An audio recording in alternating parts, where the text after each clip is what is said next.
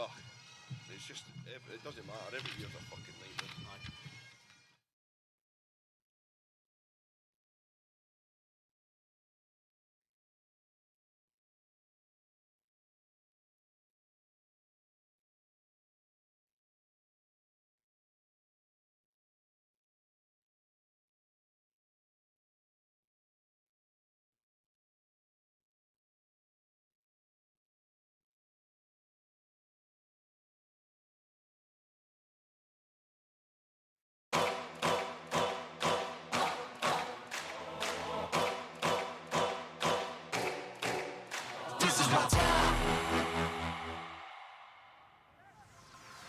Hello and a very warm welcome to the Green Yards in Melrose for the 2024 Melrose Sevens. We're live on the Melrose Sevens YouTube channel. Then from 4 p.m. this afternoon we'll be on the BBC website, the BBC iPlayer and the BBC Sport app as well.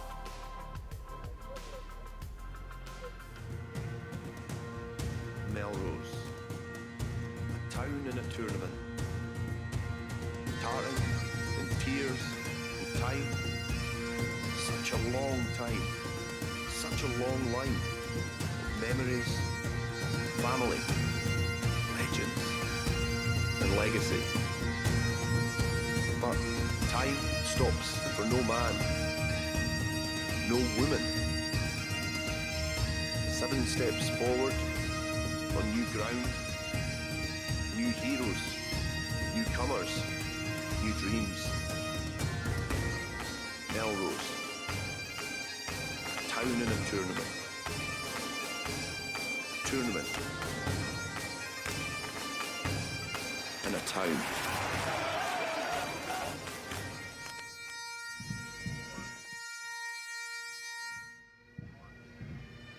Such an historic place this is, and such an historic day it is too. Delighted to be here in Melrose at the Green Yard, one of the most beautiful rugby pitches in the whole wide world. And coming up over the next 9 hours of rugby or so by half past 7 this evening, we've got a lot coming up. Here's what's coming up. We've got the first round of the Men's Centenary Cup. It kicks off at 11:04 with Hawick against Currie, and then it's Gala against Peebles at 11:21. Jed against Kelso at 11:38. Watsonians against Boroughmuir at 11:55. Shogun Rugby v Heriot at 12:12.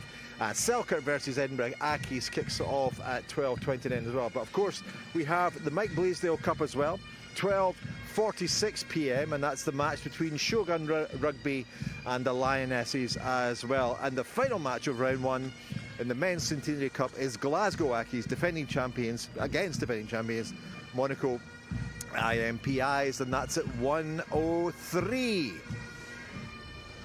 Yeah, all the matches live on the Melrose Sevens YouTube channel, and we'll be joining the BBC iPlayer as well. But I am delighted. In fact, he's standing beside me. He's there just now on the 2-shot. This gentleman here, he's played here as a young laddie. He's a Melrose. He's actually a Selkirk boy. He played for Scotland, Scotland Sevens and Glasgow Warriors as well. Lee Jones. It's a big old day here at Melrose, and we're excited about it, aren't we? Yeah, it's come round again, and it's a great tournament, isn't it? It's a good day. Normally the weather starts to turn around Melrose Sevens, and it's made to be a fantastic day of rugby.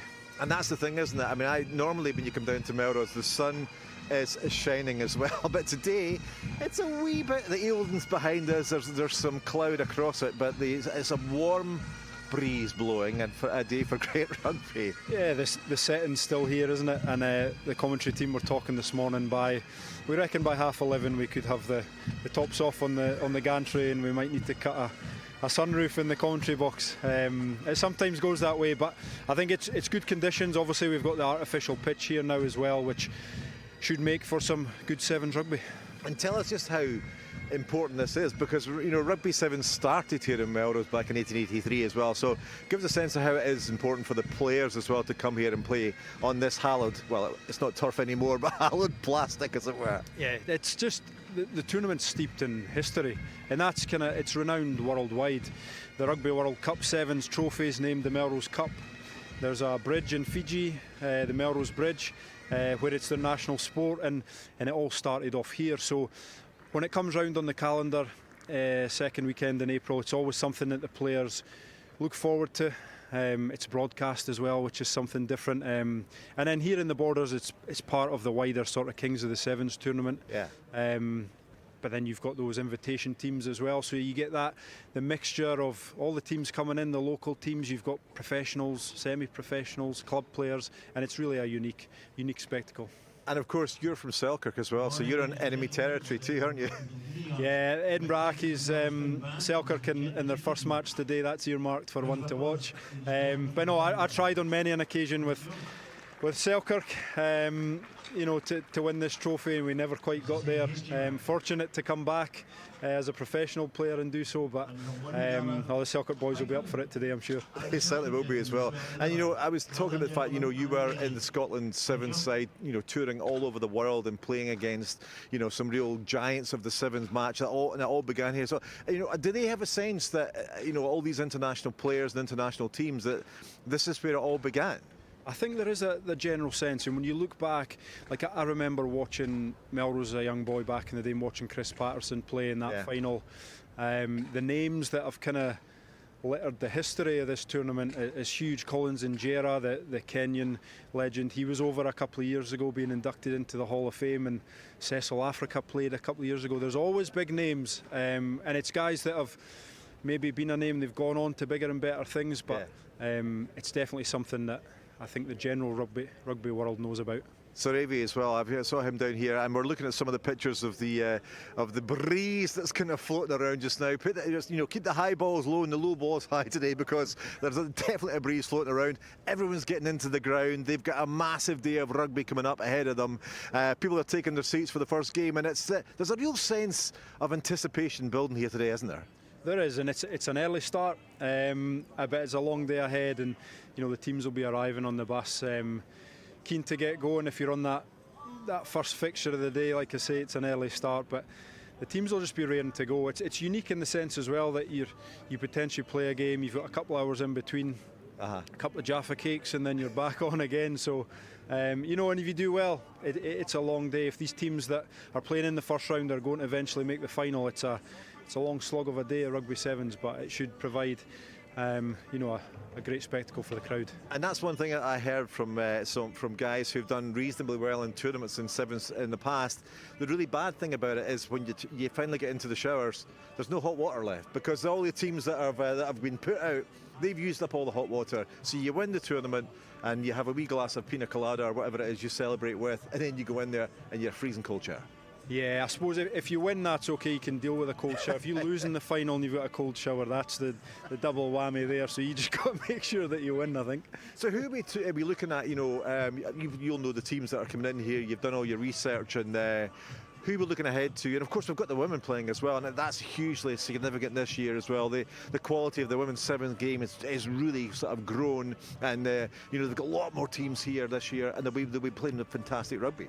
Yeah, it's a great addition to the tournament, and I think it speaks volumes probably for the strength of women's rugby in Scotland at the minute. Looking at those teams, the Lionesses, very strong side. Shogun for the women, also very strong. If we flip over to the men's tournament, again, Shogun have a very strong side with some GB Sevens players in there.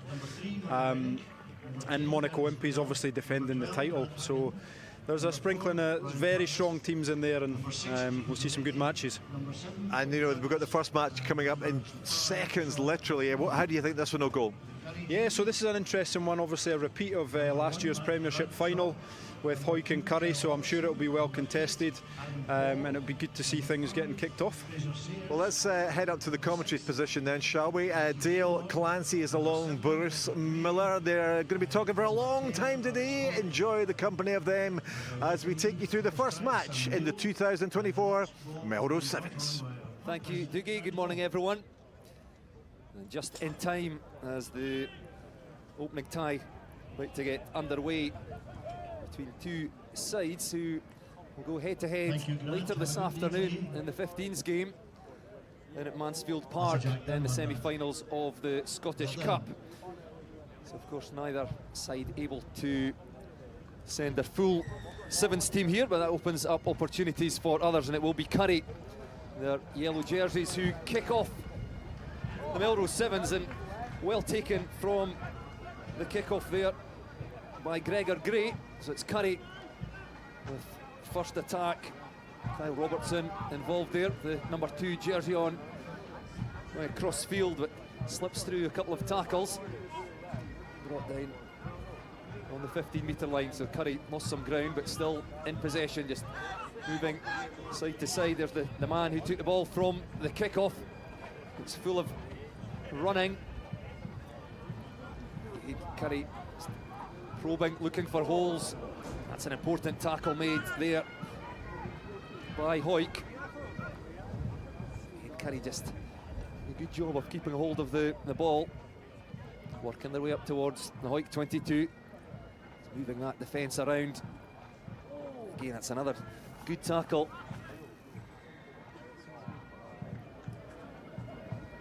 And on go Currie up into the 22 now. I'll dart round the side of the breakdown. And Currie, right from the kick-off, won this ball, worked their way up to 5 metres away from the Hawick try line. That's a good line there. And slipping off the tackle, Hawick just a metre or so away, trying to burrow their way over. Space out in the left-hand touchline. Keeping things tight for now, and over they go for the first try of the tournament. It's Matthew Laidlaw for Currie, opens the scoring. It's Currie 5-0. Yeah, really good possession and territory there from Currie to start this tie. It was straight from the kick-off. Matt Bradshaw, the captain, was able to pluck the ball from the air, and after that they played really well. You know, they were able to get the ball wide, get it into spaces. It was probably quite attritional in the end, managing to barge their way over the line, but you can see they're clearing out at the breakdown, and they're trying to keep a bit of width as well, which keeps the defence honest. But there was just a little gap there, which allowed Matthew Laidlaw just to squeak in round the corner and get the opening score. With some tape, could you get it for half time, please? So the opening try of the day goes to Currie. Attritional, I think, was the right choice of word there, Dale. Great ball retention.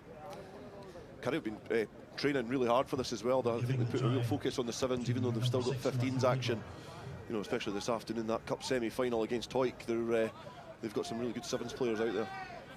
So Hawick with their first opportunity in possession. Ball having been won by Matt Bradshaw from the kick-off. But away go Hawick down the stand-side touchline. Good pace and a good tackle made by Alex Harley for Currie. The ball comes squirting out the back of the breakdown. It's clever, just stabbing the ball back. There is space, there's numbers over in front of our commentary position. The other side of the pitch, but Currie have turned that ball over. There's numbers there for Hawick, but can't make the tackle, and Currie will go in for the second try. It's Alex Harley once again. Hawick possession, but unable to keep a hold of it. Turned over by Currie, and the race up the stand-side touchline puts them in for the second score. Yeah, 3.5 minutes gone in this opening tie, and it was the first real opportunity for Hawick to test and really stretch that Currie defence, and just ended up running up a dark alley. And it was a good initial play from Ryan Purvis, but eventually when it did fall into the hands of Alex Harley, he just had the job of trying to get on the outside of his man, and then it's just pace after that. And I think that'll be a recurring theme this afternoon at Melrose, is there is certainly no substitute for pace.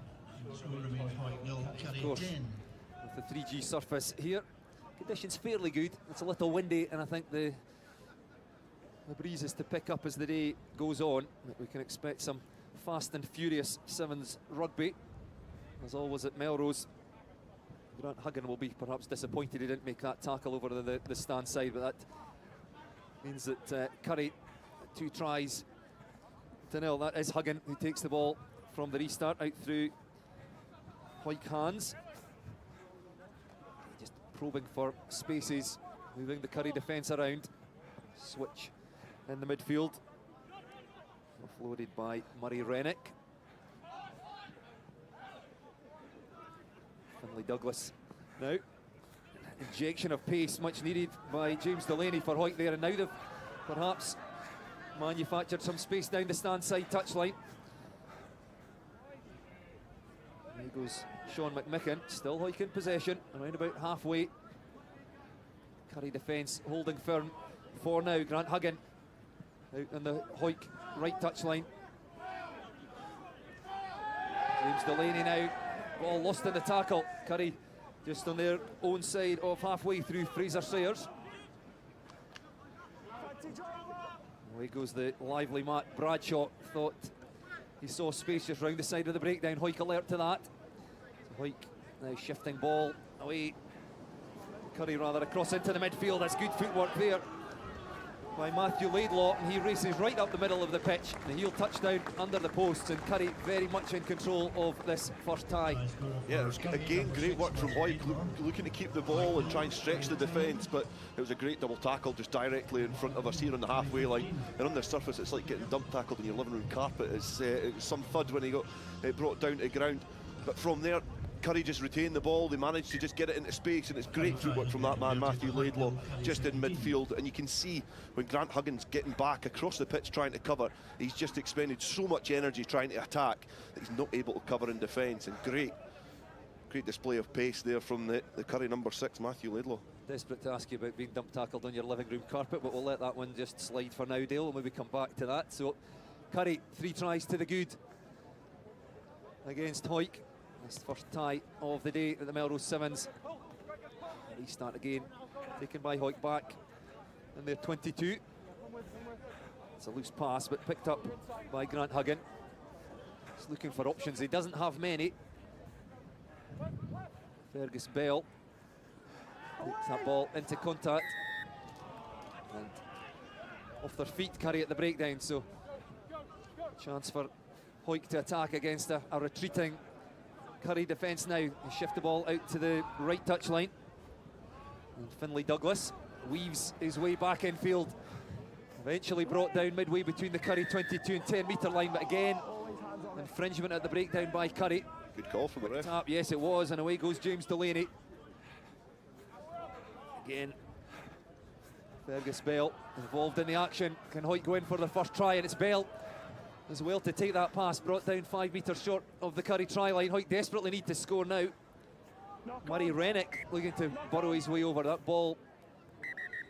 Knocked on, and with that the referee blows for half-time. It's Hawick 0, Currie 17. Yeah, you can see Hawick are given so much to try and attack, and they're playing some good sevens. It's just that little mistake at the end, and you know, Hawick are one of the most, well, they are the most decorated sevens winners here, 28 times that they've won. I mean, I don't think they'll be adding to it.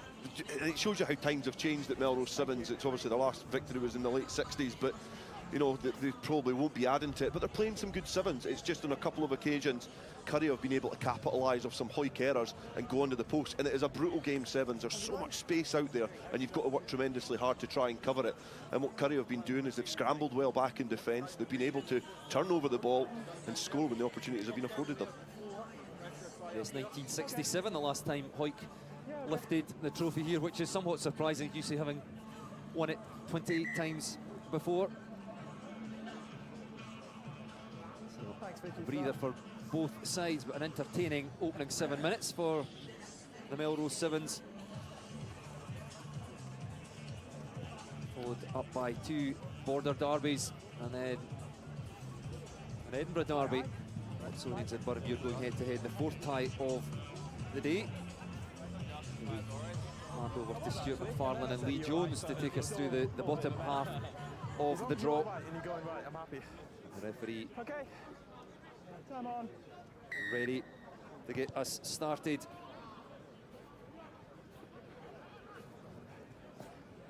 It's Currie then from the kick-off.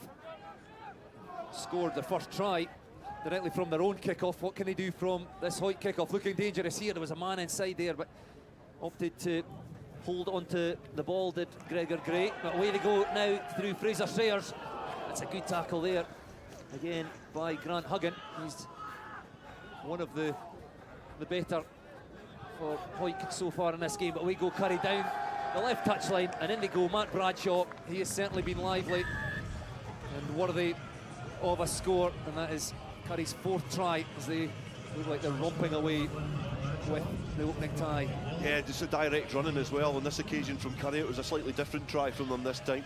Just trying to stand up and go one-on-one against the Hawick defence, and then burst out from inside their own half. It was the initial break, which was a good break from Gregor Gray, linking up really well with Matthew Laidlaw. Looked to try and go on the outside, which brings the, you know, stretches that Hawick defence.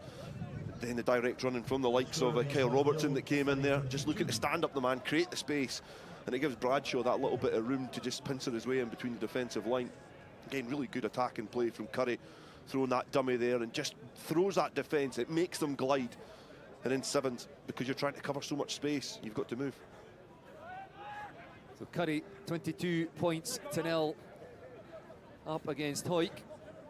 Unsuccessful with that conversion. I think with the wind that we mentioned earlier, it's to pick up as the day goes on. Difficult for the kickers. It's Hawick then desperately need to score now. They've got any hope of getting themselves back into this game. Right, it comes to Sean McMicken. Up to halfway, gets the arms free and offloads the ball, quickly shifted away by Murray Rennick. Loose pass, but there's still a hint of numbers out there on the stand-side touchline for Hawick. Bounces up kindly for Finlay Douglas. Back again to Huggin. James Delaney again spots space right up the middle. Doesn't have much in the way of support, does well to keep the ball alive there. Huggin again senses the space is out there on the stand-side touchline. Loose pass though. Lewis Crawford has had to reach too far for that one. And the ball knocked on into touch. Yeah, I think as the tournament progresses, you're going to see a step up in class, and you know, it's no disrespect to the Hawick boys that are there. They've obviously had to go to the depths of their squad because they've got other games this afternoon. But you're going to see those little things that come on here. You know, that little pass, great work from the backs, but just in front, the wind picking it as well. You're going to see a little bit more crisper passing as the tournament progresses and a step up in class. But Hawick doing all the right things, just maybe not being able to apply it as well. Knock on. Ball disrupted at the base of the scrum there by Grant Huggin.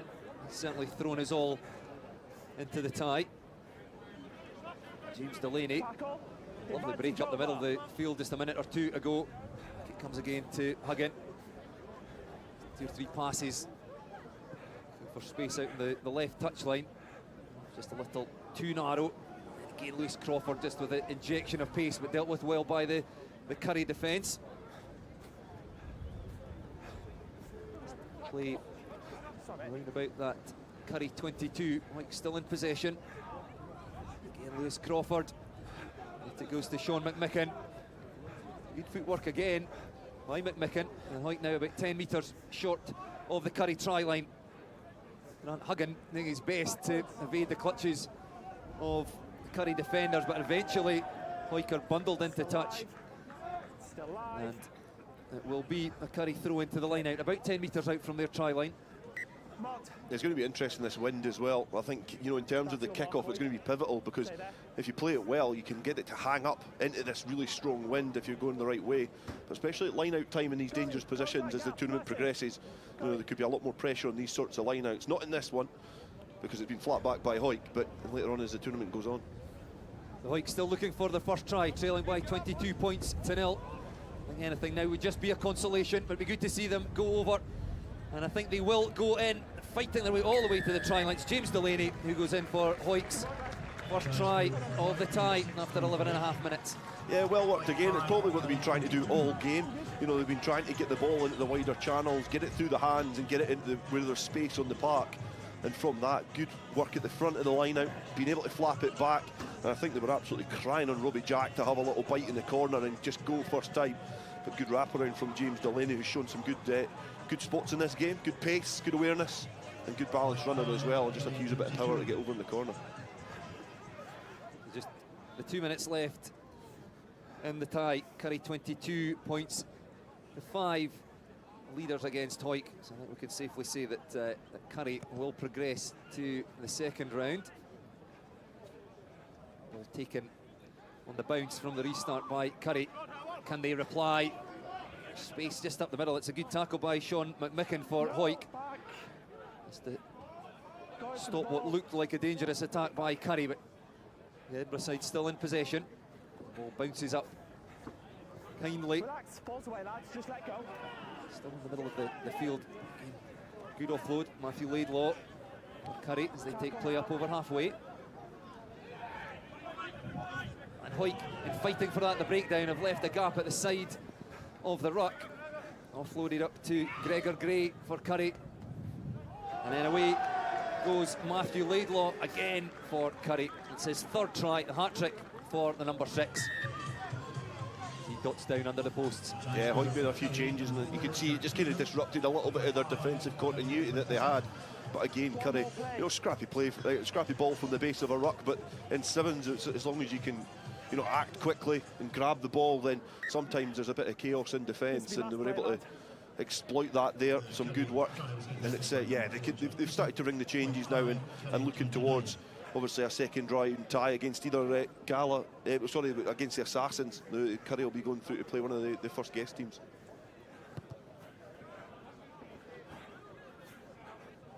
Another restart by Currie. Well, the referee has seen enough. He blows for full time in this opening tie, and it is Currie who progress 29 points to 5 against Hawick. Bleasdale says they will go through, and they'll face the Assassins in the first tie of the second round. Reminder that the two sides, Hawick and Currie, will be in action later this afternoon down at Mansfield Park. Semi-finals of the Scottish Cup. Once again on, it's the 4th of May, Dale, in the Premiership final. Two sides that know each other well. Yeah, it's been a recent rivalry after the birth of Super Series between those two sides. We've been digging it out for trophies over the last few years. Obviously an important one in what's been a very busy week for Hawick at Mansfield Park, and it's not ended well here. The next tie of the day between Peebles and Gala. No surprises who you'll be supporting here, Dale. Yeah, this is the Miller Clancy derby after your time at Gala. Obviously I was a Peebles player back in the day, played here for Peebles, and they've got a few youngsters that were involved in the Jim Telfer Cup win last night. And Chris Thompson, the man who's taken the kick-off there, was one of them, one of the standout players for Peebles. Well, it's Gala with first possession, racing upfield. Tackled just on halfway. Quickly recycled from the breakdown. Tackle made by Donald Anderson. Many Andersons involved over the years at Peebles, great servants of the club. Penalty to Gala, already a sense that there might be a lifted pace in this game. Gala still in possession, around about halfway. Playing with a bit more width. And away goes Murray Wilson to the Peebles 10-metre line.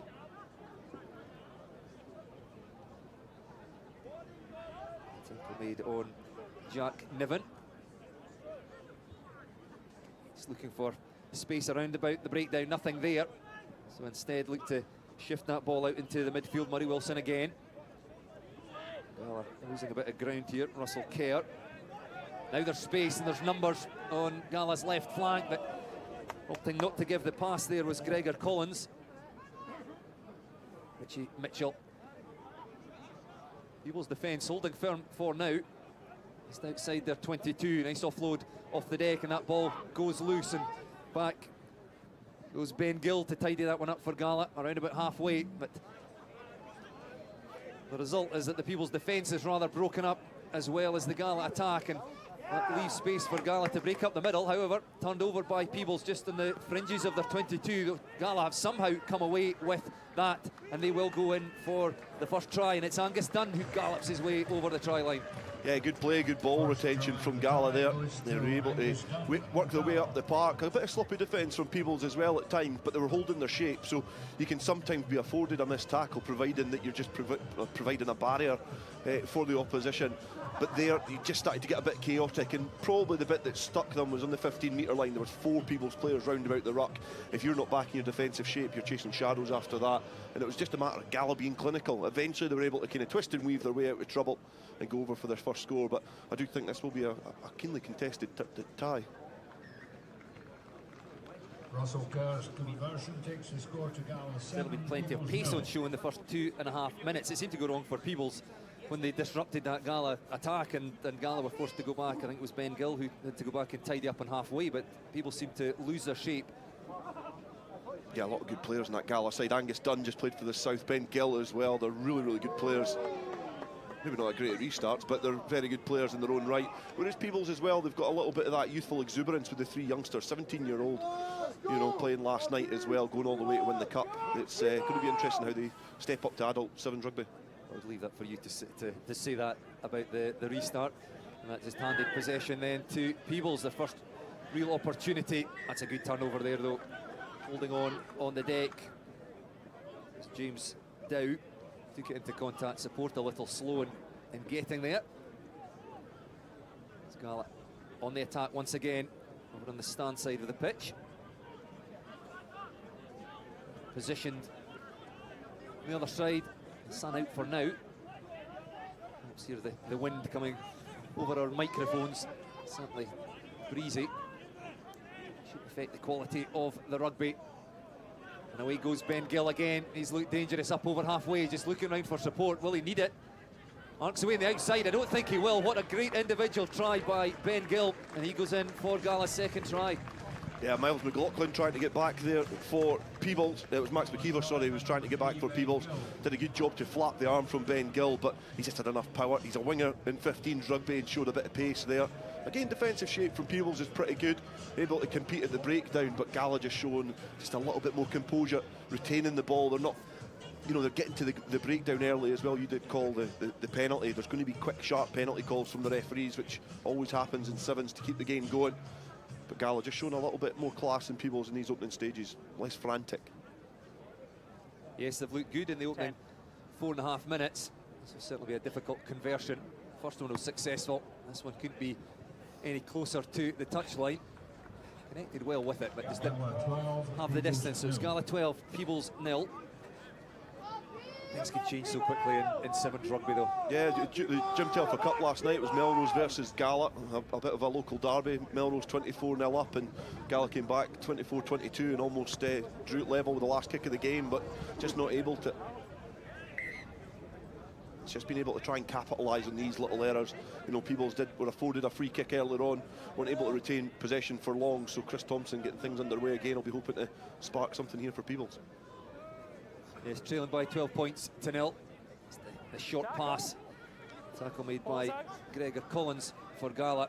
Peebles look to shift the space across to their right touchline. Didn't take the pass into contact instead, but high tackle by Gala. Quick tap by James Dow, and off go Peebles over to their left flank, and that's a great show of pace there, and a good tackle made. And it had to be made 10 metres short. Another penalty. There's no release this time at the breakdown. Peebles will look to just tap and build on their momentum here. 5 metres short now. Offload from the tackle, and they do find space. That's lovely play by Peebles, and they go over for their first try. Apologies through Miles McLaughlin. Yeah, he was the top try scorer last night in the Jim Telfer Cup, so he's been plugged back in and recharged the batteries. Again, showing his width and his experience there, like his rugby nous, just to hold the touchline and keep the team stretched. So they were doing that last night, this young Peebles side, so obviously adding in that experience with some of those seniors is helping add to it as well. So good for them to get off the scoreboard. You felt that if a Gala try came, the game might have been beyond them, but good to get a reply there and get back in the tie. Well, it came from the second Gala error from the restart. The last two not going 10. Peebles working their way downfield. A couple of Gala penalties. Peebles playing quickly from there, doing well to keep the ball alive in the tackle. And then the pace by McLaughlin to go in. Gala 12, Peebles 5 as we approach the half-time mark. The second tie of the day. This pass taken by Ben Gill. Try scorers for Gala. Pass thrown out inside the Gala 22.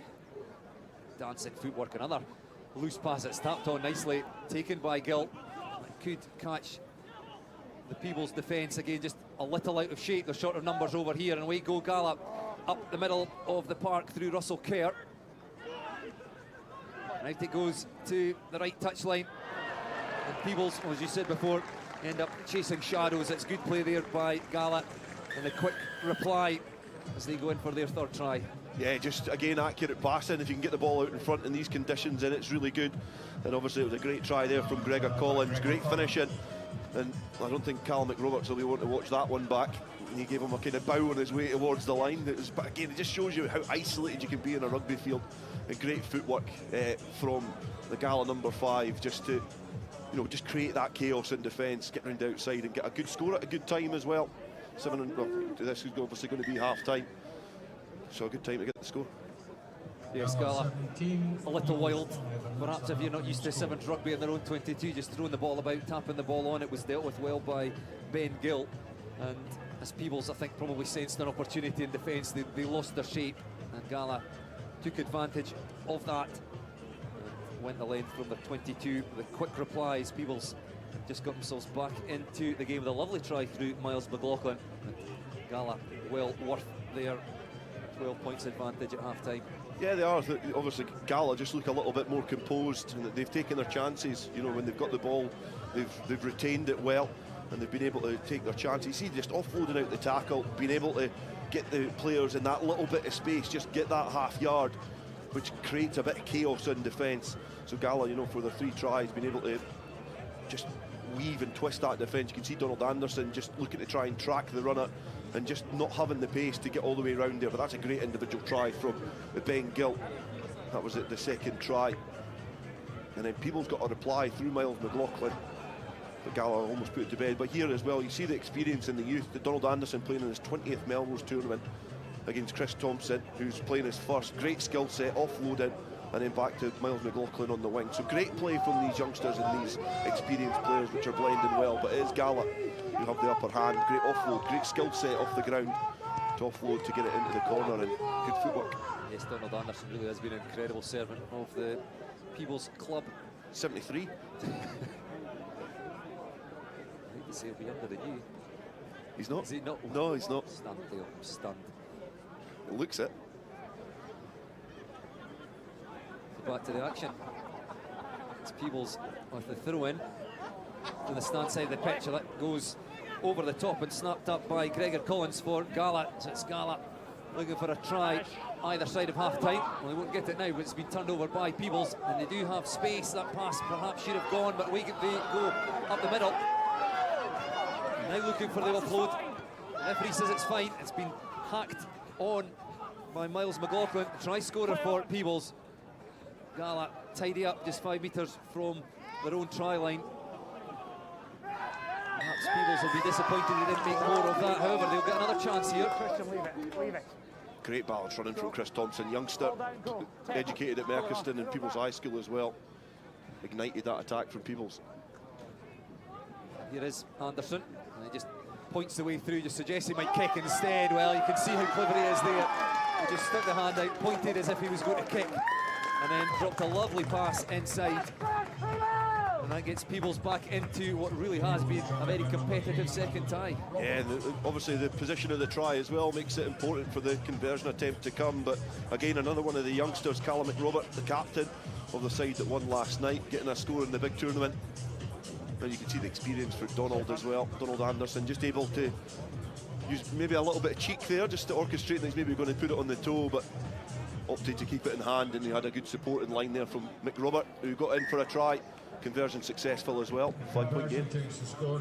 It's Donald Anderson right out in front. There's a sweeping attack by Peebles. Was it Thompson that you mentioned, Chris Thompson, that started it with that break up the middle?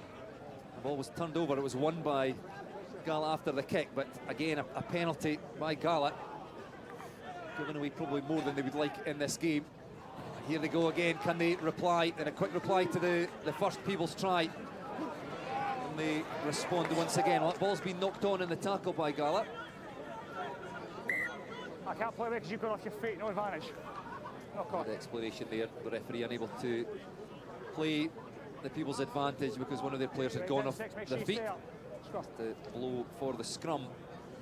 Still got over 4 minutes left to play in this one. 5 points the difference. Yeah, competitive tie. Obviously the first one was, you know, probably not the same quality as well with the players that were on display due to other commitments for their club. But this one's certainly been a top quality sevens tie in the first round here at the Melrose Sevens. Really competitive. Peebles just outside their 22 from the scrum. Anderson takes the ball into contact. Just keeping things tight, condensing that Gala defence. Peebles look to shift the ball to their left. The Gala defence just racing up, cutting off that option. Peebles take the ball into contact, which just forces the Gala defence to get back on side. A penalty, fourth or fifth of the game by Gala. Away again go Peebles. Hint of a gap there for James Dow. Once again a penalty. Here, Gala a little exasperated with the referee, but I think he's spot on, to be fair. Fine margins. Anderson again does well, he just bamboozles the defence. He realises he doesn't have the pace himself, so he offloads to Miles McLaughlin.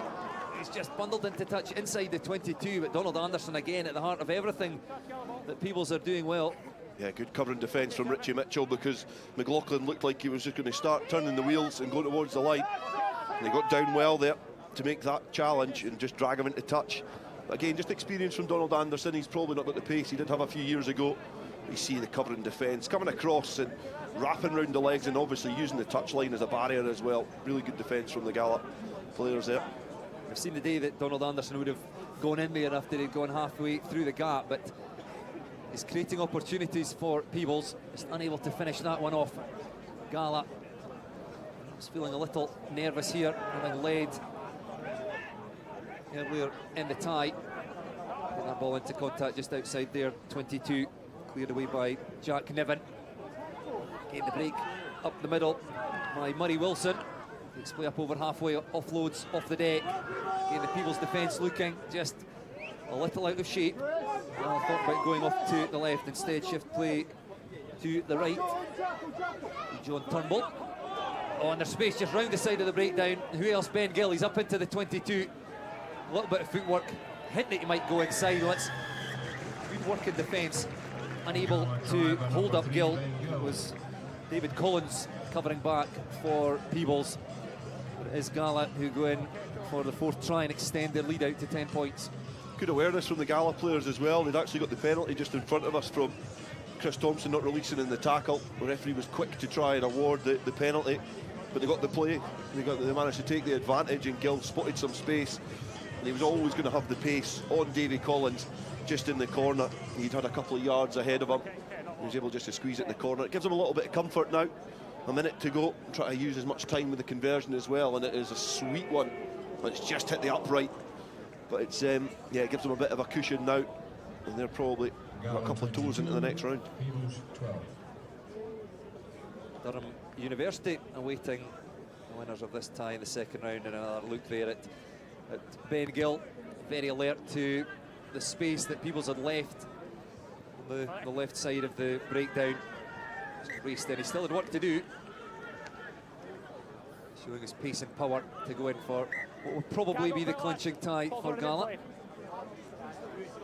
Probably come for the line out as Gala look to play on. Okay, lads, in set. Helps work to their advantage as well. Just dragging Peebles into touch. He just drags the time out in this game. Ben Simmons on for Gala, throwing that ball in, taking the ball off the top and then working its way out to Ben Gill again. That's a lovely offload of the deck, again just showing his strength as he was going to ground. Gets that free. However, well, again off feet at the breakdown. Maybe have to have a look at that before their second round tie. Peebles really just looking for a consolation now to attack up the middle. Ball goes loose, snapped up Knock on at contact by Russell Kerr. With that, the referee blows for full time, and Gala do progress to the second round of the Melrose Sevens. They'll face Durham Uni. Peebles, sadly for them, very competitive in this tie. Your former club, Dale, just didn't quite have enough on the day. Yeah, they definitely didn't, but it's a promising signs for Peebles, obviously promoted in the 15s. We've got a really good youth section coming through, which I think was displayed there as well, but Gala just a cut above them there, comfortable in the end, 10-point advantage. And it was a good border derby, and then it lines it up for another good one to follow. Okay, lads. Yes, Jed Forest against Kelso. Doesn't get much tastier than this.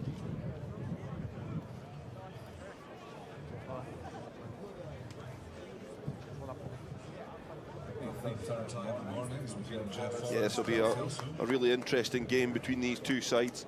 Kelso had a good season in 15s, getting into the playoff semi-final. Jed perhaps not as good relegated from the Premiership, but are a really, really dangerous Sevens outfit. So it's going to be an interesting tie here between these two sides. Just lost some of our team sheets. The wind picking up here at the Green Yards. The restart, that ball knocked on by Kelso. Club really on a high. Promotion last year into the Premiership. Yeah, they've had a phenomenal season.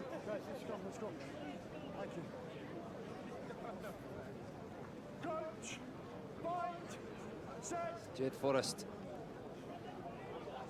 recent years, always put on a great show here at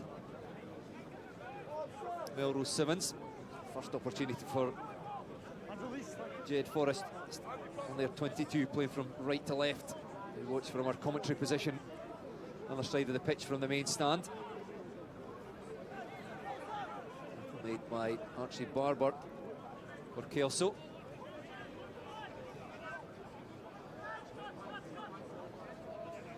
Jed Forest always happy just to play a more traditional style of sevens, just shifting the ball around, happy to go backward, just maintain possession, probe for spaces in the opposition defence, drag them around and then strike when the opportunity does present itself.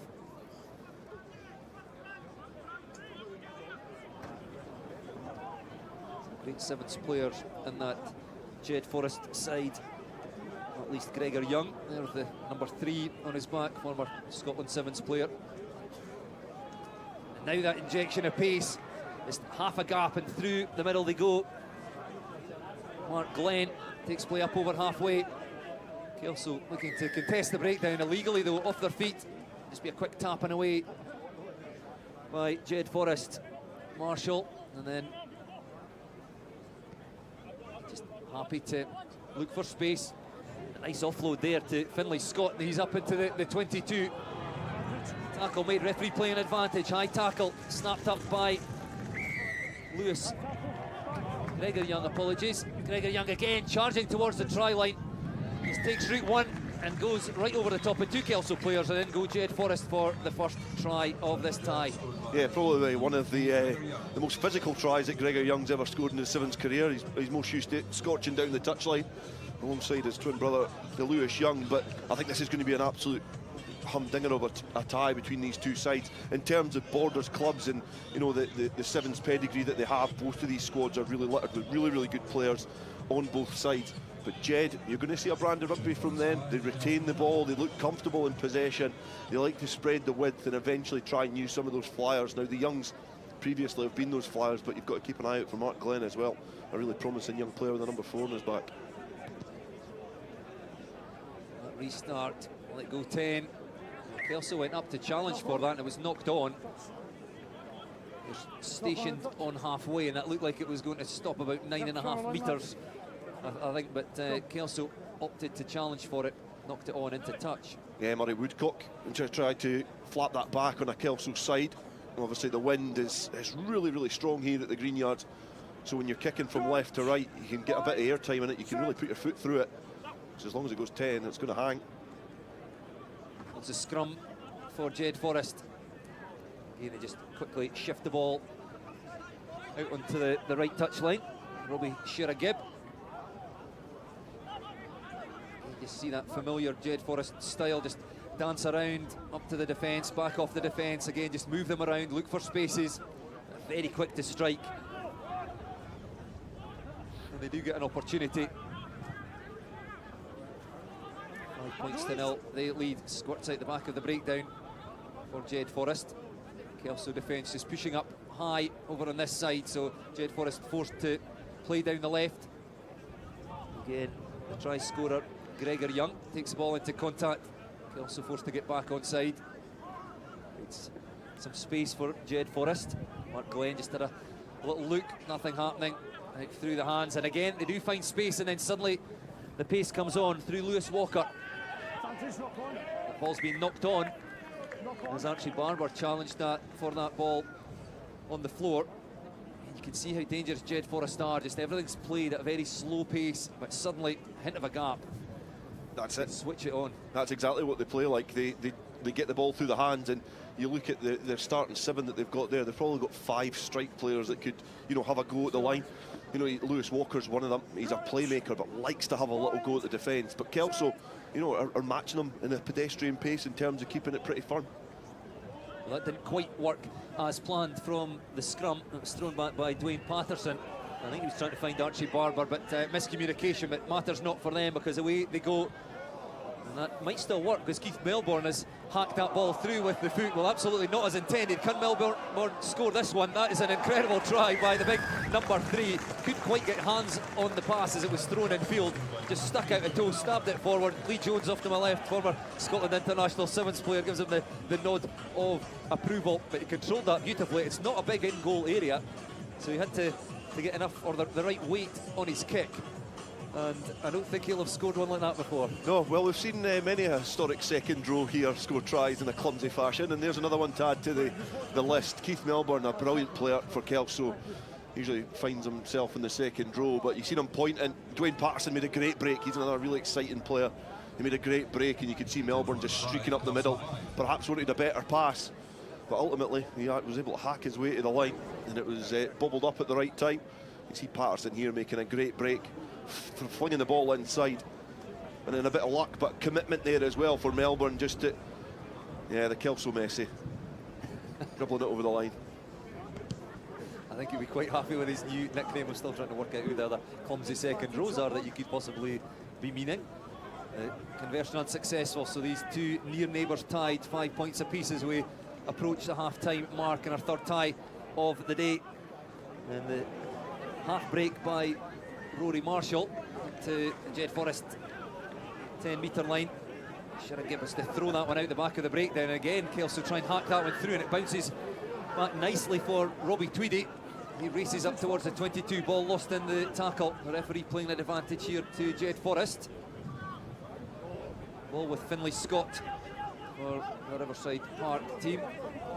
Again, competitive at the breakdown, Kelso. They managed to disrupt that. It's good hands by Andy Tate there. Driven back in the tackle was Archie Barber. The referee says that passes forward, and the referee has seen enough. Blows for half-time, but as we expected, very competitive, very hard fought first half. It's Jed Forest 5, Kelso 5. Yeah, I feel like we're incrementally going up in standards here, because the Peebles Gala game was a step up on the first, but this is certainly a step up on that as well. You can see the accuracy is a little bit better in both of these sides, and it's eaksy-peaksy as well. 5-all between these two teams, and you know, it's a really difficult one to call when you look at the two teams on paper. You know, I find it really difficult to try and split them. But obviously the spectators that have made their way to the green yards for the early stages of this tournament have been treated to a really competitive Borders tie, and it'll be something that will probably be commonplace over the next few weeks on the Kings of the Sevens circuit, especially that site there as well. Gregor Young getting the opening score, and then Kelso replied with some great work from Dwayne Patterson, and then some even more impressive work from big Keith Melbourne, just dribbling his way towards the line, two-footed as well. Dots it down for a brilliant score. You mentioned the Kings of the Sevens, and Kelso currently leading the way, having won both the tournaments back in August, the Peebles and Gala competitions. Sitting pretty on the top of that table on 20 points. And Kelso almost in folklore here, certainly from people of a certain generation, having won 7 tournament titles in a remarkable 12-year spell from 1978 to 1989. Jed with 3 tournament victories, their last coming in 1974. But in the last few years, Jed have always seemed to be there or thereabouts, and never quite, well, they've made finals and semi-finals. Never quite got over the finishing line. This could be either side who progress to the second round. Yeah, Jed have been a bit of a neutrals favourite over the last few years when the professional teams have dominated. Tackle made on Robbie Tweedy, but it was a high one. Penalty awarded to Kelso. Andy Tate. Kelso just playing with pace. And an awful lot of ball to play with. Start of this second half. It's a wild pass back by Tate, tidied up by Dwayne Patterson. The headgear on. It's very cool and calm. Ducks under a tackle there. Darts off upfield. Now looks round for support. It's just too casual there as he tried to find Robbie Tweedy. The referee, well, I think initially missed that, but the ball was clearly knocked on there. So Jed Forest survived what looked for a moment like a dangerous Kelso attack.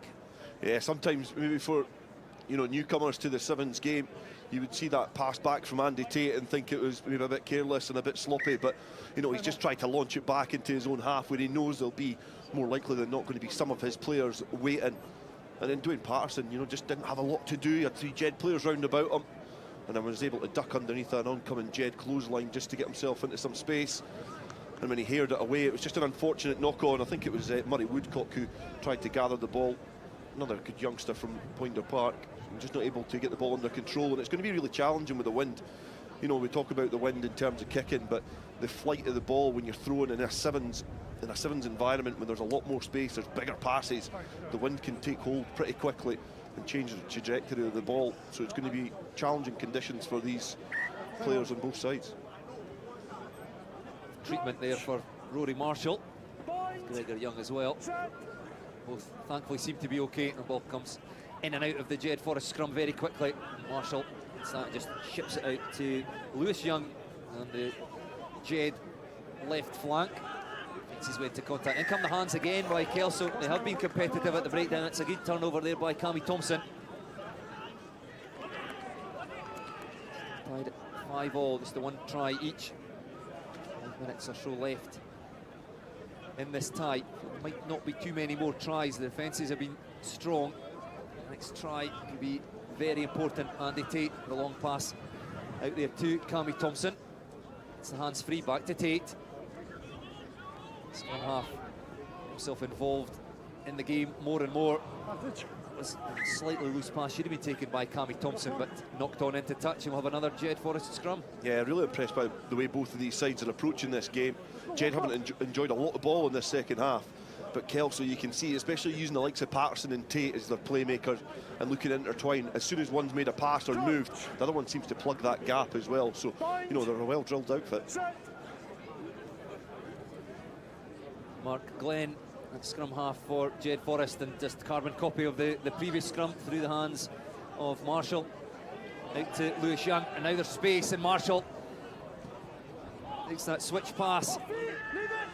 The referee, hear the referee explaining, Kelso player has put his hands on the deck first. Ball was there to be turned over. Jed Forest come away with it from the breakdown. The try scorer, Gregor Young. Well, this should be a Jed Forest score. That's a lovely play there, striking again from their own half, and it's Mark Glenn who goes in under the posts as Jed Forest take control of this tie once again. Yeah, lovely work there, especially when, Jed, for the first time, I've just finished saying they've not enjoyed a lot of possession. Then they get the ball back, they work their way up the park. Conversion attempt successful as well. But it was great work, and you see the likes of when you've got a player that tracks the middle. Mark Glenn was doing that, just running that supportive line just straight down the middle of the youngster, showed a bit of experience beyond his years. Great offload from Gregor Young here, out the back door, and then just looking to try and weave your way back inside, and it's that run, that tracking run down the middle from Mark Glenn. A little pirouette as well, dots the ball down and puts Jed in the driving seat. 2.5 minutes left. Can Kelso strike back quickly, taking that ball well from the breakdown? Off they go, upfield, from the kick-off rather, upfield, and they will strike back through Murray Woodcock. No more than a minute after Jed Forest go in for their second try. Kelso reply. Touchdown under the posts. The conversion attempt to come by Dwayne Patterson to once again tie us up at 12 apiece.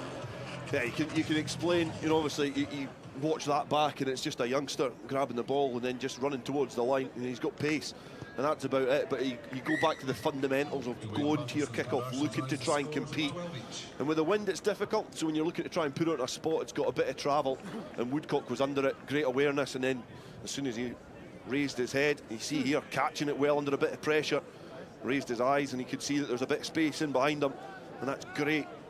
Traditionally a back row player in 15s, able to get a march on one of the backs, one of the lightning players for Jed. So great work from the youngster Murray Woodcock. Yes, great pace by Woodcock.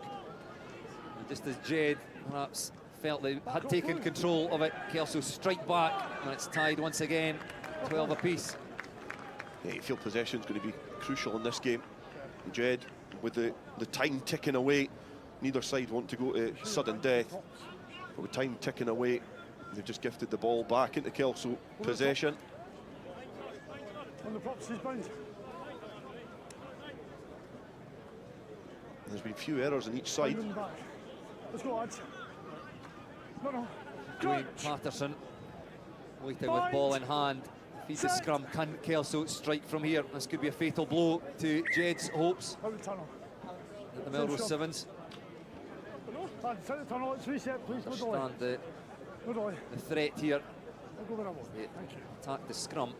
Referee not happy with that, so he'll reset as the time ticks down inside the last 30 seconds here. So next try will win this one. Comes cleanly out the back of the Kelso scrum on this occasion. Angus Roberts lurking out on the right touchline. He's strong, he's fast, taken down by Lewis Young. It's about 25 metres out from the Jed Forest try line. Recycled quickly and shifted across through the hands. Andy Tate looks inside, finds Woodcock again. And Woodcock going for a brace, stopped inside the 22. Andy Tate, Patterson.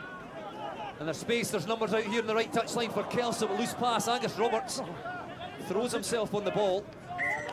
Wins it back for Kelso, knocked on though. Jed Forest survive.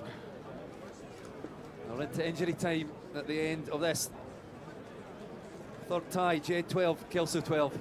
Yeah, just a pass just getting caught in the wind, went over the shoulder, difficult to try and gather.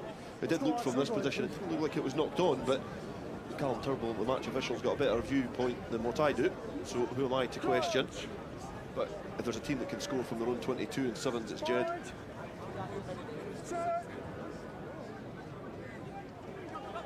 Mark Glenn tidies up the back of a Jed Forest scrum, tries to throw a loose pass. The referee's playing an advantage. It was knocked on by Kelso. Jed Forest playing with fire there. The referee so blows for full time. Tied at 12-all. We do have a sudden death, Dale. Yeah, we said before it was going to be difficult to try and separate these two teams, and so it proves a lot of quality throughout the whole squad in both Jed and Kelso. And it's almost unfortunate, and it's not to be too detrimental towards teams like Currie and Hawick who have got other commitments today, but it's a shame that one of these teams are going to go out in the first round, you know, because they're both littered with quality. But such is knockout rugby. That's probably part of the attraction as well. Just looking to go quickly as well. Just doing the last toss-up. And they want to go quickly and get it over and done with. So tell us quickly here, Dale, what happens? How do one of these teams win and progress to the next round? So next point's the winner in this game. So it's sudden death. So whoever gets the next score in this game, by whatever fashion it is, a try, drop goal, whatever it's going to be, is going to see one of these teams through. So it's about limiting your mistakes, trying to retain the ball, and certainly after an exhausting 14 minutes, remaining defensively astute as well. Hearts and Balls awaiting the winner of this tie. Who will it be? Well, next score, as Dale says, will be the winner. Could be any score, try, drop kick, penalty. It's Jed Forest with first possession just outside their own 22. Shiragib, half through a gap, manages to keep that ball alive. Recycled penalty though. And Kelso, quick tap, and away goes Lewis Young over the far side, tackled. Another 2 penalties in a row by Kelso, just forces them onto the back foot. Glenn, first try scorer. Out it comes the first Jed Forest try scorer, Gregor Young, lurking on the right touchline. Kelso don't want to give him too much space. Takes play into the Kelso 22. Glenn again just darts through a gap. That's an important tackle for Kelso by James Thompson. It's still Jed Forest in possession. Space. Goes Walker, that's a lovely offload, and through go Jed Forest. Well, you did say, Dale, if anybody can score from their own 22, well, they've just gone end-to-end, kept possession. 2 or 3 Kelso penalties didn't help the Pointer Park side, but it is Jed Forest who win in sudden death here in the third tie of the day, and they will progress to the second round, where they will face Hearts and Balls. Difficult to play against a team when you've got players like, say, Lewis Young on the bench, but I did say in the second half you had to be defensively astute, and I don't feel that Kelso were. They conceded a couple of penalties early on, which allowed Jed Forest a cheap 20 metres. It got them closer and closer to the line, which resulted in them getting all the way down the field and being able to get that opportunity, and it means that Jed Forest march on into the second round. And unfortunately for Kelso, they've got an afternoon enjoying the action from the banking here at the Greenyards. Number 10, Jimmy McCree. Well, fourth tie of the day, an Edinburgh derby. Watsonians up against Boroughmuir. Good work by Watsonians from the kick-off. In their own kick. Well, and it's good footwork there, and they will race in. The tie only 8 seconds old. Touchdown under the posts. Watsonians 10 times winners here. The most recent Scottish club side to win the tournament back in 2018. Boroughmuir have picked up 2 tournament wins themselves, 1963 and 2002. It's Watsonians steal an early advantage. Conversion attempt successful, so Watsonians 7, Boroughmuir 0. Yeah, Torquil McLeod getting the score there. Early score for Watsonians, which gives them first blood. Again, Boroughmuir involved in some cup action this afternoon against Newton Stewart.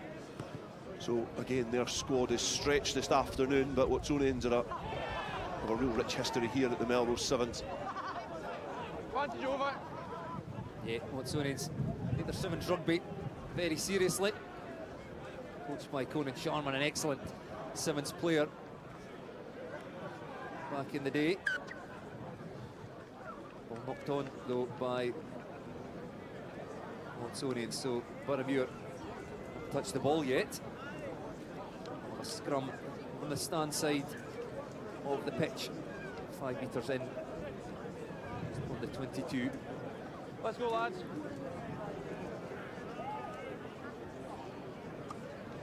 Yeah, Watsonians will be hoping to use this Find. Set. bit of territory to put a bit of pressure on Boroughmuir at the scrum.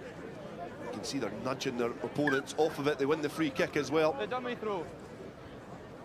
Let's get the ball in right away, please. Yeah, the referee. You're going to see the referees just doing a lot of quick calls here. You know, acting on instinct to keep the game moving. There you go, Watsonians again, trying to press home that advantage. That one right to the line before releasing that. It was Finn Jacobs. Doing down the left touchline, so slick long passes out to the right touchline. Really are moving this Boroughmuir defence around, and Boroughmuir look a little out of shape there. Ball's been knocked on. Still an opportunity though for Watsonians. It's the dancing footwork of Jacobs proving very hard for Boroughmuir to cope with. They win themselves an important penalty. It's 10 metres out from their own try line. Off they go from their 22. Jacobs slips off the tackle. Away go Boroughmuir right down the middle. It's a good tackle made. Again, had to be made. Offloaded off the deck just to keep the move alive, and Boroughmuir numbers down the right touchline now.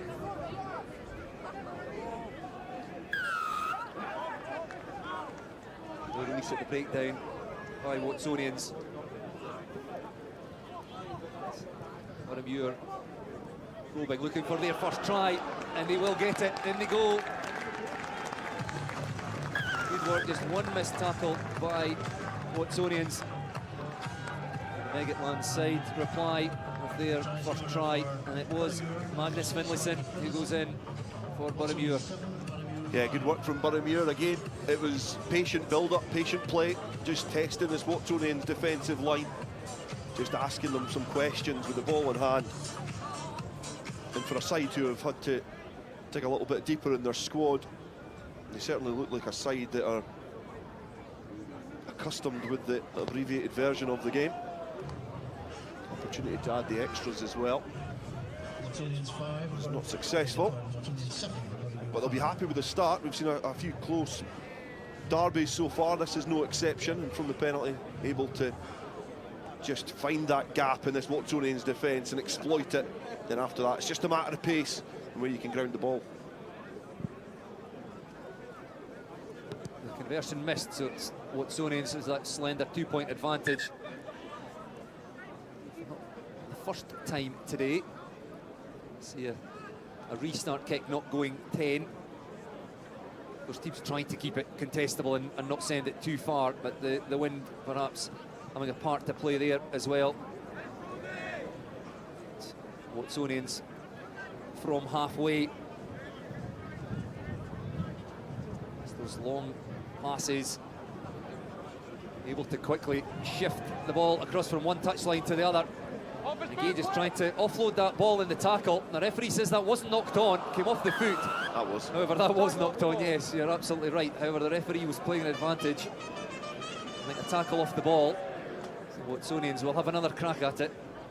Yeah, Rice smile on the face as he rises up. The try line beckoning and just got a little bit frantic, but they're eventually going to score and go in, and it's a good try there from Watsonians, and it is again a double for Torquil MacLeod. Try scorer from Watsonians, number 10, Finn Jacobs. Good work from them again, and just being able to use that penalty. Obviously the opportunity was there, they take it quickly and they're able just to get it into space. I mean, you've got a flat defence. If you can stand up your opposite man, you know, so close to the line, you're in behind, and you can obviously get your team back in front and give them a good, healthy advantage. Yes, Watsonians with the opening try. Boroughmuir replying with a try of their own. And Watsonians again just taking control. This fourth tie of the day, second converted try. A restart taken by Strath Mackenzie. Away go Boroughmuir again, just finding a hole right in the middle of that the Watsonians defence. Tackle made. Again, just keeping the ball alive off the deck. And the pace down the stand-side touchline. Tackle eventually made by Watsonians. There's nobody at home at the back. Boroughmuir almost wriggling their way away, keeping again the ball alive. That's a huge hit. Boroughmuir doing well. Just to keep a hold of possession. The referee again awarding the penalty. High tackle by Watsonians. Kyle McMillan goes through one tackle, again brought down, looking around for support, pops the ball off the deck.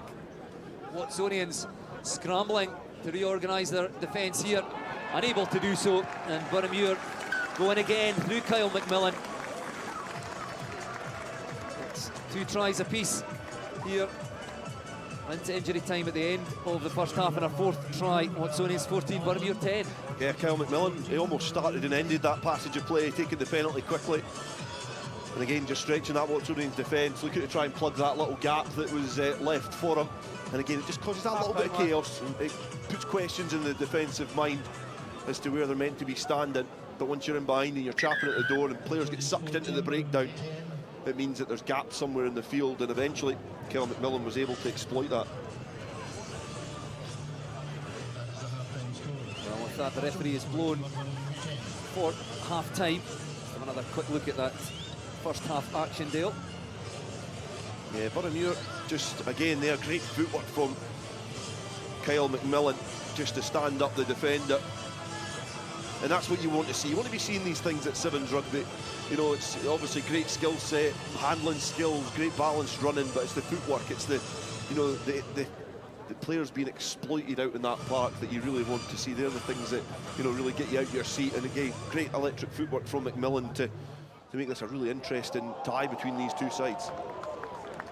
Yes, we've had some competitive ties so far. Currie rather running away with the first one against Hawick, but thereafter Gala had to fight hard to go through against Peebles.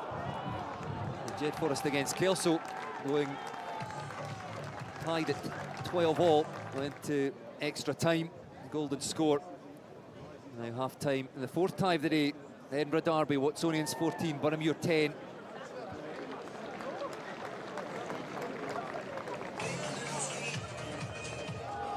Yeah, Watsonian, that man there, Torquil MacLeod, has been instrumental for this Watsonian side in that first half. Obviously, been representing Glasgow in the West in the Inter-District Championship, and he's certainly looking fresh. The 2 tries and puts Watsonians in the driving seat going into the second half. It's Watsonians in possession from the kick-off. It's going to say loose pass. It wasn't particularly loose, should have been taken the first time of asking, but Nick Adler away, races away down the right touchline. Well, you said there is no substitute for pace. He got that ball just outside his 22. The second time of asking, juggled it, but then with very little room to work with. See that blonde mop racing away down the Watsonians' right touchline. The Watsonians extend their half-time lead, 19 points to 10.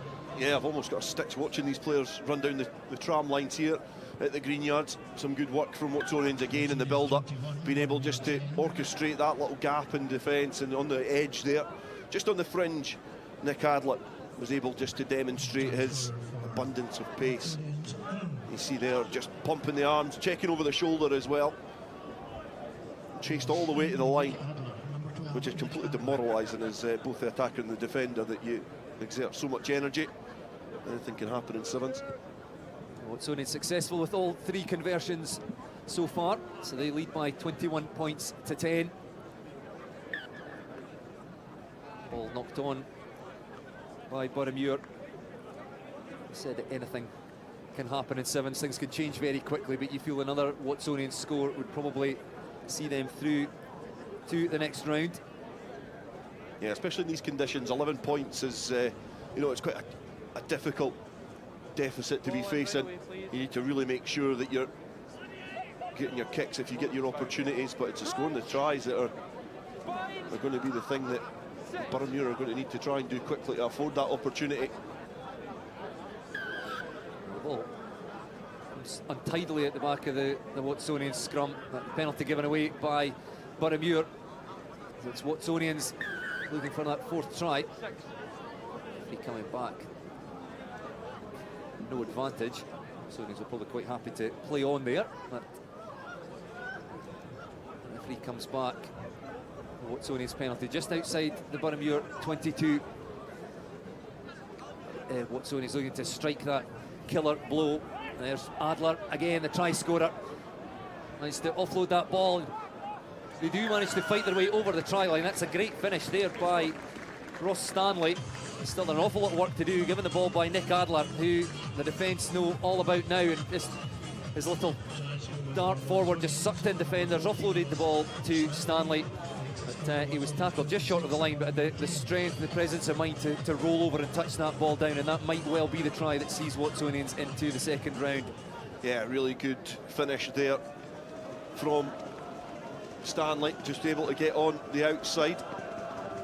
And again, it's just shown as well, this Watsonian side have a lot of pace throughout it. We've got players there like Adler, Torko McLeod's got a bit of pace, and so has Ross Stanley. Again, on the outside, he had a bit of company from the Boroughmuir defence, but was just able to roll over. Great defence getting back there from Luke Whittaker, but good spatial awareness from Ross Stanley, who's sharp.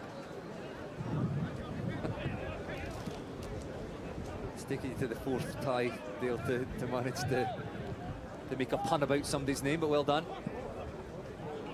So Boroughmuir, have they got time to get themselves back into this? I suspect not, just 3 minutes or so left, 18 points the difference. Good quick hands, finding space out in the stand side of the pitch. Cycled quickly. Just looking for opportunities. Watsonians again racing up in defence, trying to close their near neighbours down. And doing so, dislodging the ball. It's been knocked on though by Watsonians. Good defence by the Myerside men. Yep. No, not happy. Took a huge amount of pressure on the Boroughmuir attack, forcing them back, forcing errors. Yeah, Boroughmuir just camped inside their own area. 2.5 minutes to go. Certainly backs against the wall, but some players have certainly been putting an effort. Now Torko McLeod has been brought off for Watsonians. He'll be wrapped up. He was obviously one of the players which helped get the Watsonians into a really favourable position in this game.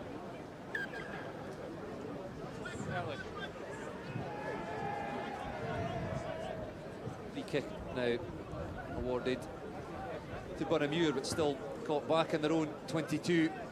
Again, the Watsonians defence come up hard, so Boroughmuir, change of tactic, putting that ball through off the boot. Doesn't work out for them though. Snapped up once again by Watsonians, and ball shifted out to the right wing, and Ross Stanley, the last try scorer, managed to skip out of a tackle. He's got Adler with him, doesn't need him. Great strength again by Stanley. However, the try has not been allowed. I think a bit of crossing. Yeah, Tristan Cummings, the co-captain, crossing, so that try chalked off. But again, you can see the strength of Ross Stanley. Adler and Stanley combining well. Yellow card now shown to one of the Watsonians players. A deliberate knockdown, I think. Was that right, Gav Tulloch? Yep, Gav Tulloch just trying to get in the road of the pass and just knocking on. You'll see a lot of that as well in this, you know, zero tolerance for that sort of thing. And Simmons players kind of get the remit as well, because they're quick to exit the scene and take their position for 2 minutes in the sin bin. We will not see Tulloch again in this tie inside the last minute. Let's go, lads. Final first round tie in the top half of the draw. Crunch. Bind. Set. Wait, loop. That's fine, play. Watsonians again from the scrum, hacked through by Boroughmuir. It's been picked up again by Ross Stanley. Well, dislodged in the tackle though by Boroughmuir. Again looking dangerous. What can Boroughmuir make of this up against the 6 men of Watsonians? Just looking really for consolation now. We approach the full-time mark in this tie. Boroughmuir still in possession over on the stand side of the pitch. Again keeping the ball alive. 4 Watsonians players round the breakdown there. Like to say, there must be space out on the Boroughmuir left flank, but the penalty awarded to Watsonians, so perhaps last chance for them. Well, they're not interested in playing any further. The new time was up, and they just kicked that ball off as the referee blows for full time. And it is Watsonians who will progress to the second round, where they will face the South Barbarians. 28 points to 10, the final score. Watsonians against Boroughmuir. So that's it for the top half of the draw in the first round.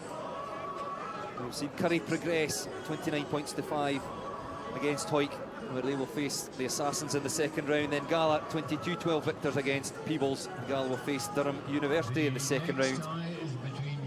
Kelso and Jed tied 12 all at full time in the third tie, but it's Jed Forest with the score in extra time. They face Hearts and Balls, and then Watsonians going through against their near neighbours. They will face the South Barbarians in the second round. We'll now hand over to another commentary team, Lee Jones, first of all Stuart McFarlane, to talk you through the bottom half of the draw. It's Shogun Rugby against Heriot.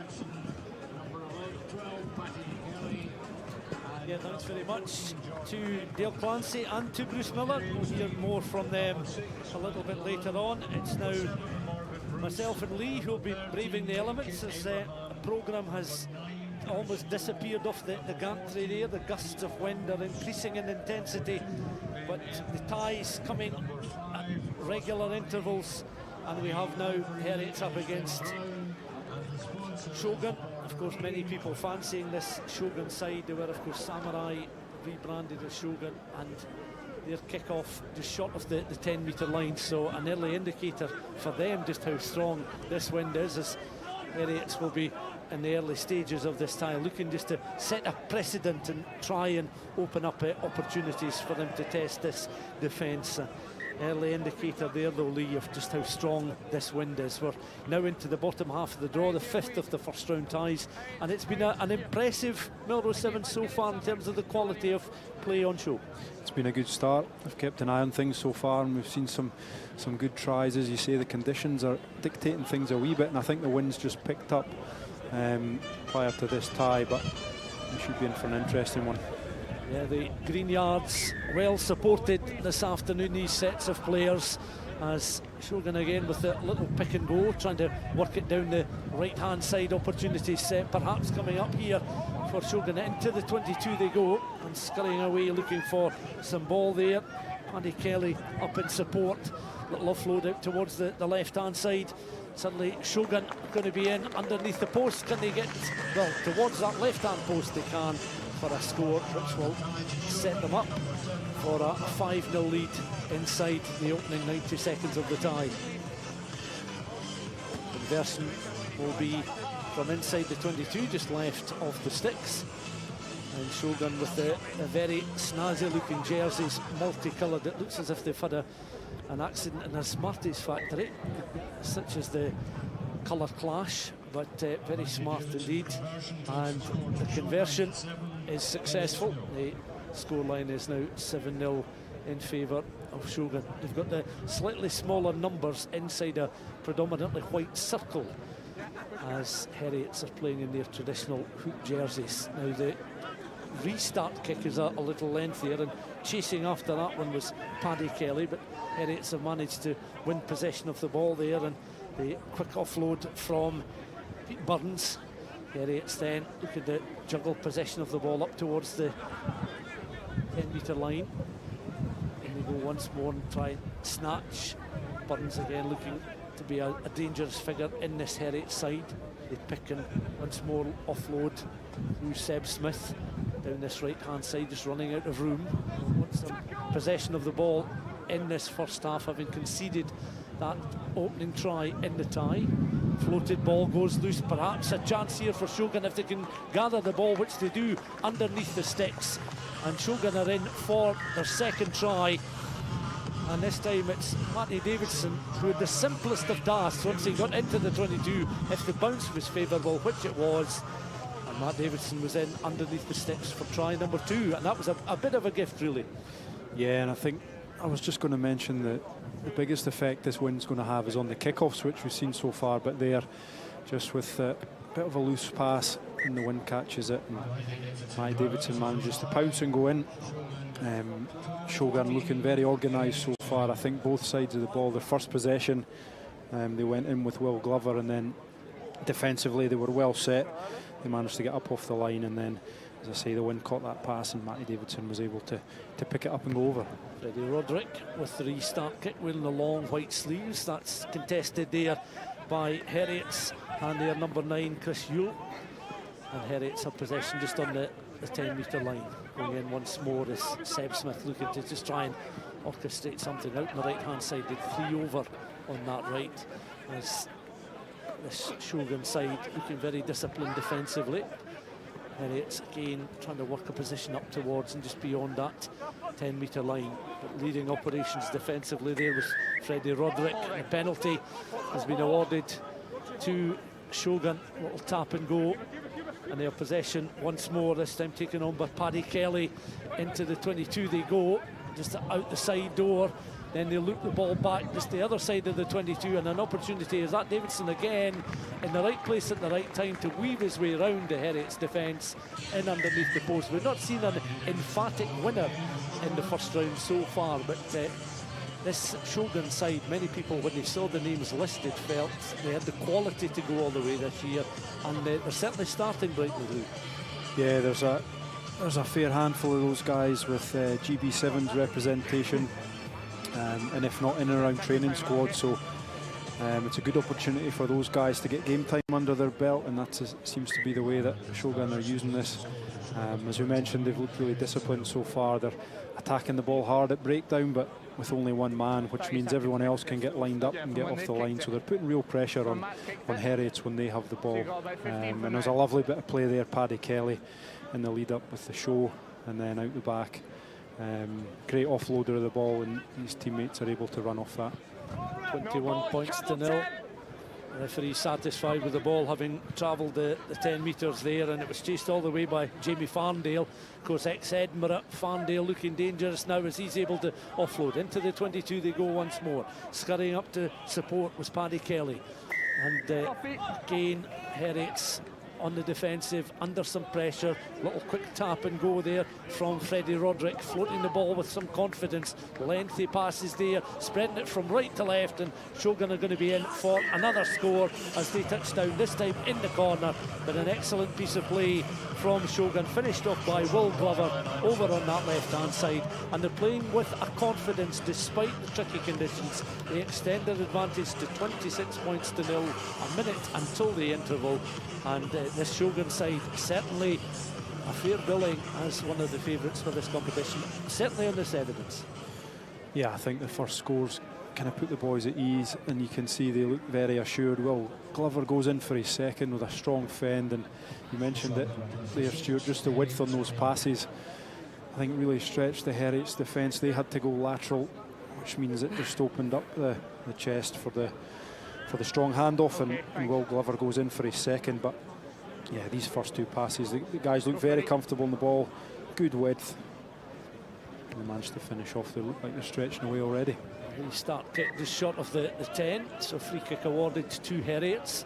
They've had precious little opportunity to try and get possession inside the Shogun half of the field, but here is a chance now. 26 points to 0, so just that one missed conversion so far, and some recycled ball for Heriots as they try and work it down this right hand side in between those channels, the 5 and 15. Another penalty awarded this time to Shogun.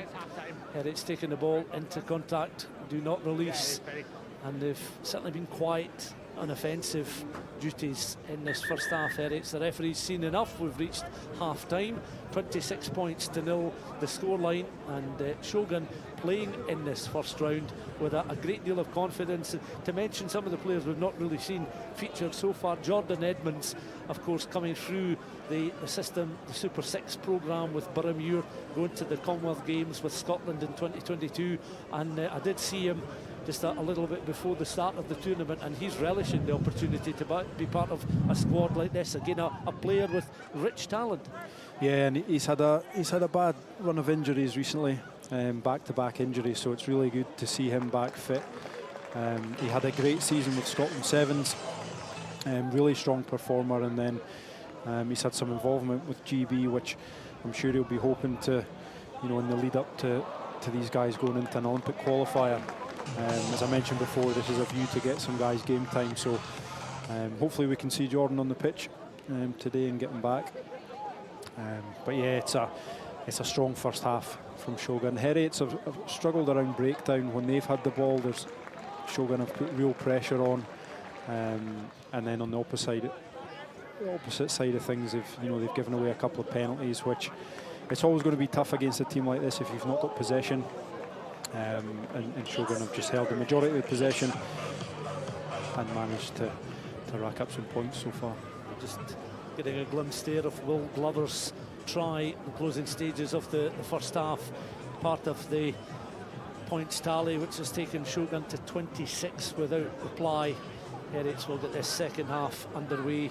If you're just joining our coverage there, and there's a glimpse of the North Eildon in the background, can tell you that Currie, Gala, Jed Forest and Watsonians all through from the top half of the first round draw. Assassins will take on Currie, Durham University will be up against Gala, Hearts and Balls will take on Jed Forest, South Barbarians up against Watsonians, and the Eric Liddell 100 will take on the winners of this tie. Of course, Eric Liddell is not necessarily associated with the Sevens games specifically, has a connection which we'll tell you about a little later on this afternoon with a former Melrose resident of 50 plus years, but of course was a university student at Edinburgh, and they will be recognising Eric during the course of the afternoon, playing this Sevens side as part of what is a special year for him. Heriots then in this second half underway on the offensive and looking a little bit more threatening, but they're an illustration of the organisation of the Shogun defence, showing Heriots wide there, and Heriots running out of room very quickly. Yeah, first probably meaningful possession there for Heriots, but strong defence on the edge. I think it was Ross Knight, and he managed to strip the ball there from Ross Burney. Shogun again in possession of the ball, just on the edge of the 22.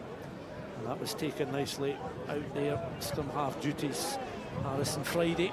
And suddenly Heriot's on the defensive once more. Brilliant acceleration there as Shogun, Matty Davidson showing everybody a clean pair of heels in underneath the sticks for a try. So really anything they produced in the first half they're looking to match and improve on in the early stages of the second. 31 points to 0. We did see a classic try scored by one of the Kelso players earlier on in that all-border affair against Jed Forest, running more than half the length of the field.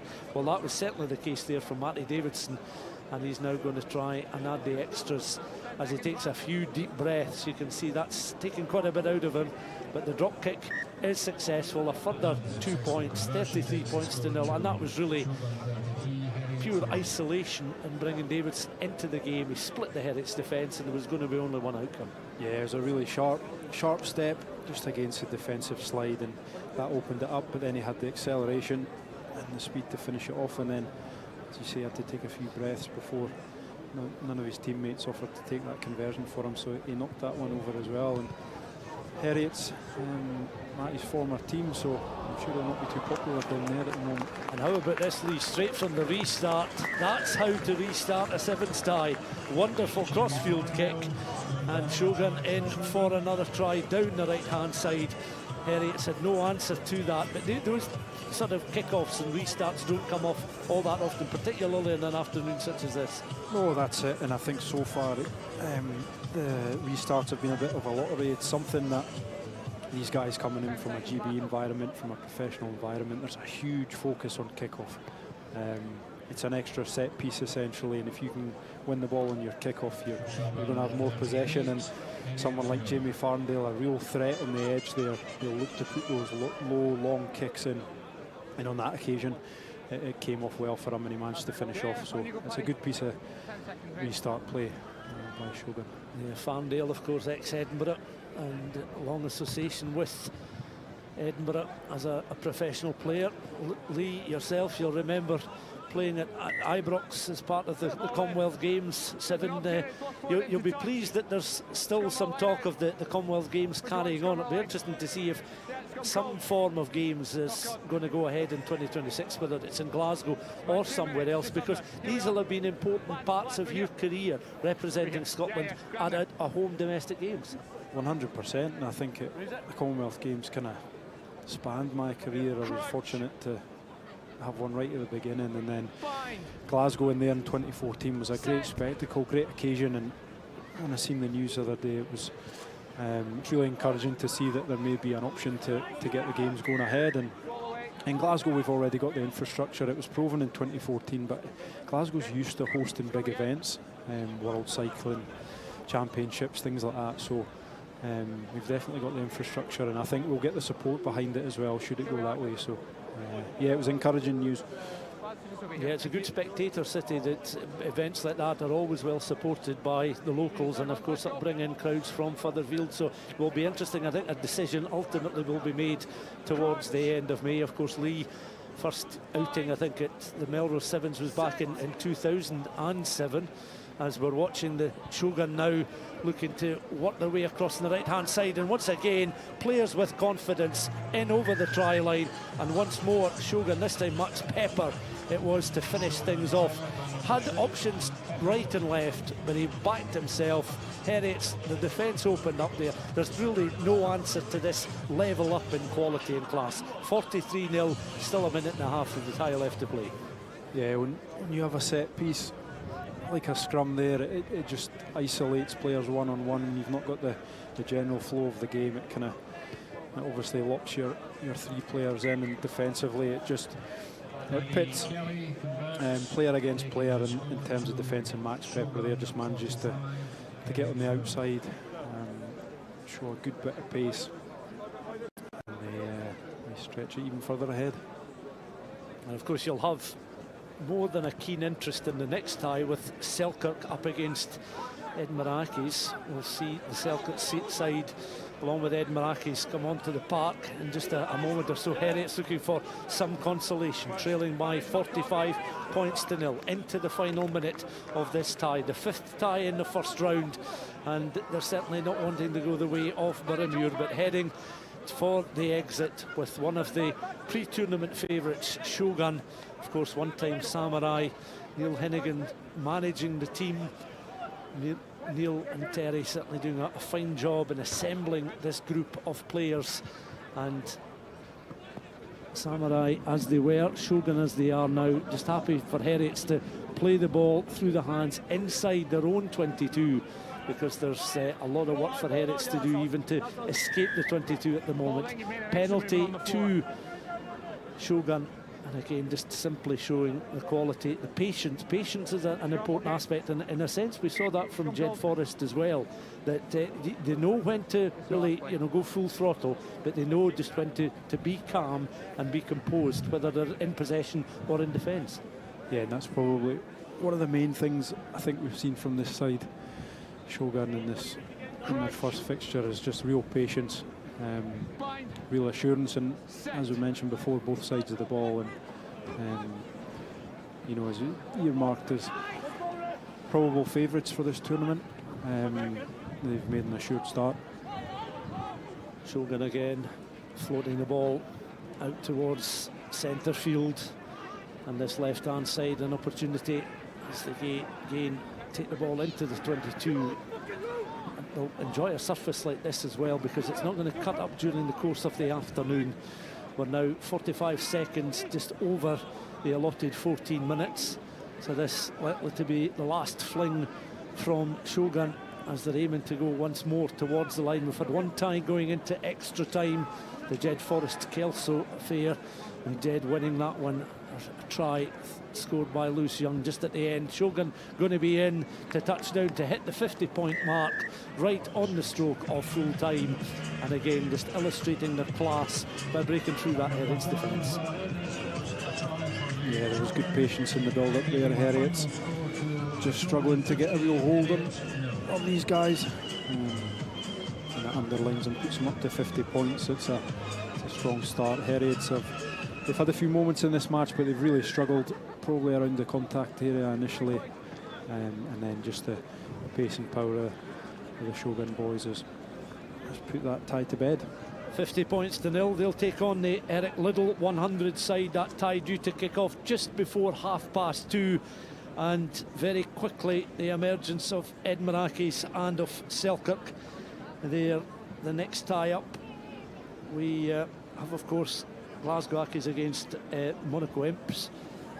They're coming up before the conclusion of the first round. Stirling having pulled out, that means that the British Army have a bye into the next round, so they'll take on the Lions in the penultimate second round tie. But here comes Selkirk then. Aaron McComb is part of the squad this afternoon. Josh Welsh, Callum Anderson, Hugo Alderson, Ryan Cottrell, Lachlan Ferguson, Blake Cullen, Finlay Whelans, Ross Nixon, Robert Cook, Callum McNeil, all part of the side. Andrew Grant Sutty as well, part of the Selkirk side this afternoon. And how they would love a prolonged run in the tournament, Lee. But they're up against an Ed Marakis side that, in fairness to them, have taken Sevens rugby across the borders for many years very seriously. Yeah, and it's always been good to see Ed Marakis.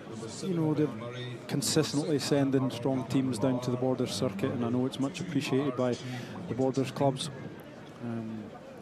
And yeah, I was here on a few occasions with Selkirk, trying our best to progress in the tournament. And you know how difficult it can be. It didn't always work out, but I think this Selkirk side, and they may be slightly biased, they've got a good balance of sevens players and managed to get a bit of possession early on. They certainly have, and Selkirk then looking to make inroads into the 22. And a little snatch there as Lachlan Ferguson was the solo runner into the 22. Offload taken on there by Aaron McComb. Back it comes again to Ryan Cottrell, and Selkirk again showing a lot of power there. They managed to get a clean grounding of the ball, and it looks as if it was Andrew Grant-Sutty who scored the opening try inside the first minute. Determination there on the face of Sutty as he received possession in those final 5 metres, and he only had one thing in his mind, to summon up the strength to cross the line despite Edinburgh Accies players all around him, and he was able to score the try, which has been converted, and Selkirk lead by 7 points to 0. The perfect start for the Sooters. Yeah, it was good strength, wasn't it? Andrew Grant-Sutty was a 12 or a 13 in the 15s game. Just behind, please, lads. Physical centre. Good footwork by Ryan Cotterill in the lead up, and then good strength, determination to get it over. Accies down a man with Richard Mill sent off for the deliberate knock on. It would be a tough ask for them with 6 men. Aaron McComb's restart is gathered, and Edinburgh Accies are able to clamber their way out of the 22. That was good work there from Rory Brogan. Out on the right hand side, now's a bit of acceleration here. Edinburgh Accies then tracking down this left hand side. Harvey, Cameron Barr, brilliant running. He's not going to be caught, he's going to be in that corner, and once again an excellent score coming from a deep lying position, and from Edinburgh Accies' point of view, the perfect response. Having gone behind early on, within a minute they're back to within 2 points. It's going to be a tricky conversion from an acute angle, but 7-5, and that'll certainly lift the spirits of these Edinburgh Accies players, and Graham Bonner, their coach, on the sidelines. Yeah, it's a great score by Harvey. Cameron Barr, just a bit of individual pace up that touchline. He did well to outstrip Aaron McComb there. And as you say, Stuart, perfect response. They've had a man sent off to the bin, and it's a great response to get over for some points during that time. Obviously in sevens, you're 2 minutes off the field, but those 2 minutes can go by pretty quickly. So the players back towards halfway, and Edinburgh Accies, well, they've watched Edinburgh sides involved so far. Watsonians, Boroughmuir and Heriots all involved in the early stages of the competition, as they looked to go long there, but that was mopped up by Josh Welsh in a deep lying position, and Selkirk looking to build from inside their 22. Callum Anderson with a touch of the ball there, a little offload, and going to ground is Ryan Cotterill. Back it comes inside the 22. Patient build up here from Selkirk. Back to the try scorer, Grant-Sutty. And then goes Selkirk once more. Mopped up there by Josh Welsh. Spreading it just along the fringes of the 22. Little goose step acceleration from Cotterill up and over the 10-metre line. Plants the ball back. It's made available there and picked up by Lachlan Ferguson. Selkirk still have it, looking to make inroads now into the Edinburgh Accies half of the field. Callum Anderson with Accies players wrapped around his ankles. Mopped up there once more by Cotterill, out towards the left-hand side. Again, Selkirk looking to try and make some ground, make some space there. Lachlan Ferguson taking the ball into the contact situation. 3 out on this right-hand side for Selkirk. An opening beginning to appear now in that Edinburgh Accies defence, and going all the way, and again grounding the ball cleanly was Andrew Grant-Sutty, and again he could see he was looking, glancing left to right to see if it was worth the offload or go towards the line. He found an extra gear, accelerated into the 22, and he was over for a score. 12-5 to Selkirk with the kick to come. Yeah, really patient build up by Selkirk. I think they were happy to work through the phases. They were retaining the ball well, getting that support player there to secure it, play away, and then the gap eventually opened for Andrew Grant-Sutty. Just a show of the ball. Finlay Whelan's outside him, probably the pace man in this team, so draws a bit of a threat there, and then Andrew Grant-Sutty just decides to take the gap that was offered, and then another strong fend and finish in the corner puts Selkirk back in front. Now, you came up with a fantastic piece of trivia information in our WhatsApp group chat that was set up yesterday about speedsters at the sevens here, and I think we've got the 4th fastest Australian of all time going to be on show a little bit later on this afternoon. So we've seen some quick players, but he might be the quickest of them all. Yeah, it'll be there's some fast players have graced this pitch in the time that the Melrose Sevens has been running, and then that's probably just another one to add onto the list, Stuart. Marching on now as Edinburgh Accies and Selkirk do battle here. 12 points to 5 the scoreline at the moment, closing in on half time. Selkirk then once more. Just between that 10 and 22, as you see. Looking now through Ryan Cottrell, finds some space into the 22, offloads on the deck. Back it comes, and through Callum Anderson, out towards the right-hand side. Josh Welsh going to ground, tries the offload. Again, Selkirk are patient, but some gaps beginning to open up now. Cottrell, one to his left-hand side, over-hovering with intent was Finlay Whelans, and Whelans is over for a score. That coming at a significant point in the tie, just 30 seconds before half-time, 17 points to 5, and Selkirk will feel a whole lot better going into half-time if the lead remains as it is. Yeah, I think you're right, that's an important score, given that they lost that score. When Accies went a man down, it's important to get that in before half-time, and Selkirk just keeping the ball alive really well. You've seen a couple of times just playing that pop pass off the deck, avoid someone else having to commit to the breakdown. It means they can move the ball away from the point of contact really quickly, and that just means that the Accies defence is chasing across the field, and it was a matter of picking them off in the end, a matter of numbers, and it puts Finlay Whelans away down that left-hand corner. Yeah, that player we were talking about there, Trey Williams, will be part of the Lions side that will take on the British Army. British Army were due to be next up playing Stirling County, but Stirling County having pulled out means that British Army have a bye into round 2. Now, take us into these huddles, Lee, in terms of your experience. If you're leading by 17 points to 5, having watched that 7 minutes unfold, what do you think the Selkirk coaching staff are going to relay to the players based on what they've seen from the sidelines? I think it's quite important for the coaches. It's a really short period of time, and you've had the 7 minutes that have gone before. They'll probably try and pick out a couple of key things, you know, 1, maybe 2 if any, just key points to take into that second half. So there's something that's been consistently a trend in that first half. Whether it's good or whether it's something to work on, they'll probably relay that. It's easy to overload guys with information, but I think a couple of key things, for example, do you know, it could be as simple as keep the ball. You know, when we've kept the ball, we've managed to put them under pressure, we've got possession, we've managed to score. On the other side of things, it might be right, we need to look out for them doing X, Y, Z at the breakdown. So it's not a lot of time, and as we can see, we're back into it already. Yeah, match gets underway. Start of the second half with Selkirk leading by 17 points to 5. Edinburgh Accies, as I say, the 4th Edinburgh side to be out in the park in quick succession after Watsonians defeated Boroughmuir, and Heriots were put to the sword, conceding 50 points against Shogun, a side that many will fancy could go all the way to lift the Centenary Cup a little bit later on today. Edinburgh Accies, though, are certainly a popular fixture in the Edinburgh and Borders 7 circuit. But it's Selkirk with possession of the ball at the moment. Again, Josh Welsh trying to orchestrate things out towards the right-hand side, and Callum Anderson. And again, away goes Selkirk with some threat in the form of Andrew Grant-Sutty, who's already been on the score sheet this afternoon. Off the deck, the ball is played back to that man, and Andrew Grant-Sutty in for another score. And he's certainly enjoying life out there on the green yards this afternoon, because his tries have certainly gone a long way to Selkirk leading by 22 points to 5 a minute into this second half. He's having a good time, isn't he? Goes over for his hat-trick, and I think just adds another hand-off fend on the line there for good measure.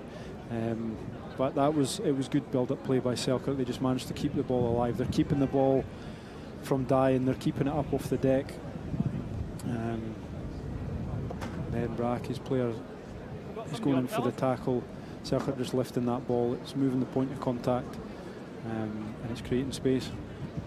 So back towards halfway for the restart. 22-5 the scoreline. Selkirk in their familiar dark blue jerseys with the white shorts, and Accies in their familiar colours as well, the sky blue with the white, as Selkirk restarted again, make the kick contestable, but knock on. Picked up by the referee. Back it will come for the set piece. And Accies, well, they know there's still a little bit time on the clock. 5 minutes of the tie left to play, but they themselves will be aware they need the next score and quickly to get themselves back into the game. They've got a toehold in the tie, but probably no more than that at the moment. Yeah, that's right. And here they're back on possession now, so it'll give them an opportunity to get back into the game. Again, just tackled round the ribs there, and that was taken on again, accelerating Will Stephen down that left hand side. Aki's again going left and right, just adjusting the body weight there. Harvey Cameron Barr, back it comes on the edge of the 22. Just looking at this Edinburgh side now gaining some ground, real determination there shown as they worked it up towards the halfway line and just beyond, and then are tackled on that 10-metre line. Penalty awarded though to Selkirk. Back to his feet there is the hard-working Richard Mill, who's back on the park, having been carded for the infringement a little bit earlier on in the tie when Selkirk were crossing the line for a score. Selkirk have it once more, again through the hands of Callum Anderson. Welsh offloads back very quickly. Little touch there from Aaron McComb. On this right-hand side, and a bit of pace now is their number 6, Ryan Cottrell. And this is where Selkirk are clever, just using up the time. They stop and check, they're able to offload, and it was number 11, Robert Cook, who eventually found some space on that right-hand side, was in for a try midway through the second half. 27 points to 5, and I think now as a contest it's beyond Edinburgh. They're going mountain climbing if they're going to be able to turn this around. Yeah, they had some good play in the middle there. There was an offload, and I think it was Rory Brogan almost looked to get away, but the turnover came in, and then I think there was a couple of players introducing themselves over here between Edinburgh and Selkirk, as Robert Crook ended up getting the try over on the far side there. So Selkirk sacrificed a couple of players, Edinburgh sacrificed a couple of players just for a wee bit of handbags, but yeah, Selkirk fortunately managed to go over there. Well-timed pass by Ryan Cottrell, and then good footwork. We've got a glimpse there of Will Stephen being helped off the park. Edinburgh is number 5, so he's picked up a knock, and Edinburgh is going to the bench, and they've brought on number 12, Matt Campbell, for the closing stages of this tie. With 3 minutes, just under 3 minutes left. We're up on the gantry opposite the main stand at the Green Yards, and as you probably can detect from the microphones, it's rather gusty here. Talk of 40-mile-an-hour winds and maybe a hail shower around 3 o'clock. So Lee and I and Dale and Bruce, the other commentary pairing, are prepared for all conditions, as Aki's then looking to again take the ball out of the 22, which they do. And Selkirk have knocked the ball on, so it's an opportunity then for Aki's from this set play. Last to his feet there is Richard Mill, wearing that red scrum cap, and a chance then from this set play. Aki's will at least want some consolation before the end of the tie. They've got the one unconverted try on the board by this platform midway inside their own half of the field. They present them with something else as Mill feeds the ball in, and it's pinged back into the heart of the 22. Two coming together. Aki's though again using Rory Brogan as a means of accelerating up towards that 10-metre line. He goes to ground. Selkirk steal though. Back it comes then. Ross Nixon. Nixon then has it long towards this left-hand side, and going all the way, or certainly attempting to go all the way, was Blake Cullen.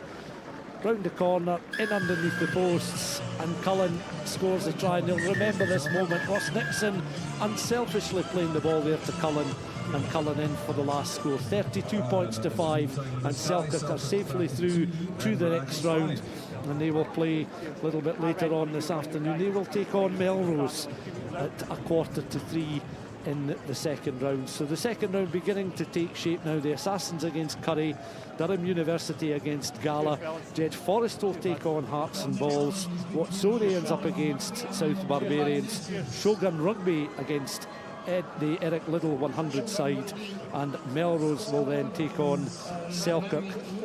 Now, in terms of the programme, it was originally going to be Stirling County against the British Army, but Stirling County pulling out, it means the British Army have already got a bye into the next round. They'll take on Lion Rugby Sevens, and coming up shortly, Glasgow Accies take on the holders, the Monaco Imps. But now attention turns to one of the women's matches in the Mike Bleasdale Trophy, and the Alyssa, again, an excellent opportunity for these women's sides, the Lionesses against Shogun Rugby, to be part of the Melrose Sevens, because this is an illustration of the expansion of the competition. Yeah, it's a real signal of strength in the women's game at the moment.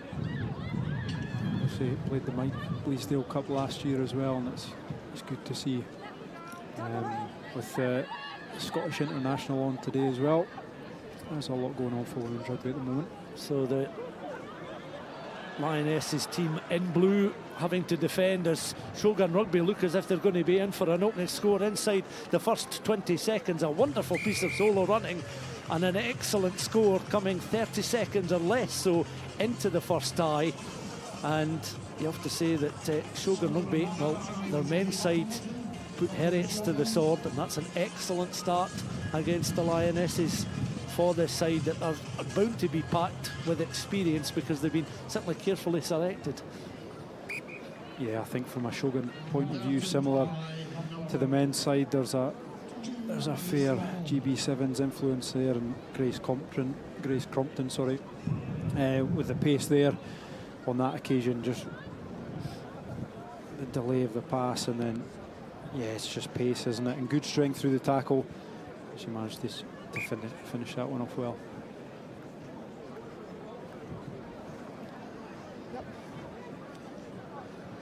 First half just over a minute old.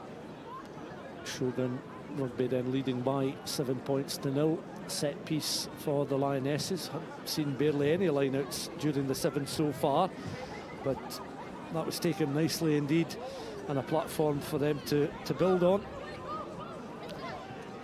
Wearing number 11 and winning that line-out ball there. One of the Lionesses there. A Docker salute with a good piece of play, but back it comes once again, and Shogun once more going again, an illustration of Grace Compton's positioning and pace as she worked it round the corner on that left-hand side, touching down underneath the post, a second score. And there's a clinical edge to this Shogun Rugby side. You can see already any opportunities they're going to be presented, they're certainly going to take them, and that was an excellent piece of sniper play there from Compton, who gets her second try of this first half. She's enjoying the experience at the Green Yards, and that's converted. Valuable extra 2 points, 2 converted scores, 14 points to 0. Yeah, I think we're really seeing the wind pick up now. You see those flags across the far side, and it's just having an effect, especially on restart, which gave the line out there, but then it just seems to be pinning the Lionesses team back. 22 here, this one will go out for a line out again. Pass the possession back to Shogun. Yeah, Noah Dockersloot, certainly a good forwards player in this Lionesses side, winning the ball in the line out. Will she go and challenge here in the line? Well, Shogun, again, it's untidy. It comes back on the Lionesses side. Going in to try and gather possession of the ball was Jasmine Rampton.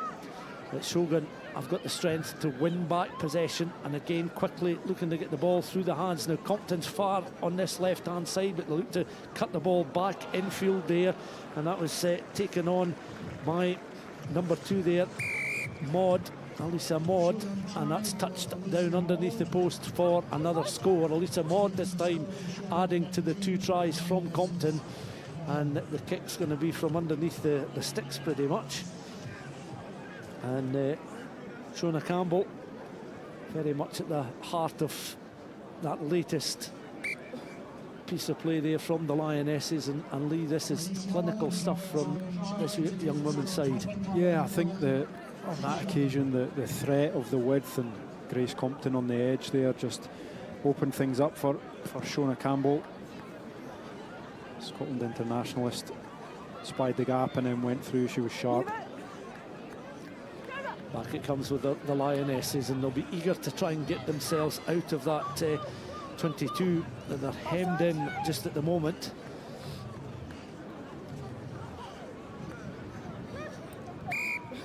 Referee penalising this Shogun side for just straying offside, so the tap and go. An opportunity now for the Lionesses. Gato down that left hand side, Karina Gato, but running out of room into touch just across on that stand side, and it remains 21 points to 0 as we close in on the final few minutes of the first half. Lionesses go again, looking perhaps to just apply a little bit of width, but working it just down the heart of the field at the moment. Duckers look again up towards the edge of the halfway line, going in and giving a bit of support. Here, these Lionesses sides are struggling just at the moment to keep up with the intensity of the Shogun side in attack there, and Shogun going forward towards the edge of the 22.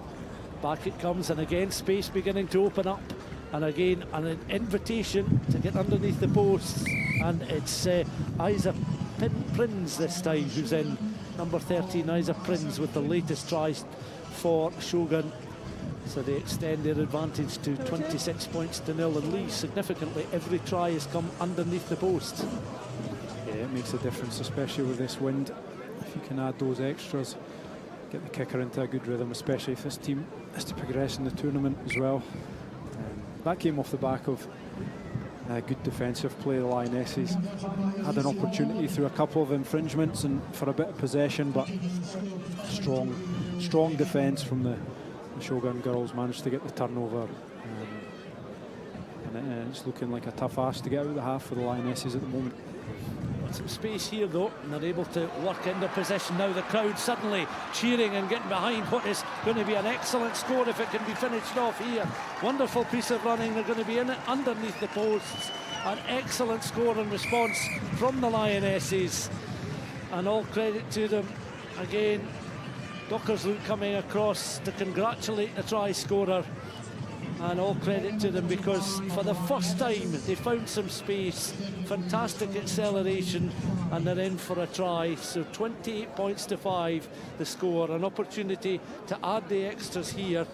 Rampton with the kick is successful, and right on half time the Lionesses will have a bit more of a spring in their step, having scored a wonderful try there to break the scoreline 28 points to 7.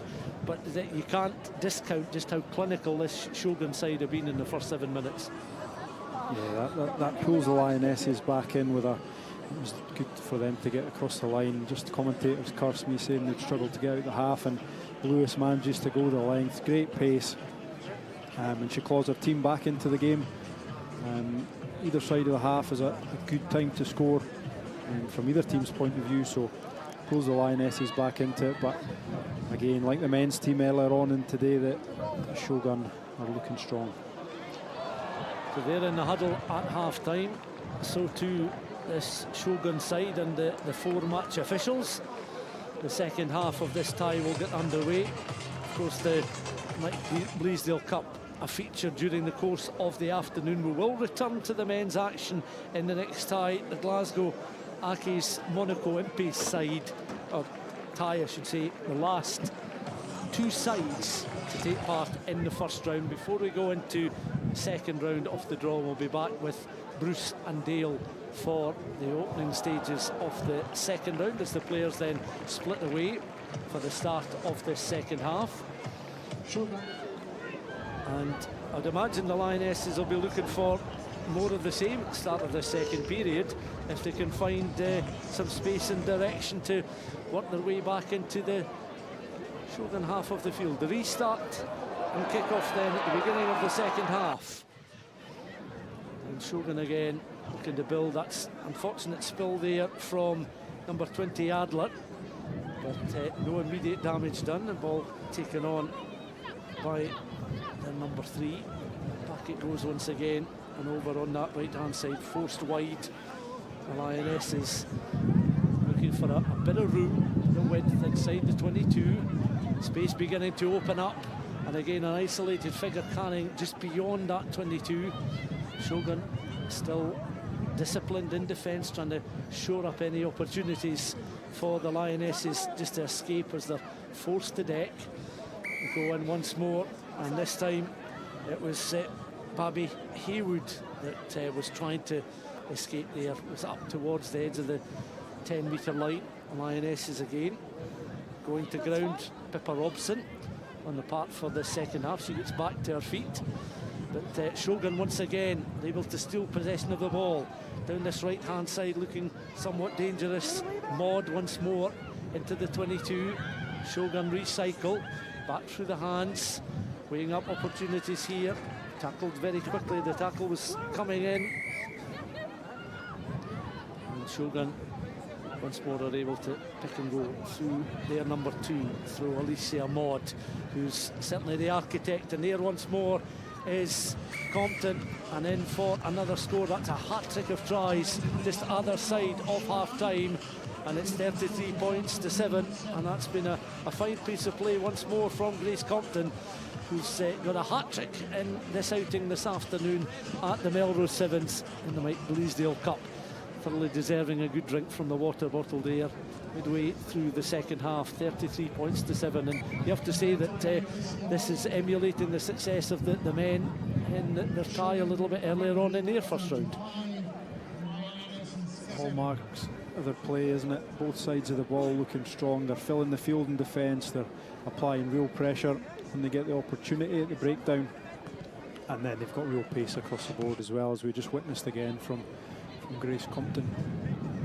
So from the restart, as the wind now picks up quite significantly, but again the Lionesses, 2 players just over the ball, look to try a rip and steal there, but again Lidvoort coming in with the challenge for Samurai, or what was Samurai now, Shogun, as it's back into the 22. Little offload, and again straight towards the try line. Fine piece of play there from Elisa Maud, and she's over for a score now, taking the scoreline closer to the 40-point mark. Shona Campbell, Elisa Maud, and you have to say Grace Compton have been really threatening when they've been in the opposition 22, and each one has looked always very dangerous when they've had an opportunity to score. Yeah, I think Alicia Maud, the obvious playmaker here on that occasion, but also throughout that first half as well, and those 2 link up again with Shona Campbell adding the footwork and a little bit of acceleration, manages to go over.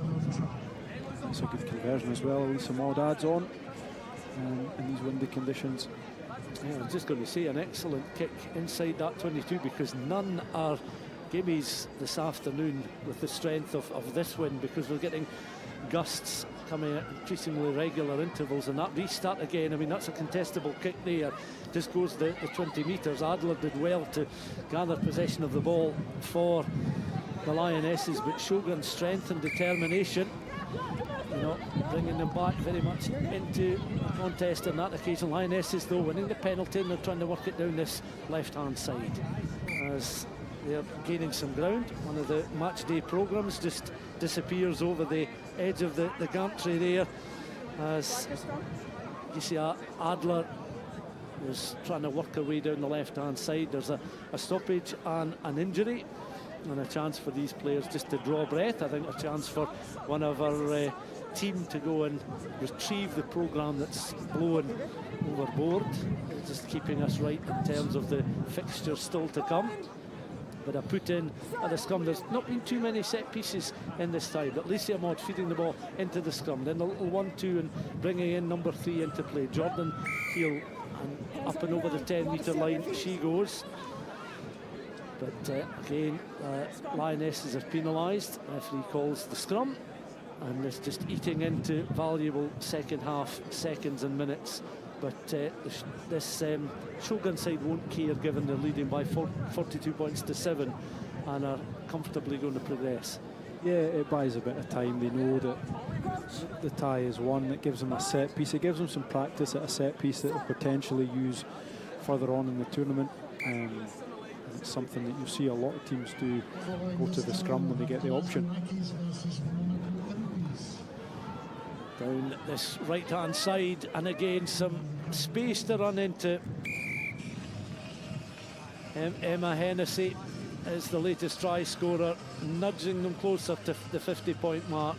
And Hennessy, there she is in the picture, heading back towards the halfway line, composed, assured and clinical finishing again. And Maud will come across with the drinks bottle over to this right-hand side then to take the conversion attempt. And the referee, a glance at the watch. We're into really the final throes of this tie, but this Shogun side have certainly been more impressive than many of the sides that we've seen in the women's game of late. They've sort of set the standard, moved up a notch, and they are the bar in this particular tournament that the other women's sides will look to try and emulate and meet. But they seem to be just a class apart at the moment. The offloading again, the on-rushing players just applying a bit of pressure to the Lionesses, who've swarmed and caught just in and around their own 22 at the moment. They managed to work their way up towards that 10-metre line and beyond halfway now. Needs some support. They get it through their number 14. One or two of the numbers we don't have quite fully on our team sheets for the Lionesses side. But again, it's Lacey that takes the ball into contact. She goes to ground midway inside this half of the field now. Can they get another score that would certainly lift their spirits as they leave the park at the end of the contest? 47 points to 7 the scoreline. The referee though has seen enough and will blow for full time, and that is the opening instalment of the Mike Bleasdale Trophy this afternoon, and a very impressive display from this ladies Shogun side, winning by 47 points to 7 as the last of the men's matches gets underway with Glasgow Accies up against the holders, the Monaco Imps, and the holders, the last of the teams to come out of that home dressing room for this first round tie, and they'll certainly enjoy being back at the Green Yards, having lifted the Centenary Cup 12 months ago, and the defence of the title begins now against this Glasgow side. The MPs now on the park, wearing their familiar colours, very much like the Jed Forest strip that we watched Jed playing a little bit earlier on. The white jerseys with the royal blue trims, royal blue socks, and Glasgow playing in their thin navy blue hoops with white.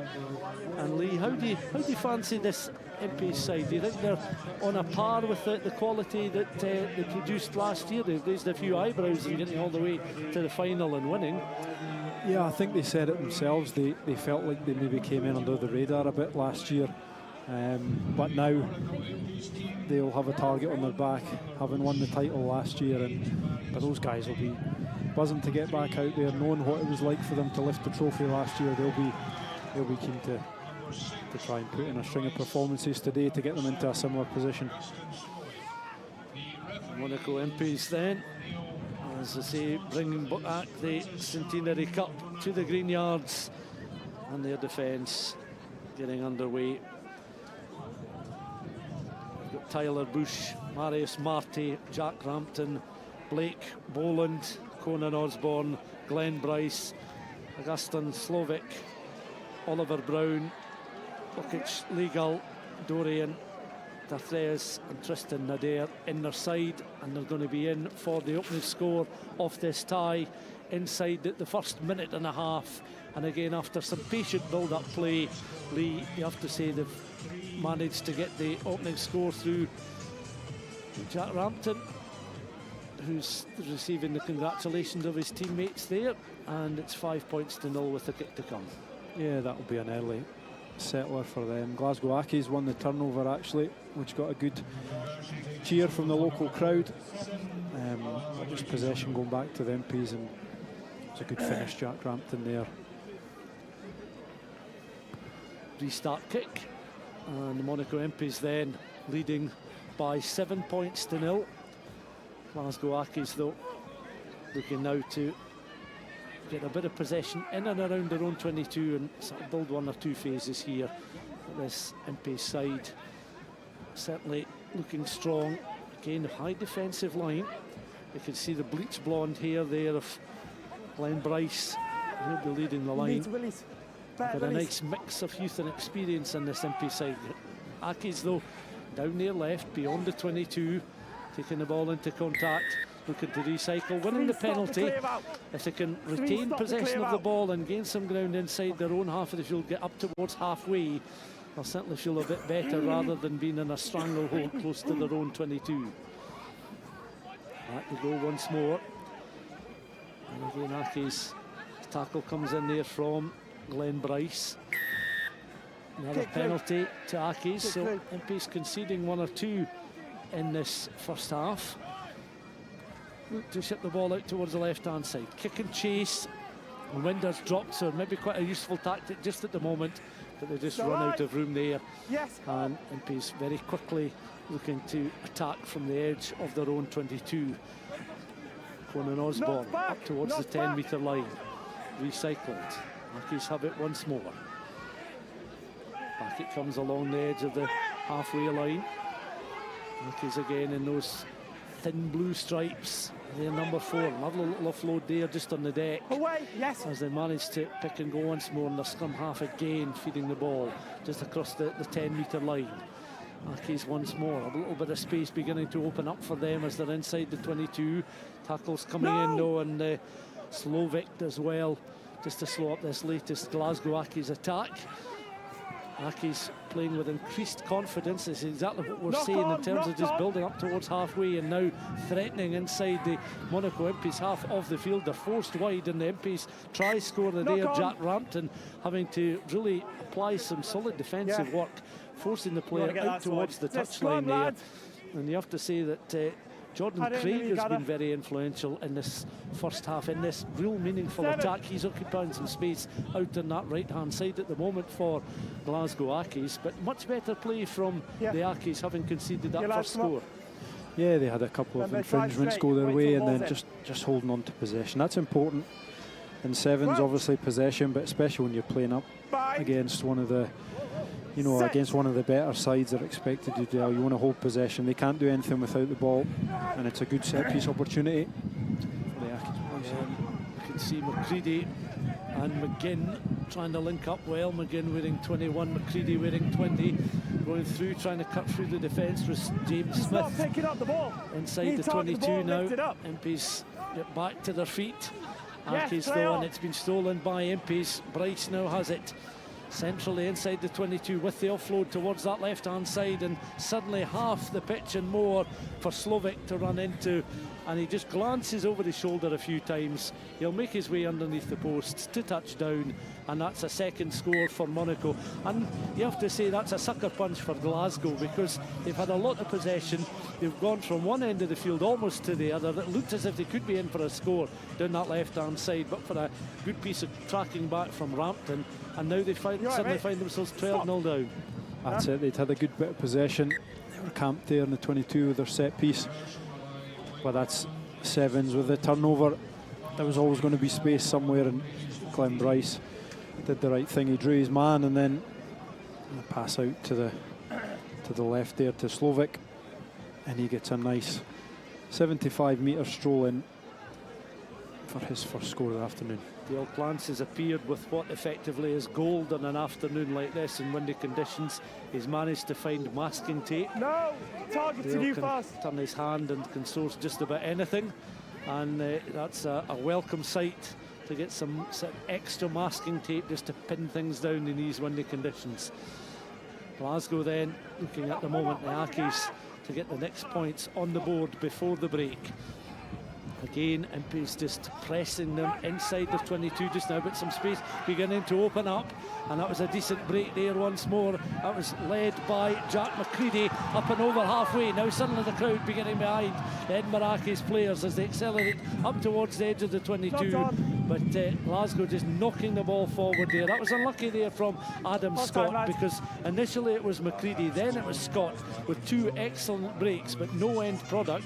And Glasgow Ackies, you have to say, playing with a great deal of spirit, and you'll feel that they'll be very disappointed not to have something on the board, trailing 14-0 at the break. Yeah, as they go into the half, McCready with a great break, and he's looked sharp so far. He's living up to the pink boots. Unfortunately, Adam Scott couldn't hold on the last offload there, and the possession goes over. But Looked like it went that way. It's an encouraging first half for Glasgow Accies. They've held on to a bit of possession, and obviously playing the defending champions in the first tie is a daunting prospect, but they're hanging in there well.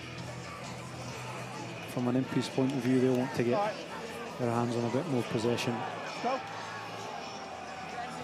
Early on, we had Jack Rampton on the outside there and up the stand side touchline. It was a good start for those boys.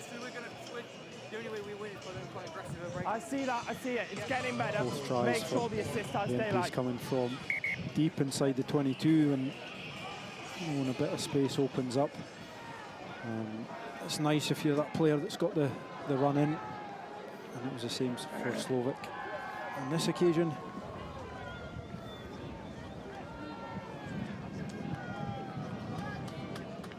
Let's go, lads. Yeah.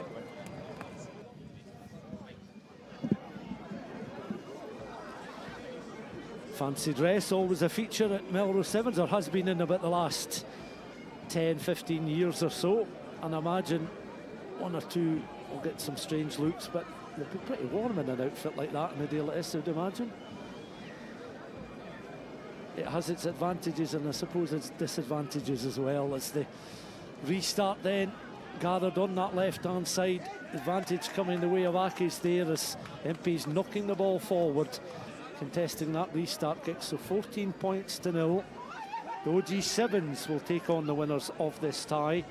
We've got a mouth-watering prospect in the penultimate tie of the second round, the Lions Rugby Sevens side, full of pace and quality, a lot of international players. I think they can boast a Zambian and German registered international player within their ranks. They've got some New Zealanders and a Samoan a part of their squad as well. And they'll take on the British Army. But we'll give you a rundown of the full second round draw just at the concluding moments of this tie. But Glasgow Accies then again looking to spread the ball out towards the left hand side. They cut in field once more, and again just looking for an opportunity to keep this attack going, and that was good play there from Rory Hood, as he wasn't going to be able to get round the corner, scampering back, and some good running there from the opening try scorer in this match, who's also turned defence into attack and attack into defence a few times, Jack Rampton, or his skill set anyway, as they go once more. Imps down the heart of the fields. Offloads have been maybe a little bit loose and slack in these windier conditions, but it's picked up there by Osborne. Back to Bryce. Up goes number 4 there, Boyland. Bryce with a long floated pass. That was accurate and better, and at a time when the breeze had dropped a little bit. Again, fending off the challenges coming towards him, and an excellent offload there, and once more it looks as if they could well be in. Marty it is, I think, that's going to be in for a score. Marty almost teasing and probing initially that Glasgow Accies defence before producing the score, and it's Glasgow 0, Monaco Imps 19 with the conversion to come. Yeah, they had to work for that score, didn't they? There was, can you tell number 6? Some good interplay. The jackal, his hand went clearly a short ball to Blake Boyland. Glenn Bryce hitting him there and drew in a bit of the defence. And a couple of flows later, Imps managed to go in, but Accies making them work hard. The points and the conversion missed there, which leaves it at 19-0. Coming up to the midway point in the second half. The restart will be kicked by Liddell. Signalling is going to go a bit longer. The ball just almost caught in the breeze there. Accies are able to win the restart. Back it comes just along the edge of their 22. And again picking up. Camera operators doing a fine job under these conditions. That's a real solid challenge coming in there. After collision there. Clear release, play Nadia and Navida going to deck. And Monaco Imps though as he gathers the ball back again, so no immediate harm done, it would seem. Osborne now, he's got options if he needs them. Osborne into the 22, goes to deck, finds there Rampton. Can he finish it off?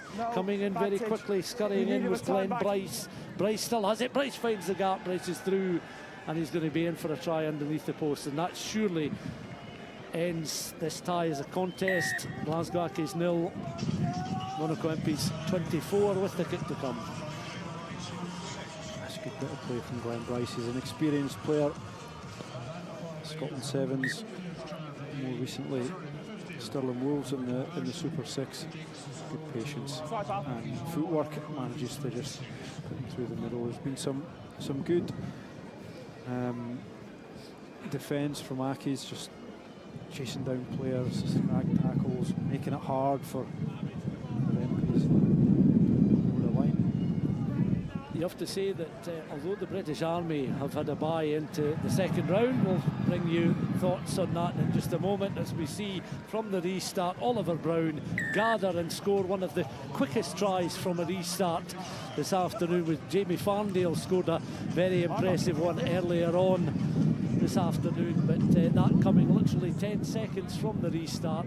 The conversion, I think, was quite good. I couldn't quite see if the assistants had raised the flags there. 31 points to 0 is the scoreline, but again a pretty emphatic performance from this group of Monaco Imps players. Yeah, you look at the British Army and we know that they are not playing Stirling County in the first round, they're already through, but they take on the Lions, and then the winners of that tie could conceivably take on Monaco Imps. So, you know, the bottom half of the draw, while they may not have the favourites in the second round or even the quarter-finals, whoever comes from the bottom half of the draw is going to have to work very hard to get to the final.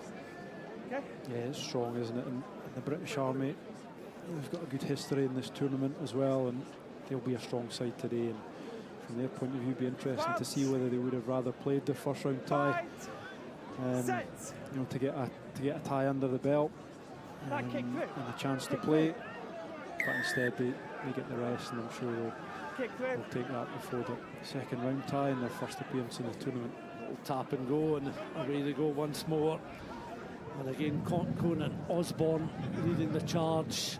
Grubber kick, accelerating away into the 22, fine bounce as well. And Jack Rampton, who set them off, set the wheels in motion right at the start of the first half with the grubber kick, perfectly weighted into the 22. He gathered possession, and he had the confidence to play it off the side of the right boot, chased his own kick, scored a further try, 36 points to 0. And now it is down to Liddell to try and add the extra points. Plenty of height in that kick, that's no mistake. And there we are then, full time in the last of the first round ties. Glasgow Accies 0, Monaco Imps, the holders, 38. It means that they are through to take on the OG Sevens in the last of the second round ties. The Assassin Sevens up against Currie, Durham University against Gala, Hearts and Balls against Jed, the Barbarians against Watsonians, Shogun, Selkirk, British Army and Monaco Imps all through to the second round. But for the moment, we'll head from our commentary position down trackside and rejoin Doogie Vibond. Can you believe that 52 tries have been scored here at the Greenyard so far, and it's only the end of round one. Lots more rugby to come here today. You know, earlier I saw two giants of Scottish rugby, Kelly Brown and Tim Visser. I'm going to hand you back to two more giants of Scottish rugby, Dale Clancy and Bruce Miller, to take you through Assassin 7. It's against Currie.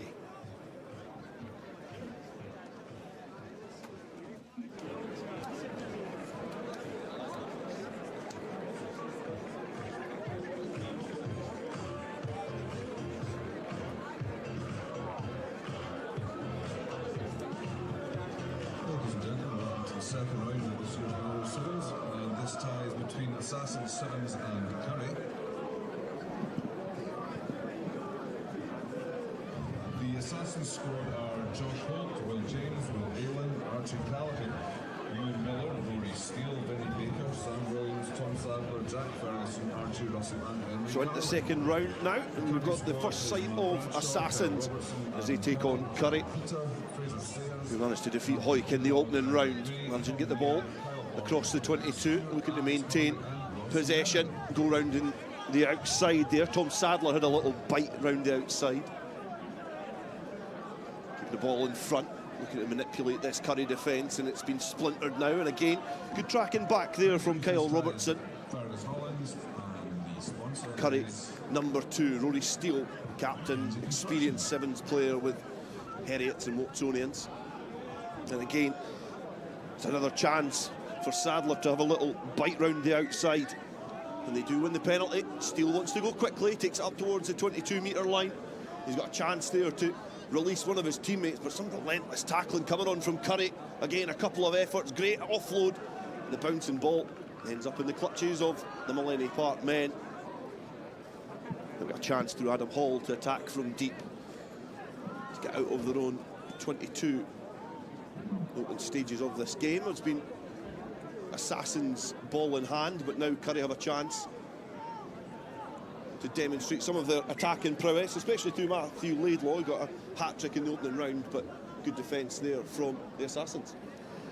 Yeah, but some really thumping defence by Currie before that. You felt the Assassins were bound to score. One huge hit by Alex Harley, the Currie number 10.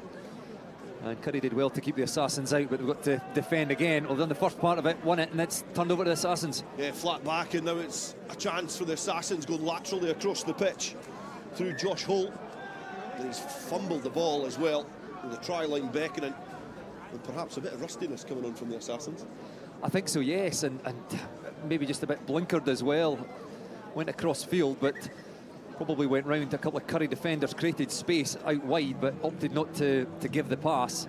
And then the ball knocked on with another good tackle by Currie. But you've got to feel that the Assassins should have scored on at least one of those occasions. So credit to Currie for the defence. But as you say, Assassins looking rusty, not to have finished. Is that one of your colleagues there on screen? He definitely wasn't. Tim Visser enjoying the food village here at the Green Yards.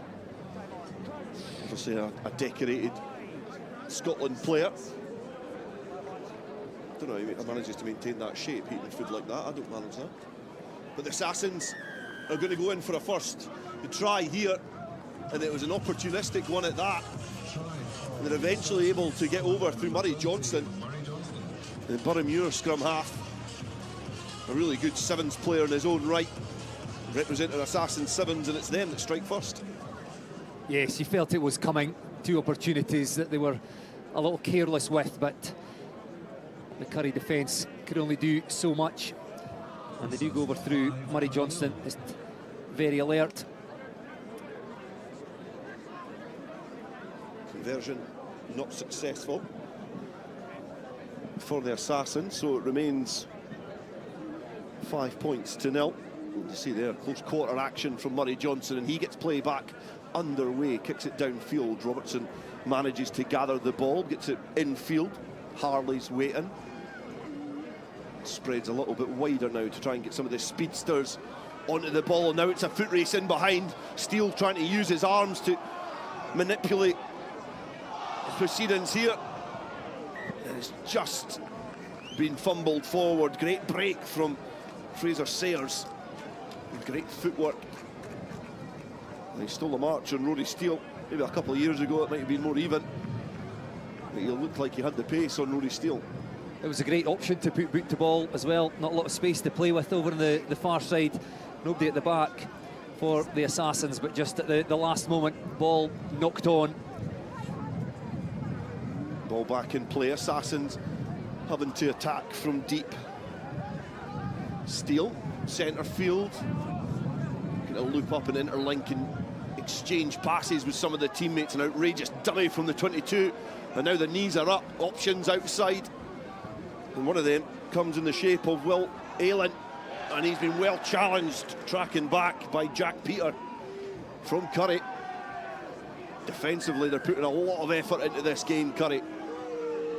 But Johnson goes quickly, now against the grain, over the 22-metre line. Peters does well again in defence, and Currie win the penalty. Look to get play back underway relatively sharply, taking it into contact.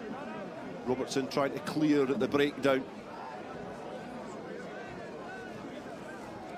Currie now think they pick a gap in the defence, and they're in behind, just can't get those free arms. As Fraser Sayers look to try and release a teammate. And now Peter. Back to Sayers and interlinking with Adam Hall. He's a player who's going to be playing a lot more rugby here in the Green Yards in the weeks to come. For the Southern Knights. Currie again enjoying the penalty. Travelling forward now through Alex Harley. Sayers to Hall. Then to Peter. Robertson taking the ball, interlinking with the teammates, and Adam Hall was lined up well there in defence. 4 quick penalties in a row by the Assassins as well, is not helping their cause. Got space up on this far side, Currie. Make that 5. Currie slowly but surely making their way up this park. Assassins are gasping and looking to try and find some oxygen from somewhere. They've been tested as Bradshaw now runs acutely at the line. The big paw comes out as well. Looked to offload, kept it in hand. Good option there from the Currie captain. It's been turned over, and it's been then retrieved again, and they squirm over the line, and it is Fraser Sayers to get the try. And good work, and it was all they deserved really after going from their own goal line all the way up the other end. That was a great try. Interesting to see this one on the replay, because the ball was turned over by the Assassins but somehow came up in Currie hands again. But Currie playing very direct sevens rugby, and the Assassins, you picked it in commentary, they're blowing. They're perhaps not quite up to the speed of this game. I think we're going to see the conversion first before we have a look at the replay. Assassins 7's 5, Currie 7. You see the try scorer on your screen there, Fraser Sayers. And there's Currie in possession, and it was that Matt Bradshaw trying to fight his way to line. Ball turned over, it squirted out the back. It's a great pick up and dive over the line. Yeah, great work from Bradshaw as well. He had the option to offload to Gregor Gray, who was rushing into the scene of the action. He just looked to try and keep the ball, and that breakdown then ensued, which, as the ball was knocked on, not well fumbled fumbled back by the Assassins. It was well capitalised on by Fraser Sayers, who's had a really good first half. And again, it's always interesting with these guest teams to see how they approach the game, how they make up, how they gel. But they've been tested here by what is a relatively under-strength Currie side. Yeah, we spoke in the first round, Currie defeating Hawick, and those two sides playing this afternoon in the semi-finals of the Scottish Cup, so unable to send a full squad here. But you wouldn't guess it the way Currie are playing. Just the youngsters throwing everything at it, and credit in particular to their defence in the first half. The first 4 or 5 minutes in particular managed to hold on. They did concede that 1 try against the Assassins, but should have probably conceded another 2. But some great defence, some big hits going in, and the Assassins just perhaps running out of steam a little towards the end of that first half. They'll be glad to get a breather here at half-time. And Currie taking full advantage of that, and the successful Currie conversion, the difference between the two sides at half-time. A couple of changes in the Assassins' ranks. Musala and Waka on for the Assassins. And the sun is now starting to splinter through the clouds here at the Green Yards. The wind hasn't died somewhat, but it's glorious to see the sun out. It's a little chilly up here in our commentary position. Poor Lee Jones, I think, has just scurried across towards the stand to get a coffee and a heat up.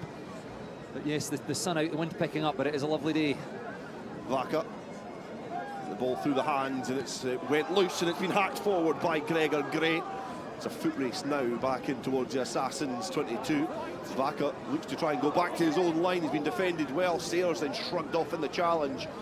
And the Assassins now have got a disrupted defence to try and attack. In behind, Gray tried to defend, not able to. Now looking a little bit leggy in the attack, Sam Williams. But the support is there in the form of Surevi Vaka. And the Assassins start the second half in better fashion as to what they finished the first. And that could have just as easily been a try at the other end. The ball through, and it was actually kicked back towards the Assassins' goal line by one of the Assassins' players, and very nearly picked up by one of the Currie players, but they remained calm.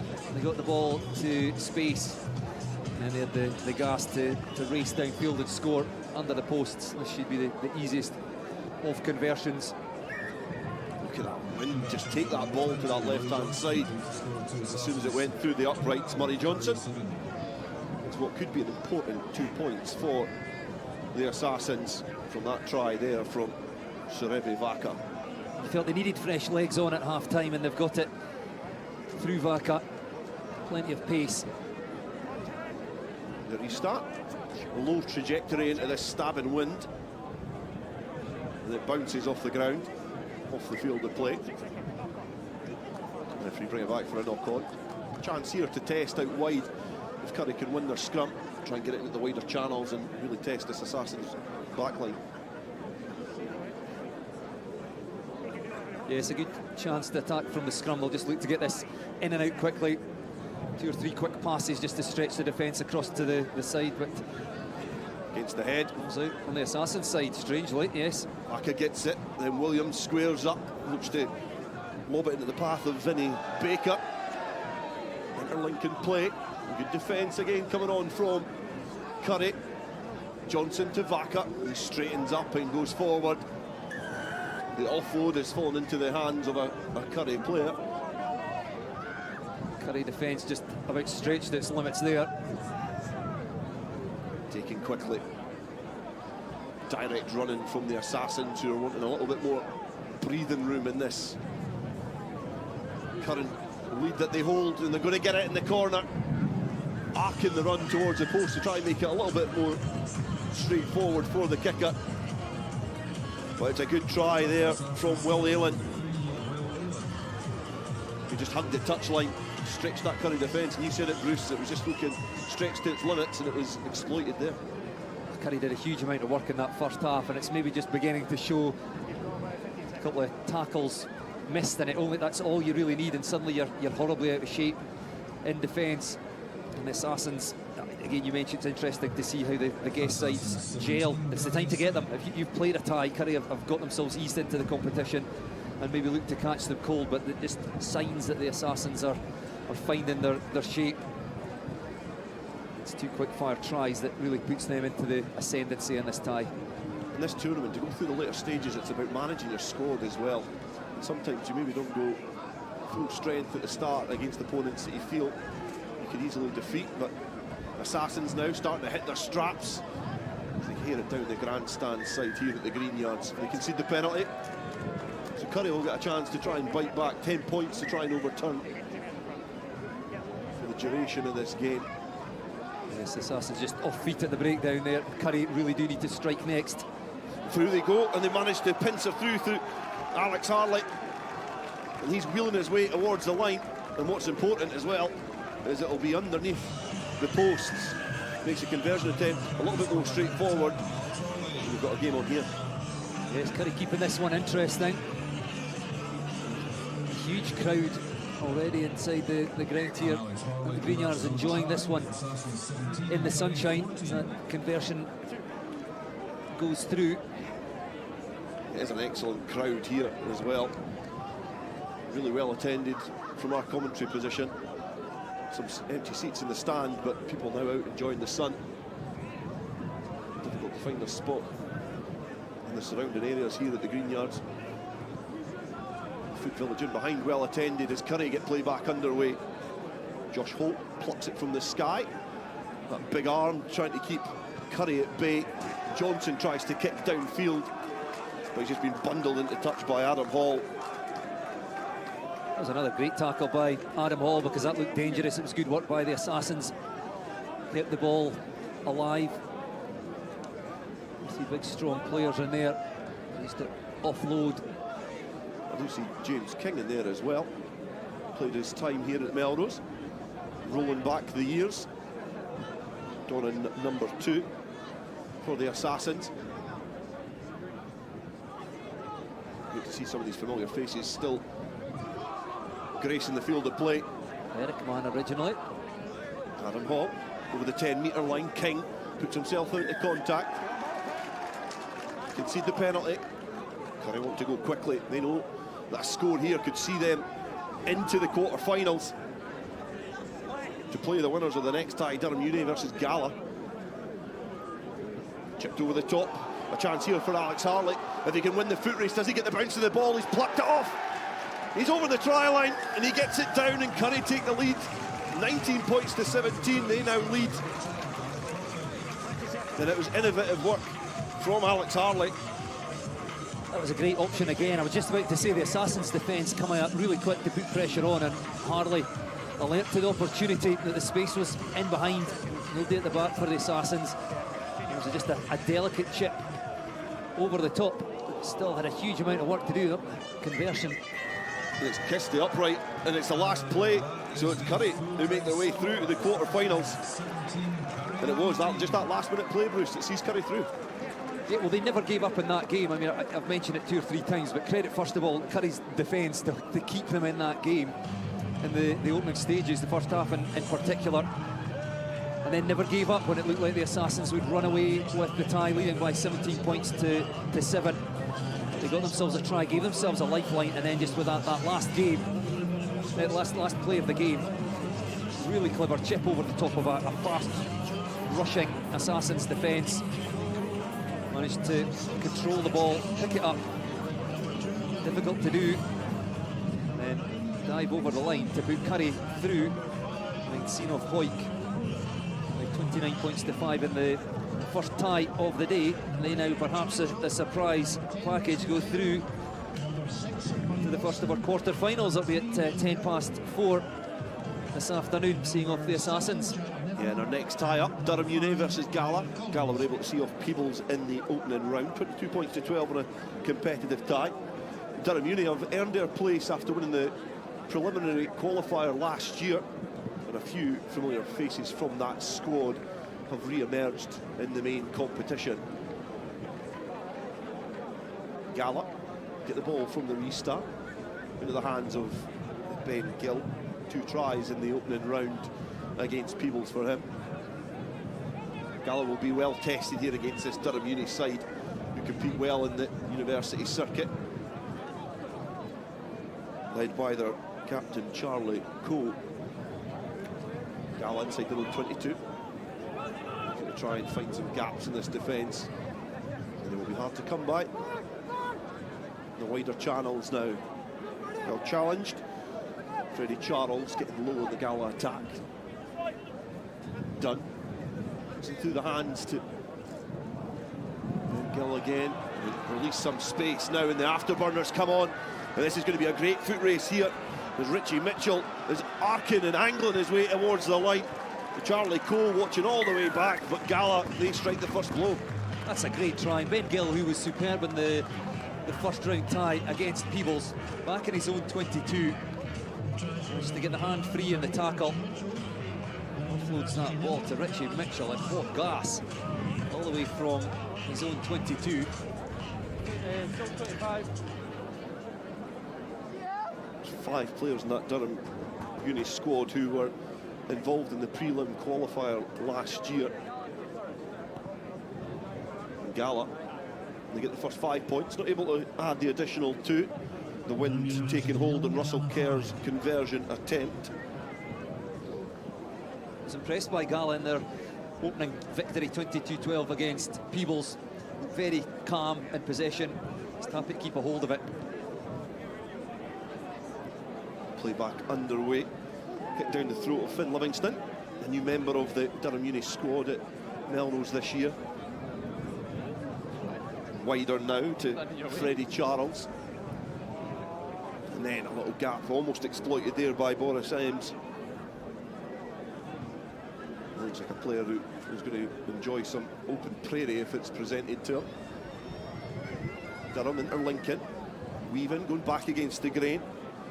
Tackle. Cal Grieve this time, Southern 9. Familiar with this paddock, certainly. Durham look to try and stretch the pitch, but just throw it off the field of play. And that comes from some good defensive pressure from Gala. It was good defence, yeah, Alex Earnshaw. You could see he was winding up to fire the pass off his left hand and just got far too much on it. Past his winger and into touch. Gala rewarded for that good defence. Get themselves a line out from the Durham Uni 22. It would be a brilliant start for Gala if they're able to extend their lead. Accurate at the line out, done, lifted and brought down in some interlinking play from Gill and Jack Niven. Wide now to the try scorer, Richie Mitchell. And you can see the defence looking to get their footwork sorted so they're not manipulated by the Gala speedster. Now they win the penalty, Durham Uni. Need to try and get it wider through Freddie Charles now. And he's spotted a little gap in the defence.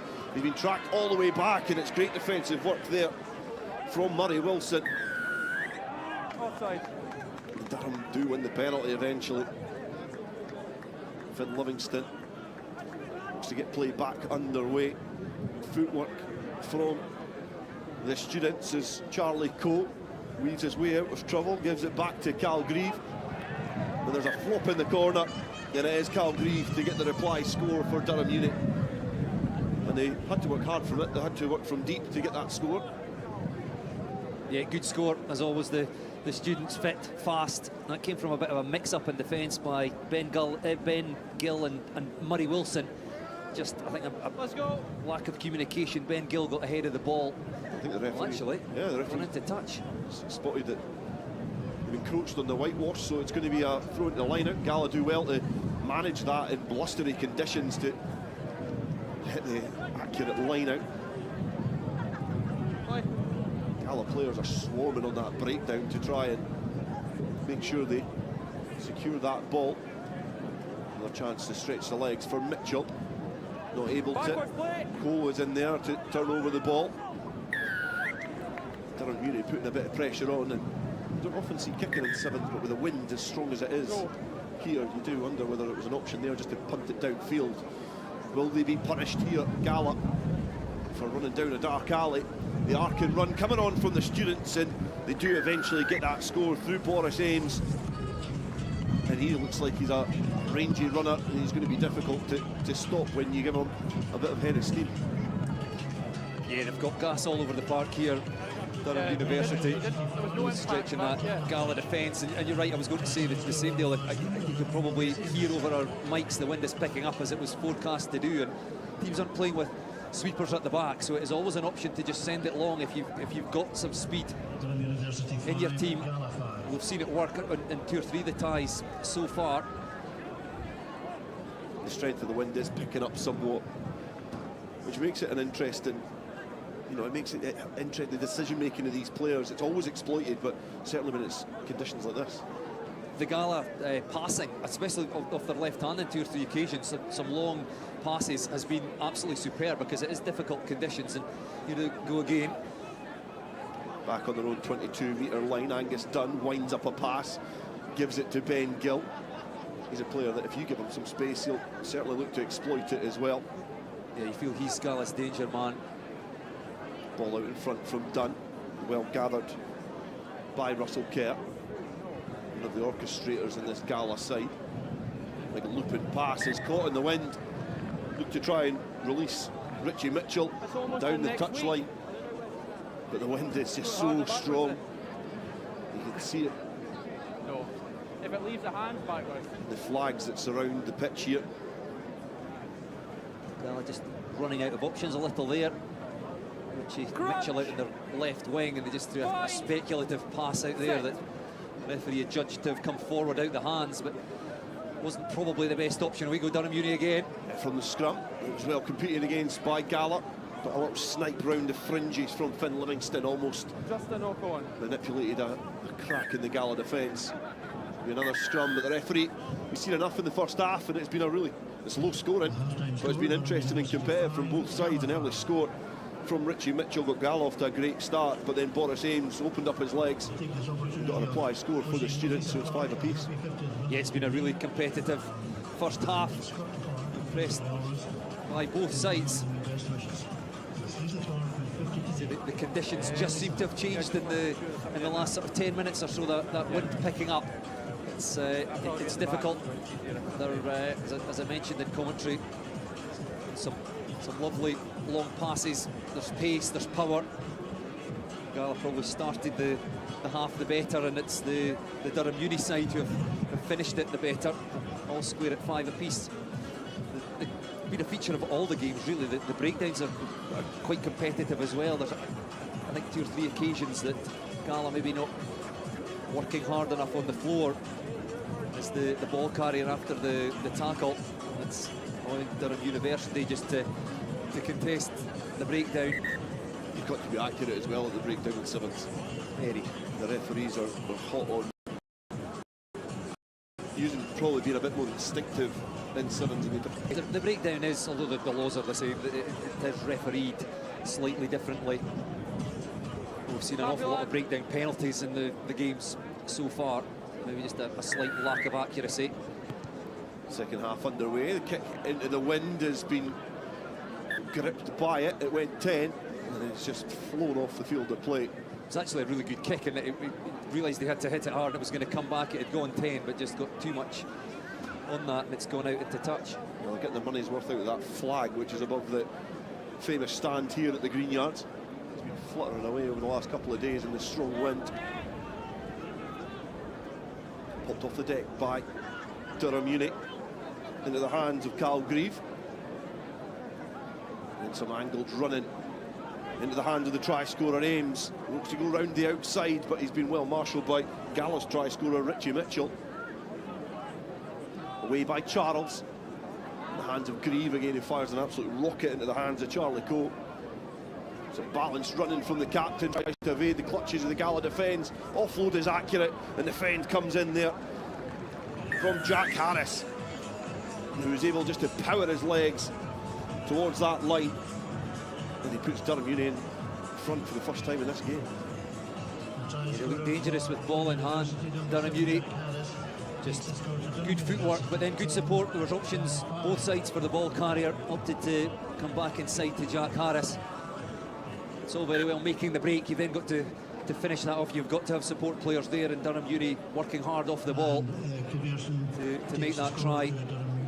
They now do get themselves into the lead for the first time in the tie. Yeah, the first 7 minutes of this game did look like this was Durham Uni's first game, and they look like they've finally hit their straps here. High challenge and restart there as strained every last inch out of this pitch as the heavens start to open above us, and a bit of precipitation on the pitch now, which will make conditions a little bit more challenging for the players with the wind, the cold, and now a bit of rain. It's challenging for the commentary team as well, but yeah, we mentioned that in the previous tie, Assassins against Currie, and it's when you want to get these teams, you've played a tie, you've kind of found your shape, found your stride, and you play these teams that you maybe catch them cold. Durham Uni played their way into this one. Ben Gillarkin has run across the pitch, running with the ball behind his back for some of it as well. Gets the penalty, link-up play there from Angus Dunn. It's just not accurate there enough from Richie Mitchell to one of the important players for Gala. A long stare from Dunn to Mitchell. I'm not sure if Angus Dunn had knocked that on. It went back. He maybe, I think anything like that, the referee will probably give it as a knock on. I think Angus Dunn maybe felt that he had lost it forward. Competitive from Niven and Harris at the scrum, and into the hands of Coe. His arc and run is looking to stretch his Gala defence yet again. First real carry with the ball in hand for Andrew McCall, who was here last year on the Friday night. Now they think the Durham Uni students have orchestrated a 2-on-1 situation, and Lachlan Lawson is going to stride in for a score and stretch the advantage here for Durham Uni. Yeah, I'd like to see that again. I think that was just good work off the ball, and a couple of the Durham University players working across, looking to get a second touch on it, and they created essentially a 3-on-1 on their left flank, really coming from nothing. Cal Grieve not successful with the conversion attempt, but as you say, it was good work off the ball from the Durham Uni, the students in the build-up to that most recent try. Yes, I mean, there's obviously a huge amount of space on a sevens pitch, and if you have 2 or 3 players that are willing to work hard off the ball, get themselves into space, it does make it very difficult for the defence. And the Gala defence didn't really do anything wrong other than, I guess, match what Durham Uni were trying to do there, but they still had to be accurate, and they were clinical enough to finish that one off. Somebody's got to be in 2 by 2. Magnus Broadley took the restart and he was able to nudge it off the field of play, which perhaps just elapses some of the remaining sand in the egg timer. There's a chance for Durham Uni to hem Gala inside their own 22. Ben Gill away from the breakdown into the hands of a stooping Ben Simmons. Now Gala have some numbers up on the short side, opting not to use them. The offload. Back off black. Was well judged there by Broadley, because he just got in the road and just pawed it back to the side of the students. He's off feet first, Ben. And Gala then concede the penalty. Going quickly is Johnny Smith. Broadley now passes it to Jack Harris, the player that's given Durham Uni the lead, which has been extended by Lachlan Lawson. And across the park now, more of a pedestrian pace now from the Uni students, who are being driven back in contact from a relentless Gala defence, who are working hard.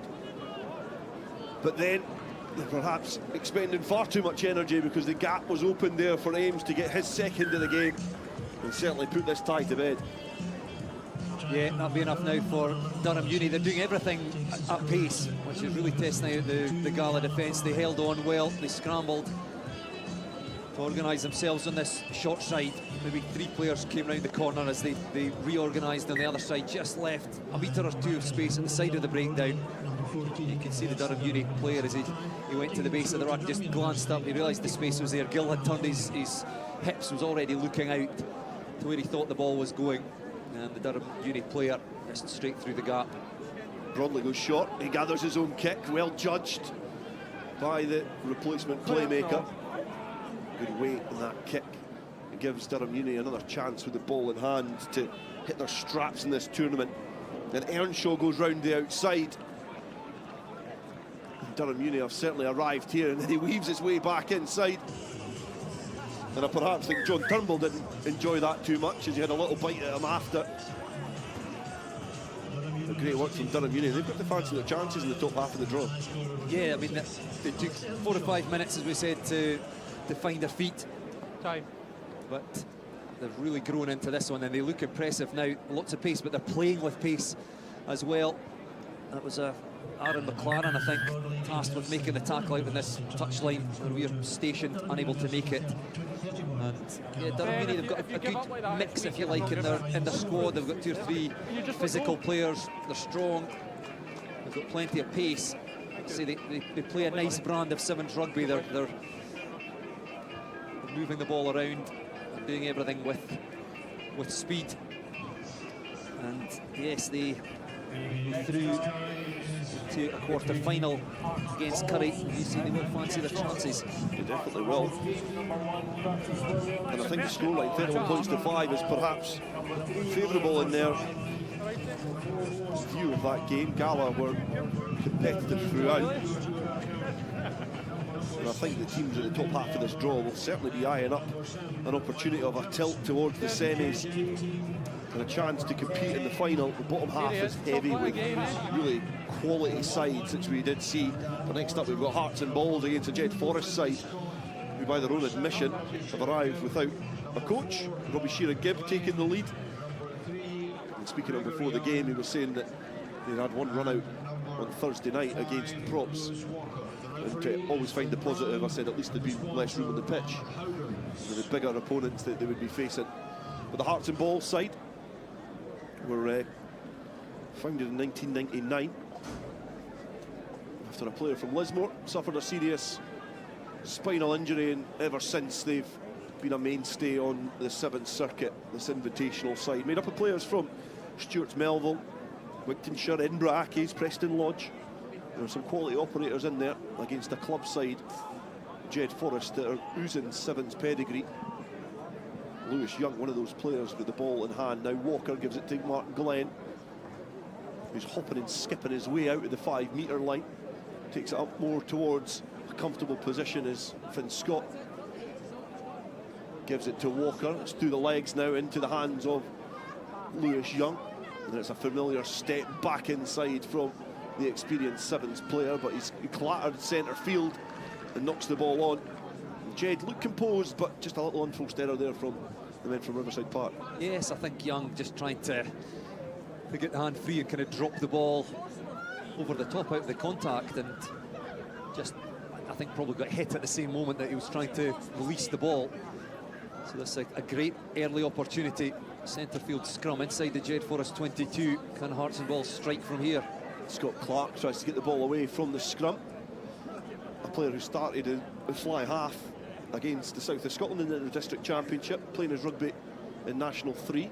One of the only players out with the Premiership to play for Edinburgh on that occasion. And he rolls it in.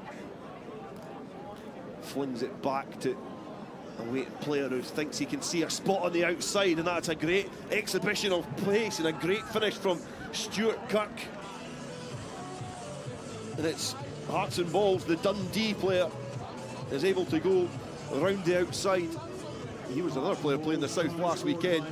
He wasn't given much opportunity to exhibit that much pace, but wow, he can certainly put on the afterburners. Took 2 attempts at the scrum to get the ball out, and it came out. He took a very low pass that he did well to take initially at his feet. He just glanced up, assessed very quickly where the space was, and had the pace to get there. Scores out wide. That's a great conversion attempt as well, actually. Flags stay down, but that couldn't have been any wider out the touchline there. But Jed Forest will be annoyed at themselves because they gave away that position. It's from an error. The knock on, the pass by Lewis Young. A chance for Kirk to get play back underway. Right-footed strike down the throat of Finn Scott. Glenn gathers, then Walker looks to try and gather, gives it to Lewis Young, and Hearts and Balls, the defensive shape there is up quickly to pen this Jed Forest side inside their own area. Looking comfortable.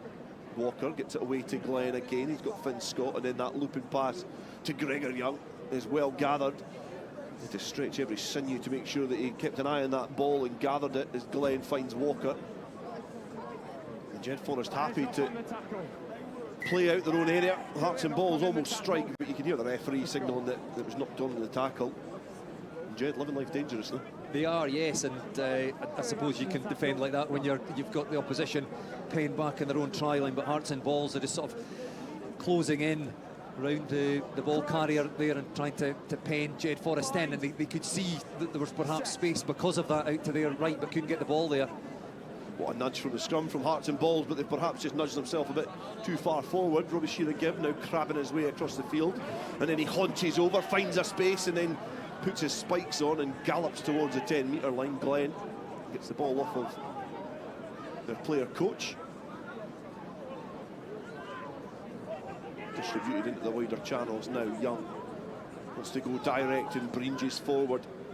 The clear out from Dan Wardrop was there, and it was needed. Hearts and Balls competing at the breakdown.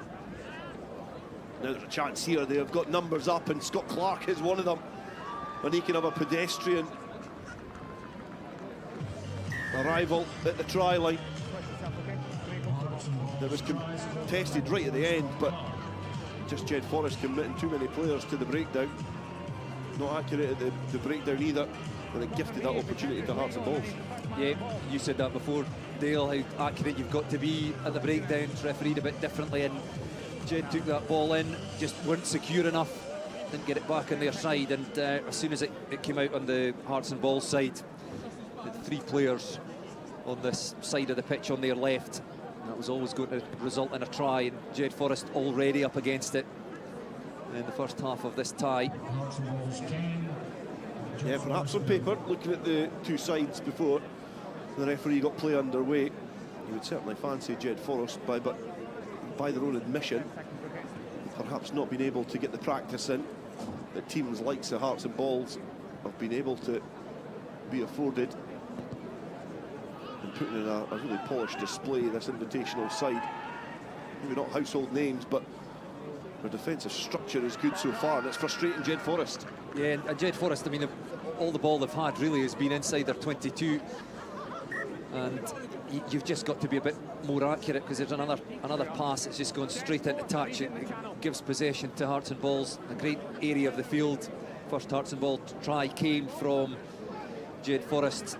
Well, again, you've got to play rugby at sevens. You're going to be playing rugby in there, but you've got to be accurate with it as well. And speaking of a lack of accuracy, Hearts and Balls don't win the line out, and it's with Jed. Great timing, Bruce, as it's went over the head of the Hearts and Balls line out. Young carries forward, well contested there. Yeah, it's been turned over. Hearts and Balls get the signal from the referee that that is fine. Lewis Young is not afforded the same treatment. As Kirk takes the ball, he taps it on the toe. The penalty is taken, going quickly. He looked to try and release the ball. When he was on the ground, release the ball, play it again, but it's smart. I think it was Robbie Shearer-Gibbs' hand that was in there that just tickled it back for Jed Forest. I think so. That was an important intervention as well. Hearts and Balls look clinical when they get themselves up into this area of the pitch. But once again, Jed Forest just lacking accuracy. It's half a yard too slow to the breakdown there. Hearts and Balls, I think they've realised that, and they're going in and won yet another ball from the Jed Forest ruck.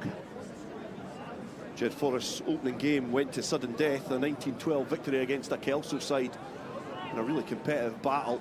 The Jed Forest have habitually been inside their own 22 for this game. Now Robbie Shearer-Gibbs sniffs an opportunity on the outside. Lewis Walker is there in support and filters a ball midfield for Lewis Young, who takes play down to a slower pace, links up with his twin brother Gregor, two experienced sevens players. His Wardrop gets it under a bit of company, lofts the ball out of contact. Now Finn Scott is in some open space. He'll be tasked with doing quite a lot of work to keep this ball alive. Wardrop to Walker. Glenn is then crunched midfield but stays upright. Does well to present the ball back as well. Walker then spills the ball wide to Shearer-Gibb, who again is looking for some space to exploit and presenting the ball back, and it just come off the foot, but well gathered again by Gregor Young. That was almost unfortunate for Jed Forest after some great work, but the bounce of the ball favouring them this time. Wardrop cuts with Scott. He pincers through the gap that was presented to him. Looks to lob the ball back. Lewis Young is there. Wardrop had to clear the ruck, and it's then been fumbled forward. But some great work from Jed Forest there. And the referee brings the first half to a close, 10 points to 0. Jed Forest trail Hearts and Balls, but that perhaps will give them some confidence towards the end of that half that they can make their way up the pitch slowly and steadily. Yes, good work by Gregor Young. I think the ball came squirting out the breakdown just around about where Hearts and Balls are gathering for their half-time team talk, and then out to Lewis Young. Again, I'll be disappointed to have lost that ball in possession. Just had that shower of rain for 2 or 3 minutes, but it's enough just to make the ball slippy, and I guess that maybe had a part to play. But Jed Forest, I think that's probably the only time they've had the ball in their hands outside of their 22. And when they have turned over possession, Hearts and Balls have been clinical on 2 occasions. The first try in particular was Stuart Kirk, I think, wasn't it, from the scrum, from the ball was lost and a tackle by Lewis Young, and that really was a nice try. Picked up the ball off his bootlaces, arced away off to the right corner. But still, 10 points to 0. Don't write off Jed Forest yet. They've got lots of sevens calibre in there. Both Youngs, former Scotland sevens internationals. Need to see a bit more of Rory Marshall on the field. Finlay Scott gets play back underway. It doesn't travel 10, but Hearts and Balls contest, and Jed Forest win the penalty. Lewis, it was Gregor Young, got his mitts in at the breakdown and was able just to suffocate the ball. So Jed will probably need to score next as Wardrop gives it to Walker. Rory Marshall with the blue skull cap is now on. Gives it to Finlay Scott, who's matching similar head attire. Walker skips on the 10-metre line, He's got his head up looking at his options, and one of them is Mark Glenn, who skips back in field. He's going to go again, and he's going to try and gobble up that space that was given to him. My challenge coming in there. Gregor Young to Wardrop. The Youngs were two of the players that contested these finals back in 2016. A defeat to Edinburgh Rugby on that occasion. Similar sight on a 7th circuit. The twins and Gregor Young linking up well there. Mark Glenn skipping back in field, but he's going to do well to get this ball back. Good clearance there from Gregor Young. So Walker can give it to Lewis Young this time. Almost stands up 2 defenders, asking some questions of this Hearts and Balls defence. Support getting there quickly. A HUD for Jed Forest to give them any hope to progress to the next round. Finn Scott pirouetting out of contact and out of trouble. He beats 3 or 4 defenders. Now he's on his back but presents the ball. And Jed have numbers up here. They've expelled a lot of energy, but the twins linking up, and Gregor Young is going to get the ball down. And eventually, they almost made hard work of that, but they get the score. Yeah, that's better played by Jed Forest, just being a bit more direct. We mentioned in their first round tie, they're a side that play a more maybe traditional side of 7th rugby, happy to play at a kind of slower pace and just keep a hold of the ball, move the defence around, but they've just changed their approach very slightly. They're a wee bit more direct. The Youngs getting themselves involved in the action there with some great footwork by, was it Finlay Scott, I think, as he danced his way up towards the try line in the 22. Jed Forest, got to say, deserving of that. Yeah, it's going to be Finn Scott to get play back underway. He's like a Swiss Army member of a squad. He's a hooker, can play in the back row, kicks conversions as well. Very skillful all-round player back in Scotland now after travelling. And he's going to have to try and get back and defend here, but he's opened up a gap there for Hearts and Balls as they're over the halfway line.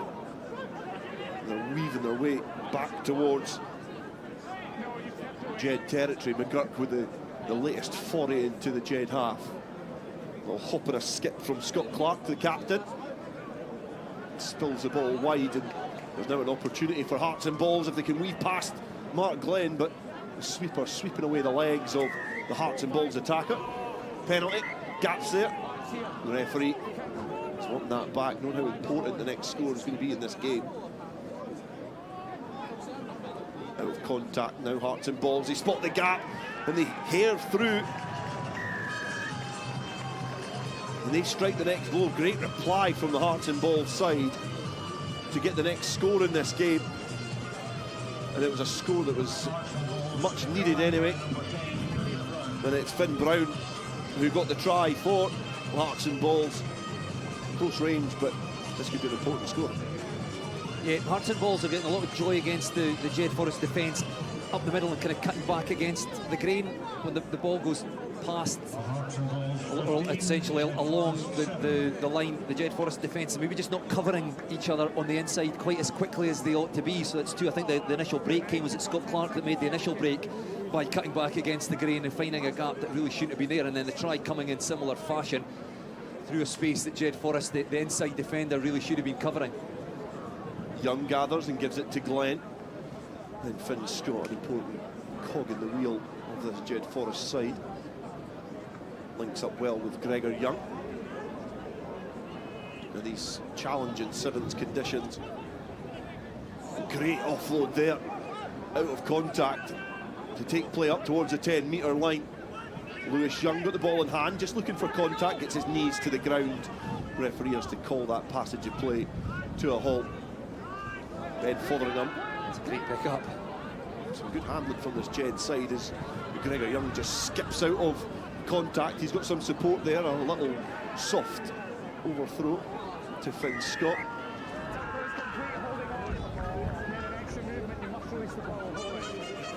Referee clearly explaining to both sides the justification for that decision. And it's always difficult when you do get in behind the defensive line. If the support can't get there quick enough, you're in danger of coughing up territory, and it's a strange tactic from Hearts and Balls, but it's an effective one. They've got an 8-point lead, and they've opted to take the penalty and just trundle it downfield. And you're right, when you make the break you may be at danger of turning it over if you're not quite quick enough to the breakdown. But by the same token, the defence have got to get somebody there to steal it, and Hearts and Balls have been really quick to get over the Jed Forest ball at the breakdown throughout this tie. And Musselburgh's Kyle Adams has been yellow carded as well for stopping the quick line out, so Ben Fotheringham is going to charge his way forward. Gregor Young, and now is the chance to score for this Jed Forest side, playing against 6 men. There will be gaps there somewhere. You've got to play smart rugby. They need a try. And then in this 2-minute spell where somebody's in the sin bin, it's ample opportunity to take advantage and progress to the quarter-finals. The winner of this tie will play the winner of South Barbarians versus Watsonians. Lewis Elder gets the ball through the hands, and the defensive effort from Hearts and Balls must be applauded, especially with 6 men on the field. They're repelling all sorts of attacks from this Jed Forest side. Fotheringham plucks the ball from the ground. Travelling back there, Stuart Kirk is all over one of the youngs, Gregor Young, that was there. Now Finn Scott gives it to Lewis Young. He starts travelling forward. He drags in the defenders. Now Rory Marshall's got a chance to try and get his wheels turning. Back in field, big paw as well, and a second one, but the shirt's been scragged by Hearts and Balls. So arriving on the scene is Lewis Young in a weave of the hips, and then presenting the ball back for Finlay Scott to gather. Now a chance for Robbie Douglas to get the ball through the hands, and lurking in the wider channels is Ben Fotheringham, and he's going to be difficult to stop from 5 metres out. And it proves just that when he gets the score. Jed Forest will have to take the conversion quickly, time on their side, and numerical advantage as well. Yeah, when you said Dale, there has to be space somewhere in the Hearts and Balls with a player in the sin bin, but it took Jed a long time to find it. The defence by Hearts and Balls has been excellent. That was the last play as well. Unfortunate for Jed Forest, who were just starting to get back into it, but it's going to be Hearts and Balls to progress to the next round. 15 points to 12, they're victors against Jed Forest in another competitive tie. It's perhaps just the opening 4 or 5 minutes where Jed spent all of that time in their 22, a couple of errors. Hearts and Balls very clinical, got themselves into a 10-0 lead. And the Hearts and Balls did enough to get themselves another try, but their defence was also excellent. Put a huge amount of pressure on Jed Forest. They were physical, they got up in their faces, shut down any opportunities for them. That was enough to see them just scrape past the strong Jed Forest side, take their place in the quarter-finals. Yeah, and next up, the victor of this game will obviously play Hearts and Balls, South Barbarians versus the Watsonians side, who made it through after defeating Boroughmuir 28 points to 10. The South Barbarians are made up of invitational players who have played their rugby or linked to Melrose in the south of Scotland, and it's a good start from Freddie Owsley, who's offloaded, and he's managed to get it into the hands of an absolute speedster who's blistered their way down the wing, and it's first blood to this South Barbarian side, and that's an electric start. That's a good start for the Southern Barbarians, led by Scott White. So they'll be well coached and well looked after here at the Greenyards. Yeah, real crowd favourite here, Scott White. Spent many years in a Melrose jersey. He's put together an interesting South of Scotland Barbarian side. I spoke about in the previous 2 second round ties, the Assassin Sevens and Durham Uni. First 2 just taking their time to hit their straps, find their shape. Well, South of Scotland Barbarians striking very early. 5 points to 0 before Watsonians ever really touched the ball. Some good players in there. It was Hector Patterson with the opening score. Some youngsters that have represented the Forth Rock Futures and also the Scotland under-20s in recent months. couple of ex-Melrose Sevens winners in there as well, namely in the form of Craig Jackson, who won it all the way back in 2011 as a youngster in a Melrose side. The referee for this tie is Ross Maven, and we have kindly Watsonians been playing sponsored by in, Howden. looks like Melrose jerseys, a clash with their maroon and the south of Scotland red, so Watsonians forced to change colour. And you mentioned earlier about kick being a good option, Dale. Kick in behind, well marshalled by Craig Jackson, who was able to evade Ross Stanley. He tried to hack it through. So Patterson is offloading to Romero. He weaves his way out of trouble, and then he's going to give it to Freddie Owsley. Maybe look at try and go on the outside and then show everybody what pace he's got to burn. And that's probably a better memory from the Melrose Sevens. He was red carded a couple of years ago. Yep. For a high shot.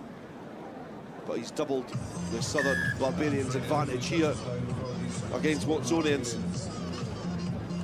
Yeah, well, we know all about Freddie Owsley's pace in the wing for Edinburgh Rugby. We've watched him a bit playing for Heriot in Super Series Rugby. He's fast, he's physical. He didn't have an awful lot of space to play with there. Gallops down the stand-side touchline. Gives the South of Scotland Barbarians a very healthy early lead. About 3 minutes played. Still going left, yeah? Still going left? They'll be happy with the start that they've made All behind, fellas. to this game. A chance to get play back underway. The restart by Mata. Backwards, play on, backwards! And the Barbarians getting the bounce of the ball. This could be an impressive side at the top half of the draw to keep an eye out for. A couple of ex-Spanish internationals in there, and the power exhibited there by James Mata was impressive. He didn't have a lot of room to work in, and was just able to exit that congested area with a couple of big handoffs and some good footwork. Yeah, Mata, Spanish international, and you can see why. He's not particularly big, but when you've got such acceleration, it just catches defenders off guard. And you know, it was close range with one of the Watsonians players, but just accelerated, and it looked like a bad missed tackle by Watsonians, but it was just that. Almost didn't have time to make the tackle, and you know, Mata is definitely one of the players that we should be looking out for this afternoon. Jackson with the restart and just arcs it over the head of the Watsonians players who Hector, just in channel, please. are waiting there, waiting to receive the ball, just not able to get themselves in the best position for that. A lot of really exciting players on that South Barbarian side. When you look down at the likes of the Bickerstaffs from Mar, really exciting players that have been able to make it through the rounds for Mar in previous years. And really looking forward to seeing Kakasau, and it is one of the Bickerstaffs to go in for a try. And it is Scott Bickerstaff for the South Barbarians. Extends the lead. Another good score from the Barbarians to bed themselves into this tournament somewhat. Yeah, they have got very, very quickly into the running. I don't know how much time they've had to practice together, but it looks like they have done a little bit of practice. And you see, you look down that list, both Bickerstaffs from Marmina, Kakasau, played Super Series Rugby, the Ayrshire Bulls, Scotland under 20. I think 2 or 3 under 20s players coming out of GHA club. Craig Jackson will be pulling the strings. You've got better memory than me, Jamie Mata. He was here for a couple of years ago. I can't remember who played for, but Samurai, yes. And probably perhaps the player of the tournament that day, if I remember right. Popped up there on a Watsonian side after what was an excellent conversion attempt by Craig Jackson. And they're competing at the breakdown here, the South Barbarians, just not able to nudge Watsonians off the ball. Looks like there's a bit of a recruitment drive on from Melrose at the moment with all the players that they've got out there. But it is a Watsonian side that you're watching play against the South Barbarians as they make their way into the Barbarians half for the first time.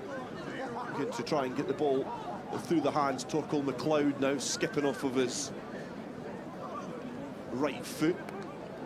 Again, heavily contested, and it's amazing to watch the fitness of these players who are able to compete at the breakdown quickly, then disperse and get that defensive line set. Ball out. Freddie Owsley sniffs an opportunity. He's got some support either side. One of them is Hector Patterson. He's got another ex-Spanish international outside him, and it is Romero. And there's going to be a Spanish double. Spanish isn't a strong point, so I don't know what 2 is in Spanish. But it's a Spanish double, and it's a good score there from Romero. Well worked by Freddie Owsley, who spotted the opportunity at the back of that run. I feel like I should know that, but I can't. Don't know why I've tested us so much on air. We can make ourselves look silly without ask questions like that, Dale. But yeah, Watsonians haven't done a huge amount wrong. They've hardly touched the ball, but on that occasion, took the ball into contact. The supporting player was there quickly to clear, but the ball came back out and there's nobody to get the ball away. And South of Scotland Barbarians alert to that, just snapped it up. And they're just very, very clinical, which when you've got so much pace, so much quality in your side, you're always going to be. So obviously the South Barbarians led by Scott White, obviously a Melrose lad. He obviously had success here a couple of times, once for Melrose and once for Glasgow Warriors, and obviously it's a Scottish legend in terms of sevens, so it's great to see him back and involved in this tournament. Yeah, he's, as I said before, a real crowd favourite, and I think because of that, although we don't have an awful lot of South of Scotland players in the squad, the fact that Scott White is leading it, I think the crowd will be getting behind this side. And I like the squad that he's put together, a great mix. We've mentioned a lot of these. Finn Douglas, I don't think he was on there. I hope he comes on, a player that's really impressed me. The reason that he's on there, the 7 jersey on. Plays number 7, in fact, at 15's rugby. He's been exceptional in Super Series. Monroe Job playing in Super Rugby for the Southern Knights. I am looking forward. You've picked your favourite, and Kakasau is definitely mine. I'm looking forward to seeing what he can do on a 7th circuit. An electric winger, pace to burn. And Mata gets play back underway. Romero up to compete, but it's fallen back on the side of Watsonians. Again, competition at the breakdown. Douglas breaks away quickly, and then he's been well picked out there by Thiago Romero. Mata steps up, goes through 1, then 2, and then powers away from the contact area. And he is going to be a player that you're going to have to keep an eye out on all afternoon. He gets a double in the 2nd round. His footwork is absolutely exceptional. Saying that stepping somebody in a phone box, he's certainly one player that can do that. Like, to say everything's done at pace, his feet are moving at 100 miles an hour. It's bamboozling that defence, but then once he gets through the gap, a huge amount of pace. Tasked with the conversion, and if that goes over, that's quite exceptional kick in this wind. A brilliant conversion attempt, and for our younger listeners, phone boxes were what we used to use before mobile phones. Tally up to 40. Mobile what? Yeah.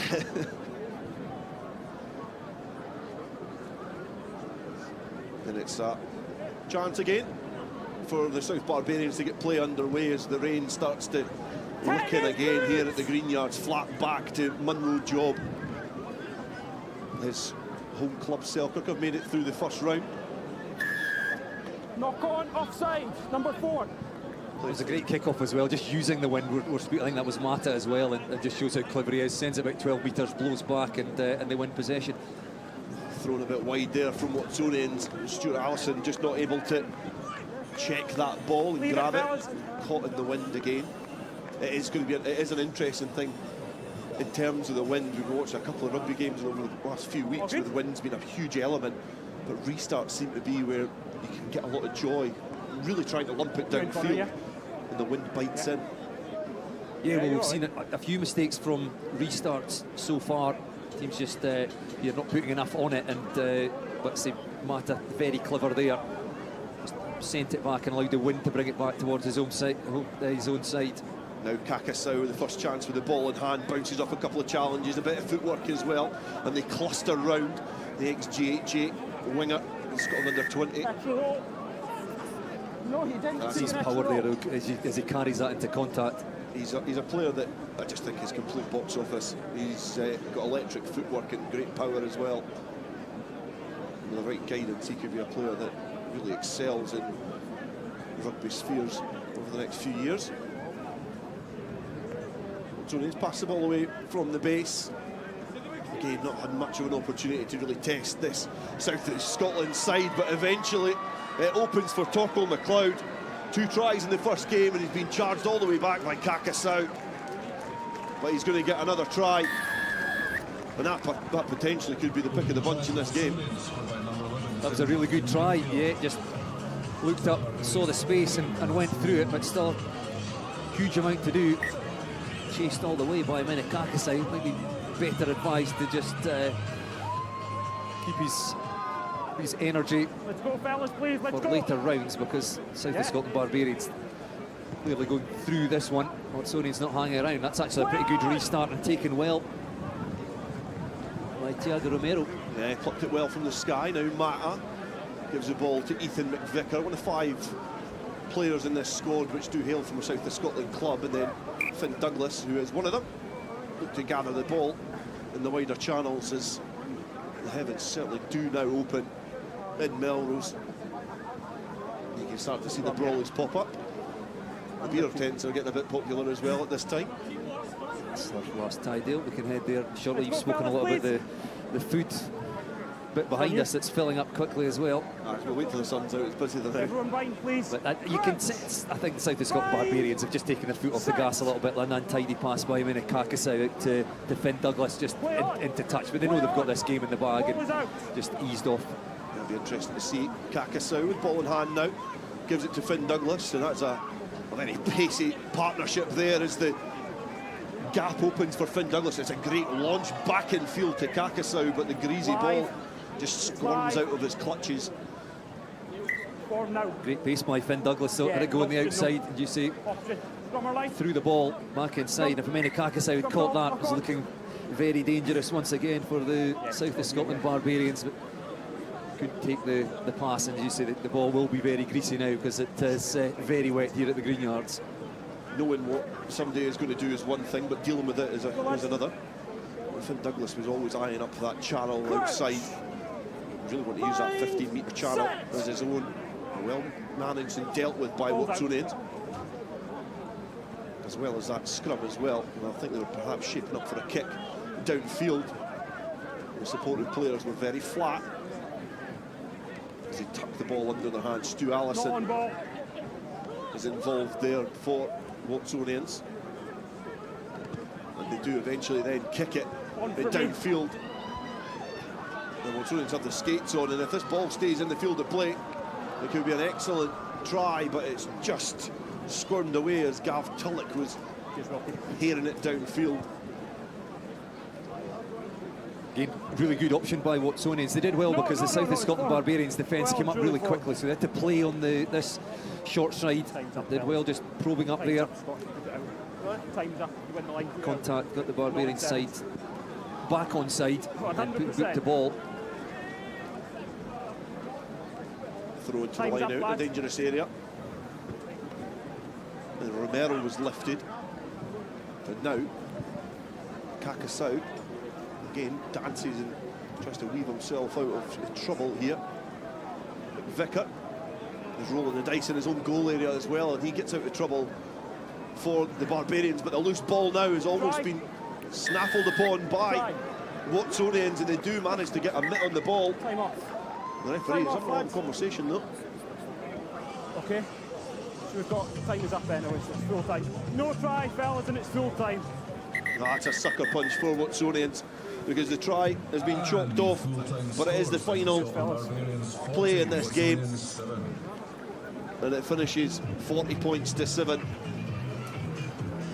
to the South Barbarians, who certainly look like a dangerous outfit in the top half of the draw, and they progress to the next round, where they'll play Hearts and Balls. So we know the top half of the quarter-finals, it's going to be Currie versus Durham Uni, and Hearts and Balls versus the Babas as we enter the second half of the draw here at the Melrose Sevens. Number 6, Bleasdale. Number 7, Musat. Number 10, Finbar Stewart. Number 3, Finn Burgess. Number 5, Freddie Nichols. Number 1, Luke Drew. And number 8, Cameron McDonald. Shogun Rugby. Number 7, Will Glover. Number 3, Jamie Farndale. Number 4, Tom Roach. Number 9, Freddie Roderick. Number 10, Matty Davidson. Number 12, Brandy Kelly. And number 14, Jordan Edmonds. So after the bright sunshine of the early morning that clouded over, we now have a bit of a blizzard here at the Green Yards, but very much in keeping with some past years at the Melrose Sevens, where the weather can get quite wintry. But we're into this next tie in the second round, into the first of the lower half of the draw. Ties Eric Liddell 100 against Shogun. Shogun very impressive in ratcheting up 50 points against Heriot in the previous round. This is the first outing of the Eric Liddell Sevens, and Shogun on the attack at the moment, taking the ball up towards the halfway line, looking to recycle, and they do so through Ross Knight on this right hand side. So they're close towards the stand where their commentary position is. Knight is able to offload, and that was taken on there by Max Pepper, and Shogun looking to work their way into the 22. Pepper's going to go himself. He's going to touch down for the opening score inside the first minute and a half, and Lee Jones alongside me. Well, the conditions look pretty treacherous out there on the park, but Shogun really starting up where they left off in the previous tie. 55 now unanswered points. We thought the wind was the only element we were going to have to contend with this morning, but we've added in a burst of rain as well, so that's something else, especially in the context. The sevens is going to make a big difference. We've seen Shogun there just with short passes down the blind side, avoiding the long width and looping passes in these conditions. So that's maybe something we'll look to see, but it's definitely going to have a bearing on the rest of this tournament, I think. Yeah, the connection, incidentally, with Eric Liddell and Melrose, I think we mentioned it a little bit earlier on in the commentary. Now, he didn't play, as far as we know, at any point in the Melrose Sevens. Edinburgh University was the side that he was with as an amateur player when he was selected 7 times as a full internationalist in the 15s game for Scotland. But he did know Sir Philip Christensen, and Sir Philip Christensen was a general in the army, who in 1924, in the early months of 1924, was asked by George V to speak to Eric Liddell to try and convince him to run the 100-metre heats in the Paris Olympics on a Sunday. And Sir Philip Christensen actually asked Eric Liddell if he would be agreeable to an audience with the King, and that did indeed happen. But Eric Liddell stuck to his guns, and the consequence of all of that was, of course, he ended up running and winning the 100-metre title, the 400-metre title, and finishing with a bronze medal in the 200 metres, and didn't take part in any of the 100-metre ties. So I have to say that there's a delay in proceedings at the moment. I think there's a player down, Lee, and a stretcher has made its way onto the pitch. So because of the conditions, both sets of players have left the playing surface. They're back into the changing rooms, and we certainly wish the injured player well, as he's been treated down pitch side, just on the edge of the pitch. The medics have made their way across. So the injury just off camera just now, with the Eric Liddell side trailing by 7 points to 0. And of course, to further add the connection to Melrose, Sir Philip Christensen lived in Melrose for 50 years of his life, and of course was really the brains behind the very early years of the Edinburgh military tattoo. Of course, Eric Liddell himself played 7 times for Scotland, scoring 4 tries. And he was also a well-known face around the borders. His mother born in the village of Paxton, and of course was married in Shanghai Cathedral. So that was quite a culture change for his mother. And of course Eric himself was a regular visitor to the borders as a holiday maker, and also as a sprinter, a well-known figure around the Gala Harriers runners, and would run and competed at the Hawick Games in 1924, finished in 3rd place in a sprint that was, I think, won by Bull Turnbull with Hector Innes in 2nd place. And the year he died, 1945, in the September, there was actually at Gala Parish Church a church service in memory of Eric Liddell, and the likes of Drew Davis, who made his debut for Scotland, he attended that service, as well as James Morgan, who for many years lived in Hawick, but of course was a English capped hooker who played for England against Wales in 1920. So there's a few connections there with Eric Liddell over the years and the Scottish borders. So no action at the moment because of the injury sustained to one of the players just down. He's receiving treatment just now, so a stoppage in proceedings with the Eric Liddell 100 side trailing Shogun by 7 points to 0. Just to remind you of the picture as things stand, the quarter-finals, Currie against Durham University and Hearts and Balls against the Barbarians, the first of the 2 quarter-finals. Then the winners of this tie will take on either Melrose or Selkirk, and an absolutely mouth-watering second-round tie between the winners of 2022 Melrose Sevens up against the Lions Rugby 7 side, not to mention OG Sevens against Monaco Imps, the current holders of the tournament. So that all still to come. We certainly hope for improved weather conditions, but Lee, I mean, you've played rugby up and down the borders, up and down the country and further afield. This will be nothing to you having to endure this, but it is a disappointment, because when it's sunny and bright here in Melrose, it's one of the most picturesque sporting venues anywhere in the country. Yeah, I think it was only a few hours ago, Stuart, we were talking about sunroof in this gantry across the far side, because we expected the weather to pick up as it normally does on Melrose Sevens weekend. But no, as I mentioned earlier, it's unfortunate. It does seem to be a passing shower, so hopefully it can dry up a bit, but it does add an extra element, an extra dynamic to the games that are going to take place this afternoon, and teams will have to adapt how they're potentially going to play the game. In sevens, you almost always expect it nice and dry in the springtime and into the summertime, and especially for some of these guys that are playing in invitational sides and like say Dubai or potentially on the World Series around the world. You tend to follow the sun, but it's a real leveler when the rain comes down and it turns out like it is at the moment. So I think whoever team can handle these conditions the best will come out on top, particularly in this game, but as we move on as well, because I think a bit of water will remain on the surface as we go through the afternoon. The screen has the draw and the progression of the various sides, particularly in the top half that have got to the quarter-finals. It is a very loaded lower half of the draw when you look at the quality of sides. Now, a few teams we've yet to watch. The British Army against Lions Rugby, of course, neither side played in the first round. The British Army were due to play Stirling County. Stirling pulled out, so both the Lions and the British Army will be playing for the first time, as is the case with the OG Sevens and with this Eric Liddell side. With this tie that has been paused for the moment because of injury, the injured player just making his way off on a stretcher just now, and we certainly wish him well as the teams are emerging from the dressing room once more. But what an opportunity for some of those sides in the top half to really make the semi-finals and the final. It's much more open, you would say, than perhaps the bottom side is. Yeah, I think you're right, Stuart. Looking at the draw there's some very strong sides in this bottom half, and interesting come semi-final time as we move on to the final, who's going to be there.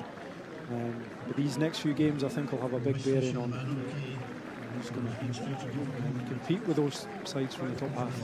Yeah, the surroundings, a kaleidoscope of colour. The colour really brought about by the number of umbrellas that have opened up, and I would say you'll have to hold on to them, because there's still some strong gusts of wind that are blowing around the green yards this afternoon.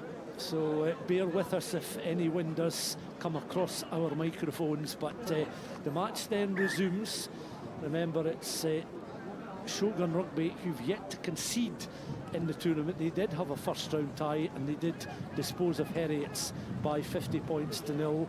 And that kick-off is bounces once and taken on there by Cameron MacDonald. And this is an opportunity suddenly for Eric Liddell's side to get hands on the ball, and wrestled to the ground there was McNally Drew. And across on that right-hand side, suddenly making some inroads up towards the edge of the 10-metre line in these very, very blustery conditions. Penalty, though, awarded to Shogun Rugby. So delay in proceedings. We're still in the first half. If you're just joining our coverage, this the third of the, let me see now, the fourth, I should say, of the second round ties. And the winners will take part in the third of the quarter finals. Shogun look at an imperious outfit, but I'd imagine there'll be checks in their armour if the right opposition come up against them. Yeah, and I think what makes it harder for Eric with the 100 there is Finn Stewart was just yellow carded, I think, for an early tackle. Shogun now go to the set piece, so there should be space. 3 across then, providing their scrum half with a few opportunities, and Tom Roach looking very strong as he takes that in towards the 22. Picked up there by Matty Davidson, who had an excellent tie against Heriots. Now inside the 22, still they're going, still scrambling for possession. Max Pepper involved in the action, so too is the number 9, Freddie Roddick, and everything's really going through him. And Freddie Roddick, a central figure in those long white sleeves underneath the very colourful Shogun top. Still the Shogun have it deep inside that 22. Almost been stripped, and they have been stripped, and now suddenly Eric Liddell 100 stretching down the stand side up towards the 10-metre line. Shogun get 4 players back just to try and control it, so much so that they've been able to isolate the ball carrier, won the penalty, and away they go once more. And again, Roddick looking to set up possession of the ball in between those 2 channels. Up closer towards the 22 they go once more, eating into these minutes in the first half. Another opportunity for Shogun to spread the ball from a central position out wide. Pepper's looking dangerous once more as he's up towards the edge of the 22. In go the reinforcements. That movement penalised though by the referee. So Shogun on this occasion get into the 22, get no further. Back goes the Eric Liddell number 8, Cameron MacDonald, to retrieve possession of the ball.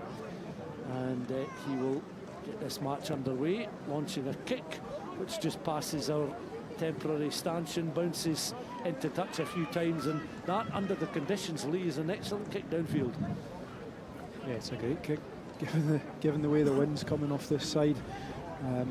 Both teams so far, I think, really attacking the breakdown, trying to put pressure on there and put pressure on possession. I think both teams have had a few decisions go either way. The conditions so wet now, it's going to be a key part of the game. Teams being able to retain possession but also win turnover ball as well. Freddie Nicholas with the throw in a little bit too long. Tom Roach was able to pick up, and suddenly they can see they've spread it all the way out towards the left hand side. Space opens up for Shogun, and this is where they are so clinical and dangerous. They are going to touch down in that left hand corner. A fine piece of play from one side of the pitch to the other, and Shogun extending their lead there. Ross McKnight was occupying space over on that left-hand side, close towards the halfway line, and he, without really having to put the afterburners on, was able to outpace the Eric Liddell 100 defence, and he's in for a second try. 12 points to 0, and Shogun certainly looking impressive in this tie. But the Eric Liddell side, made up of many Edinburgh University students, there were 1 or 2 invited from other universities as well to make up the squad of 10. They're working hard, but they've still to get points on the board. Yeah, the pass that Ross McKnight got there was right in front of him. He was almost able to drift onto the outside of Luka Musa, and his pace manages to get him round through the 22 and in for the score. Freddie Roddick's restart kick bounces once, just in touch across on the far side. Eric Liddell 100 looking to take the quick throw in there, understandably. Wanted to get on with things. We're just past 2:45 on this April Saturday afternoon. And you see many spectators understandably electing to pay that little bit more to sit in the main stand at the green yards. And from our commentary position, many behind us as well in the beer tent, as the rain is beginning to ease off a little bit. The wind has dropped, but the forecasters were pretty accurate in their timing for the weather to change somewhat. Inclement conditions as it's Roddick once more tries to fend off the covering defence. This Edinburgh based Eric Liddell 100 sliding through, and coming in with the tackle there was McNally Drew, but once more there's space in the defence, and once more the Shogun are going to be in for a score, and that's a well-worked score. Max Pepper it is, who is just to the right of the sticks there when he touches down. In fact, I think it's Will Hendry who finished off that move rather than Max Pepper. He's been awarded the score, so a connection to the scorer, Will Hendry, the latest try scorer for Shogun. And they're now waiting on Matty Davidson to line up this conversion attempt, which drifts between the sticks and over the bar, and that then reaches half-time. 17 points to 0. The scoreline becomes 19-0 with the successful conversion, and Shogun still to concede, and they remain, I think, one of the box office sides here today. Yeah, I think so. They've been strong so far and will likely look to progress in this tournament. We've seen probably a deliberate shift in the way they were playing there just towards the end of that half, and that it was short passes, it was one-pass plays, and they were relying on their strength in the contact just to set a platform and then go again with short passes, and Will Hendry managed to power through there. As opposed to that first time when we seen them spread the ball a bit more, and obviously it was drier and the conditions were a bit better, so a deliberate change in tactics there from Shogun, and they've managed to hold a fair amount of possession in that half. Eric Liddell 100 will be looking to try and get their hands on a bit more ball as they move into the second half. I'm sure that will be the message from their coaching team.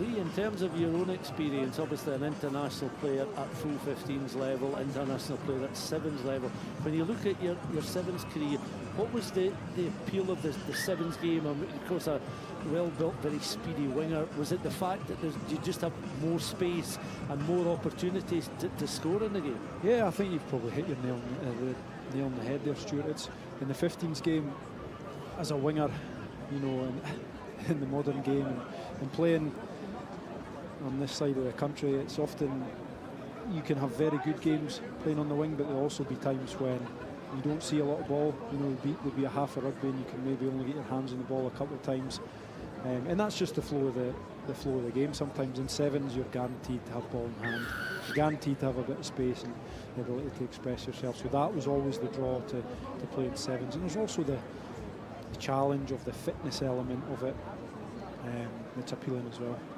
Yeah, and of course been bred in the borders and been very familiar with the kings of the sevens circuit, as was very much established by the time you were coming through the ranks.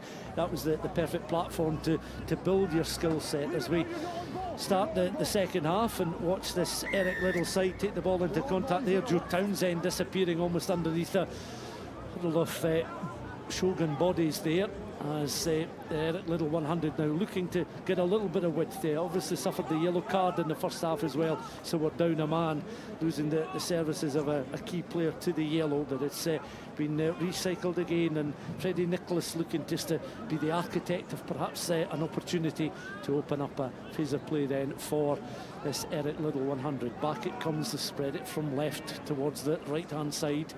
Beyond the 22, coming onto the ball at a bit of pace there is the number 6, and that's a fine bit of play from Jared Binstead.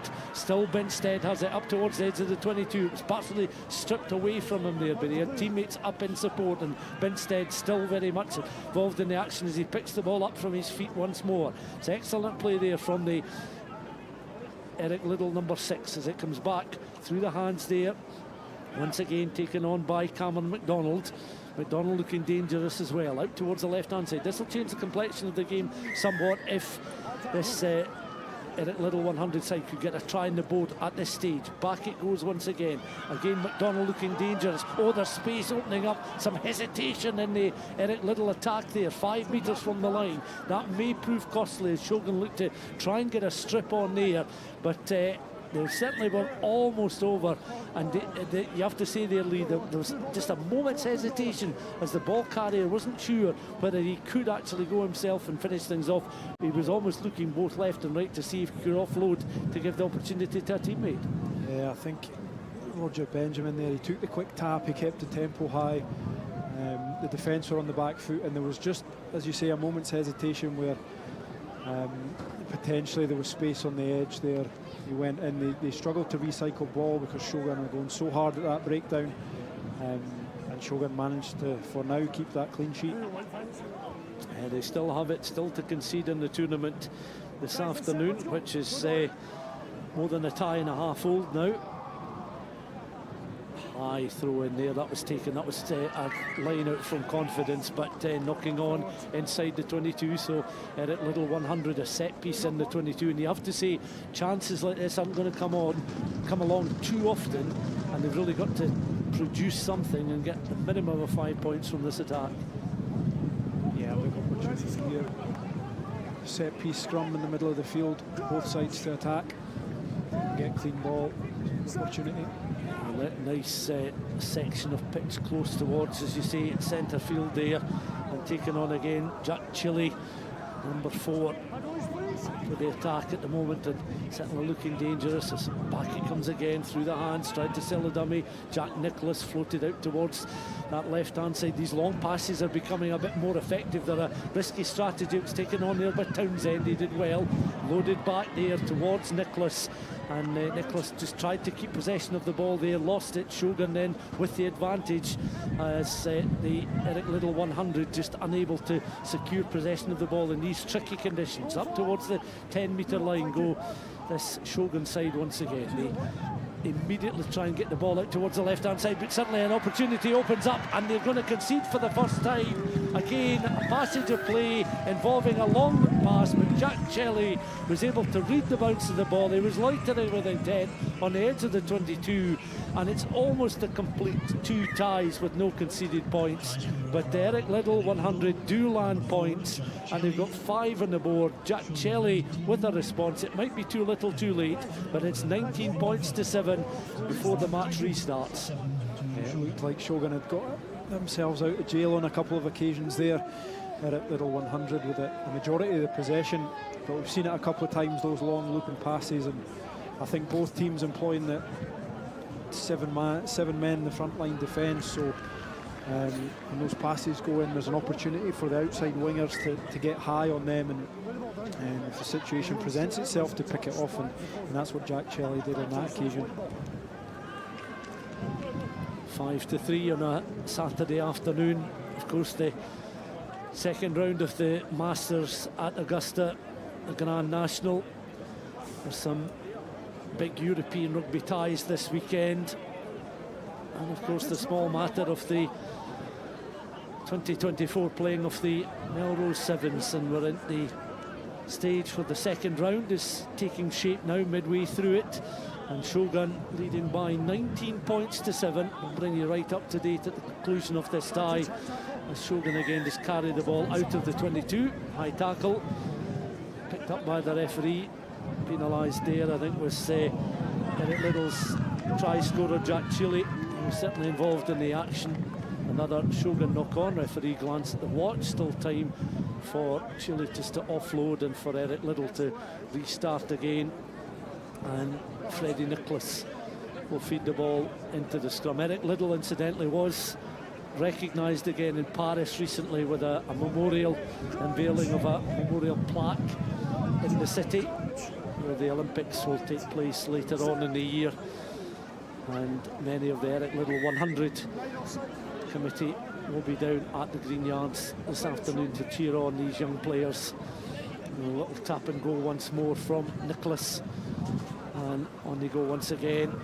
No opportunity there for McNally Drew to try and crash through, but half through there was the hard-working Townsend. Into the 22 they go. They're certainly finishing this tie with a bit of a flourish there. 2 out on the left-hand side, but again eyes maybe just off the ball there as the direction of travel in the pass was down towards the ankles. And 19 points to 7 is the final score, as Eric Liddell 100 put up a fine fight, but Shogun Rugby are through to the third of the quarter-finals, and they'll take on the winner of this next tie, which is between Selkirk and Melrose. And of course, this is Melrose, the host side's first outing in the tournament. Selkirk, a bit earlier on this afternoon, defeated Edinburgh Accies by 32 points to 5. The rain continues to pour down here, and the Melrose squad are greeted warmly by those, particularly in the main stand.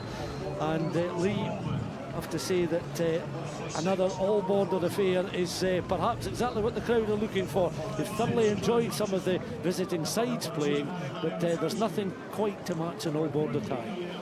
Yeah, and it's always, when you look across the Kings of the Seventh Circuit, when the home side plays, it's always when the crowd get involved. So it's a good task for Selkirk in this tie as well, to go against the hosts. And as you mentioned there, Stuart, we're now seeing teams come up against the team's first tie of the day. So Selkirk have got a tie in the legs, Melrose out into the rain for their first one.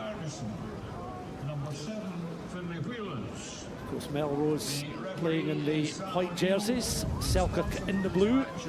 Melrose with early possession of the ball, and they look to get a quick steal on here as Donald Crawford involved up towards the edge of the halfway line. Has it once more. Crawford again, crowded out by Selkirk jerseys. The wind getting stronger than ever, blowing just into our backs at the moment, making play out there pretty treacherous just at the moment. Bruce Colvin, well-known figure around here, distinctive appearance as well, as Melrose get up towards that 10-metre line, wrestling away. Good play once more by Hamish Weir, up and over the halfway line, goes to deck, but recycled ball quickly through the hands first of Crawford, and then on towards number 5 Struan Hutchison, who'll be acting as scrum half at times during the course of the afternoon. All Melrose since the start of this tie, and again one or two of the players really finding it difficult to get a solid handling on the ball because of the wind, maybe forcing the ball just to go askew when the pass was made. The knock on this time by Donald Crawford, and it remains as we approach 3 o'clock on a Saturday afternoon. Melrose 0, Selkirk 0. Yeah, and just going back to my point from before, when you're a team that's not had a run out, it's tough because that's potentially the first time you've touched the ball that day. You're feeling your way into the tie, you're feeling your way into the tournament, and it's tough, especially when this weather comes down as well. Selkirk first real opportunity to get hands on the ball in this tie. We've got a tie in the legs, of course, as they mentioned. And look at the fend off the challenges coming towards him. There was Andrew Grant City. Like it comes again. Long loop pass out towards the right-hand side, and suddenly some space beginning to open up there for Lachlan Ferguson. Over the 10-metre line, plants it back. Round the corner they go once again. Finlay Whelan's looking to make some ground into towards the 22. Still he has it, wrestled to the ground. Melrose plenty of players back. Selkirk looking to recycle ball. Floated ball comes back towards Anderson, out towards the centre field, and then work it towards the left-hand side. Josh Welsh. Welsh does very well on the deck. Is able to offload in the opening try. Will come by way of Selkirk. Callum Anderson. And Selkirk having soaked up some pressure early on, with Melrose getting plenty of opportunities to build phases. It's Melrose 0, Selkirk 5, and a very good team try there from the Suitors. Yeah, good build-up play, good patience. I think Finlay Whelans with a great pass of his left hand on the far side that put the winger into a bit of space, and then he managed to scoot down that short side. He stepped in, he stepped out, which set up full width of the pitch, and Selkirk managed to get it back through the hands for eventually Callum Anderson to go over. A good start for the match for Selkirk. And Selkirk's conversion attempt is a beauty as well, and all credit there to Selkirk's goal kicker Alan McComb. As McComb makes his way back towards the halfway line, 7 points to 0, and these players will want a quick 7 minutes each way, as the conditions are absolutely treacherous. It's been a long time, I think, at the Melrose 7 since conditions have been quite as stormy as this. The restart kick is long, but is kept in play, and Melrose doing well to pick up the ball in between the channels and work it up towards their own 10. So they're trailing by 7 points to 0 at the moment. Colvin again is able to offload. Hutchison looking dangerous, and suddenly there's some space for Melrose to work into here. Down this right hand side they go. That's a good work here from Backwards. Makowski up towards the edge of the 22, but he was eventually tackled, and it's regrouped, and Hutchison again going in to try and act as scrum half there. Melrose, but Makowski, a real turn of pace there. First opportunity was seen to we watched him fly down that right hand side, and he's sort of got his hands just on his knees at the moment, but more of that, and it'll certainly lift the home support. Yeah, he looked quick down this touchline, didn't he? And Selkirk just employing the sweeper role as well, with Aaron McComb working in the backfield there, which managed to get them out of jail on that occasion. And Makowski looked very sharp on this side. So back they go once again. Hutchison just looking around him to see what's available. That was taken on there by Ruthven. Plants the ball back. Penalty to Melrose. So having conceded first, they'll want some possession a bit further down the park. But they've had the lion's share, you'd have to say, in the first half so far. As it comes back there, Donald Crawford up towards the 10. Recycled again. Ball allowed to bounce. Hutchison. Now Colvin. Tackle comes in. Makowski just over the ball at the moment. Hutchison again with the offload. Just through the hands and played on there by Ruthven. Out towards the left-hand side. Ruthven can't just get that rather high throw and pass towards him there, and that was blocked off by Aaron McComb and his teammates, and Selkirk still in front by 7 points to 0. This is an afternoon where you almost want to jog on the spot to try and keep warm. It's one of those cold winds coming in from the west at the moment. As Selkirk though on the park, and looking to Ryan Cottrell to perhaps open up a bit of space. Cottrell now cuts through the gap there. Makowski's back, just closing the door. And the back beyond that 10-metre line. Over they go again, through the hands of McComb. Back it comes again, Callum Anderson. Floated out towards the right-hand side. And an opportunity now for Andrew Grant-Sutty. We've seen during the course of the match so far with tries against Ed Marakis how dangerous he can be, but Selkirk now suddenly drawing in some space and opening things up with an excellent tackle coming in there by Hamish Weir, just to slow up that Selkirk attack, because for all the world it looked as if Selkirk could well be in for another score. Floodlights are on around the green yards. Melrose, the host side, trailing by 7 points to 0 to a near neighbour in Selkirk. And Selkirk, for all the world there, they looked as if they'd be in for try number 2. Yeah, I think Aaron McComb was just lacking a wee bit of support there. I think the players had almost stood back and ideally wanted to watch him going under the sticks, but good sweeping defence from Melrose. McComb into the scrum. Back it comes. It was just beyond the reach there of Cottrell, but he's worked his way back. He was tackled there. Quite a sure tackle coming in from the wily character there of Bruce Colvin. Colvin still over the ball at the moment, but Selkirk and Colvin are penalised, and Selkirk have the penalty, and away go Selkirk once more. Once again, just trying to find some space inside the 22, which they do. They're going to go towards the corner. Hutchison just trying to chase his man there, but it's Selkirk that are in for the second try of the tie. And again, Selkirk just finding some space inside the 22. And Josh Welsh is in for his first try of the afternoon, extending Selkirk's lead to 12 points to 0 with the kick to come. Yeah, I think both sides look pretty tired there towards the end of the first half. It's been a long 7 minutes as opposed to the quick 7 minutes. You said they were hoping for shoot, but Josh Welsh just taking advantage of that. He stood up and the gap opened up, and then he backed himself on the angle to get to the line. It's a good score for Selkirk as we move into half-time.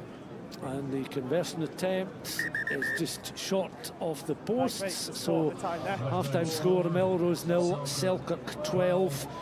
And of course the winners of this tie will take on Shogun in the third of the quarter finals. Still to come, Lions Rugby 7 against the British Army, and the OG Sevens against the Monaco Imps, of course the side that currently are the holders of the Centenary Cup, and we'll be hoping to retain the trophy. We did get a glimpse of them in action up against Glasgow Accies, and they were pretty clinical. You felt that Monaco had a little bit more in them.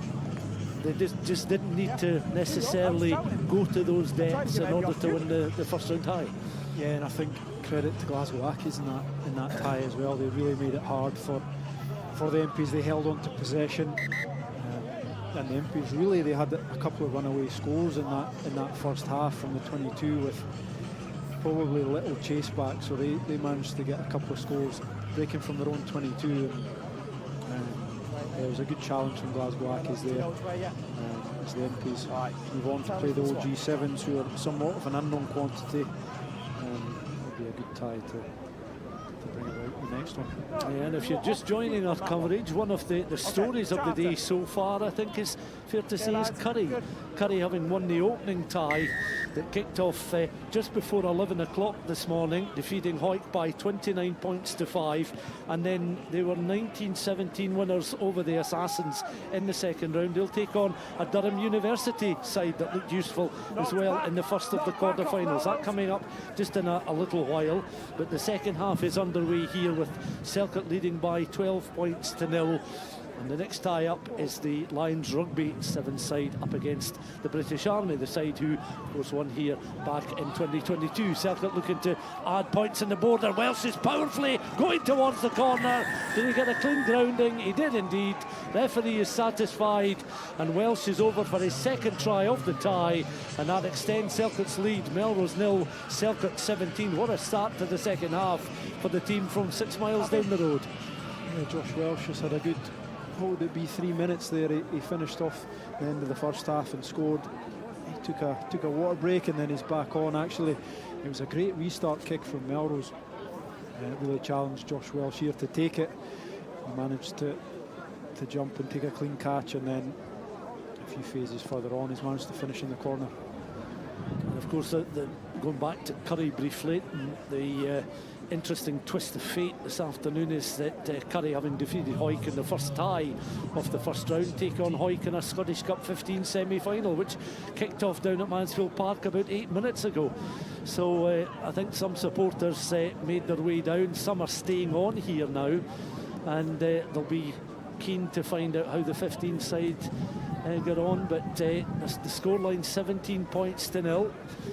So it's been a big afternoon for the men from Mullenny Park, and continues to be so, as Melrose, a handling error from the restart, presents another opportunity for Selkirk, because there's no let up in the conditions here at the Green Yards. But of course, with this relatively new surface, it means that the pitch is in immaculate nick. And how did you find playing on an artificial surface in that, at Scotstoun, and the variations on natural grass to some artificial grass? Yeah, I think one thing it does give you is consistency. Consistency of surface, even when it's wet, the bounce of the ball was always a question, which we might see here. As The bounce, well, it was chased all the way there by Finlay Whelans. He was the Selkirk player, number 7 on his back, racing onto that chip ahead there, but Melrose doing enough to mop up, and away they go once more. And it's their number 7, Scott Clark, that tries to get out of his own 22. Colvin then with the offload on towards Hutchison. Melrose stringing some passes together now. Much better phase of play here from the hosts as Bertram tries to make his way up and beyond that 10-metre line. Tackle comes in as Bertram had found some space, found Spence as well. Still they're battling for it. Scott Clark, who started it in 122, has the ball in the other 22 now. Clark is over the ball at the moment, and Selkirk, though, are going to be penalised this time as they backpedal, and Hutchison now on his feet. Hutchison on the way towards the line. Hutchison touches down, and you can see his back immediately looking to drop the goal, which he does, and they've got 7 points on the board. It's back to a 10-point game. Melrose 7, Selkirk 17. Yeah, that brings the score much closer there. You can see the urgency now in the Melrose ranks to get back and take this kick-off. Yeah, grubber kick this time along the ground. Selkirk looking to read the bounce of the ball. It's presented them with an opportunity just to patiently build from inside their own half of the field. A spin and turn there, and Selkirk now just trying to gain some ground there as Ferguson and Cottrell looking to try and link up well, but suddenly some escape opportunities for Selkirk, and down the left-hand side they're not going to be caught. An excellent bit of running from Finlay Whelans, and Whelans down the left-hand side is in for the score. And after Melrose got themselves on the scoreboard with 7 points at a crucial time midway through the second half, Selkirk hit back with 5 of their own, and that could well see them through to the quarter-finals and a match-up against the very attractive Shogun side. Yeah, I think the timing of the scores for Selkirk in this match has been key, before the half, after the half, and then in there. Just as Melrose had a glimmer of hope, they were urgently getting back for the kickoff, and they took the short one actually. Selkirk looked like they were sleeping on that, but he managed to retain possession. I think good bit of work by Hugo Alderson, and then he puts away Finlay Whelans. So there was a good little chase on there with Makowski, and he manages to get there in the corner for Selkirk. You start as Selkirk then look to just consolidate this lead in what is left of this second half. A couple of minutes remaining, no more than that, as Melrose again look towards Rolly Brett, who's come off the bench and is looking now to try and carve an opening. Makowski, we've seen very little from him apart from one break, and I think Selkirk very much aware of his pace and his danger, but he's had precious little opportunities to add to that. And the Melrose try scorer Hutchison, it's been stripped, and a chance now for Selkirk here. This could be icing on the cake for them if they could work their way towards the line.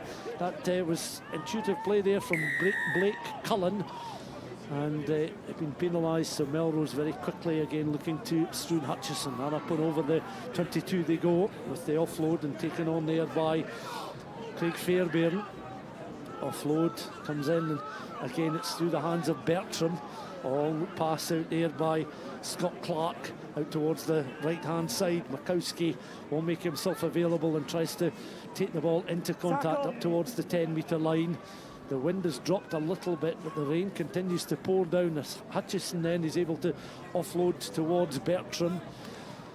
Number one is Rolly Brett. Brett up towards that 10-metre line. Picked up once more. That looked maybe a little shade forward there from Melrose, but again trying to escape is Spence up into that 22. Melrose still in possession of the ball at the moment. Spence's run taking him into the 22. Recycled Hutchison out towards the right-hand side. An opening perhaps here for Melrose, as it was taken into contact there by Scott Clark, who's certainly been involved in many attacking opportunities for Melrose, but they've only been able to cross the Selkirk line on one occasion at the moment. Good step then from Hutchison. Could he be in for his second try? Plants the ball back 5 metres from the line. Looped out there.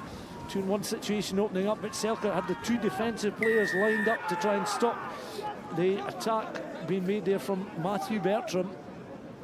And Melrose, well, the referee with the raised arms there, just penalising a home side that look a little bit disconsolate at the moment, Lee. Yeah, it's been a tough game for them, obviously coming in cold, not having had a run around before this one, and add that to the conditions. A strong Selkirk side.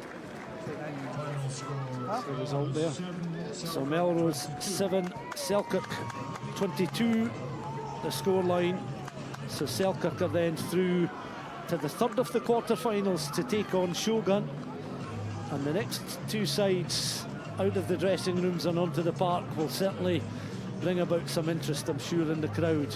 Lions Rugby against the Army, and Lee, it would be unfair to ask you who your money's on here, but it's fair to say that this is one of the guest lineups that we're very interested to see what they can produce, because well, the British Army holders from 2 years ago, winners from 2 years ago, and this Lions side have got some multinationals in their team. Yeah, a bit of an unknown quantity with the Lions. It'll be interesting to see how they gel together, but British Army with a good bit of history in this competition, and always very strong. Joey Nyathavu, the Scotland international at the at the head coach role. You have these guys ready to go. Cheers, guys. Cheers. So again, very quick off the mark start of this match, as you can see the Lions rugby side looking to get an early touch off the ball, and away they go, spreading it out towards the left hand side, and the Army playing in their distinctive red jerseys, but they could well be chasing an early score here as the Lions are in underneath the post, and that's an excellent try coming inside the opening 30 seconds to give them the lead against the winners from 2 years ago. It's a real confidence boost for these boys. We've reached a stage where, with the British Army getting the buy into this round, both these teams are coming in cold. They've seen the weather come and go this morning. They've seen the wind pick up and die down, and they get their first chance to run about. And it's the Lions who take the opportunity and take the lead early on in this tie. Lions try converted, 7 points to 0 the scoreline. This Lions side will fancy an extended run in the tournament, especially if they can get past the winners from 2 years ago, but the Army in possession of the ball just at the moment inside their own 22 just now.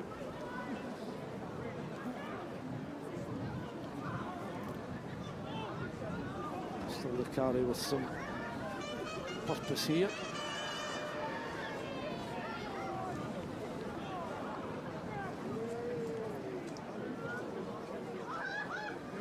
The Lions got a bit of a stranglehold in the game so far, leading by 7 points to 0. Just having a quick look at this Lions side. Trey Williams, of course, will be wearing number 20, and we touched on his speed earlier on. The 4th fastest Australian male runner, over 100 metres, 10.10 seconds is best. From the scrum then, Lions feeding the ball in, taken on then by Gala going towards the line, touches down underneath the post, and the Army are in a bit of trouble in the early stages here, because the Lions, with 2 attempts inside the 22, come away with 2 successful tries. They double their lead, 12 points to 0 with the kick to come, and that's excellent play from a side that a lot of supporters at the Melrose Sevens have been certainly looking forward to getting a glimpse of. But all credit to them. And Joachim Gala was in the right position at the right time just to finish things off. Conversion looks good, and 14 points to 0 is the scoreline. And the Lions up and running with their second score. They've really grasped the opportunity here. Both teams probably looking to feel their way into the tie, but the Lions have managed to get those early points on the board, with the Army having hardly had a shred of possession so far. Josh Coward then bounces the ball a few times on the halfway line, a long kick downfield in towards the 22, and the Army again looking just to try and mop up under some pressure. Coming forward there was Trey Williams, very quick defensively as he gets back into position, but suddenly the Army now have got a bit of space to run into. That was an attempted kick forward there, but there was nothing on for their number 7 there, Ulavesi. And you could see Ulavesi was launching the ball. It almost drifted beyond the boot there, and they couldn't get a clean kick on the ball. Gala picks up once more. Back it comes then towards the speedster Williams, but it was closed down quickly there, and the infringement, the referee going to the pocket, and the Army have lost the services of one of their men to a yellow card, and Seru will be sitting out the next couple of minutes on the touchline. He's down on one knee by one of the advertising boardings across on the far side, and it's restarted by Coward once again. Up towards one of the try scorers there, Gala, out towards the left-hand side. Now some acceleration being applied by this Lions side. They're playing with a great deal of confidence in these very blustery conditions. Can they find a way towards the line? It's been tracked back all the way by the Army, but the Army have had very little opportunity to go forward in this match so far. Their only breakaway led to a grubber kick, which didn't really come off properly because they couldn't get clean connection of the ball, Lee. And I'm surprised that the Army have had so little attacking opportunities in the game, but that's credit to how strong the Lions are. Definitely. Aaron Watkins looking very sharp down the stand side there. He's continuing. They picked up at the start of this tie. the Army, they've obviously lost their first 2 tries, and then losing Virumi Seru. He made a big intervention with his tackle, but he slipped up a bit too high, so he's spending 2 minutes on the sideline. It's been a tough opening quarter for the Army. And it looks as if they could well be in for a third try there. Again, powerful running from Josh Coward, who's been the creator of 2 scores so far. The referee's going to bring it back towards the 5. He looked as if he was over for a score. The referee had picked up an infringement 5 metres though from the Army's try line, so it will be a scrummage. Army have the put in. Interesting that Aaron Watkins, the Lions skipper, is the dual registered internationalist with Zambia and Germany, so probably the first player with Zambian connections to feature at the Melrose Sevens, I'd imagine, at his side on the park at the moment, and looking to spring a bit of a surprise as they try and work it round the corner there. And Chris Watkins this time tried to go towards the corner. So it's all Lions at the moment. Will they be denied at the third time I'm asking? Leading by 14 points to 0, pressing the line for a third time, knocking the ball forward inside those final 5 metres, and the Army simply can't get going, Lee. Yeah, I think that the Lions have made hard work of that one. You've got 2 players out here, Trey Williams on the edge. For all money, you'd think a couple of passes, even in these conditions, you'd get him across the line, but they've decided to go route 1, and they've been turned away on a couple of occasions now, so a bit of respite for the Army. Army again just trying to break beyond their own 22 at the moment, which they're finding some great difficulty in doing so. Remember, they're down to 6 men with Seru shown the yellow card, and he'll be back on the park any minute now, as he's been watching on. As the referee though blows for half time, the Lions leading by 14 points to 0, and I don't think the Army have stepped foot in the Lions half of the field, never mind the 22. No, and I think when they have had possession, it's been very scrappy, albeit strong defence from Lions, but it's the basic skills have really probably let the Army down in that first half. They've not had a lot of possession, and they were off on the wrong foot from the beginning, but they'll be looking to try and build into this second half, start this second half a lot stronger than what we've looked so far. Good start from the Lions, early couple of tries, and they look very confident. They look confident across the park, good pace, they're applying good defensive pressure as well. Dale Clancy has managed to remain very dignified in the face of adversity, a pile of papers on a windy day, but was able to negotiate their wind and rain to get some papers onto his double clipboard, and without even a blink of an eye there, he was able to do that. So that's quality administration from Mr. Clancy. They're always very organised people from Peebles. It's a strong elastic band pinning that down. Very yeah, but it's an assured performance there. As we have to have someone in the camp that can deal with such conditions. As the Lions then start this second half. Josh Coward, long kick, too long though. Back to come to halfway. Free kick then to the Army. So that's a rare mistake from a Lions side that have almost been imperious in the first 7 minutes, you have to say. The Lions in the red jerseys, the Army I should say, in the red jerseys, make their way back to halfway, and they look a little bit shell-shocked. So we'll see how things progress in the second half as they spread the ball out towards the left-hand side. But once more, the Lions just get some defensive cover. Penalty though awarded, and the Army very quickly get on with it, juggling the ball there, and the Army again is looking for the quick tap and go. Ruddigunde was able to make some ground, losing possession of the ball, and it comes back immediately towards the Lions, and away they go once again. Watkins leading the line up towards the 10-metre line, looking to recycle ball. Back it comes closer towards the British Army 10-metre line, taken on very quickly by one of the first half try scorers, Gala, out towards the right-hand side. Adler then comes in of his wing, lateral running. Still just short of the 22. Picked up once more And Williams now, look at the acceleration from the Australian, and he's round underneath the post. He'll not quite make it, but he touches down over the line, and that burst of acceleration, it's a real skill to have that very quick, over 10, 20 yards from a standing start in the sevens game. Yeah, and it was visible, wasn't it? You could really tell the acceleration he's got there, and you could tell the crowd could see that as well. And I think so far in this match, Trey Williams, he's had a couple of interlinking moments where he's had to pass, where he's had to kind of play what's in front of him. That was probably the first opportunity that he's had to really put the foot down, and we've seen that. And he's managed to add another try on for his side.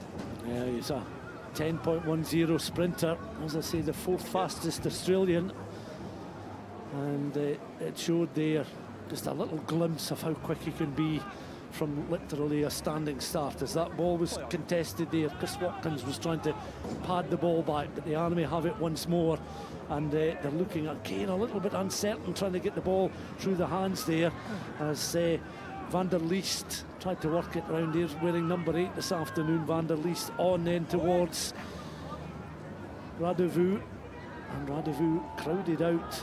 So too is Rudi de Gunde, and back it comes. Radevu and Rudi de Gunde looking to link up well here, but the Army playing the ball just out the side door. They know the clock is very much against them now. 19 points to nil midway through this second half, and it could be a relatively short visit to Melrose this year for the winners back in 2022 when they beat all before them and all comers. Of course, Monaco Imps up against the OG Sevens still to come. Imps, the current holders of the Centenary Cup, as tackles come in, and once again the Lions look to reorganise and regroup just on the edge of the British Army's 22. And it's all about just managing the time as much as anything else now for a Lions side leading 19-0. Yeah, good defensive patience there as the Army tried for all money just to break out the 22, but they're really struggling. They've managed to get a bit of possession back now. Yes, Saru was in the right place just to pick up that rather slack pass, and it again is the tactic of the Army. All they can do is play lateral and try and get some width in the ball and get up and beyond the 22, which they do just now. But again, the Lions have got players surrounding the British Army at the moment, swarming around them. Out of the 22, but only just. And again, Saru is the breakaway player on this right-hand side, up and just beyond the 10-metre line before he goes to ground. They come in very quickly with some reinforcements. Luba with the offload out towards that centre field there. Quick tap and go after the Lions have been penalised, and away they go once more. Ulavesi, powerful running from Ulavesi. He makes it into the 22. He's able to offload there, and Radevu, who was part of the successful side back in 2022, scores what might just be a consolation try for the British Army. Underneath the sticks though, Lions 19, British Army 5 with the kick to come. Imagine it might be too little too late for the Army, but they had to work hard for that. They were in the 22, they were turned over, they won the turnover back, and then they've really had to work hard to make their way up the field. Dovu finishes it off. It's been a tough tie so far for those boys. They'll be pleased to get across the line and get some points on the board. You want to win a tie like this, but still have something in reserve when you know it's your first outing. It may be the second round, but it's your first outing, and you want to then be able to look to the quarter-finals, feel you've beaten one of your main rivals for the crown, and you've still got plenty in reserve when you're coming up against some more very difficult sides. That's right. British Army just trying to link up down this left-hand side. Well, they could be in for a second score, but again, an illustration of the Lions' defence. If at first, though, you don't succeed, the Army are not giving up, and that's the right tactic to do as well. Get underneath the post, because every point is valuable now, and the Army have landed a second try, so a couple of scores in relatively quick succession. and Nadavu scored their second try, and a successful conversion has changed the complexion of the scoreline to 19 points to 12. Now, is there enough time for the Army to score again? Another converted try, and we could well be going into added time, as was the case in all border affair in the first round between Jed and Kelso. Lions physio just buying our team some extra time there on the far side. This is an important kick-off, especially from an Army point of view. Ed Rhodes is going to be a slightly more anxious figure now, the Lions head coach, watching on as his side certainly looked untroubled, leading by 19 points to 0. Now they're floating the ball out towards Williams, but the ball just evading Williams, and it bounces one of his teammates just up in support, but under a little bit of pressure here. Suddenly the Lions look vulnerable as the Army have swarmed around possession of the ball. They won a penalty. Army certainly watching on as the Lions don't roll away, and the Army looking to take a quick tap, which is understandable. The sky beginning to clear overhead. The wind is still swirling around the green yards, but this action is this tie very much in the melting pot, and you don't want to take your eyes off this one just at the moment, as the British Army then looking to build on what has been a good couple of minutes for them, trailing 19-0. It's now 19 points to 12. Can they engineer an opening? The Lions then, having bossed much of this tie, really underneath the cosh at the moment. Again, it's taken on by the men in red, and the referee penalising the Lions once again. So really anxious times for the Lions as they're having to defend. Williams with the tackle. Has he been able to turn the ball carrier over? The referee goes underneath the sticks though with the raised arm, and the Lions, well, they've watched the lead diminish and disappear before their very eyes, and the British Army have somehow managed to engineer a way right back into this tie. They've pulled it right back. A succession of penalties. The Lions giving away the breakdown just gave the Army enough of possession. They still had to work hard. They had the tap penalty down here on the right hand side, and they still had to go through the phases, but they managed to get across the line, which under the sticks as well, which makes a big difference to the conversion, and it draws it level. 19 points all. First he was going for the penalty try, but 19-all is the scoreline, and the Lions bringing on some fresh legs, a few fresh minds as well, because they need a total reset, you'd imagine, having been so dominant in the early stages. Williams remains on the park. The referee just in conversation with both sides. So we'll go into a period of extra time. Sudden death contest between the British Army and So of course this is sudden death. As we mentioned, the second time this has happened this afternoon, with Jed defeating Kelso in sudden death. I think the referee is bringing the players forward, just agreeing what will happen. I think he apologised. What about the toss of the coin there? So to decide who was going to kick off, I think both teams thought they were receiving. So it looks like the Army will be kicking off. So the British Army, well, credit to them, they managed to stay in the tie, and when they finally got some possession of the ball inside the Lions half of the field, they've taken full advantage with 3 tries, 2 conversions, and we're level once more. That's taken by the Lions at the restart. Cattlehane doing very well from that restart kick to gather possession of the ball. Long look pass out there from Currie out towards the left hand side. Suddenly Williams looking to try and get some space, but the Army very much aware of his quality and speed. Penalty awarded then to the Lions. Can they engineer something in sudden death to win this tie? We're in added time, and the Lions going once more through Chris Watkins. Ball is played back to Cattlehane once more. Cattlehane looking to bring in the offload there, and Chamberlain Carter now inside the 22. This is better from the Lions. They've certainly been stung after conceding those 3 tries. Long pass was on there, and the loop pass was able to find Chris Watkins out towards Williams. Williams then, a man on his shoulder, and the Lions are going to be in for a score, a crucial try, a match-winning score, and they're in for a score which wins them the tie. A minute into added time, it looked as if it was Aaron Watkins, the dual-registered Zambian-German internationalist, who scored the winning try, and the Lions, who bossed much of that tie, it has to be said, have found a way to win it in extra time, and they will go through to the quarter-finals, the last of the quarter-finals, and they'll take on the winners of this next tie, which is the OG7s against the Monaco Imps.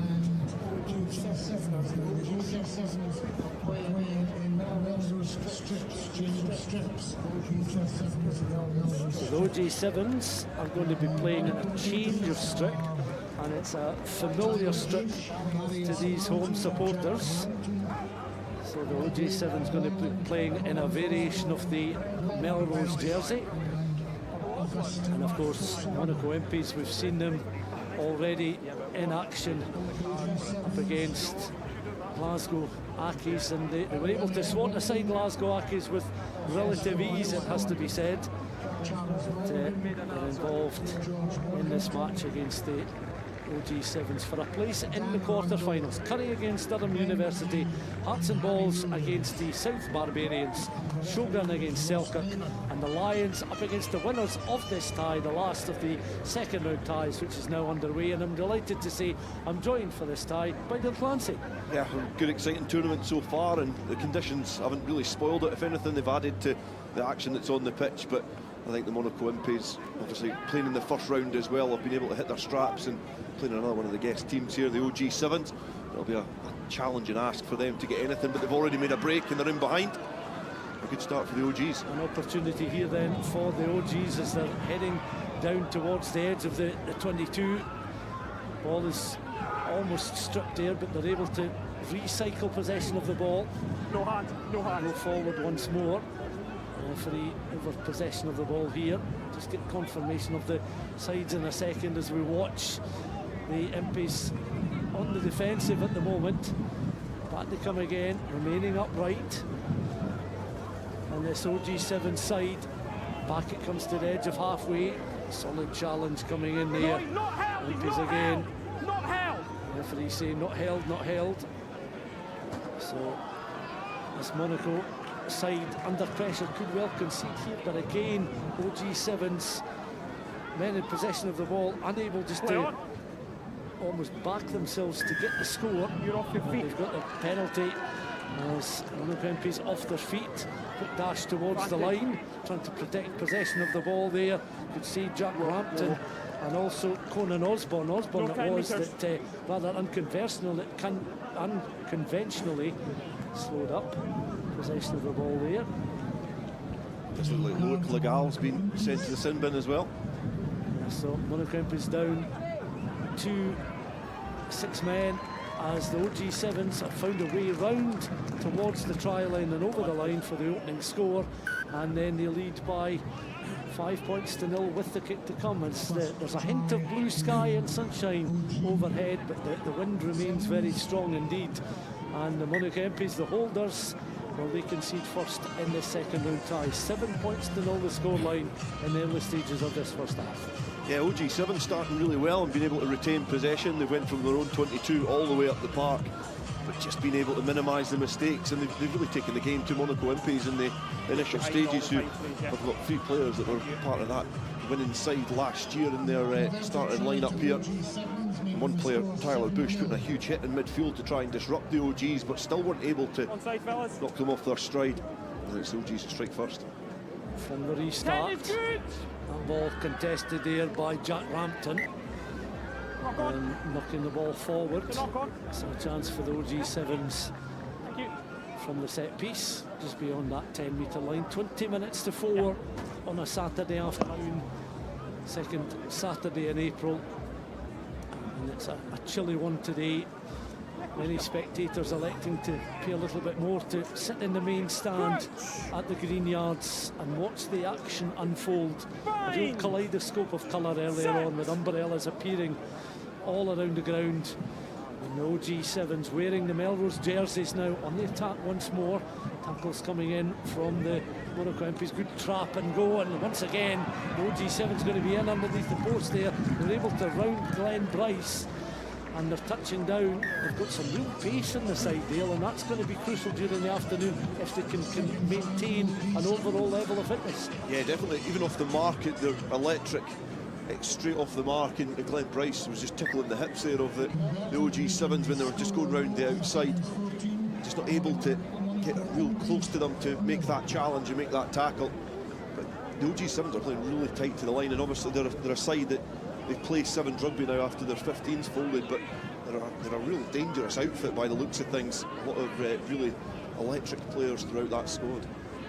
Slightly deeper kick that's swirling and ends up in touch across on the far side. So a throw in for the Imps very quickly on towards Bryce, building from close towards their own 22. Little 1-2 with Liddell on towards Bryce once more. He carries the halfway line. Still they're going. Liddell up with play and up onto that 10-metre line. Nowhere near the ball. Imps first opportunity really inside the OG7's half of the field. It's a cross-field grabber kick taken on there by Slovak, and Slovak under some pressure. He was juggling to try and control possession of the ball.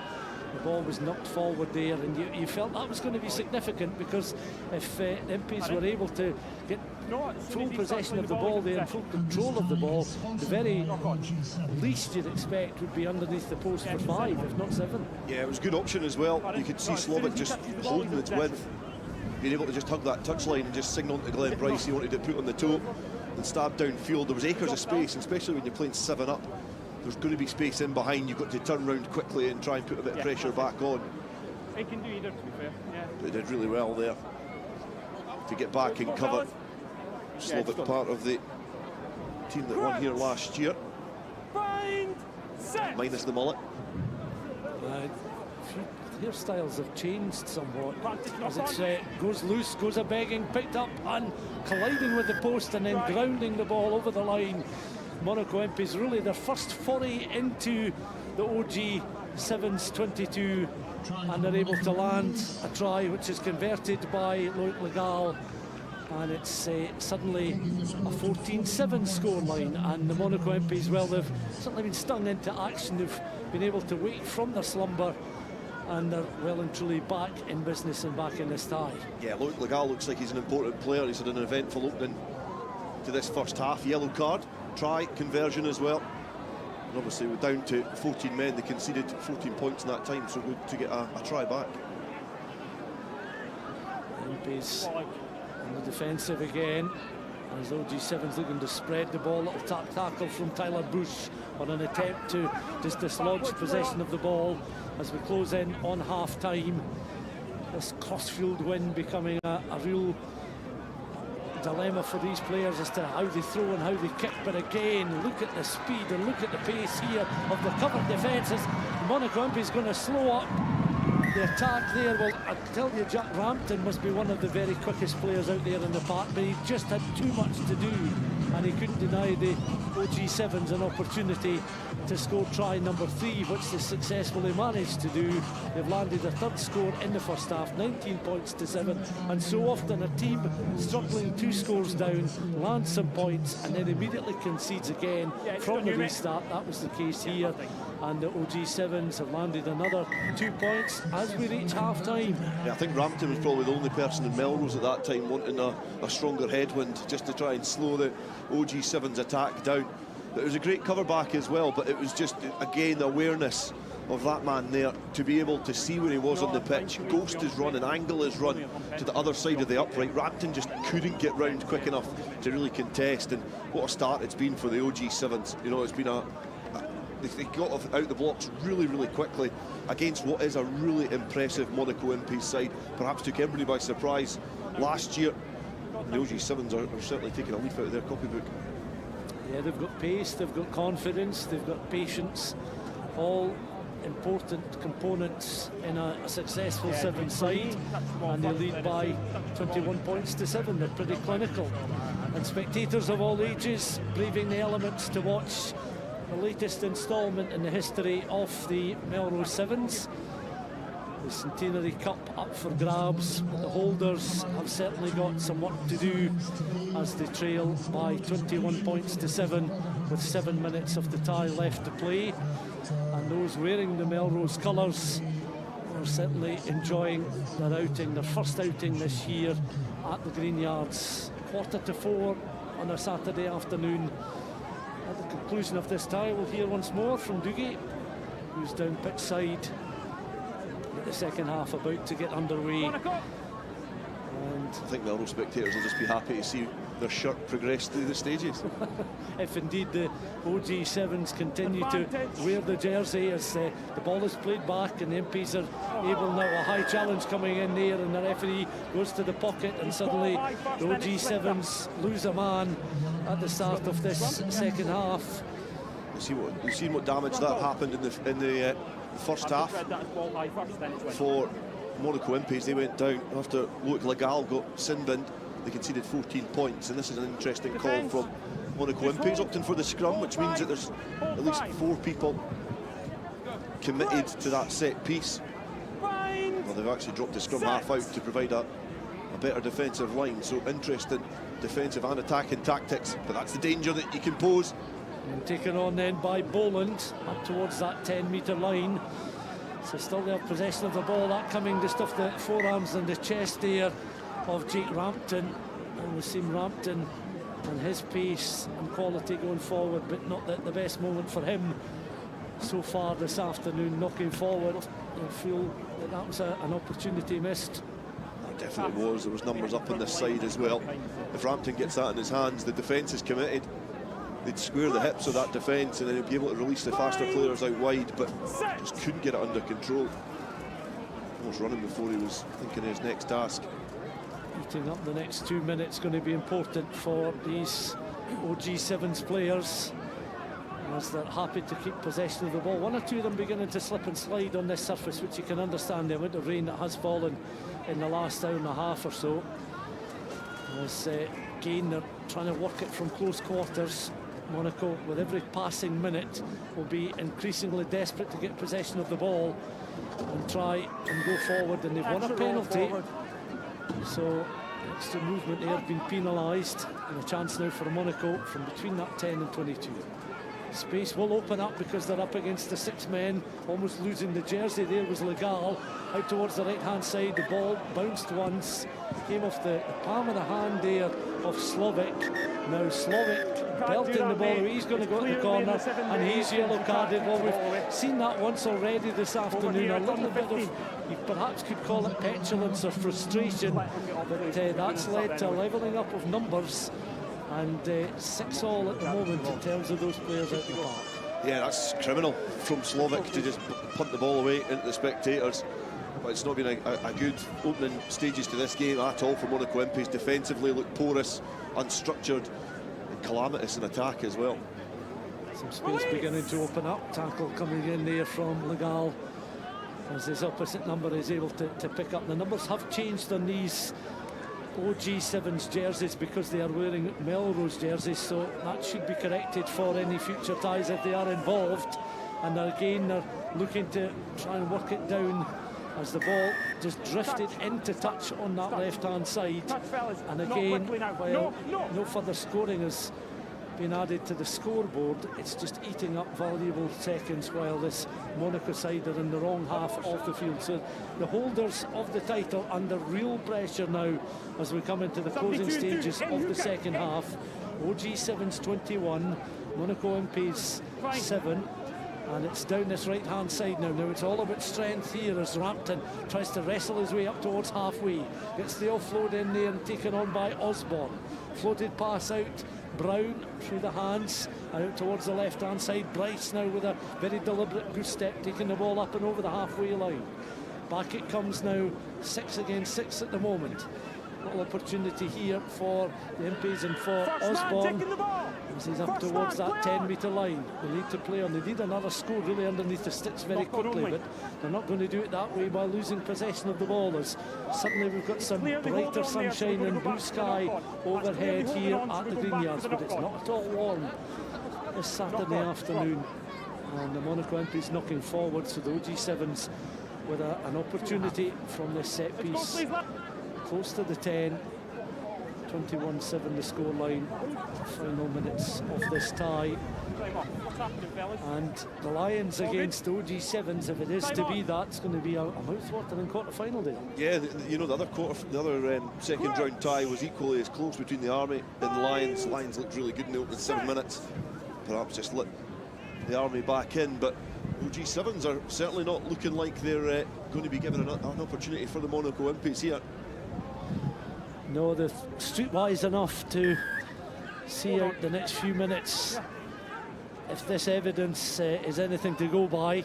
But the Monaco Imps now, Bryce, will they have to go wide and towards the right? He cuts back infield, he looks for options. Rampton plays the ball into the 22, feels he's been impeded there, still plays it on, comes crashing off the advertising hoardings just behind. The referee's going to go to the pocket, and another yellow card shown. Third yellow card in this tie. So frustration shown by both sets of players. A little tap and go. Monaco, it's really going to be now or never if they're going to try and retain their title and continue in the competition this afternoon. Their grip on the trophy is loosening by the second. Trial ordered there. But that again, Dale, comes at a significant time because it was underneath the sticks as well. So it's come at a time where they're allowing a restart, and a scoreline now of 21 points to 14 means that if they can get another score similar to that one, we could well be looking at sudden death once more. Oh, if they could get another score, I don't think they'll play as badly as this again in their whole career. They've not played particularly well throughout, but they've been gifted an opportunity with that hanging restart. It's been well gathered by the OG7s. And down the right-hand side they go, but the referee is going to bring play back. It's called time off. And they'll just look to try and settle down the players. Would you say that this tie has been affected by the conditions more than the others because the players haven't maybe been able to read the weather conditions? Have they become a bit more frustrated because of that? Or? I think with this, it's hearing the referee's going to start with a penalty to Monaco, but I think with this it's more decision making, and you're really exposed out in a sevens field, and the individual and the collective as well, but the individual has to make a really good decision. And I think that's been really tested because of the conditions. So they haven't taken the yellow card off, so he's now off, so we're going to restart with the penalty to Monaco. Oh wow. So they hadn't taken the yellow card off for a player, so OG7s are still playing with 7 men. They're going to restart with a penalty. So from that restart, it gives it Monaco Imps territory again, a bit of possession, and they'll have to be accurate here to get back over that line, calling the scrum again. Yeah, they're going for the scrummage. Penalty, scrum. That's the information I've been getting. So you wonder what's happened there, whether, I mean, in both cases, in all 3 cases, it's been clear from where we've been that the referee has shown the yellow card. So those on the touchline would be mindful that if they were going to make any changes off the bench, they'd have to do so, but minus a man. Imps then still in around that 10-metre line, but the penalty now awarded to the OG7s. Are they going to do just enough to make their way through to the quarter-finals? This could be the last play. The tap, kick-off, and it's away.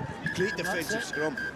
And the Monaco Imps then lose possession of the Centenary Cup, certainly for a year at least. We may well see them back again, but the holders, the team that made a name for themselves 12 months ago, are out of the competition.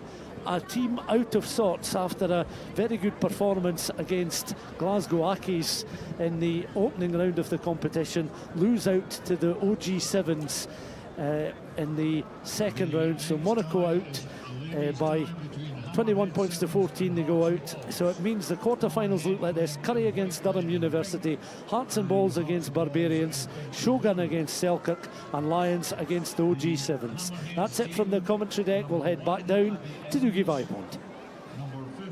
Thank you very much indeed. Yes, an extraordinary set of rugby matches happening here this afternoon at the Green Yards. This is the home of Sevens rugby, and it all carries on right here. We have the quarter-final lineup in the men's competition all sorted out. But what about the women's competition? Well, that's just about to get underway right behind me. So let's get straight to the commentary. Team up in the gantry there. Oh no, what's turned out to be a beautiful afternoon after terrible rain for the last half an hour. Thank you, Doogie. And yes, thankfully the rain has passed. The sun has returned to the Green Yards. Still very windy. The ladies out in the pitch just now will be happy.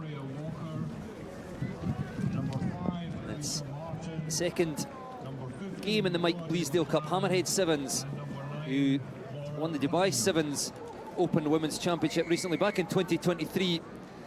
Played 11 tournaments, reached 10 finals, winning 7 of them. And they're up against Hearts and Balls, another invitational side.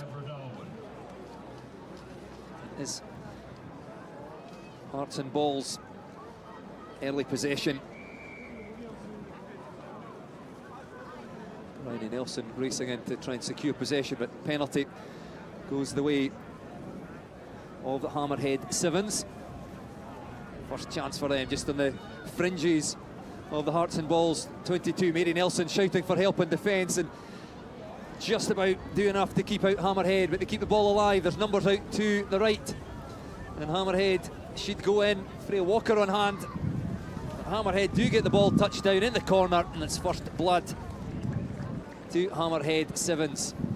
Yeah, good start, good accurate start from Hammerhead Sevens, straight from the kick-off, being tenacious, hunting down the ball, and eventually they managed to get their hands on it and get that try.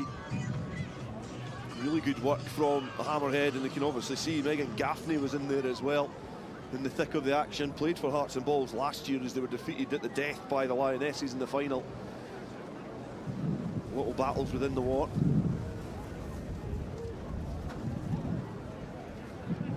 Yes, Lionesses winning last year, but of course not played in the main pitch. It's the first time we've had a women's tournament running alongside the men's competition. Great to see the main pitch here at the Green Yards.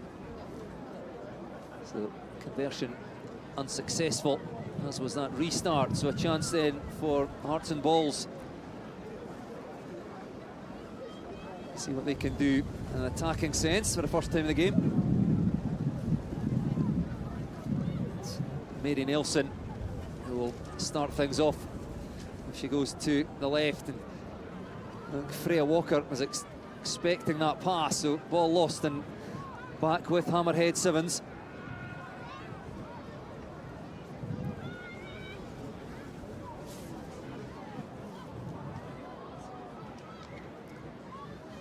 Ball knocked on by Hammerhead Sevens. Good work by Hearts and Balls in defence.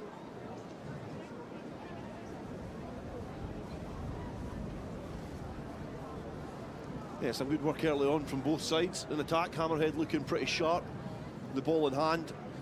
I think that this, what made with the both sides, Hearts and Balls and Lionesses, so successful last year was their defence. Well, Mary Nelson showing her pace, the scrum half, darting away down the right-hand touchline from the scrum. Can she go the whole way? She's being chased, looks for support, dragged down about 7 metres short. Great work by Nelson.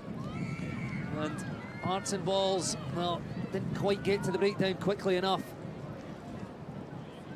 The ball won by Hammerhead Sevens, just metres from their own goal line. Hearts and Balls showing how dangerous they can be. Hammerhead Sevens using the wind there from the penalty, doesn't go out. Bryony Nelson back to tidy this one up. Hannah Crisp with her. The centre of the field, an awful lot of space over on that far side. But Hammerhead alert to that one, and then pile into the breakdown and turn that ball over. So Hearts and Balls back on defensive duties. Hammerhead just take a minute to settle things, just happy to hold on to the ball, allow their players to get back to their feet, happy to retreat 10 metres or so, just to retain possession, and now they go again. Off to the left, tracked by Freya Walker. Mary Nelson racing across, can she get there? Can't quite. And it will be another try for Hammerhead Sevens, who survived at the other end of the pitch a minute ago. Now strike for their second try. Yeah, really good work on the outside, just managing to get to the edge and had a little bit of space to work in as well. And then again, just when you've got a little bit of pace on your opposite number, once you get on the outside, it's just a matter of trying to evade all the flying limbs that come your way, and Hammerhead did a really good job of that. 12 points to 0, they hold the advantage. And we've seen in the opening game as well, between the Lionesses and Shogun Rugby. Shogun Rugby put on an impressive tally against last year's winners. And I think Hammerhead Sevens are here in mean business as well.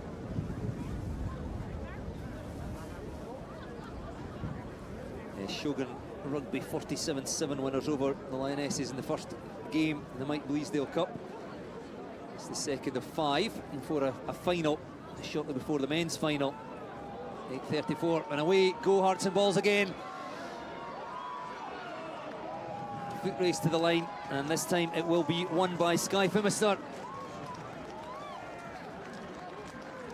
It's a great run by the Stirling County winger, involved recently with Glasgow in the Celtic Challenge, showing her pace as she raced down the right touchline and gets Hearts and Balls right back into this one. Yeah, really good. Again, just to work with the pace in sevens. You know, in 15s you can see some of your burly characters making a real impact in a game, but sevens is a great paddock to see people with a bit of pace really exhibit their skills and get that space and open prairie to really stretch their legs. And Phimister did a great job there, showing all her attributes, getting Hearts and Balls back into it as well. Yeah, successful conversion, so narrows the gap to just the 5 points. Lisa Martin, Heriot standoff, the restart, good defence. Bryony Nelson racing up to make the hit. Penalty conceded by Hearts and Balls. Here it's Hammerhead Sevens looking for space up this left-hand touchline. Oh, it's a lovely run there and a lovely step back in field by Abby Evans. Great pace, lovely footwork. She had a lot to do. She raced away up the left flank for Hammerhead Sevens. She goes in for the third try under the post, so this should be reasonably straightforward conversion. Indeed it is. Really good work there from Abby Evans, just when going up the touchline there. The defence, when you're scrambling in sevens and trying to cover across, you really have to commit, and then you really have to make that tackle as well. So when an attacker checks their run or darts back inside, it's really difficult to defend them. So really good work from Abby Evans there, just to pump off that left leg and go back in field, and perhaps gives them a more comfortable cushion going into half-time. Yes, Hammerhead Sevens 19, Hearts and Balls 7 at the half-time score. 1 minute breather for everybody. Could have been closer. Mary Nelson raced away from the scrum in her own half and was stopped just 6 or 7 metres short. That was great defence by Megan Gaffney at that point as well. Those things, when you come back and you reflect at an end of a game, they're sometimes the things that win and lose you these ties. And the work rate from Megan Gaffney, who's certainly going to go one better this year at the Melrose Sevens. Has certainly showed the determination to do just that. That passage of play to stop Nelson.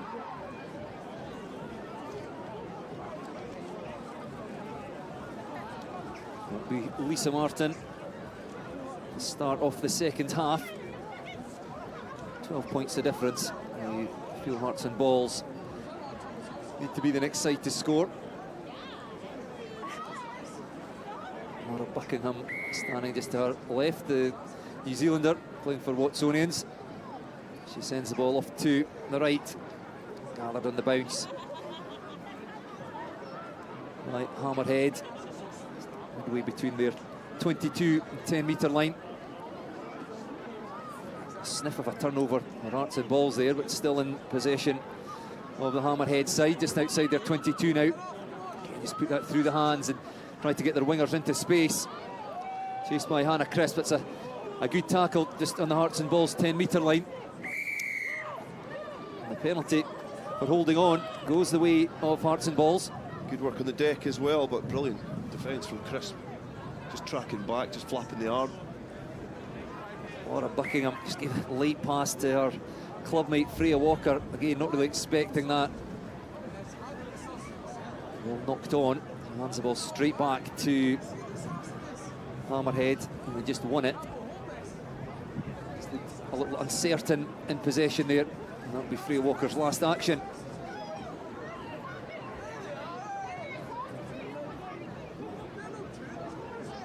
A good opening first period in this game.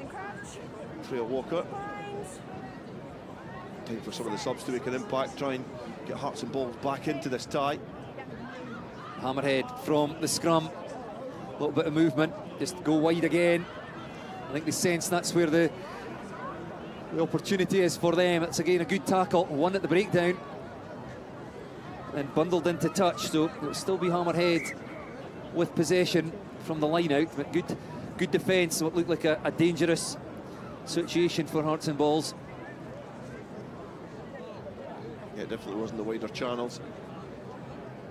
Chance for Hearts and Balls to try and make some inroads, but again, great defence from Hammerhead.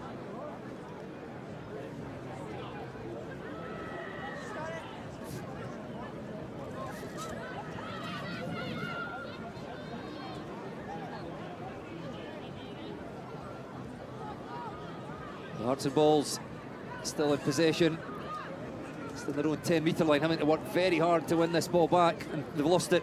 Turned over by Hammerhead, and they'll again quickly shift it through the hands to the wide channels. This will be difficult to defend. Great pace again. And chased all the way by Skye Phimister, unable to make the tackle. And Hammerhead Simmons go in through Lucy Hode. Yeah, just kind of, he felt it there when the ball started getting passed across the pitch. Hode was really tight in the infield, probably a bit more so than what we're probably used to, but she was creating herself loads and loads of space on that outside and just put that big power arc on the outside. And when you've got pace like that and confidence as well, you know, I've seen many players with pace to burn not back themselves, but certainly Lucy Hode there knew that she had the pace over opposite number, found the space and round the outside. So a healthy looking lead now for Hammerhead, 26 points to 7, and they win that ball from the restart. Again, they'll just shift it wide quickly. Looked like a knock on, but the referee says play on. It's Hammerhead to keep that ball alive just outside the Hearts and Balls 22. We've got numbers again across to the right hand touchline where we're stationed. Ball stabbed through off the boot. Referee playing advantage. Is that deemed to be a late tackle? The penalty will be where the ball ended up. It's tight and direct for now, just to draw in that defence. Hearts and Balls quickly try to reorganise, shift their way out to the right. That ball goes loose again. This time it was knocked on by Hammerhead, and it'll be a scrum to Hearts and Balls. Yeah, good play again using the physicality, but it's great seeing the offloads come into the game as well. A lot of rugby intelligence out there on that field, looking to try and keep the ball alive, and that'll manipulate the space and the wider channels. And then Gaffney, when she distributed that ball, just ran that acute line back in field, but just a bit of miscommunication there between the women on the field, not being able to kind of read the line of that passage of play, and then the ball's knocked on. Hearts and Balls, a dangerous position for a scrum. It squirts out the side, but we'll reset that one. The scrum about 10 metres out from the Hearts and Balls try line. Need to roll the dice now. Seems a long way back for Hearts and Balls. Under pressure at the scrum. This could come out on the Hammerhead side. Well, it doesn't come out, but the hands had come in from Hearts and Balls, realising they were under pressure at set piece. Penalty awarded the way of Hammerhead. I was going to say a pushover scrum would be some effort. We should have seen that at sevens. This one would certainly kill the tie off. That pass was expected, but this could be the clincher. And again, over goes Lucy Hode on her second try in the space of a couple of minutes, and that will seal the tie for Hammerhead. Yeah, good pace again, and you know, perhaps a different approach there from Hode. She was standing a little bit wider this time as the ball got through the hands. She knew that she was probably close enough to the line to have a real bite at it. Short in stature, but a powerful, powerful runner. And Hammerheads, yeah, look impressive. I was impressed by Shogun in the opening rounds, who brushed aside the Lionesses. But certainly, Hammerheads look really accurate with the ball in hand, and you see here a good link-up play, just managing to release Hode, who just gets a march in the defence. It's just sitting up a little bit flat.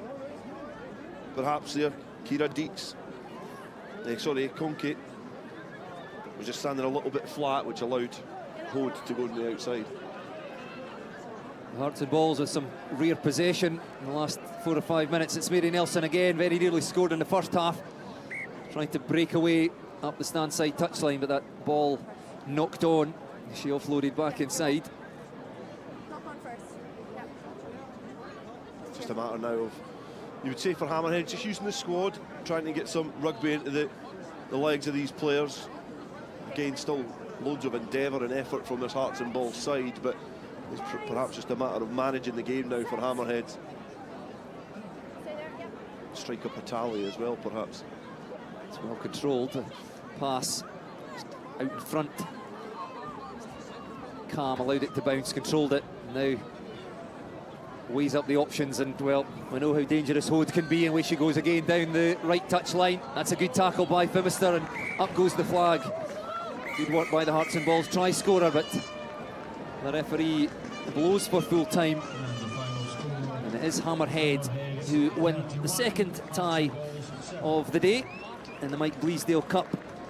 Shogun Rugby seeing off the Lionesses 47 points to 7 in the first, and then Hammerhead 31 points to 7 victors over Hearts and Balls in our second tie. Hearts and Balls will be in action again around about 5:30 when they go head to head with Shogun Rugby. Hammerhead will play in the final pool tie against Eric Liddell 100, but Eric Liddell 100 first of all. We've got to face the Lionesses. Both teams represented in the men's and women's game. The Lions, the men's team, seeing off the British Army in the second round of the men's competition. The Lionesses up against Eric Liddell 100, a national and international initiative to celebrate the 100th anniversary of Scotsman Eric Liddell's record-breaking win in the 400 metres in the 1924 Paris Olympic Games.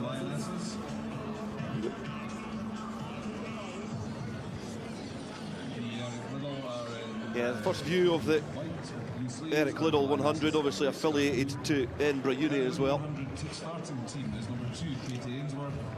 The Lionesses we've already seen on the wrong end of a heavy defeat against Shogun, but as you say, yeah, the men's team have been involved already. Impressive in the opening exchanges against the Army, and it is Liddell 100 to get us underway. Yes, Lionesses from the restart have lost that ball, so it's Eric Liddell. Early possession. Outside the Lionesses 22, quickly recycled from the breakdown and ball out to a left wing. Deidre Smaleham, Stewartry Sirens player, another one involved recently with Glasgow in the Celtic Challenge. Ruck, centre field. Well, that's got to be a penalty.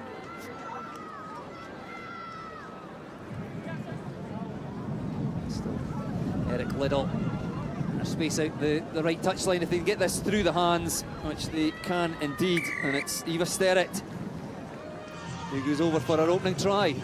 Yeah, good work again, just being able to just get the ball through the hands into the space, and it's as basic as you like. When you've got that, when you can front up the defence and keep them honest, if you can get a player into space and they can do the which sometimes is the hardest part in a rugby game, is to get the ball over the try line.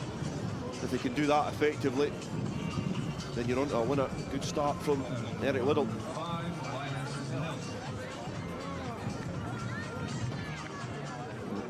Not a day for the kickers with the wind. Thankfully the sun has come back out, but it's to remain windy for the rest of the afternoon. So version missed, but it's Heriot Liddell, a 100 with an early lead. Let's see what the Lionesses can do. Away they go up the right touchline. Well, this will be a quick fire reply. Look at the pace. They race up the stand side touchline. And in for their first try through Madeka Lewis. Yeah, did exactly the same in the opening round to get the only try in that first game. And it's some pace there.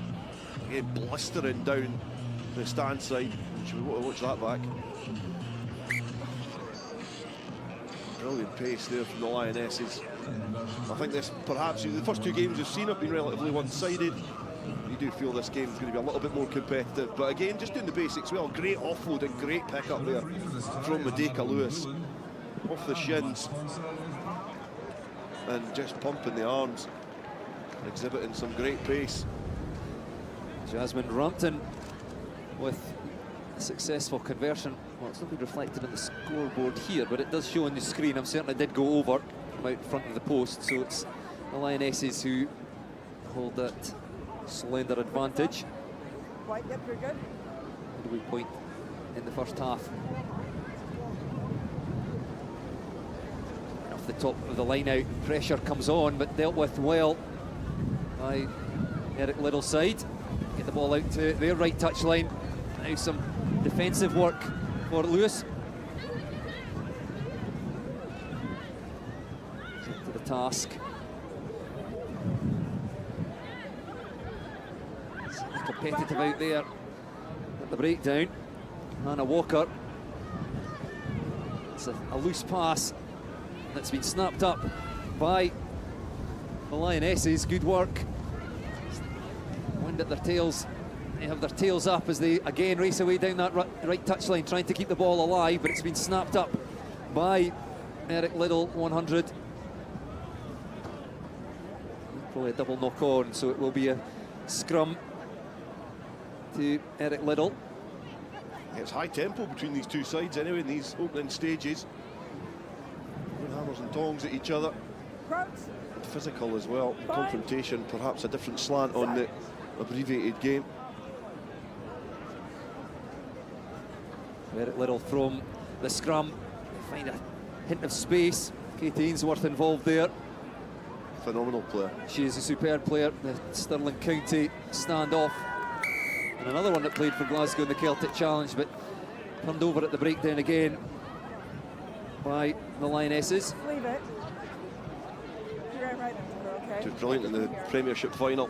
Ainsworth was really impressed with her in that win. Stirling County able to get that victory.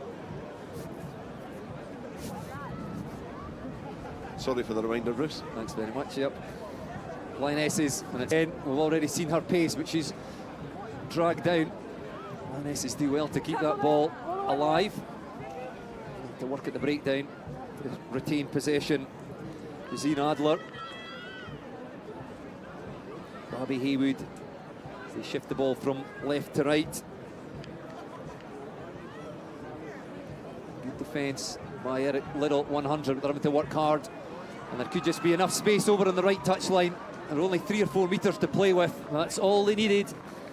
As Bobby Haywood, the captain, goes in for another try. Yeah, tried with all her might in the first game to ignite this Lionesses side and just was running down dark alleys. As Shogun defensively just managed to keep Lionesses in check, but there's a little bit more space in this park now against this Heriot Liddell side. And the captain, who was involved in the team last year that won, he's able to just get a little bit of room. Get that try. What a great conversion attempt as well. 15 metres or so in from the right touchline. Very difficult conditions. 2 converted tries sees the Lionesses lead. Eric Liddell 100, 14 points to 5. The Lionesses, as Dale said, victors last year, had a torrid opening tie, 47 points to 7, defeated by Shogun Rugby. Enjoying this one a little bit better. Marginally, I think.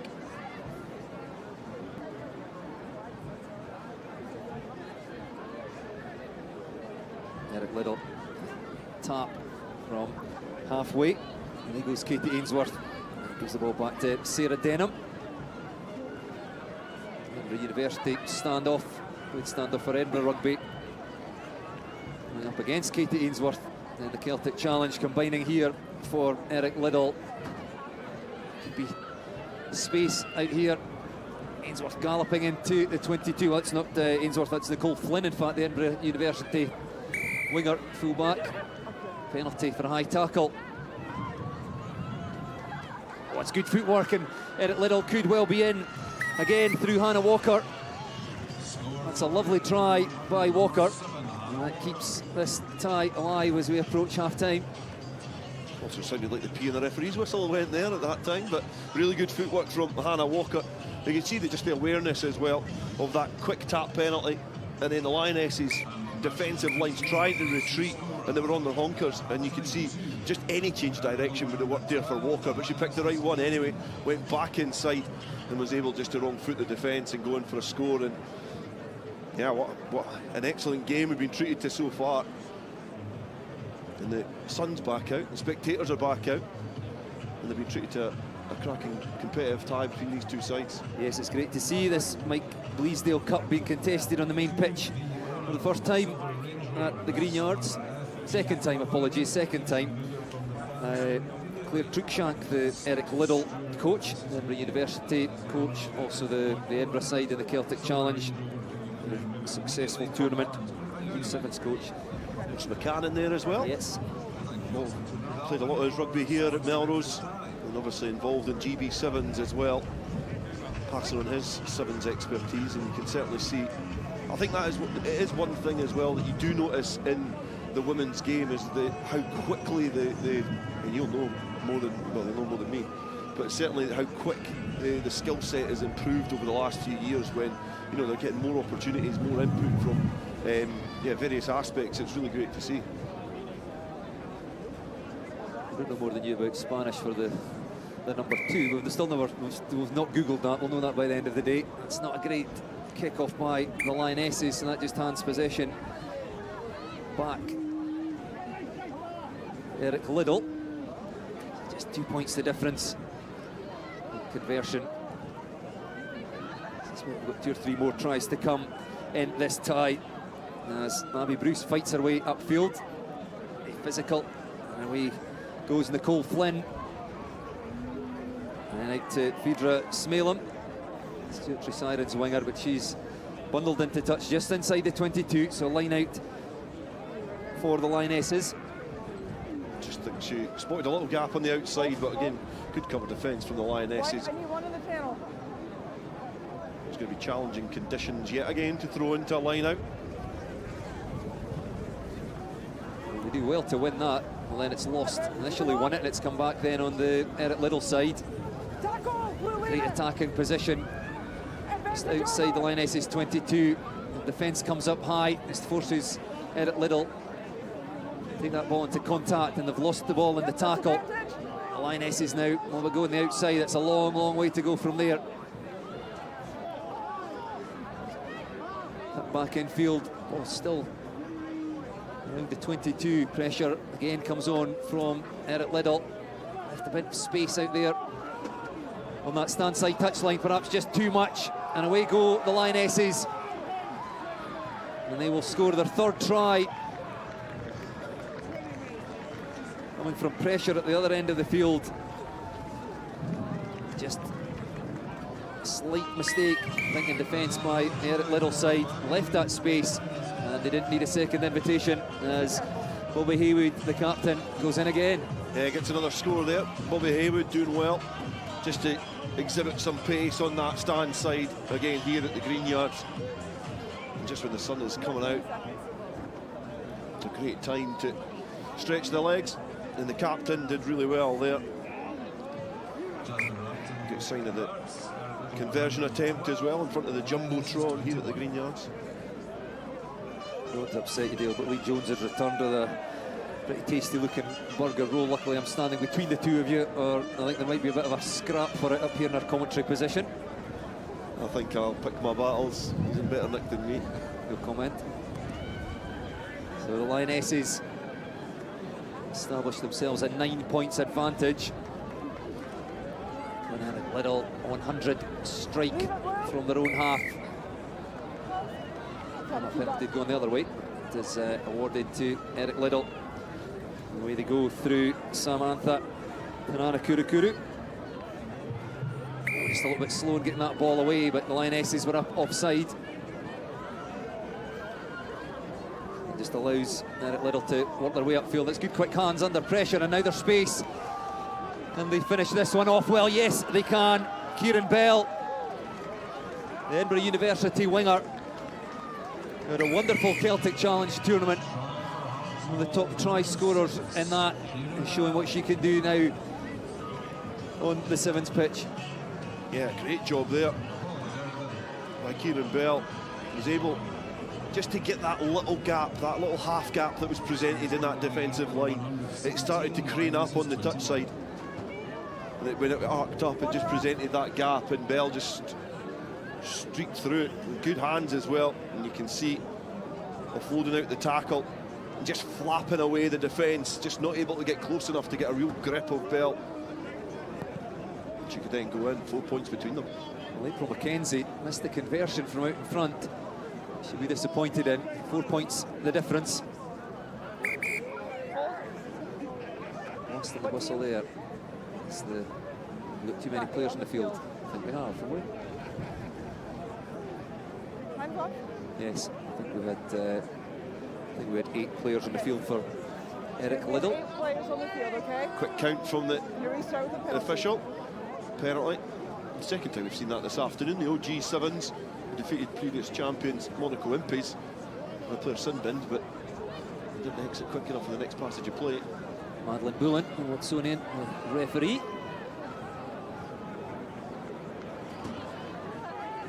With that well. Ball with the Lionesses on their own 10-metre line.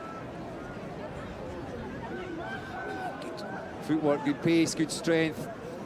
Bursting past tacklers, but then the ball knocked on in contact. Brilliant spot now for an attacking scrum. Centre field. A couple of options that you can go for here, especially if you've got people that have got pace to burn. Try and really have a go on the outside. Stretch the field as well. Allow your players a chance to retreat, get back into action. April McKenzie over on the right side. Takes that ball from her scrum half, cuts back in field. Injection of pace, steps off the right foot. Taken down just on the Lionesses' side of halfway. Recycled. Still with Eric Liddell. Katie Ainsworth again. As I go, she's been shackled well by the Lionesses. 4 points advantage. Ball threaded through there by Kieran Bell, the try scorer. Dived on by April McKenzie, but I think this will come back on the Lionesses' side. It does indeed. Slightly wild pass back in the 22. Will stay on their feet, and out it goes to Madeka Lewis. We've already seen her pace, and I don't think Eric Liddell will be able to stop the flyer as she races away for her second try, and that one could be the clincher. Yeah, that probably is a try that just takes it too far away from Eric Liddell to get back into it. But Madeka Lewis has been a revelation for this Lionesses side. Shone up in a one-sided game against Shogun in the opening round, but then really demonstrating the pace that she's got, and it definitely just takes it a little bit too far away from the Eric Liddell 100 team, affiliated to Edinburgh University. 11 points the difference now, so perhaps just a bit too much to overturn.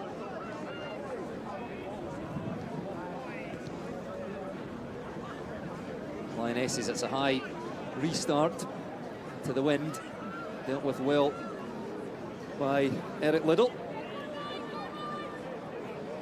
Katie Ainsworth just looking for somebody to run a line off her, but couldn't get the ball there, and away go Lionesses. Lucy Drury inside the 22, just weighing up the options here. Happy to go backwards to get everybody back in the attacking formation. There could be numbers off there to the stand side touchline. Get the hands free, but in come the hands from Eric Liddell. Good work at the breakdown. Just about stay alive in this one. 11 points the difference though.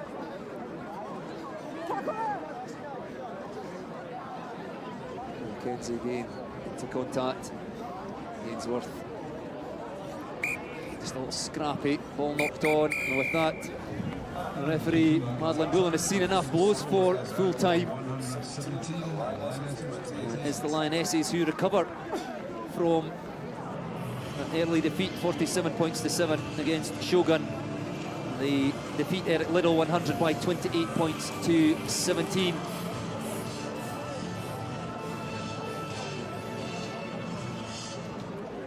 Good performance from the Lionesses to bounce back against Eric Liddell, 100. So still 2 games to come in the Mike Bleasdale Cup. Shogun Rugby against Hearts and Balls, scheduled for 5:22. I think we're a little bit behind here because of an injury, but not too far behind. And then the final pool match, Eric Liddell 100 will go head-to-head against the Hammerhead Sevens, who defeated Hearts and Balls in the previous tie, 31 points to 7. And then the top 2 teams will go head-to-head in the women's final at 6:34. Just ahead of the men's final at 7 o'clock. Number 6, Alex Earnshaw. Number 2, Callum Gree. Number 15, Rocky Lawson. And number 9, Ben Livingston.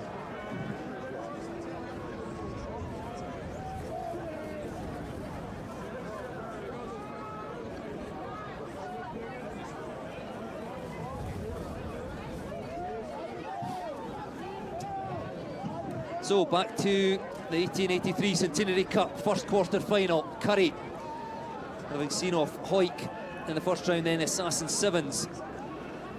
And they will face Durham Uni, 31 points to 5, winners over Gala in the second round. It's Durham Uni, they look to open the scoring, racing away down the stand side touchline.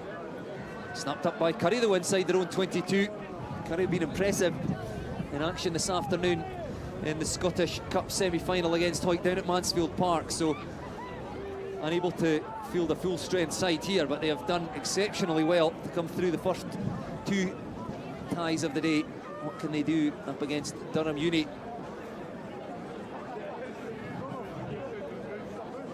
As Currie just metres away from their own try line. That ball into contact and then fight their way upfield, forcing Durham Uni to get back on side.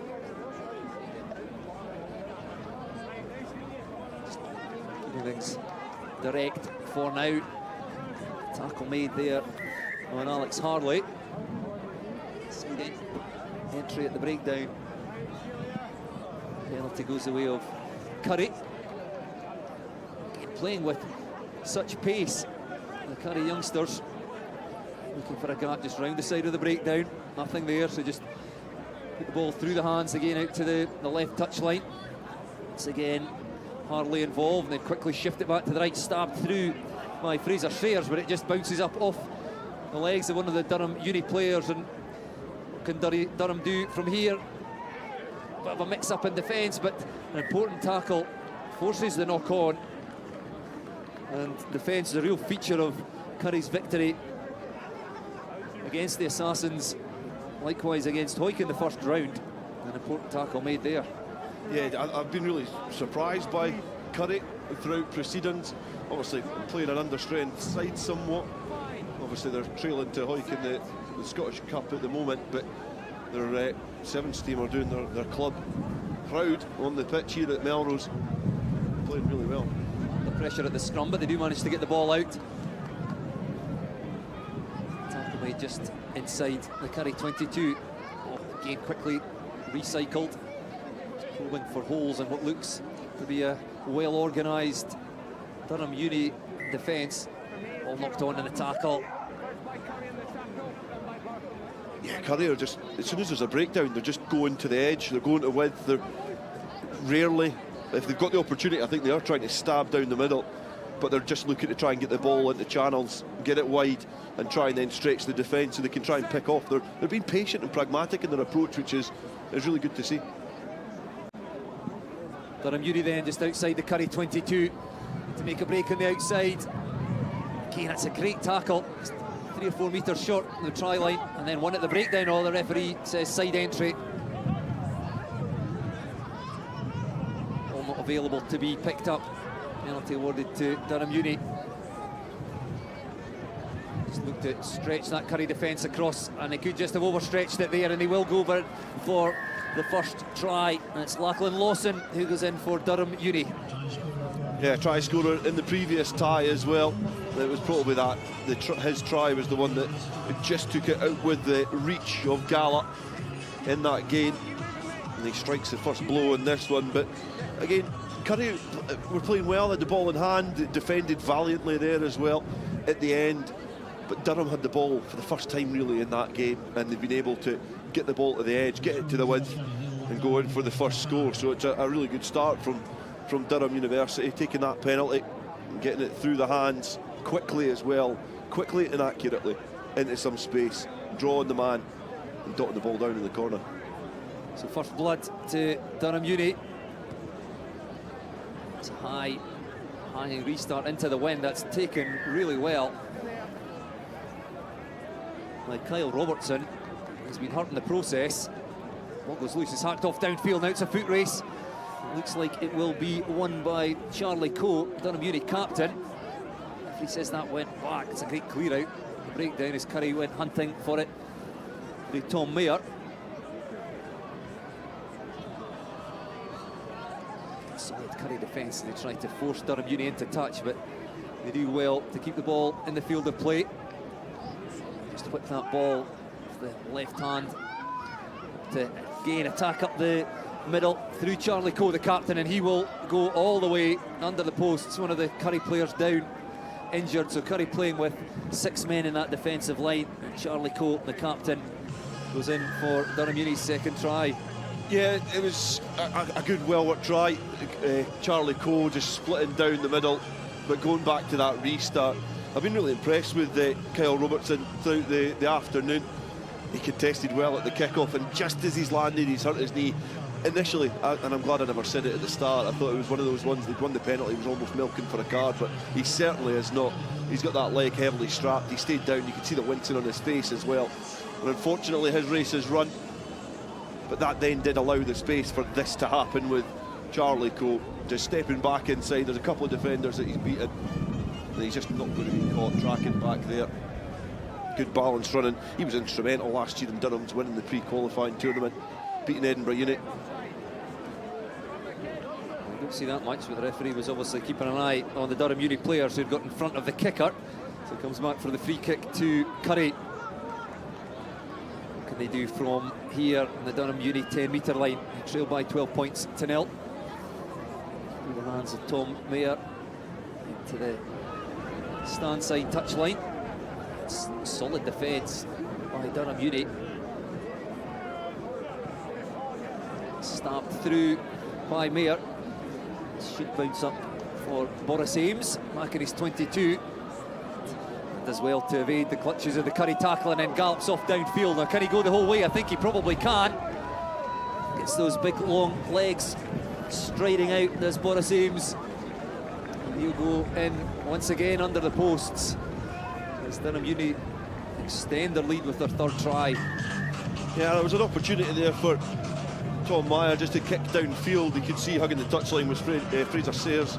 He just never put enough on the kick, and the ironic thing was he was a sweeper trying to track back when Ames is in behind the defensive line, galloping towards the uprights and gets a score. And it's like I've said it before, you know, we see it quite often in sevens, really good time to score just before half time.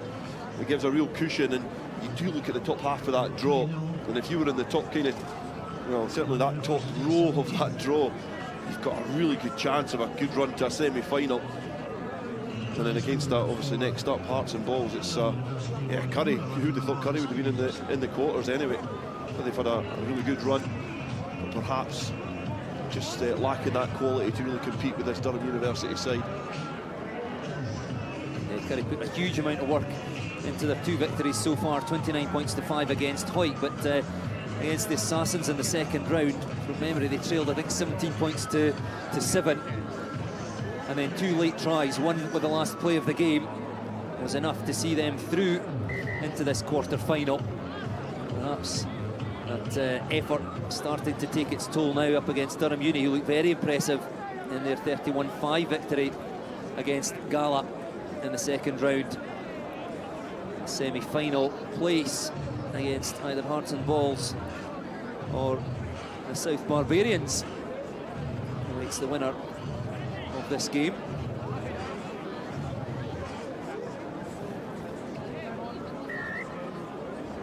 It's Currie from the restart, just bang that off downfield.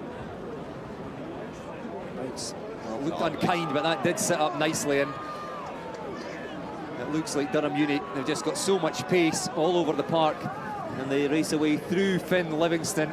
Well, it could have worked for Currie because they just banged that into the wind and it bounced up horribly. But on the first bounce, it was gathered by Livingston, and then he just took off downfield. He had support with him, but didn't need that. And Durham University will be happy to strike the early stages of the second half. Conversion is good, 24 points to 0. Yeah, good bounce there. In this one, the ball could end up in Livingston, but it did end up in the hands of Finn Livingston, who was there. But great footwork on the 22. Obviously, low centre of gravity. He's working really hard to get away from the covering defence, but there's support there as well. And I think this will be a good hit out for Durham Unit. Be able to really make a good account of themselves going through the latter stages, and what story it would be if they were to come through the pre-qualifying tournament to eventually make it into the final of Melrose Sevens. Durham Uni racing up in defence, putting pressure on, but then going off feet at the breakdown. Currie from the penalty. Just on the edge of their own 22.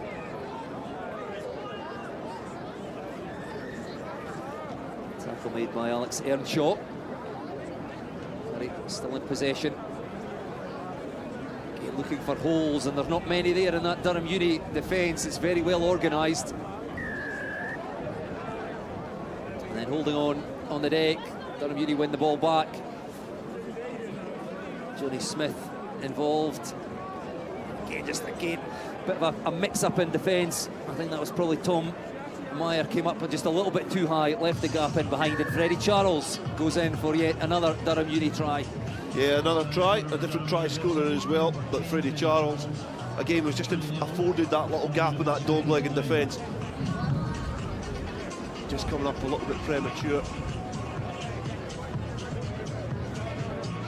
Just listen to the referee. Yeah, he's having a wee chat there with Magnus Broadley.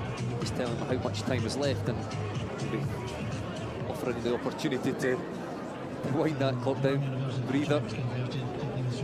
Yes, Durham Uni looking impressive, and they were alert to that. Tom Meyer just took 1 or 2 steps too far in the defensive line, left the dog leg. You can see here, just sizing up the options, checks over his right shoulder, and then just hairs it towards his left where the gap was. Good, powerful running. Slightly too powerful. A restart kick goes into touch on the full, so we'll come back. Too much of a rest in that 30 seconds he got.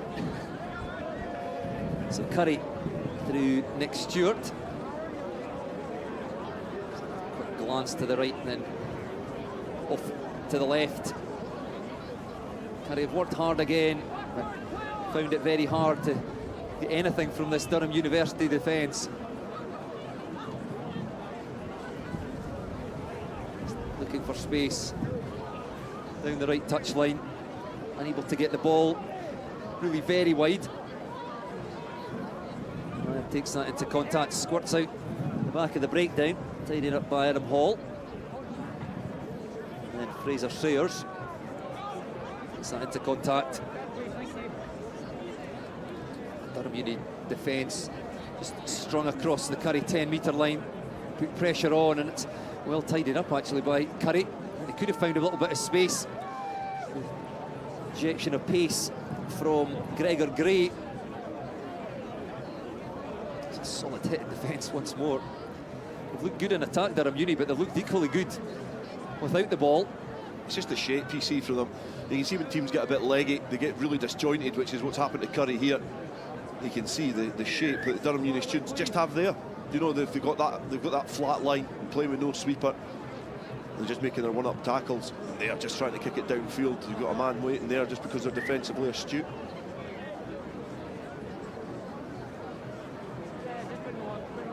Well, the ball knocked on by Durham Uni. They're now ringing the changes, bringing on fresh legs, but saving the energy of those who will feature in the semi-final.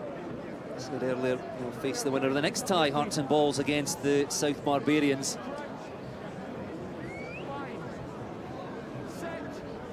Currie looking for a consolation here, and he wants to finish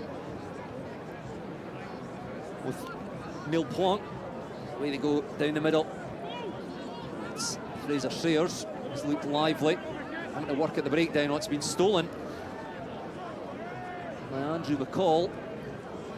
Yeah, that's a lovely offload and an important tackle. Keep the ball alive once more off the floor. Currie tried to hurriedly reorganise their defence. No offside because there's never a ruck, but that doesn't matter. They'll go in again through Alex Earnshaw, the number 6. Currie defence again just being stretched to its limits. Durham Uni looking more and more impressive. The referee just explaining to Earnshaw that if they take the full 30 seconds that they have available to take a conversion in the Sevens game, that time will be up. I don't think they'll need a second invitation. Hal Grieve coming across to take the conversion. This is a quick chat with the referee, gives him a 5-second warning. This goes past the left upright, that won't matter. The referee blows for full time, and it is Durham University who progress to the first of our semi-finals, 36-0 winners against Currie. And they will face the winner of our next tie, Hearts and Balls against the South Barbarians. Yeah, Durham looking really good there. Thinking that it did take them a while to get into the game against Gala, but I think once they did, they looked really impressive. The players like Charlie Cole having a real influence on the game. You know, and you started to see the likes of Freddie Charles and Boris Ames as well, playing really, really well. So, yeah, they're going to be a team to look out for, especially because, and no disrespect to the other side of the draw or any of the other teams that's surrounding them, but they do have the softer side of the draw. As I say, it's the luck of the draw. So Durham Uni have certainly got a bit of an advantage there, you would say. So Hearts and Balls scraped their way past Jed Forest, 15 points to 12 in the second round, their first tie of the day. And South Barbarians looked impressive, 48 points to 7 victors against Watsonians. This one should certainly be entertaining. A reminder, South Barbarians coached by the local favourite Scott White. As the South Barbarians take the ball through Fergus Watson from the restart. They played with a huge amount of pace against Watsonians and already showing that through Hector Patterson. And it is Freddie Owsley. Well, he showed all his wares in that victory over Watsonians. And with the tie only about 30 seconds old, races in for the first try. Yeah, that red card for the co-ops is now a distant memory, isn't it, when he's scotching up the side there. But it almost started in a similar fashion as to what the first game did for the South of Scotland Barbarians. Hector Patterson going up that stand side, but this time needed a little bit of support from the flyer and Freddie Owsley. And you just look at this team as well, and they've got great balance throughout. You know, we're going to be talking about Eugene Mata throughout the whole day in this game, certainly, about his playmaking abilities, but the power that they've got, the pace as well, and the experience with that man Craig Jackson is getting played back underway. This long kick with the wind behind them. It's that up into the 22, and they'll just connect defensively. Mata makes the tackle. Well, I was about to say a big hit. It was a little bit too high. His first one was just by the jersey. That one was certainly a bit more physical. Referee playing penalty advantage here to Hearts and Balls. Just on the edges of their 22.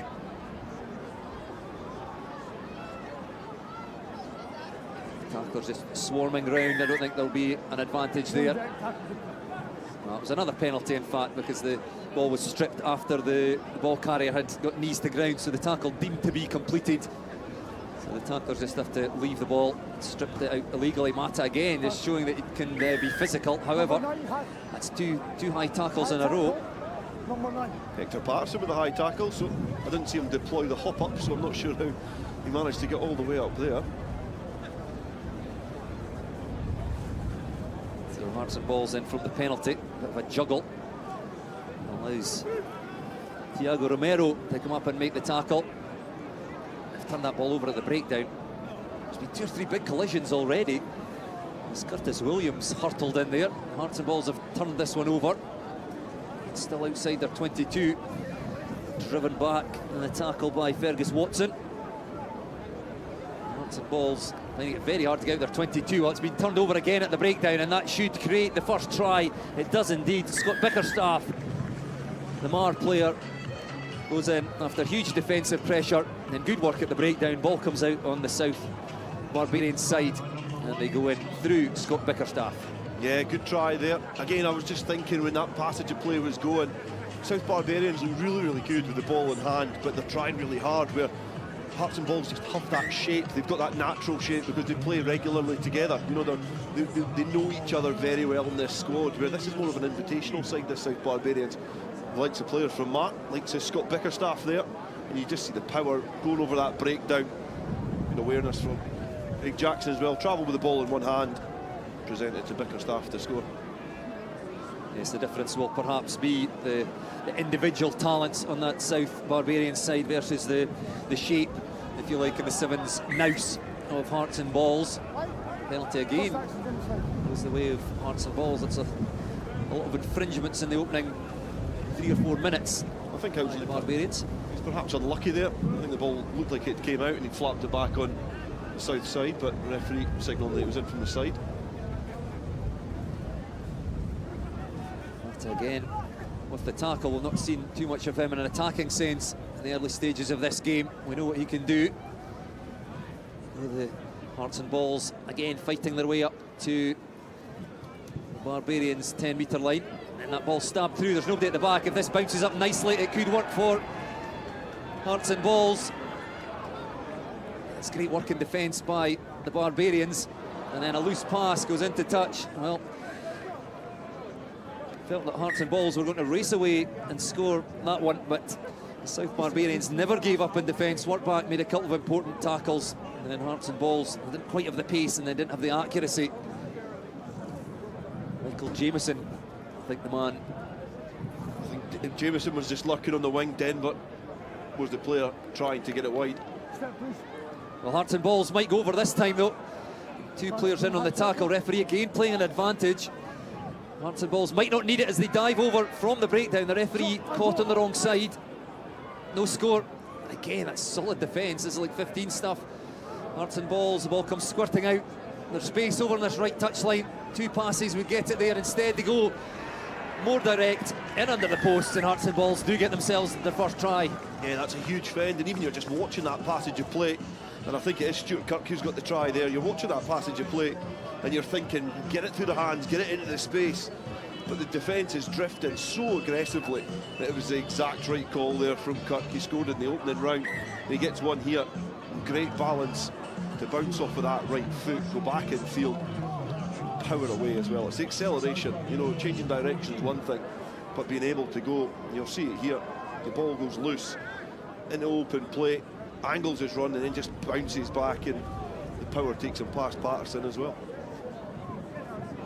So Kirk with the try and the conversion successful. Was it Adam Fraser? Perhaps so the conversion. It's a good high restart taken by Hector Patterson. We go the South Barbarians, chased all the way by Hearts and Balls. Looking round for support is Mata. Eventually his team catch up to him. Almost the intercept by Hearts and Balls, but ends up in the hands again of Freddie Owsley, first try scorer for the Barbarians. This space over on that right touchline, long pass, miss pass, and they will go in. Offloaded back inside to Tiago Romero. Lovely work again as they move the ball to the left and then across to the right. And Hearts and Balls defence stretched very thin over there. And a quick reply for the Barbarians. Yeah, I thought Freddie Owsley was on for another score then. He was tracking right up the middle of the field, but Matt just couldn't contort his body into a position to see the flyer on the inside. But eventually, when it got over into the corner, it was a really good bit of awareness from Hector Patterson, because when he was getting tackled, it's easy to try and stretch and just push to the limits to try and get that ball down. But he was able just to twist and present the ball up and pop it onto the path of Romero. And you'll see it pretty well here. Good power there. Great offload into the path of Romero, who was running that really nice supportive line. And again, I'll say it again, good time to score. Right before half-time, so Scott White's South Barbarians a healthy 12 points advantage over Hearts and Balls Rugby. Half-time in this, our second quarter final. Durham Uni awaiting the winners of this game. First of our semi-final scheduled for just before 6 o'clock here at the Greenyards, after Durham Uni saw off Currie 36 points to 0 in the previous tie.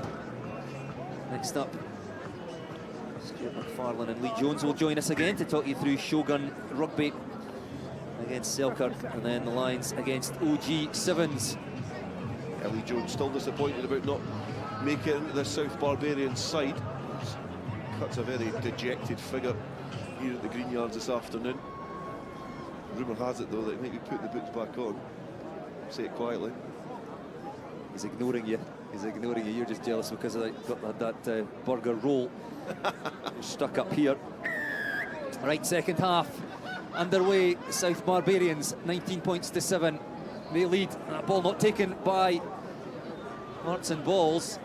It can't be pounced on by the Barbarians. Goes into touch. And it will be Hearts and Balls throw into the line out, about 12 or 15 metres out from their try line. That's what you want to be playing. The wind's turned as well. Wind's now just going directly across the pitch. Bit of a leveller for both sides, and it's thrown into the line out. Well, there's Mata again, just has a quick look up, and out it goes to Owsley, who should have enough pace to go in the corner. He does indeed. Almost impossible to stop from there. And the South Barbarians strike yet again in the early stages of the second half. Yeah, difficult when the ball is thrown into the line out in these conditions. It's really, really challenging, especially when it's going directly into your face. It's going across that pitch, thrown into the line out.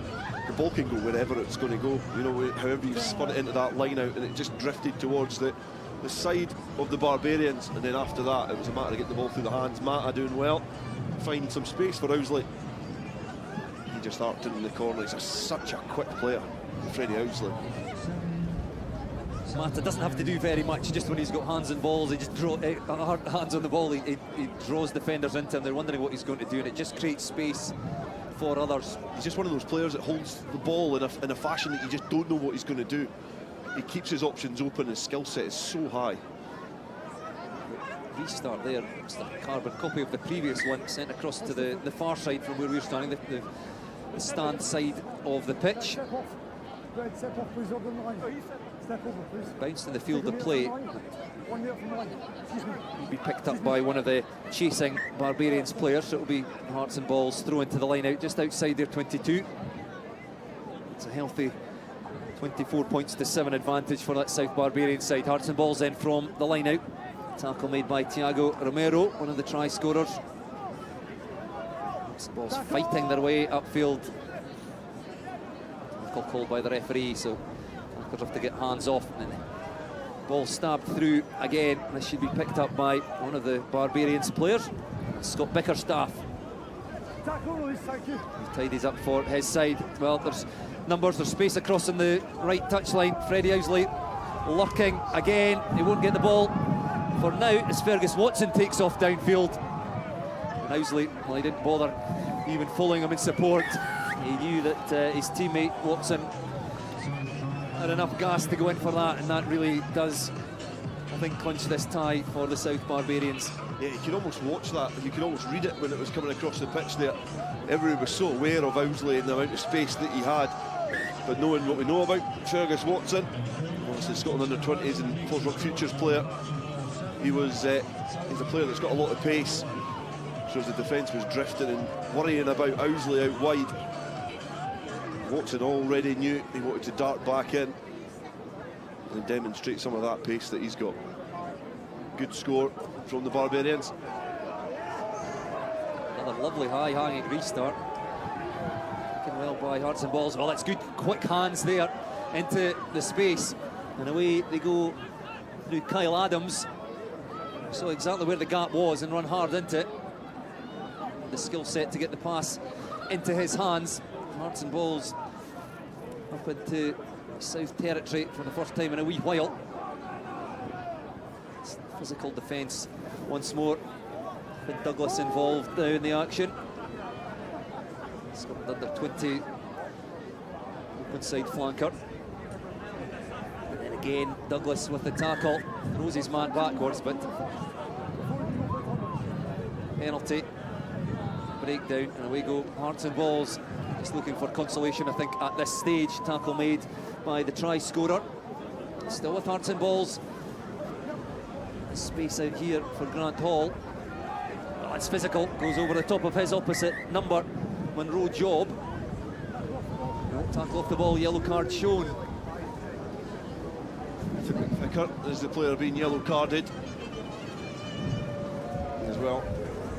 They're going to have to work hard in defence, this Southern Barbarian side now.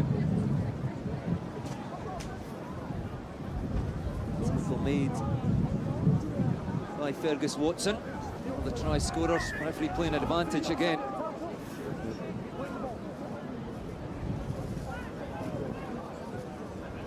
Points to 7. It's too much for Hearts and Balls. Can they get themselves over for a second try? It's good defence, referee playing advantage for the knock-on.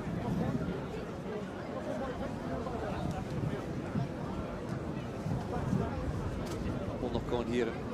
Both sides just making changes ahead of the scrum.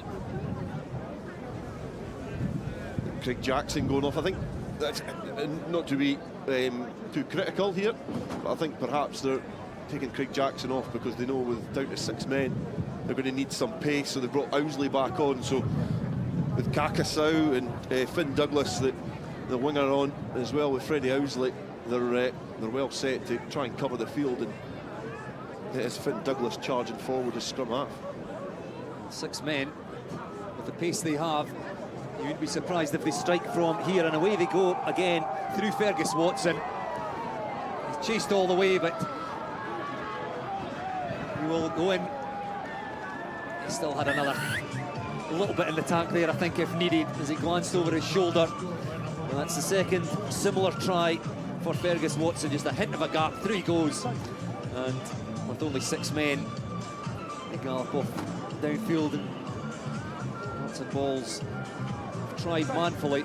The South Barbarians just too much for them, and the referee does blow for full time. 38 points to 7. The final score.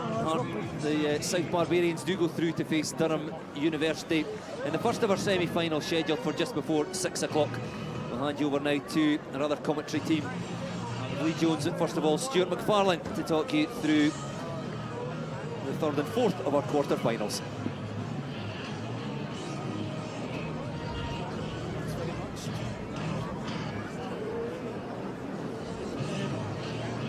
Just in a short while, as Bruce mentioned, Durham University against the South Barbarians, the first of the semi-finals.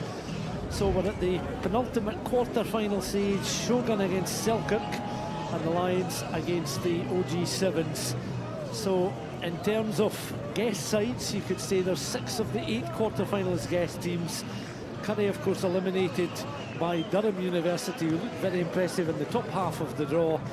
And then in the lower half of the draw, Lions against OG Sevens, after Selkirk from just down the road, just 5-6 miles from here, take on Shogun. And I think Shogun Rugby have still, Lee Jones, sort of set the standard, although you have to say that Durham University, the Lions under OG Sevens, look pretty useful outfits as well. Yeah, it'll make for an interesting quarter-finals into these semis. Both these two teams here, this will be their third game of the day, with 2 games under the belt in somewhat different conditions than the previous matches. Selkirk defeating Edinburgh Accies and the hosts Melrose, with Shogun scoring 50 points against Heriot and then defeating the Eric Liddell Sevens side by 19 points to 7. They're on the attack at the moment. I'll run you through the players as the Shogun side looking to build from deep, and that's a lengthy looped pass out towards the right hand side. They've got the likes of Jordan Edmonds in their squad, of course part of the Scotland Commonwealth Games 7 side in Birmingham in 2022. 5 GB international level players. Jamie Farndale part of their side as well, of course, who featured as an Edinburgh player, and Jordan Edmonds involved early on in this tie, as the Shogun side on the attack at the moment in these colourful strips, winning the penalty, and an opportunity for them to immediately tap and go out towards the left hand side. And once again Freddie Roddick setting up his teammate across on that left hand channel to get the opening score of the tie. And Roddick, the architect there, Max Pepper, one of the players who's racked up some points already during the course of the afternoon, and really after a succession of phases working their way further and further into the Selkirk half of the field, the end product was one that Shogun were not going to pass up. Yeah, a couple of infringements from a Selkirk point of view just gave Shogun possession, and Jamie Farndale on the edge there, he's no stranger to running in a try, just to get some early points on the board for Shogun. So it's a restart kick here from Freddie Roddick. Long white sleeves, lengthy one. Selkirk are able to take. They've looked quite an attractive proposition this afternoon as well, playing with a mixture of youth and experience in the side. So from beyond their own 22, lot challenges coming in, led there by Roddick. The steal is on, just on the shoulder. Roddick is able to pick the ball up, direct his way towards the line. Nice little offload, and they're going to be in for a score there. The second try. Tom Roach just on the shoulder of Roddick, and Roach is in for try number 2 after a promising break from inside their own 22 from Selkirk, but Shogun illustrating how they can turn defence into attack very, very quickly indeed. Yeah, and it's strength at the breakdown, isn't it? I've mentioned it a few times. Throughout the first 2 Shogun matches today, they've really attacked the breakdown hard when they're defending. They sell one man in hard over the ball, and they reap the rewards with the turnover, and then just their ability to keep the ball alive, offloading the tackle, managed to go over again. It's a real characteristic of these teams, is the breakdown strength, and when it comes to these later matches in the tournament, it's going to play a big part in deciding who lifts this trophy at the end of the day. Jamie Farndale with the bright yellow boots, occupying some space on the right wing as he now goes in to join the fray. And Roddick goes back. He's got Farndale to his right hand side with the arm raised. Farndale has it now, he's going towards the line. He was biding his time there. Jamie Farndale is in for another score, and he didn't really have to go through the gears on that occasion. He was into his running when the pass made its way out towards the winger, and he's in, and that's an impressive scoreline of 19 points to 0. 3 visits really into that Selkirk 22, 3 tries scored, and they've hardly broken sweat. Yeah, it's an ominous start for the Selkirk boys. I'm sure they would come out with a bit of confidence, having won their first 2 matches, maybe a bit tired in the legs, but that really will set them back. 19 unanswered points early on. Jamie Farndale gets another one on the right edge, and just, you could see his acceleration. He took a good pass there, gets over for his second. It's a strong start. Terry Sands will be watching on with interest. This is a tournament he would dearly love to win. With the brand Samurai, it was there or thereabouts, but never made it. But with Shogun, very much an opportunity this year. But they're in the harder side of the draw as away goes Farndale again. Is the bounce kind to him? Well, he's been able to read the bounce of the ball and again get back into acceleration mode when the ball bounced towards his right hand side, and he takes the congratulations there of his teammates. Matty Davidson will take on the kicking duties, and Farndale, well, he's certainly getting his teammates to set him up very nicely to finish these off at such regular intervals. 26 points to 0. Yeah, it was good vision from Jamie on the edge there. He had his head up, he pointed, he called for the kick. There was space in behind because Selkirk were deep in their 22, no sweeper. There's always that space, but you've got to execute, and just bringing it back there. Freddie Rowley goes to Matt Davidson, he puts the ball on the money. It's a kind bounce. Jamie Farndale manages to go over for a first half hat-trick. So impressive scoring from Farndale, and Lee, I'm sure you would let referees had to convince them that letting it go was the best option, and they do so.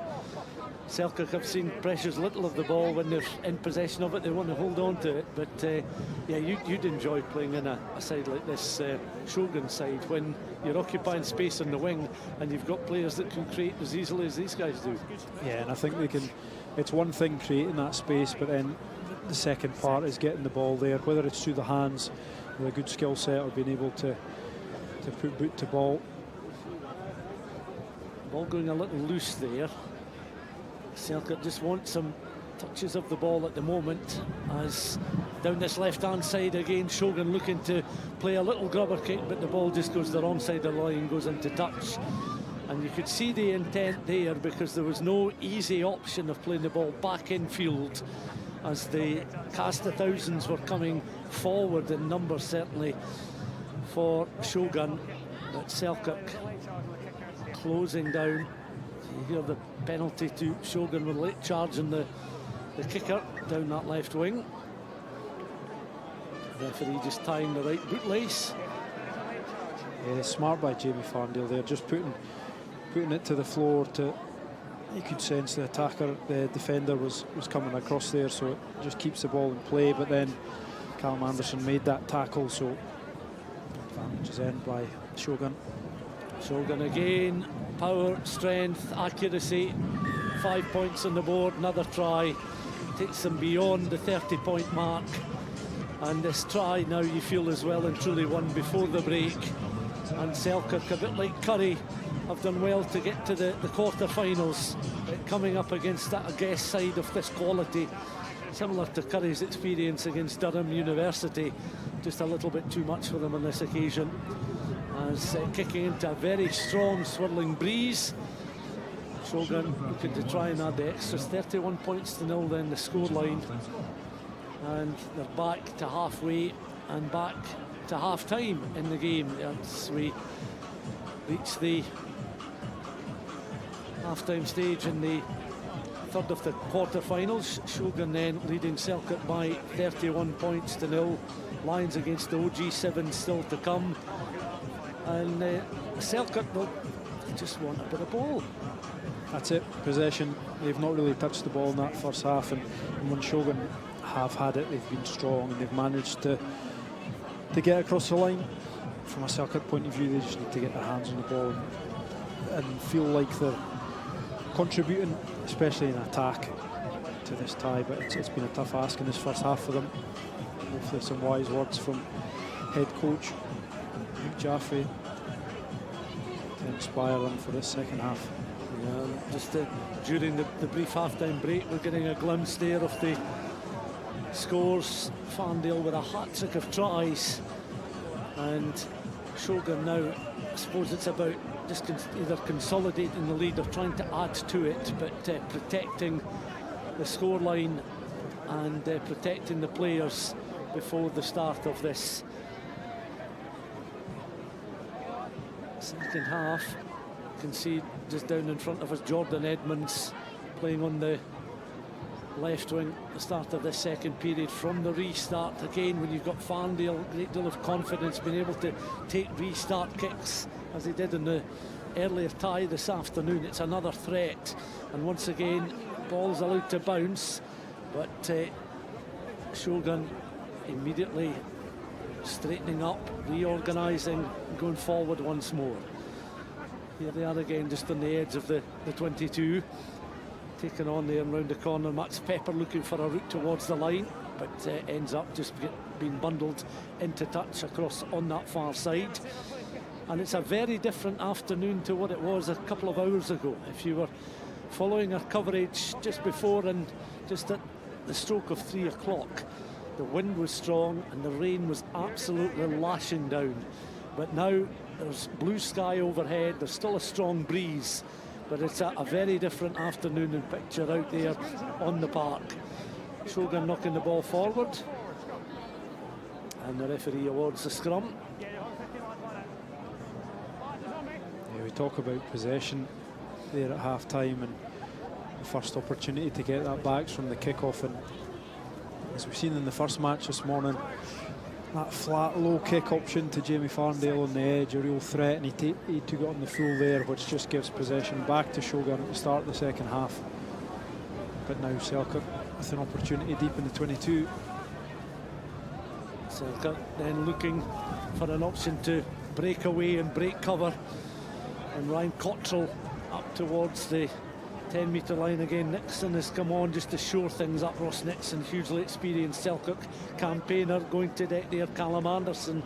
So Selkirk will be pleased to get a little bit of attacking ball here and a platform through Nixon to try and build. Nixon one-handed and is able then to offload. The ball just goes astray there, bounces just in front of a rather frustrated looking Ryan Cottrell, and that Selkirk attack comes to nothing. But from a Shogun point of view, they've not added to the scoreline in this second half, but you know, they're protecting a 31-0 lead, almost going through the motions just to ensure no damage is done before they get into the semi-final of what's potentially going to be a huge semi-final contest against either the Lions or the OG7s.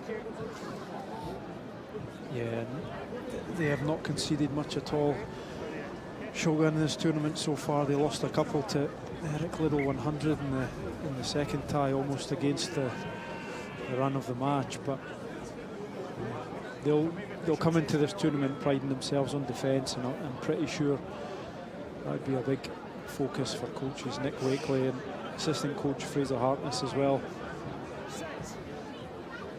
And Callum Anderson was pointing out to the referee the throw was squint, but he was very much in agreement with the Selkirk player. From the scrum, they're looking to try and gain some ground, but a costly slip there from Finlay Whelans because he was trying to work his way around the corner. Selkirk though just on the edge of the 22. Nixon takes the ball into contact, wrestles away from the challenge. Rather high challenge coming in there on Nixon as he was beginning to lower his height, but got an arm around the shoulder area, around the neck, and Selkirk have it once more up and beyond the 10-metre line towards halfway. Leading the attack there was Ryan Cottrell once more, back through the hands of Nixon. Selkirk have players out on the right-hand side, but the break is on now, and a chance for Anderson.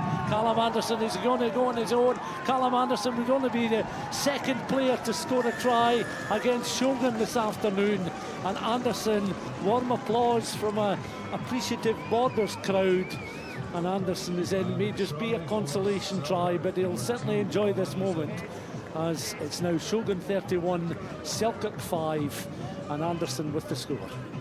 Strong finish from Callum Anderson. He had a lot to do. He was inside his own half, but good ball in front from Ross Nixon on the inside, and he really hit the accelerator through that gap, and then he still had work to do to finish it, and he had enough to get there.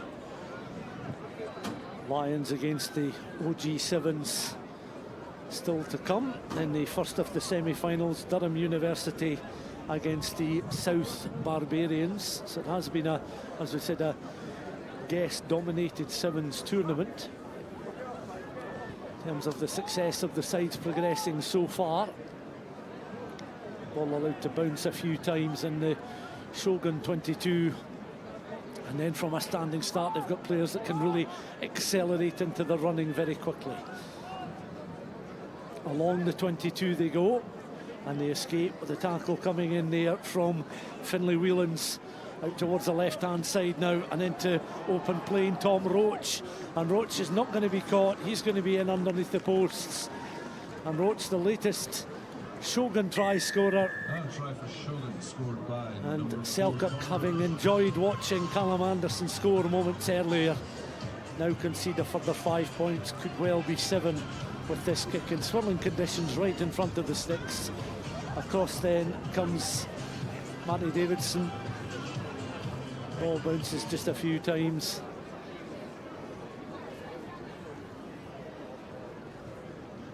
And there's the extras.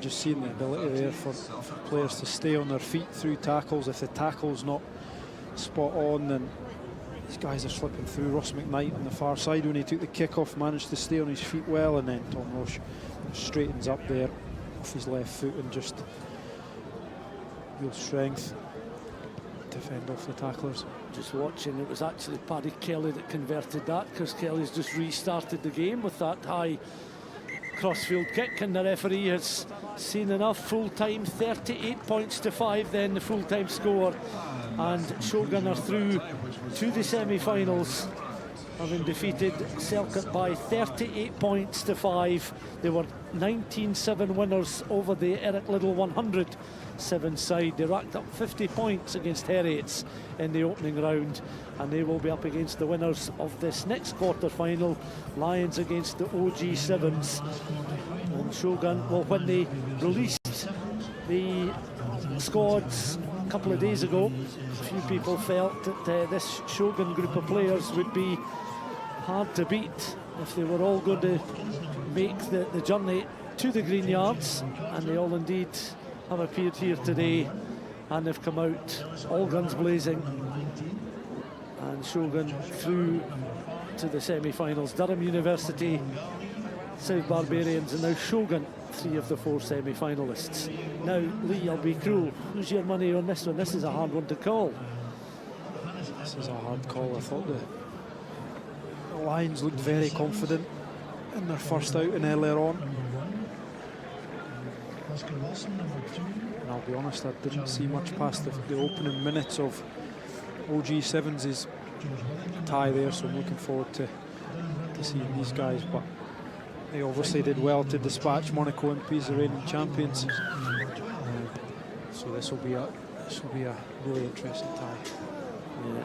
Kick-off is long, played downfield there by the OG Sevens. The Lions in blue, OG Sevens back to their white jerseys. They were wearing some rather familiar colours to home supporters. They were in a Melrose strip for their earlier tie when they disposed of Monaco by 21 points to 14 in their first outing of the afternoon.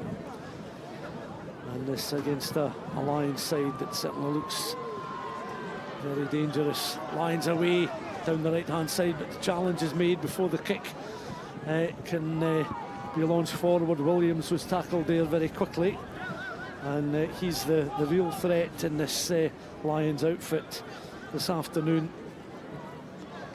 As it comes back now, a little offload spilled. Williams waiting for an opportunity again, but the ball sort of stuck in the feet there of George Worthington.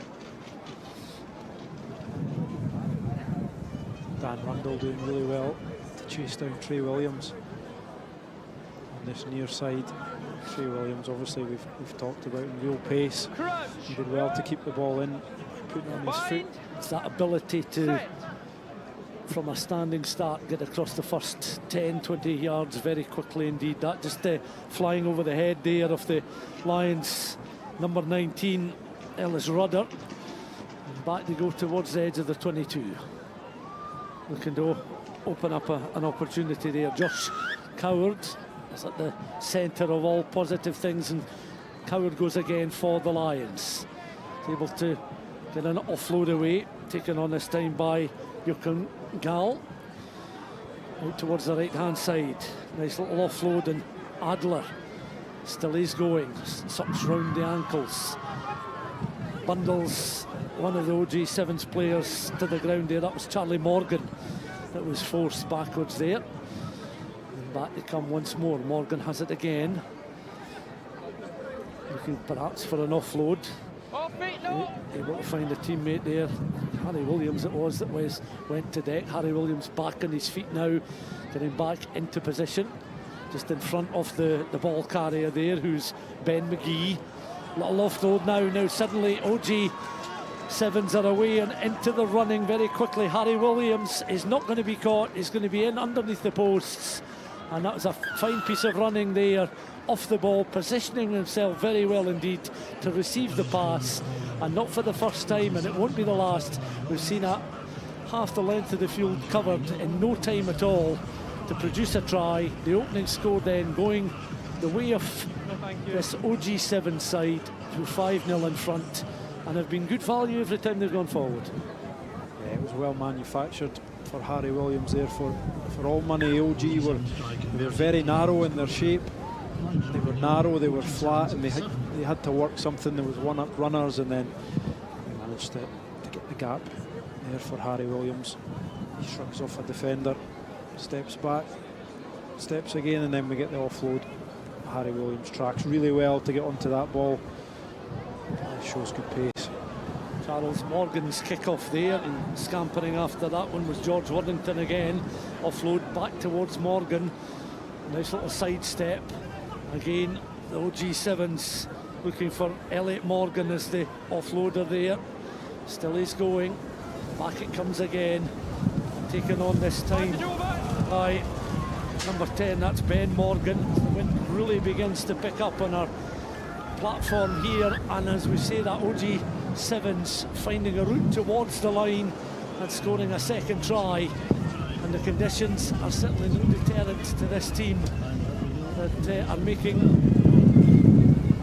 of this Lions side, and it's Lions 0, OG7's 12 midway through the first half. Yeah, deja vu for Harry Williams there, just picking up the offload of his teammate Ben McGee. On this occasion, just staying patient, staying behind the ball, waiting for his fellow player to win the contact. Picks up the offload and trots in a bit shorter into the line for this, but points are the same. Back off blue. Charles Morgan with the restart, an opportunity now for the Lions to go once more, and it's led by Josh Coward. Across towards the right-hand side. They're looking to try and straighten up. Again, just perhaps a little bit of a show and go there from the Lions as Aaron Watkins was looking to gain some ground. We talked about Watkins' interesting history there. In fact, he's played for Zambia and for Germany, and he'll enjoy being part of the Melrose Sevens because he knows the history of the competition and the culture here as he goes towards the back of this line.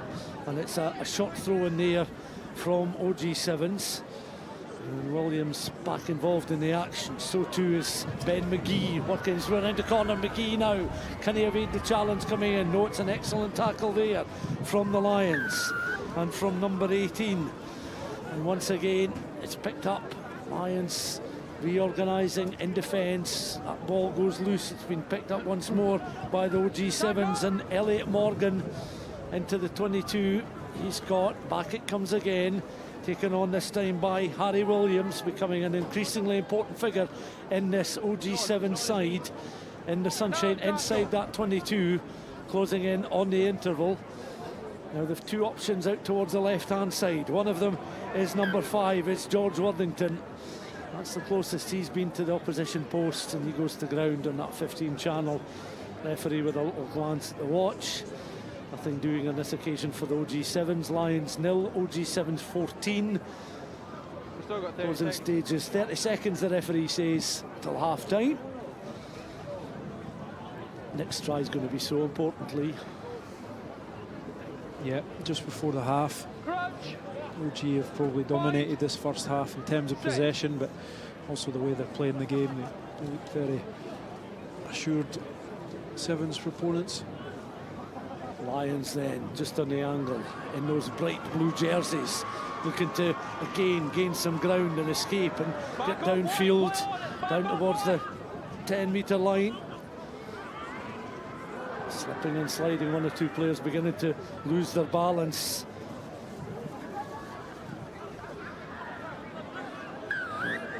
Calgahane is going to deck there on the edge of the 22. He's still going to come from his own side of the tackle.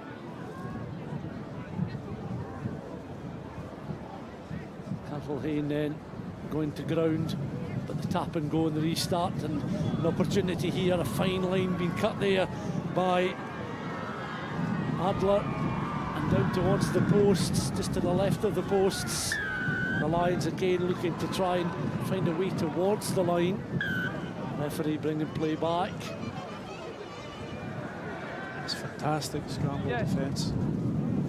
Sevens for all money. It looked like the Lions were in for a score.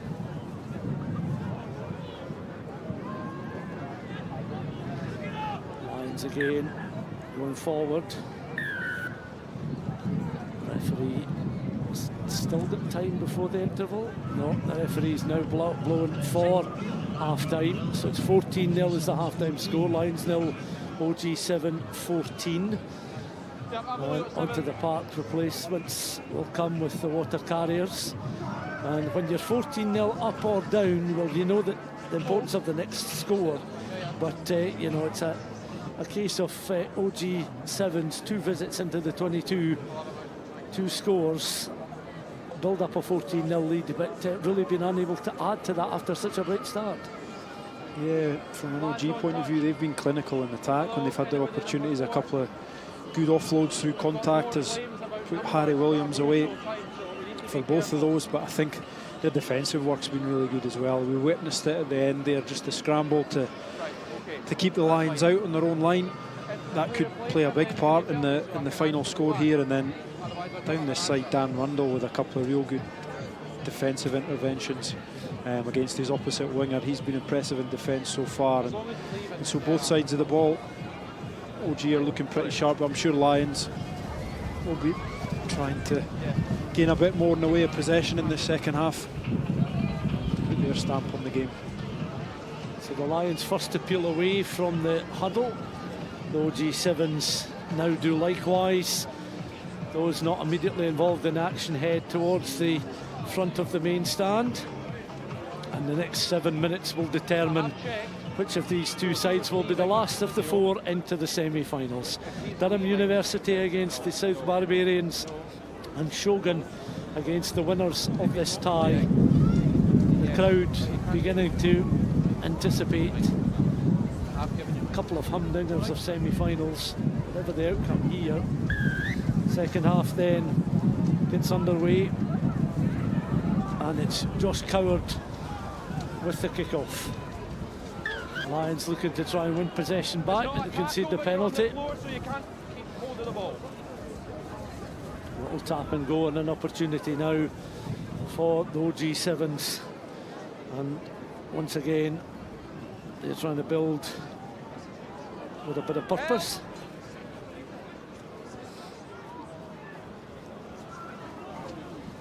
Up and over halfway. Good bit of running there from Charlie Morgan. Out towards the left-hand side, round the corner he goes. Oscar Wilson up towards the edge of the 22. Perhaps needs an offload. He's able to find a teammate and going towards the centre of the 5-metre line. Close towards those sticks. Knocked the ball forward though. And he gets back to his feet there. That looked as if it was Charlie Morgan again in the thick of the action. A secondary player in the attack. And he was heading in the direction of the policeman's corner if he couldn't get underneath those posts, but should stop just short of that 5-metre line. It remains the Lions 0, the OG Sevens 14 into the second half of this last quarter-final tie. Yeah, good willingness to stay on his feet. Charlie Morgan through the middle on the halfway, and then Ben Turpin in a similar fashion, just driving the legs, trying to buy his teammates a bit of time. Coward into the scrum, works his way around the corner, needs the offload. has teammates just on his shoulder. Up he goes into that 22 in between the channels. And they try and form the wall. The referee signalling it's now a wall, and then they find their way into touch across on that far side. 25 minutes to 6 on a Saturday late afternoon, early evening, blue skies overhead. Strong breeze though impacting play here at the Green Yards, as perhaps illustrated by that throw-in gathered there by Chamberlain Carter up towards the 10-metre line. He then looks to offload, but the steal is on, and the OG7s again look to try and straighten up and go towards the post. That was a fine bit of running there from the number 11. And Sean McCarthy, I think, felt he was closing in on the line before some last gasp Lions defence closed them down. And another set play, son. Untidy start to the second half by both these sides, but it won't really concern OG7s too much, given they're leading by 14 points to 0. Yeah, I think they're threatening, but you know, from their point of view, they will need to get over the line. Otherwise, a two-score game in a sevens match can disappear in an instant. We're seeing more and more as we get into the later stages of this competition. The scramble defence is a huge asset. Getting the ball played into the scrum by Josh Coward. Back it comes once more. There in your picture, number 6, Joachim Gali. Hands on his hips. He's had a productive afternoon. He'll want that to continue, be extended. But these players in white will have other ideas. And it's going to be a put-in. Harry Williams taking on the scrum half duties. And it goes once more. Now they've got one or two options here. McGee is one of them. McGee then trying to work his way towards the line. McGee, has he got a clean grounding? The referee raises the arm. Outstretched right hand, a good solid grip of the ball, grounding the ball, and that score gives the OG7s a 19-0 lead. And you feel at this stage, given how they've played and how we've not seen them maybe the best of the Lions, that could well be significant. And it could be the OG7s that take on Shogun in what could be a memorable semi-final if both play the way they're capable of playing. Yeah, it feels like an important score there. The OG7s and Charles Morgan did really well to add the extras. Which puts them clear. Charles Morgan then with the restart kick, and that is immediately gathered by Freddie Clark. And stopped short of the 22. Back to recycle once more. Morgan has it again. Good few side steps. Nice little offload taken on then by James Dyson. Down this left-hand side they go once more. A 1-2 opportunity opening up, and they're going to be in underneath the posts. And they're certainly not showboating, but they're playing with a confidence and assurance, and absolutely clinical play here from the OG7s. They've just lifted the tempo ever so slightly in the last few minutes. Significant in as much as it's brought 2 more tries. 24 points to 0, and their place in the semi-final is absolutely guaranteed. Yeah, playing with real confidence as Freddie Clark goes in. The 1-2 down that stand side. You can tell the body language. Compare the OG7's boys brimming with confidence to the Lions players who probably know they're not going to see another match in this competition. Restart kick is gathered there by Coward. Back it comes again. Maybe one final fling here for the Lions if they can generate something down the left-hand side. Again, escaping was Alex Gribben, but he was up towards the 10-metre line. And Lions penalised for side entry, and the referee just allowing the quick tap and go. And that was taken on there by Ben Turpin, up and over the 10-metre line, palmed back, ball made available, knocked forward, says the referee. And the OG7's attack comes to nothing, just on the edge of that 10-metre line. 28 points to 0, the score line, into the last knockings of this tie. We'll be back very shortly with Dale Clancy as we get to really the business end of the competition.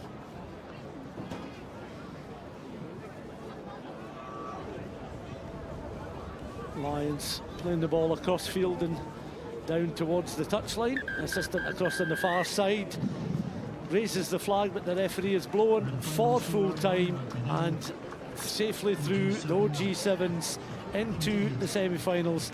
They'll take on a Shogun side that have only conceded a couple of tries all tournament, having disposed, as they did, of the Eric Liddell Sevens, of Heriots and of Selkirks, 38 points to 5 in the last of the quarter-finals.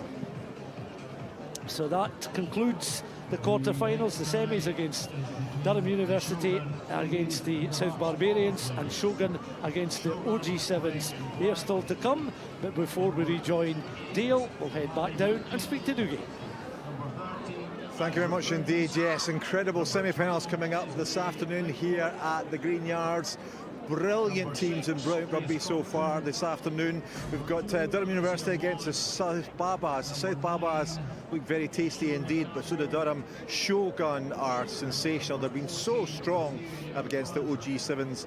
Lots of fine semi-finals coming up later in the programme, and of course we have the women's competition as well. Now, the women's competition is not a straight knockout competition, so the last two matches we'll see this afternoon are also important to find out who gets to the final. First up, we've got Shogun Rugby against Hearts and Balls Rugby, and taking you through this one is Dale Clancy and Bruce Miller.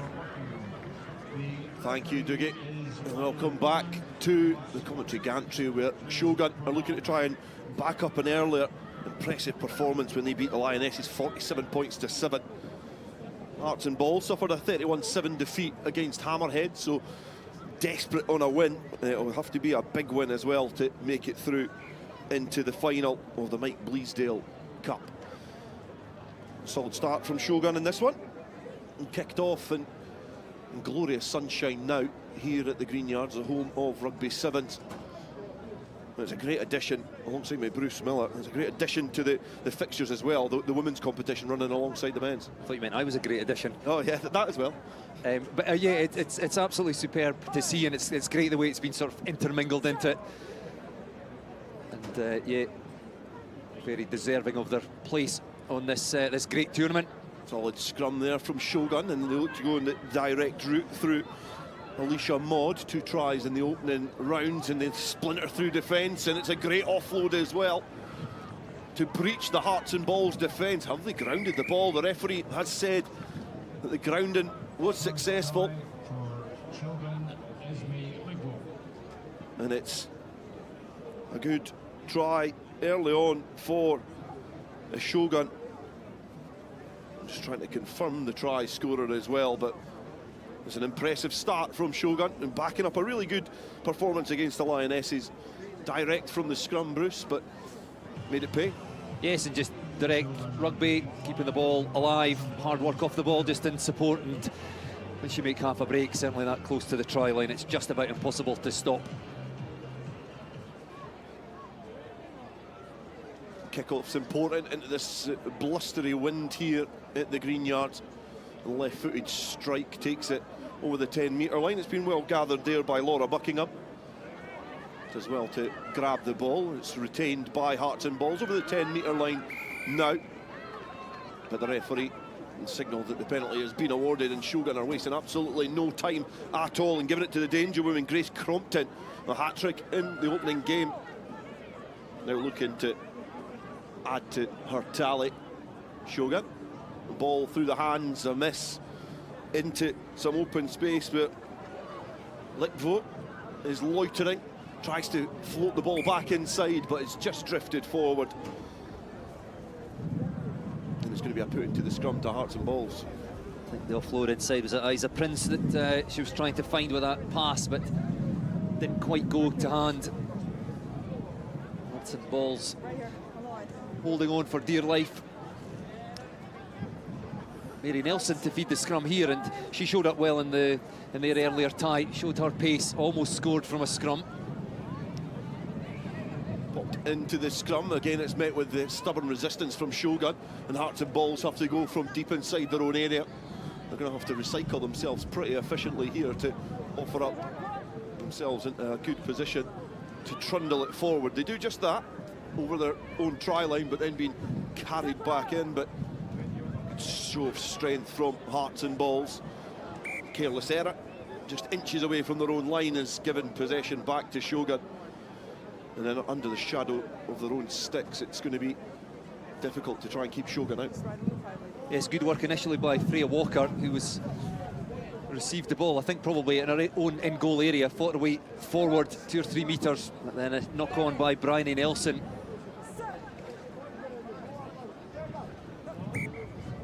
Rolled into the scrum initially by Alicia Maud. Referee not fully happy with how that went on there. Get another attempt here, 5 metres from the Hearts and Balls line. Cowering over the ball, it's given to the danger woman, it's opened up, and she is going to be difficult to stop from the 100 metres, never mind 5. A hat-trick in the opening round, and Grace Crompton goes in for yet another score. It's such a difficult place to defend. Centre field scrum. Mary Nelson, the Hearts and Balls scrum half, sort of hovering over her opposite number, trying to put pressure on, but essentially you're out the defensive line if they get the ball away, as they did. And there was just too much space on both. Again, forced into an error, which means that possession and territory falls into the hands of Shogun. Yeah, Brian Nelson just trying to get the ball out to the wing. Sense there's some space there, but you say it's just constant pressure from that Shogun Rugby defence coming forward, just rushing the passes. Rolled in, flat back, it's a solid scrum, and it's Alicia Maud who angles a run towards the line, and she's cut an acute angle and just slices through the Hearts and Balls defence. Again, a great display of balanced running, perhaps a display of some porous and poor defence as well from Hearts and Balls. However, nothing can be taken away from Alicia Maud's balanced running there. Great effort, 2 tries in the opening game, and she's got 1 in this one too. Yeah, Hearts and Balls just look a little bit lost on how exactly to defend that, and as a result, they're very static. And when you've got players with the pace and the footwork as Shogun Rugby do, and that close to the try line, again, they probably just need to look to put a bit more pressure on defensively, not give them so much space.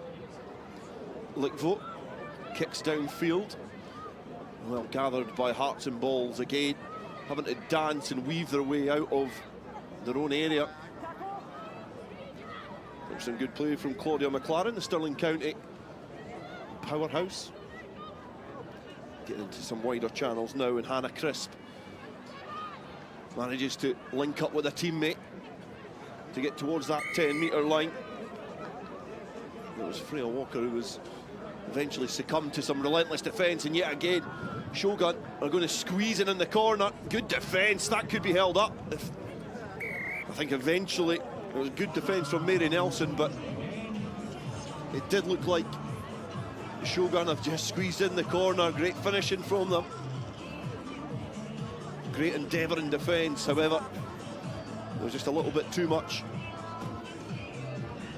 room given to Shogun in that opportunity. Yes, initially some good play by Hearts and Balls.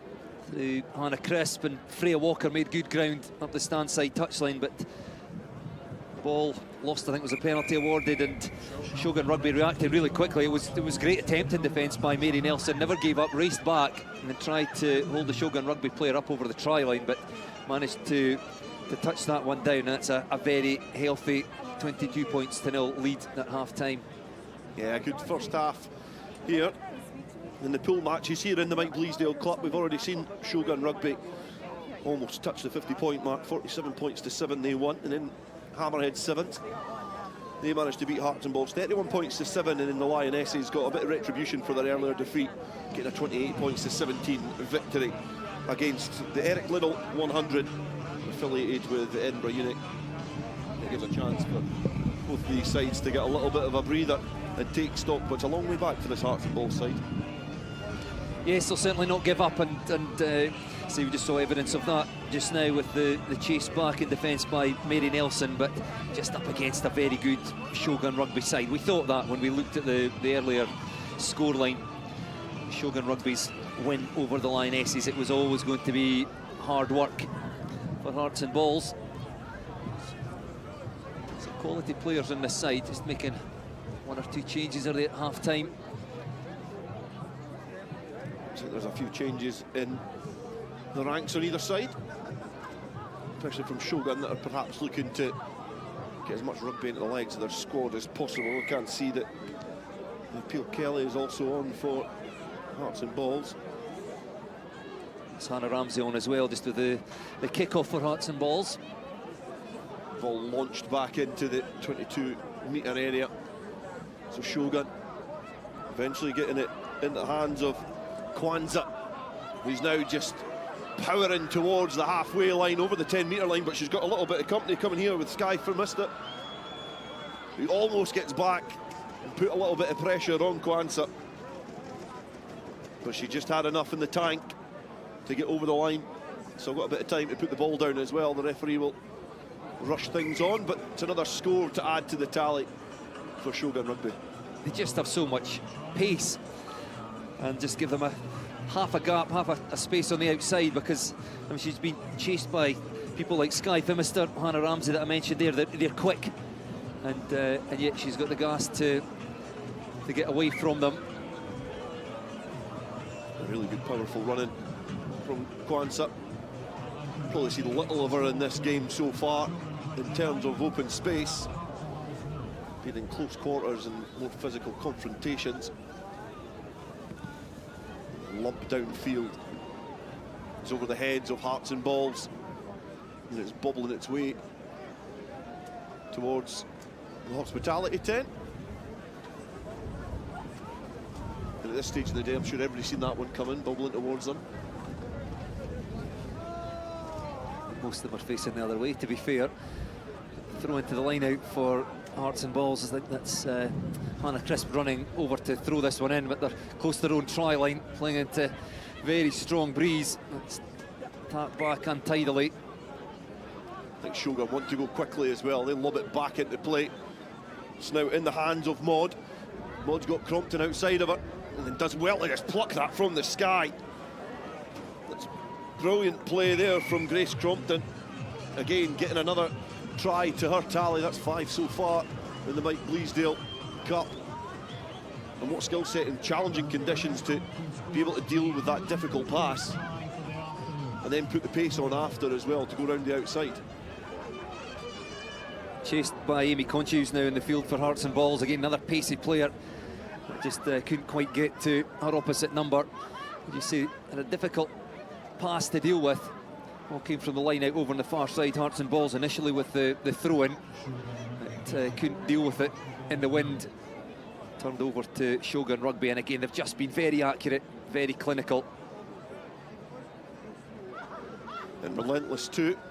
Not taking their foot off the gas whatsoever. Well gathered by Hearts and Balls, who look to have a little bite there. Hannah Crisp thought she spotted a little gap in the defensive line. It was closed pretty quickly as Freya Walker does well to gather the ball on the turn. Powers forward and presents the ball back, but Shogun again putting relentless pressure on at the breakdown. The referee signalling an infringement there, so it's taken quickly by Kelly. The run forward now by Freya Walker. The pirouette into the hands of Hannah Ramsey means that the ball is now in some open space. Hearts and Balls enjoying probably the longest period in the game with the ball in hand, and Shogun are over that one. The referee signalling that they infringe at that breakdown off their feet. So slowly but surely Hearts and Balls making their way up this pitch, beating finalists last year at the death. They're strict in contact as well, so Shogun get another chance. Crompton, she's going on the outside. She does just that. She's going to be marched all the way back by Hannah Crisp, but Crompton has the pace, and it's back-to-back hat-tricks for the Shogun winger. One hat-trick at Melrose Sevens is pretty impressive, but two is, well, doubly so. And again, just all about pace. Ball turned over. These are Hearts and Balls joined probably the period with most possession.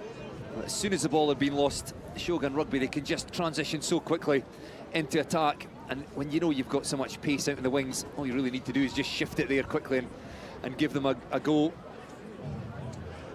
We spotted there in Crompton, she was in a really congested area and just was able to stand up, and you can see here exactly how she done that. Yeah, just takes it really close to the defender, which is what to do. If you take off and give the defender the angle, the defender will generally get to you. If you run straight at the defender and essentially stop them in their tracks, stop them dead, and then you've got the acceleration to just arc away from them, it makes it so much more difficult for them. So yes, it's not just about all-out pace. You know, there's the ball, run it in. There's some clever footwork and some clever angles involved in that as well.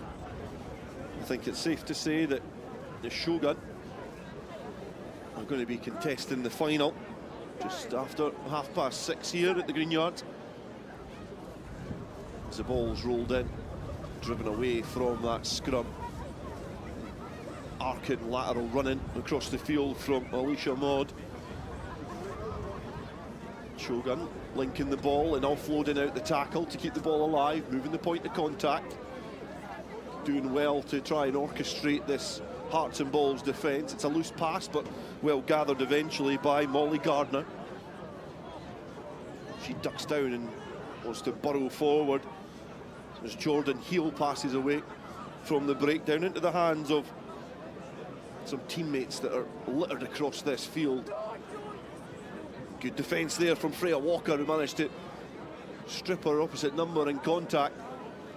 Breakdown, well contested yet again. It's been an area which has been ferocious all afternoon in both the men's and women's game. Penalty going to the Hearts and Balls. A chance to try and utilise that space. There's only one number up on the open side for Hearts and Balls. No option but to try and burrow it forward, which is going to mean there's some space somewhere for Shogun if they want to go on the outside, and it is Molly Gardner who's looking to grasp that opportunity. It's 2 good tackles by Amy Conche on her winger, though. Good defence in the last 2 or 3 minutes by Hearts and Balls.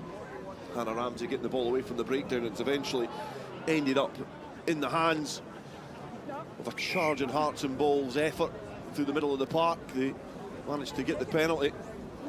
There's Ciara McDonald who was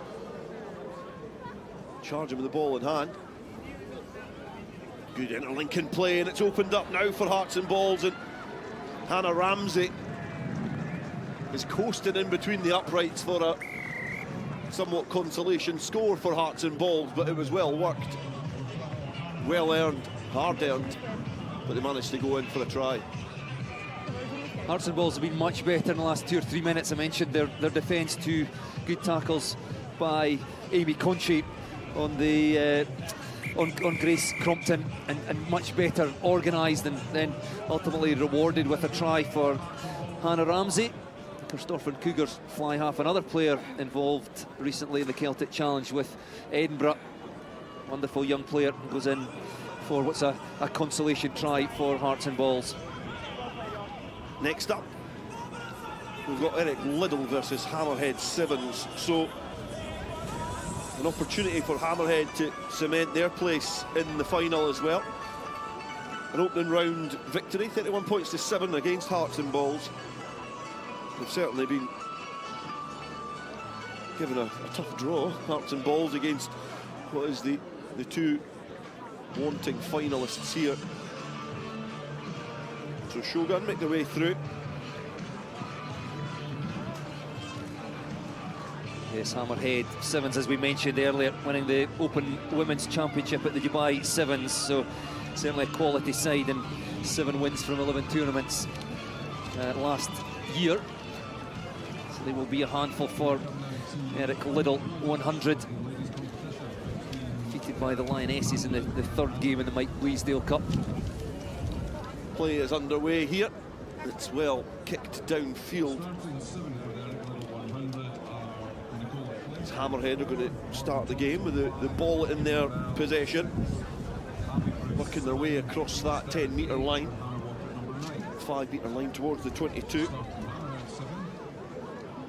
towards centre field of play now. Driven away from that breakdown by Lou Burgess. The ball just knocked on in contact, though. Good solid early defence by the Lionesses. Definitely a couple of players to keep an eye out for on this side. One of them, Lucy Hode, got a couple of tries in the opening fixture as well with Eric Liddell. Some really good players in that squad. Hannah Walker, Sarah Denham putting in good performances in the opening round, as well as Katie Ainsworth as well. And away now. Travelling forward now, Eric Liddell, 100, have the ball in hand. Presenting the ball back. Trying to test this Hammerhead defence over the 10-metre line now. Hannah Walker travels. Ball now in the possession of Kieran Bell, who was a try scorer in that game. Their opening round defeat against the Lionesses. If you go to form, you would say that Hammerhead start this as heavy favourites, but Eric Liddell, 100, have enjoyed long spells with the ball in hand. That's a great fend there, but just not able to escape the clutches. Nicole Flynn firing into contact, but just tripped up at the last minute as Ciara Deeks now gets the ball away from that congested area, and now a chance to test Eric Liddell on the outside. But just encroached that whitewash. It's a bit eaksy-peaksy so far. It's well contested so far, yes. Eric Liddell, I'm calling them the Lionesses, the blue jerseys. Confusing, mate. They played in white, but of course clash really of colours with Hammerhead 7, so they're playing Eric Liddell in blue in this final tie of the pool stages of the Mike Bleasdale Cup. And yes, very evenly contested at the start. Flapped back by Hammerhead at the line out, so a chance to stretch the pitch and have a little chance to sniff an opportunity as Holly Williamson looks to cut through, offloads off of the deck into the own rushing hands of her teammate, and now good hands, good footwork as well. Cumnock, I think she's got a teammate lurking in the wider channels, but good defence, and Megan Gaffney has just been bundled into touch by Kieran Bell. That was a great bit of defence by Kieran Bell there, because they managed to just suck the defence in, and Kieran Bell had a long way to go round as the outside defender, the winger, bit in to try and make the tackle. Now is the chance for the game, as finely poised as it is, to try and keep the head and composure in the shadow of your own uprights. They win the penalty. Eric Liddell, 100. A chance to go again, get reset. And that's probably exactly what I was trying to explain not to do. And they've just done it in the shadow of their own uprights. Yeah, Millie Whitehouse just couldn't take that pass there, very close to their own try lines. Of course, Hans, a great attacking opportunity. Centre field scrum, we saw how difficult that is to defend in the previous tie. Shogun Rugby scoring from here against Hearts and Balls. They've rolled in and broken away from that scrum. There's now a 2-on-1 situation, and looking to squeeze it in the corner. It does look like Cumnock is the try scorer, number 3 on the back, Ellie Cumnock, with a score for Hammerhead 7. So they get off the mark in this pivotal game in the pool stages. We'll have to get the abacus out if Hammerhead 7's want to win. They strike the first blow. And it's been a valiant effort from Eric Liddell, 100, but eventually a bit of pressure told.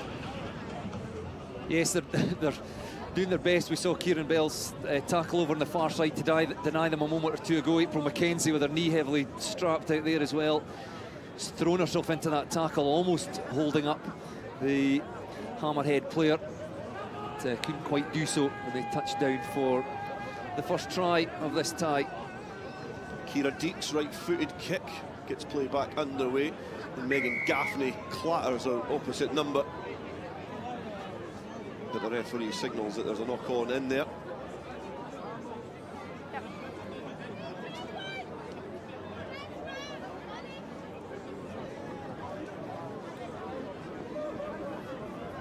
Playing up towards the 22-metre line now. Hammerheads knocking at the door, offloading well out of the tackle into the hands of the try scorer Cumnock. And An effort at the breakdown to try and disrupt it, but now a chance to scorch on the outside, and that chance has been taken there by Holly Williamson.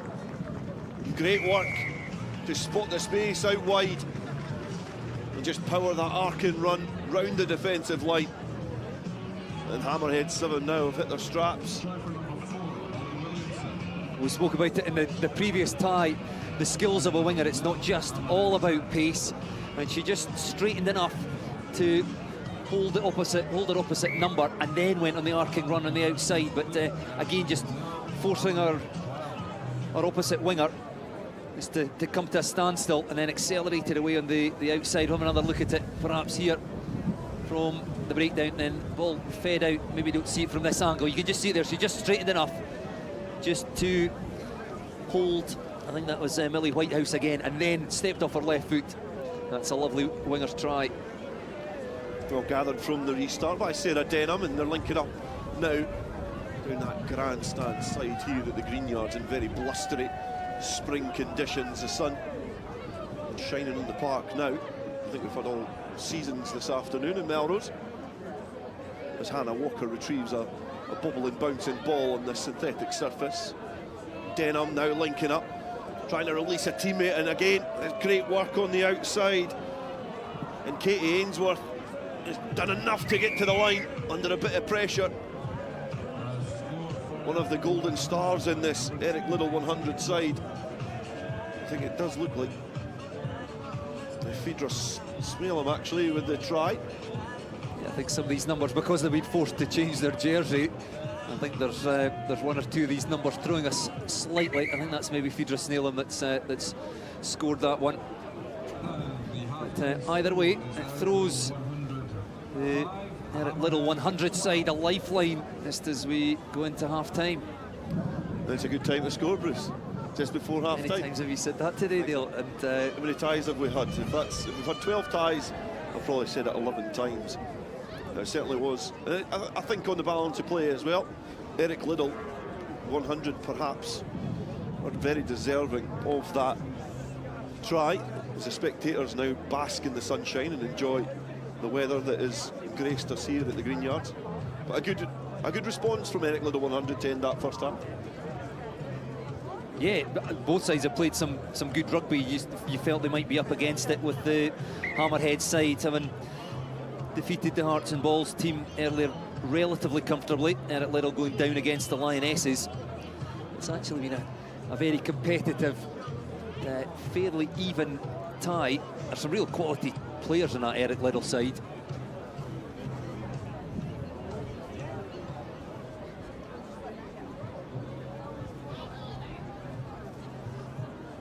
A lot of good players on display on this surface here at the Greenyards as Hammerheads get us back underway. Kicked it downfield. It's been gathered there by Sarah Denham. Interlinking now into the hands of Katie Ainsworth, actually. It's Katie Ainsworth in the 11. We'll work that out eventually. They've done a shirt swap. They've done us here. But now powering through.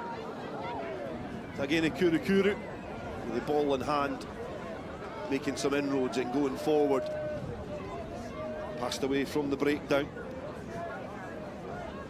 Eric Liddell 100 working well with the ball in hand now, trying to orchestrate an opportunity either directly through the middle or in the wider channels. Patient and poised in their build-up, but a little unforced error in there has perhaps given an opportunity to Hammerheads as they scoop up the ball on the cusp of the Eric Liddell 22. Quickly away from the breakdown now, trying to get that 2-on-1, and they've done a great job of getting that as well. His Cumnock is going to go in for our second score, and that's opportunistic from Hammerheads, and it perhaps gives them that little bit of comfort that they were perhaps looking for. Yeah, just a bit more of a cushion there. I was certain April McKenzie had her hands on the ball at the breakdown, but she was cleaned out, and I obviously deemed that didn't have hands on for quite long enough, and again just quickly shifted that ball out to the wing. Cannot cut, loads of pace. Conversion unsuccessful, but it does establish 12-point cushion for Hammerhead.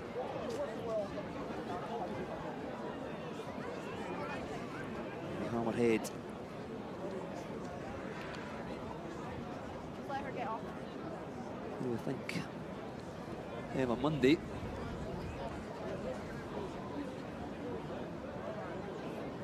Restart eventually. That one won't go 10 metres though. It's a scrappy restart there from Emma Munday. It's not went the distance that she perhaps hoped for, and even aided by the wind, it didn't help much. So an opportunity here for Sarah Denham to get play back underway. Well gathered there by April Mackenzie. Powering down the stand side now.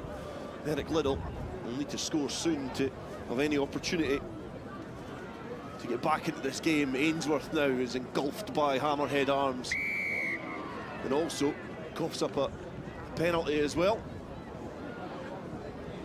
So Hammerhead get the ball back in their possession, and Von Johnsey takes the quick penalty. The ball now getting through the hands, the angled run across the pitch, and a chance to go on the outside. There's a little bit of pace there, but great defensive effort. But getting round at the second bite there was Lou Burgess, just running on that shoulder, just willing and baiting the ball to be presented to her, and got it and arrived at pace and just blistered through the defensive line. Yes, I think Samantha Tananakuru, she'll be a wee bit disappointed she didn't make that tackle because she was there, but again, she's static, and the Hammerhead player travelling at pace, able to just brush through the tackle. Conversion successful, extends the lead out to 24 points to 5. Little 100 just making another, on both sides making changes now. Restart for Hammerheads, who have got an opportunity to tussle with Shogun in the final to contest for the Mike Bleasdale Cup. Penalty, and it goes the way, and Kieran Bell just arcs her run infield over the halfway line now, and has got a chance to go on the outside of Hode, and she takes it. And now it's a foot race. Hode hanging on for dear life on the 22, and just drags the Eric Liddell number 6 to ground. Great defensive work there from Hode. They look to go quickly. Past it, Megan Gaffney, centre field, floated into the path of a teammate, but it's been snaffled by Eric Liddell. 100, and Ainsworth thinks she spots a little gap in defence and clinging on to dear life to that ball. She made her way forward. Denham linking up now as well with Bell in the wider channels. He just powers through, and he's just got a pump in the legs, a dive over the line. Perhaps a quick glance at the score would maybe suggest that the game is beyond them. But that's a great, well-worked effort. And it all came from a Hammerhead mistake. Yes, we're seeing both aspects there of Kieran Bell's game.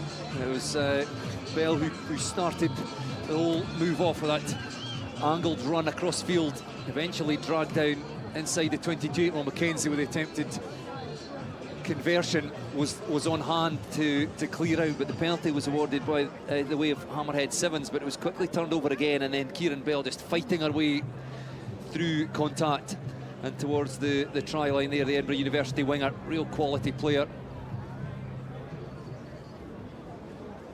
Ainsworth is going to get play back underway, right-footed kick. Pitching wedge to get it towards the Hammerhead players, but a little knock on. It appears in the Hammerhead repertoire.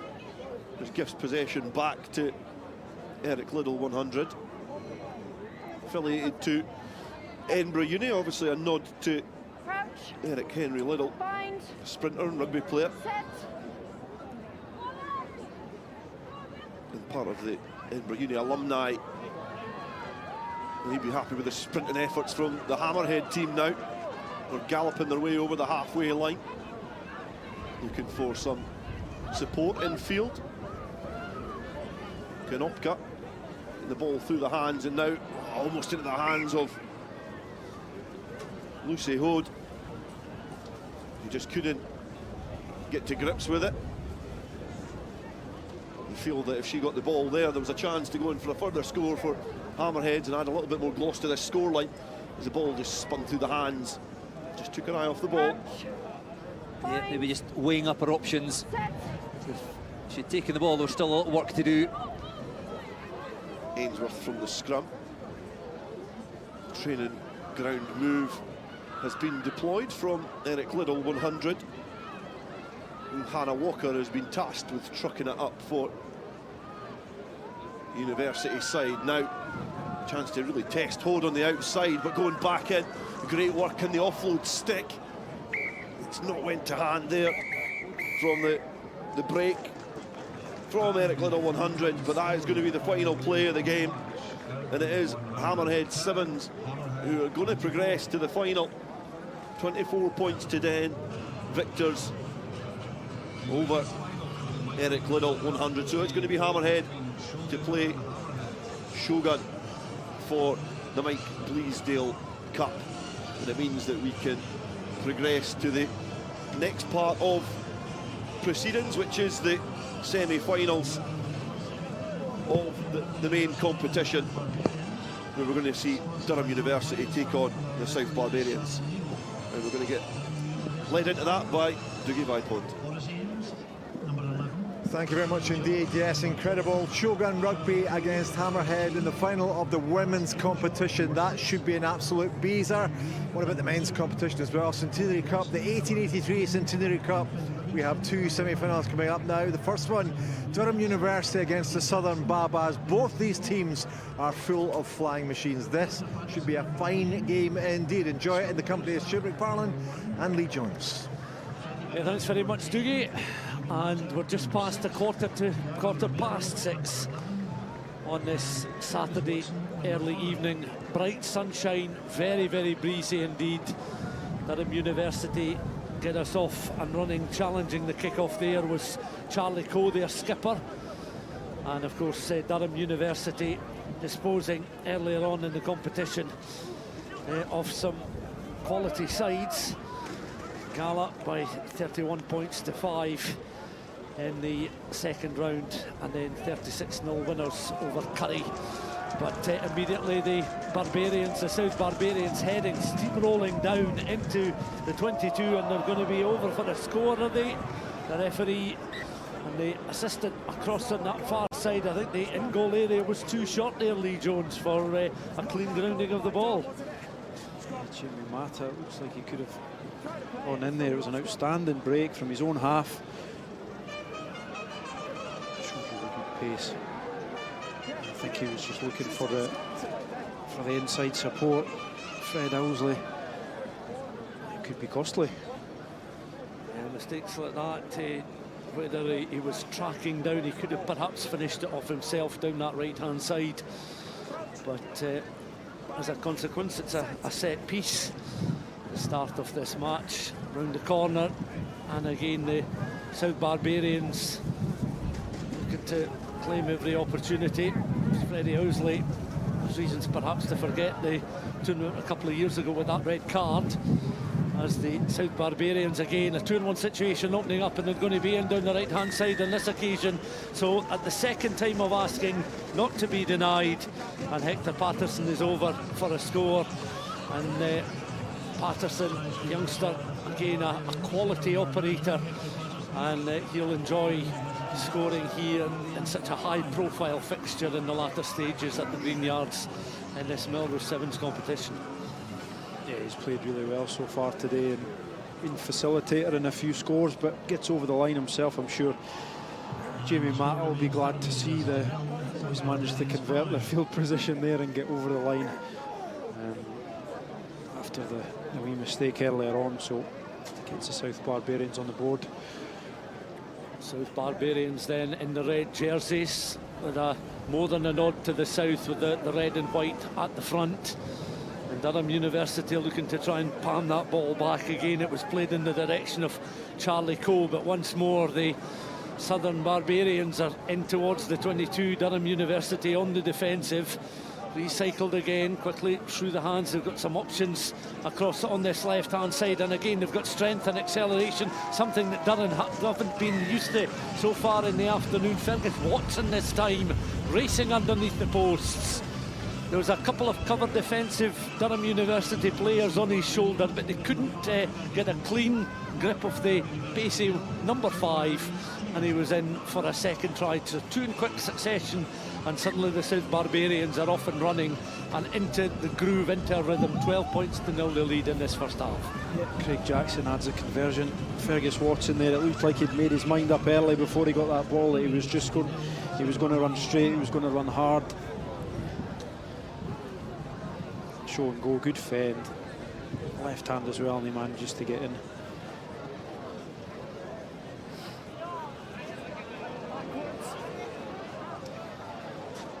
Ball just bobbles out of play. South Barbarians looking to take a quick one. And that ball in the direction of Craig Jackson. Jackson plays the ball back towards the edge of the touchline. Hector Patterson will look to feed the ball in.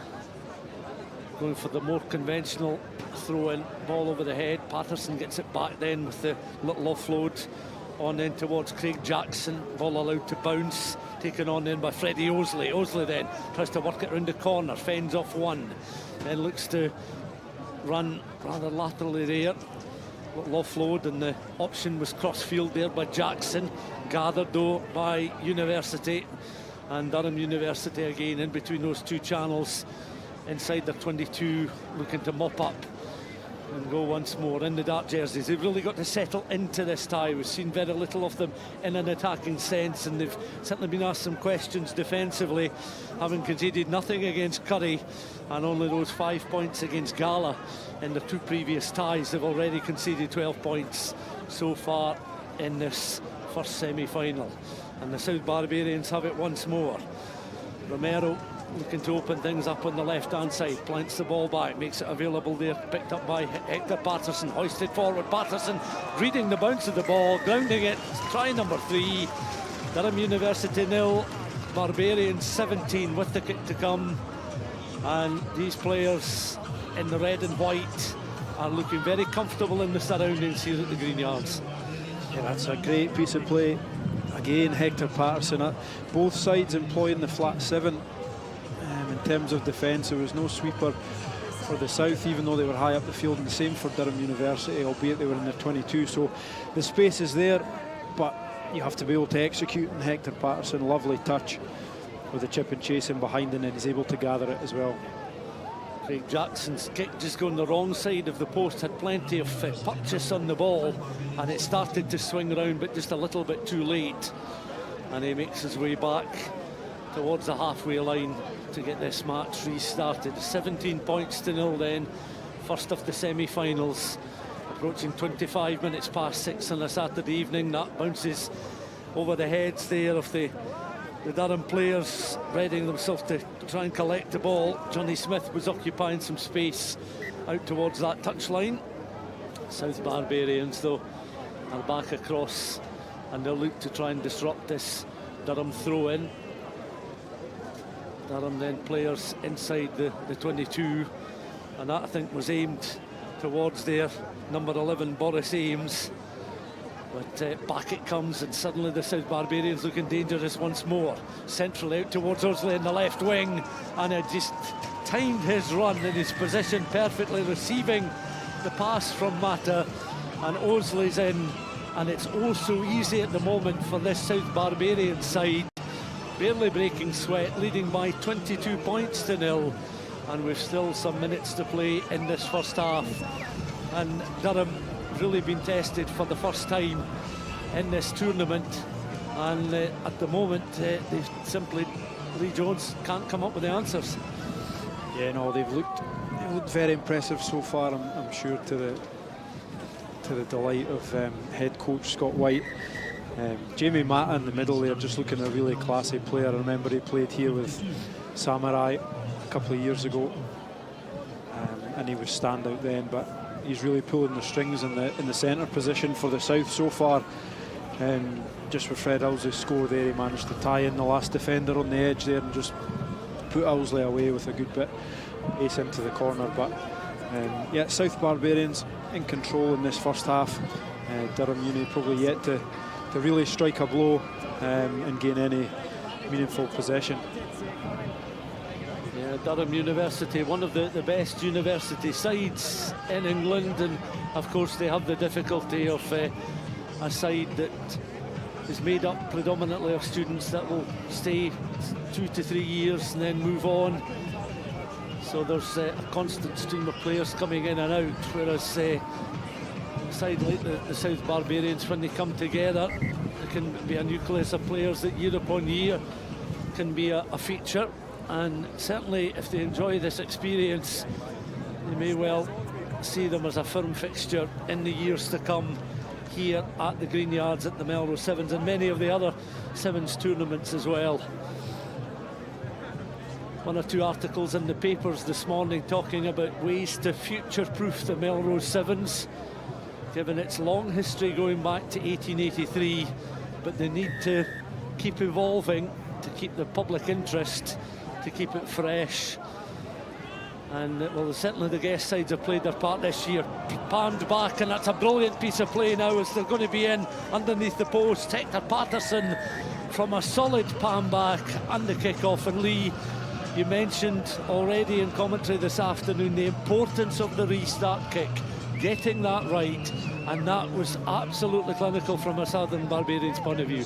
Yeah, and I think we're seeing more clinical sort of operation as we go through the tournament on the kickoffs. I think it was Jamie Mata there, put the ball in the money, and Tiago Romero just managed to get up.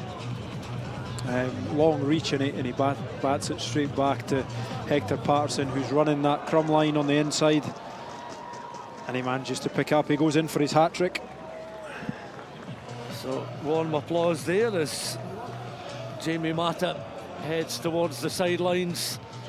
Play then resumes with the restart kick, and Durham University looking to try and build something down their right hand side. Precious little of the ball in an attacking sense, but looking now to regroup. Charlie Coe and company looking for the next score on the board, even if it's scant consolation. But look how hard it is for them to get outside their own 22 just at the moment. The floated pass there from Finn Livingston, and a little offload as he goes to the deck from Freddie Charles, still inside the 22. Callum Grieve wants to change all of that as he escapes and gets outside the 22. Says Barbarians offside, so this a tap and go from outside the 22 now. Opportunity for Livingston once more. To his left hand side. Little pop pass taken on up towards the halfway line. Lucky Lawson just over halfway, but stolen, and back come the South Barbarians once more. They're looking to play it long. Ball's allowed to bounce, and that again is gathered by Charles Coe, the captain, up towards the edge of the 10-metre line. Firm challenges coming in as the South Barbarians play a high defensive line, but they can't get the initial tackles in, and an opportunity now for the University. But again, trying to escape the attentions there was Alex Earnshaw, and he was looking over the shoulder as if he was trying to escape the attentions of a school bully in the schoolyard. Clawed to the ground beyond that 10-metre line, and the penalty has been awarded to Durham University in a hurry, not surprisingly. Across they come once again. Freddie Charles on the angle, and this time they're going to be in for a score because the ball eventually has worked its way out there towards Lucky Lawson, and he touches down underneath the posts. The conversion will look to try and take a quick one, and the conversion attempt from Callum Grieve. So that makes the scoreline Durham University 7, the South Barbarians 27, and the scoreline really reflecting the dominance of a side that up until a few moments ago never looked likely in conceding a score. Yeah, and the scrambled defence was really strong from the Barbarians there. I thought they were going to keep them out, but Durham managed to get ball back, and I think it was Freddie Charles there with a great piece of play between two defenders and managed to get the offload away to Lucky Lawson, who goes in for Durham. South Barbarians have, of course, defeated Watsonians and the Hearts and Balls select side this afternoon en route to the semi-finals. Durham University then with a score on the board. Clock very much against them, but they're looking to try and build on the scoreline at the moment. Collision comes in there, and the block tackle made initially by Scott Bickerstaff. Back it comes again, quickly through the hands of the Durham University players, led on there by Jack Harris, out towards the right-hand side. Another gust of wind as it really picks up on the scaffold that we're perched on for this first semi-final commentary. Tackle is made there though by Monroe Job, just slowing up Durham University inside the 22, and they're still scrambling for everything. This South Barbarian side, the attitude is that you may have scored once, but we have a handsome lead and we're absolutely firmly prepared to protect it. Yeah, these are the things that can count when you go into, albeit this game's not so tight, but when you go into tight matches, you've got to be able to scramble defence, to save tries, and it all counts on the scoreboard at the end. And I think we're seeing some good enthusiasm in that sense from Barbarians. And I think as well, with the size of the squads this afternoon, one thing that we're not aware of so far anyway is any side progressing through the tournament but having to call upon a player from one of the teams they've eliminated to make up the numbers. So the strength of the squad, the fitness, the lack of any sort of serious injuries to players and teams that have progressed through the tournament has been to the advantage of these sides as well. Looking at the South Barbarians down the left-hand side again, and once more looking dangerous is their number 7, Finn Douglas. Douglas up towards the edge of the 22. Now this is a crossfield kick. What's the bounce going to be like? Is it favourable for Durham or the South? Well, Durham University are able to mop up from the edge of their 22 there, and that was good work from Charlie Thompson. He was on his feet and he had to watch the flight of the ball. The South Barbarians again trying to escape arms and legs that are wrapped around the ankles there of Fergus Watson. Watson did well to retain possession of the ball. Back it comes once more. And again, Craig Jackson looking towards the left-hand side, and Durham University with a good challenge coming in there from Andrew McCall. Back towards the 10-metre line. This won't concern the South Barbarians too much at all, given they're protecting a 27-7 lead at the moment.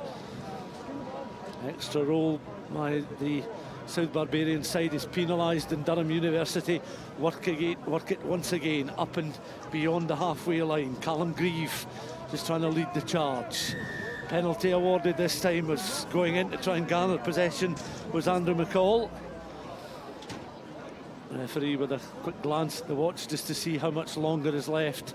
I'd imagine any other score for Durham at this stage would be just scant consolation. This tackle is made there by Scott Bickerstaff, the South Barbarians player, on the Durham University number 7, Jack Harris, who's back to his feet. South Barbarians have possession of the ball once more. Coming towards the ball is Ethan McVicker.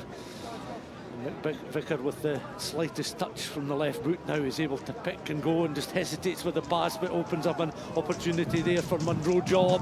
And Monroe Job and the South Barbarians are up towards the edge of the 22. There was no clean opportunity for Craig Jackson to take in possession of the ball there, and Durham University have stolen it once more.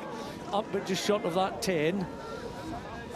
The pick and go once again through the hands of their number 3 and on.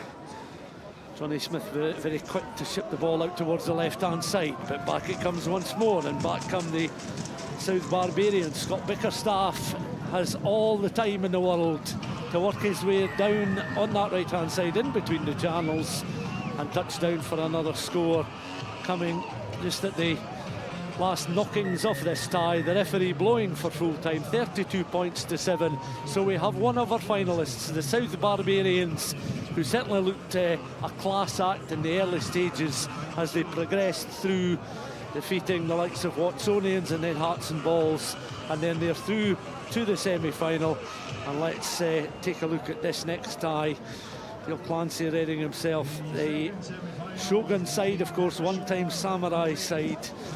They're looking with Terry Sands to lift the trophy this afternoon. They're up against the OG Sevens, and Well, it's anyone's guess who's going to win this semi-final. It's a mouth-watering prospect. The South Barbarians will be interested to see which one plays them in the final.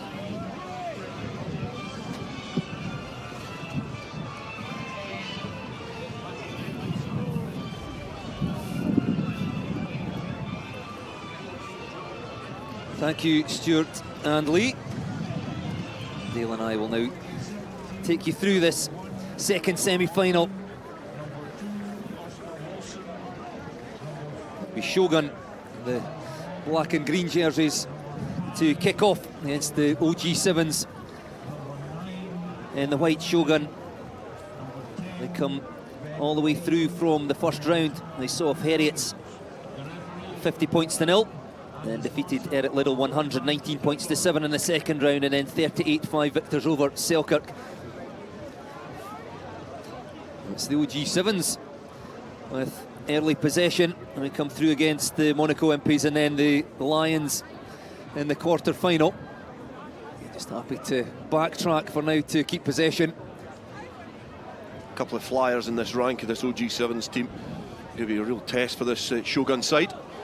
I'll go through the first tackle. George Worthington eventually dragged down on the Shogun 10-metre line, but side entry at the breakdown. And the penalty awarded to OG7s. I think the referee just not happy that it was taken from the right mark. Brings the OGs back through the hands of Charles Morgan, the captain, out into centre field. Plenty pace, but they look physical as well. Back it comes to the right, through Morgan again. George Worthington, looks like he'll be a handful. Bounces back to his feet. And two Shogun players piling in, try to win the ball there, and Worthington guilty of holding on in the deck. Penalty to Shogun. First look at Shogun with ball in hand, equally physical. As Oscar Wilson's knocked to the deck. Wilson gets back up to make the tackle, though. The referee was playing at advantage. Certainly been a lively opening minute or so. It's Shogun and Tom Roach, on balls handed in fact to Freddie Roddick. Just thinking through his options here. Taps, goes to his left, switch of play. And another switch in the midfield. And off they go. Created a bit of space over on that right touchline. Back in field, and this could be the first try for Shogun. Initially just, well, it's Jamie Farndale, the man that's gone in for the score, but just very calm and collected from the penalty. But then suddenly they struck. They created a 3-on-2 out on the stand side of the pitch, and into the hands of Scotland's Sevens international Jamie Farndale, who still had work to do. He raced up into the 22, and up go the flags. Conversion successful. Shogun lead by 7 points to 0. Yeah, just oozing class, that Shogun side. I think OG7s have been really impressive throughout the tournament, but they're going to have to go up another notch in this game. Shogun are absolutely littered with talent throughout this squad, be it Irish or English or Scottish or GV7s experience. There's a lot of players in this side that have got the X factor. Freddie Roddick with the restart, taken well by OG7s. We're on the other side of the pitch from where we're stationed, on the stand side of the pitch. Away goes Ben McGee. Back again, Charles Morgan, the captain. The headgear on, involved. Miscommunication there, George Worthington. And then the penalty again for holding on the deck, and Shogun quickly back onto the attack, and they could well go in for their second try. That's Freddie Roddick who goes in just through the dummy to the man outside and then straightened. And that's two quick fire tries for Shogun as they take control of this second semi-final. Yeah, what they've done in all their games is they've been able to start quickly. They've had a couple of hat-tricks in there, Matt Davidson and Jamie Farndale getting a hat-trick in respective games. But there, great play from Freddie Roddick just to even manipulate the gap, throw that dummy into the wider channels where Jordan Edmonds was lurking. Just another dangerous player as well. You know, all these names are, some of them, well, most of them are really well known round these parts, but some of them in further fields, Freddie Roddick being one of them.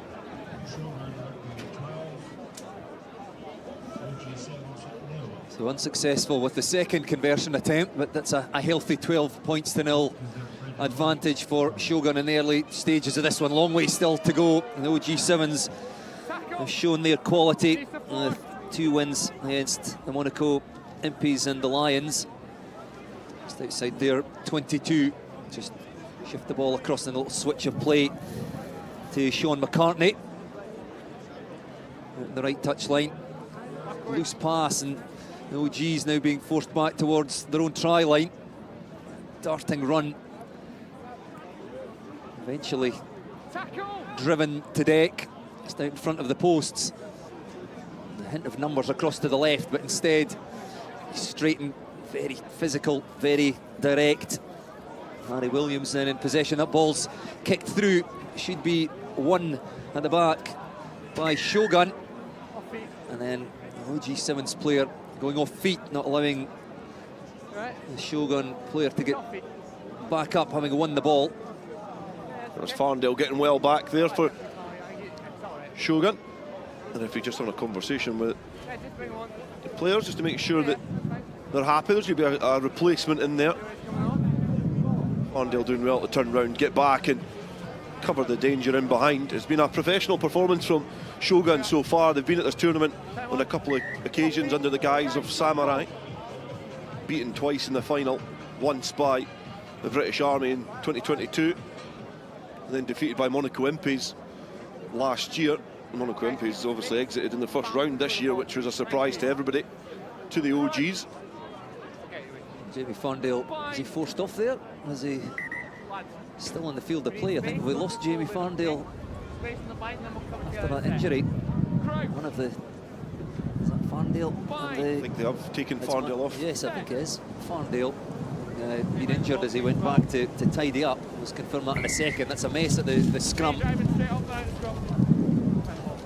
Just about lost our team sheets there. It is still incredibly windy here at the Greenyards. Difficult conditions. Perhaps can't quite tell on your pictures on the TV screen. Shogun in possession. It's midway between their 22 and 10 metre line. The dummy thrown and then through half a gap, looking around for support. That's a good tackle made by Ben McGee. An important one for the OG7s, but recycled by Shogun. They shift the ball out now to the left touchline. Jordan Edmonds cuts back inside, keeps the ball alive, and it's just quality all over the park here for Shogun as they go in for their third try. Will Hendy, the try scorer on this occasion for Shogun. Yeah, good work again from Shogun. Clinical and professional the way that they're approaching this, and they've got a smile on their face. I think they know they're a cut above this OG side. It'll be an interesting tussle if they do make it through this encounter when they play the South Barbarians, another invitational team which is littered with talent. But I think it's going to be we take a big game, big effort to topple this Shogun side, and scoring just before half time gives them a nice comfortable cushion.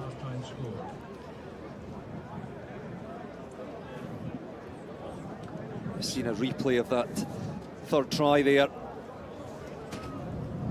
And Shogun 17, OG 7's 0 half-time score. Quick breather for both teams. As we mentioned, the South Barbarians awaiting the winners of this game in the final, having seen off an impressive Durham Uni side, 32 points to 7 in the previous semi-final.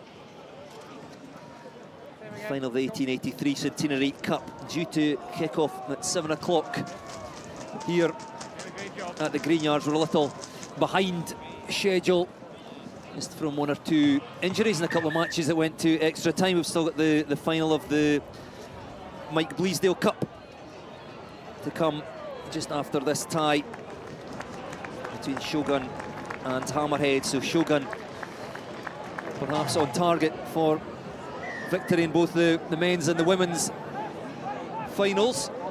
Shogun still got to get themselves there first. 17 points to 0, though they lead at half-time. And they'll we've said often this afternoon, it's things can turn round quickly in Sevens rugby. And 17 points to nil, not huge, but with the quality in that Shogun side, the OG Sevens really up against it. Yeah, I don't want to get egg on my face, but it's going to take some task to turn over this. I think this Shogun side, have just got loads of people who are immersed in this environment of the Sevens at the highest level, and they're really starting to hit their stride now. Sevens, okay, clear out, roll away.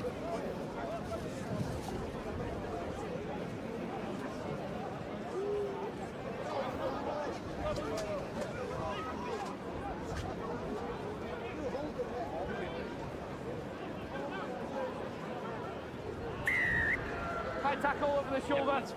Lad, high tackle over the shoulder.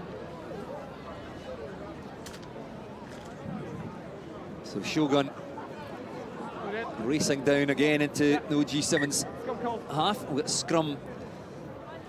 Could you come over the shoulder and drag them into the front?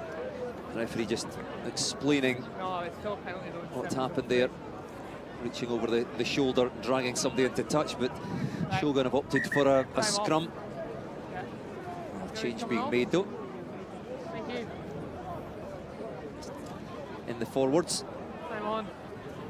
Crouch. So back to the action. Scrum, Shogun. Perhaps just kill this tie off with another score here. Set.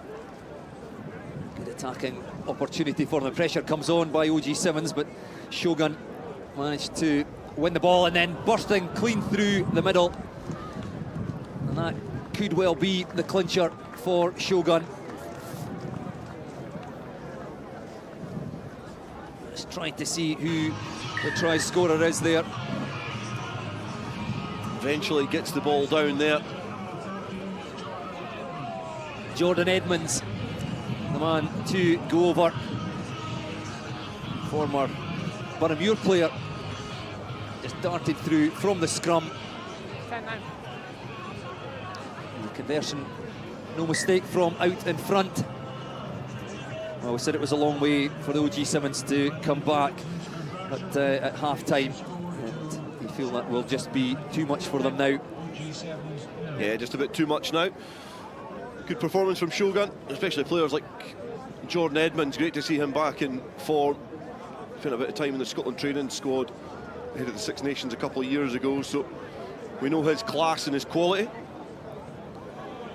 Chased there by Will Glover from the restart. Well, Shogun just running away with this now. All the way to the try line. I think Will Hendy, the try scorer on this occasion. 2 quick-fire tries, but it was great work from the restart. Chased by Will Glover. Just went up ahead of the OG Sevens player, tapped it back. Yeah, good play. A few seconds later, over in the corner. Yeah, good play yet again. It just shows you how crucial chasing that kick-off is. Being able to flap it back. Good play from Will Glover in the air. Makes it a good competition. Just keeping that scoreboard ticking over. There's an obvious gap in class between these two sides. Shogun are pretty relentless, but you can just see there. Great height, flapping it back. Then it just falls into the hands of Will Hendy. Will squared linking up there. Will Glover flapping back. Will Hendy getting the score. A nice high hanging restart. Well judged, just coming down just in the field of play. Knocked on by OG Sevens again under pressure. Used the wind well, just getting some height on that, and the wind's blowing back towards Shogun. Perhaps starting to die down. It's been a difficult wind for the teams to deal with all afternoon. Flag still fluttering above the stand over on the far side of the pitch. Just sending that ball high and allowing it to blow back towards Shogun. Perfectly judged. And they ultimately get a scrum from that. Can they strike yet again? Okay, just that injection of pace through a gap that wasn't really there. Max Pepper this time, the try scorer. And it's just the acceleration from nothing, taking these Shogun players through gaps, and the OG Sevens defence just split apart once more. Yeah, good play off first phase as well. Ball just came down. You can see they had Ross McKnight, who's just come onto the pitch. He was loitering with intent in the wider channels. but the gap opened, and Max Pepper, who was here last year with Samurai, was able to just go through the gears, managed to eventually just evade the clutches of the defence, ball in two hands, just sizing up, and it allows him just to put that left-handed fend and continue his arc and run.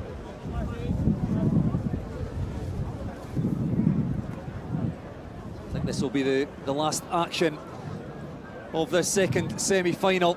It's been a runaway victory for Shogun. Can OG Sevens get themselves a consolation try? They can indeed. Chased all the way by four Shogun players. But they had the pace to get there. And the try scorer is Ben Turpin. Steals a try at the end. OG Sevens able to get a really good score. The referee just going to have a little conversation because they've kicked the ball back from behind the posts to try and keep play going. The referee, the tournament rules, not allowing that, so he's brought it back, which is good to see. It was something that was allowed last night, but they're bringing it back for the conversion. Time is off. No. He went to convert from outside the field of play, which we can't allow. The time's gone off, and he'll take the conversion now, okay? Well, you'd hear the referee's explanation there, tried to convert from the other side of the post, which you, yes, used to be able to do, but it was a bit quicker than the one I tried to regurgitate. Yes, explained beautifully by the referee. Yeah, thank you for the assistance there. So, you know, we've still got time left to play, and well, that's worked again for OG Sevens. So that's going to be two quick fire tries. No, ball couldn't be taken cleanly. It's 5 metres away, and can Shogun now strike from their own try line up over halfway? And the OG Sevens defence very tight there. Penalty once more goes the way of Shogun, and they'll just put this through the hands out onto this touchline. Well, no, cut back in field, dragging this OG Sevens defence around all over the place. Now they look to come out to the right touchline. Again round the outside they go, and this time it's Ross McKnight, the big winger. Big winger, right enough. He's still to put the ball down. Looks like he's forgot to take the coat hanger out of his shirt. He's broad-shouldered, Ross McKnight. Dangerous player, top try scorer in the Super Series Championship this year for the Stirling Wolves in their successful campaign. Can't afford him any space out wide because he's got that raw pace, but also that physical prowess as well. And he adds some more points to the tally for Shogun.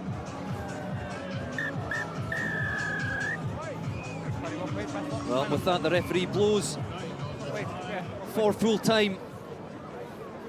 A huge win for Shogun against the OG Sevens. And it is Shogun who progressed to the final and will face the South Barbarians in around about 20 to 30 minutes. Let's hand now quickly back to Dougie Vipon to lead us into the Mike Bleasdale Cup Final. Yeah, Shogun Rugby through to the final. They, of course, were formed in the spirit and honour of the spirit of the Japan side from 1995 World Cup. They have two sides in the final, in the men's final and also in the women's final. It's the Mike Bleasdale Cup Final coming up right now. Hammerhead Rugby are the other side against Shogun Rugby. This should be a glorious final. Two sides played wonderful rugby here this afternoon. You're about to join it live right now. Thank you, Dougie. Yes, now it's time for the Mike Bleasdale Cup Final. And there's your starting lineups for Shogun Rugby. They're looking to try and make it a double here at Melrose Sevens. And they're going to be taking on Hammerhead with a player in there, Megan Gaffney, who'll be looking to go one better than what she did last year for Hearts and Balls, beating at the death the By Lionesses in the inaugural Mike Bleasdale Cup. And it's going to be Shogun playing from right to left to get us underway here. Kick downfield towards Hammerheads, who enjoy the first period of this game with the ball in hand. Cumnock looking to weave her way out of traffic, but not able to, and has a chance to go with the penalty. Pirouettes and turns round. and is able to distribute the ball to Ciara Deeks. And now Hammerheads are in behind, being chased relentlessly by Grace Crompton. And try scorer, a relentless try scorer in this tournament, but showing her defensive capabilities as well. Now Shogun, they look to demonstrate their attacking prowess in this game. Ball presented back. Shogun passing it deep in challenging conditions, but it's just been fumbled there, and the wind is starting to pick up. We've lost the clipboard, Bruce, but they're starting to pick up now, and that's going to be really telling in the stages of the competition where players get a little bit more tired. Yeah, it's difficult when they get tired, and it means that teams are maybe not able to go quite as wide as they would like. They've got to shorten the passes a little, and you can see teams maybe just getting to the 15 where they would maybe rather get out to the 5 and stretch the defence a little bit wider. Hammerheads from the scrum run laterally across the pitch and look to try and release some space for their player Holly Williamson to gallop into, but has run into a little bit of trouble. Still lying on the ground, but coughed up a bit of possession and a bit of territory, and has gifted the ball to Lukin to go in for a try for Shogun, and they strike the first blow in the final with the Dutch number 8 going in for the opening try. Yes, just very direct, just looked up again, saw half a gap, the pace to go through it in under the posts. I said how difficult passing will be. Well, you don't need to do an awful lot of passing when you've got the pace and power of Lukin. Yeah, good ability there. You could see just throwing that dummy. The support on the shoulder as well from Isa Prinz also helped dislodge the defence, and Shogun take a 7-point lead over at the far side. Contestable kickoff has fallen back into the willing hands of Shogun yet again. Head burrowed down, powering towards the line and slipped through the tackle, and the offload is there. And arcing the run back in field, being 1, 2, 3 defenders. There's a couple of supporting players there. Quick hands will do it for Shogun here. Good defence from Hammerheads. We're going to have to regroup and revitalise, but they've left the door open there for Alicia Maud to go in for a further score. It was actually Shona Campbell, the sole Scot in the squad, to go in for that try. And good work straight from the kickoff. They made hard work of that. They probably should have scored that 20 or 30 seconds before, but as you say, it was a great kickoff in the previous time, the men's semi-final. I think we mentioned it's maybe not seen an awful lot. The restart used as a weapon and allowing your own team to get under it today, but that was perfectly judged. Just landed on the 10-metre line, and the Hammerhead player just under pressure, couldn't take it cleanly, snapped up by Shogun.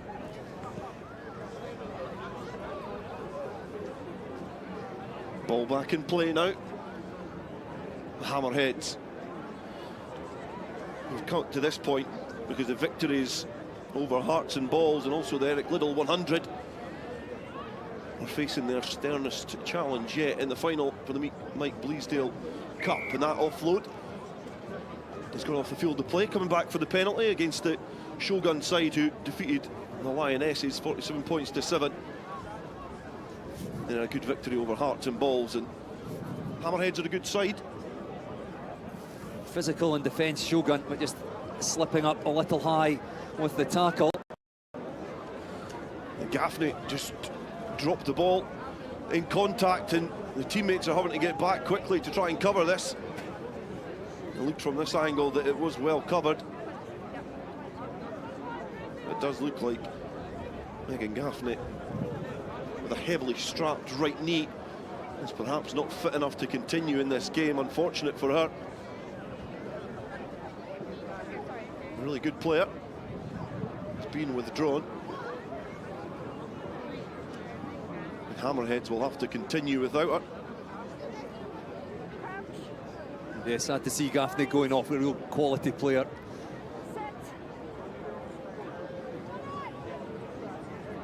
Scrum put in, ball squirms out.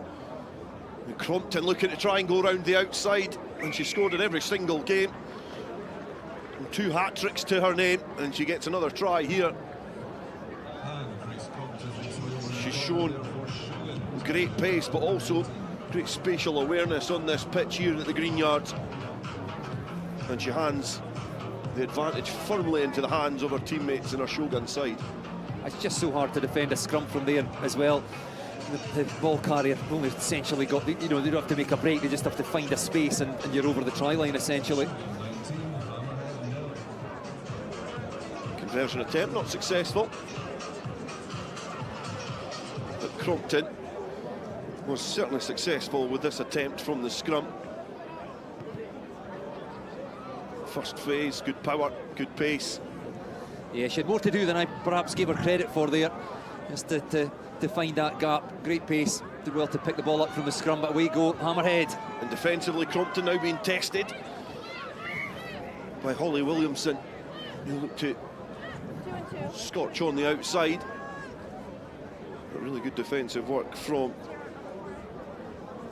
young Crompton.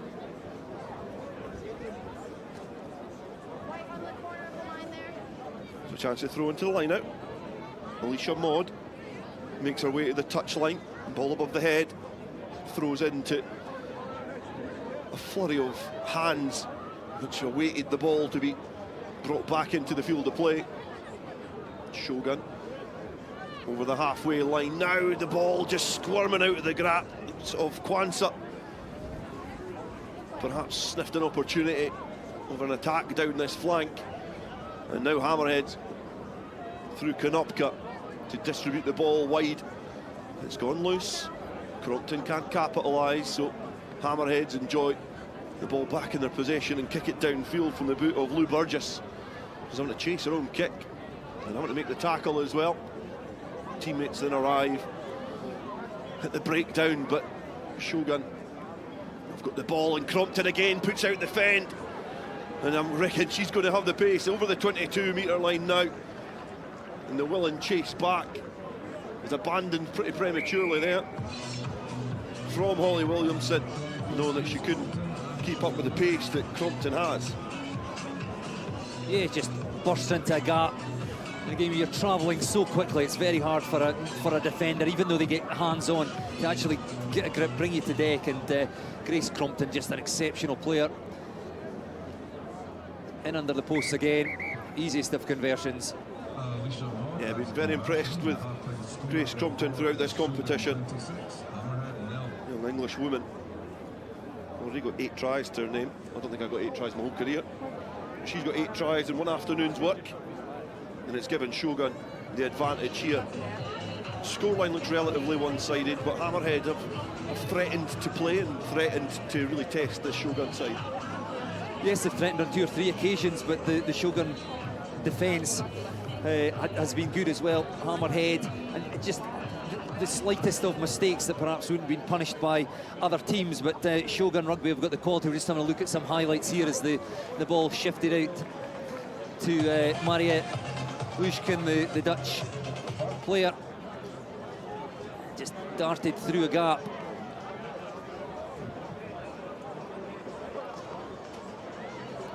And the loose pass there, but it wasn't knocked on. And it snapped up, and again, just the loose pass often throws a defence, and they just lose their shape slightly as they come up, and just wonderful acceleration. And then there's the try from the scrum, just came squirting out the back, and then snapped up by Crompton. Still had some work to do. She darted off to the right. And touchdown, 2 hat-tricks, as you said, in the previous 2 games. And she really is their go-to player. Kwanzaa gathers the ball off the restart. Hammerhead having to really go to the well to try and steal the Mike Bleasdale cap off of Shogun. And what an afternoon's work it would be for Shogun if they were able to pick up both trophies here, the Centenary Cup and also the Mike Bleasdale Cup, which is being contested at the moment. The Southern Barbarians and the Shogun men's team will be contesting the men's final shortly, as a big floating pass goes into midfield. It's been gobbled up by the on-Russian defence, which arrived en masse. And they now have an opportunity to burst straight through, and it's going to be another try for Shogun. and it's going to be another try for Shona Campbell, the sole Scot in the Shogun squad, and she's on a double as well. And I think they can start to etch that name on the Bleasdale Cup. I think that's fair to say, Dale. And again, it's just that incredible acceleration that several of these Shogun players possess. Shona Campbell. We might have another look at that. Here we go. Here, it was good defence that it came from. Well, one of the try scorers, I think, Lushkin, and then just quick to react, quick thinking, and then the pace to go with it. Crompton acts as scrum half and fires the ball back in the hands of Maud, who carries the ball forward. Good interlinking play again. Crompton, she's going to go down the blind side now. She's found a little gap, goes back in field, and I think that's the sign of a player who is hunting a treble. Covers the ball this time. Filtered into the opening try scorer, Luchkin. And then Kwanzaa. And she puts the big paw out as well. And now she's hearing it towards the line, arcing the run in field. And that's perhaps a player that certainly deserves a try in the final. Attritional up front and combative, but certainly when she gets the ball in hand, she's able to exhibit some brilliant pace. And everything's so crisp by Shogun, the passing to get the ball out here. And then Kwanzaa, we've spoken about it in 2 or 3 of these women's games. It's not just a case of turning on the gas and going round your opposite number. Again, if we have another look at that, she just ran a bit straighter, stood up the Hammerhead winger, and then accelerated round on the outside.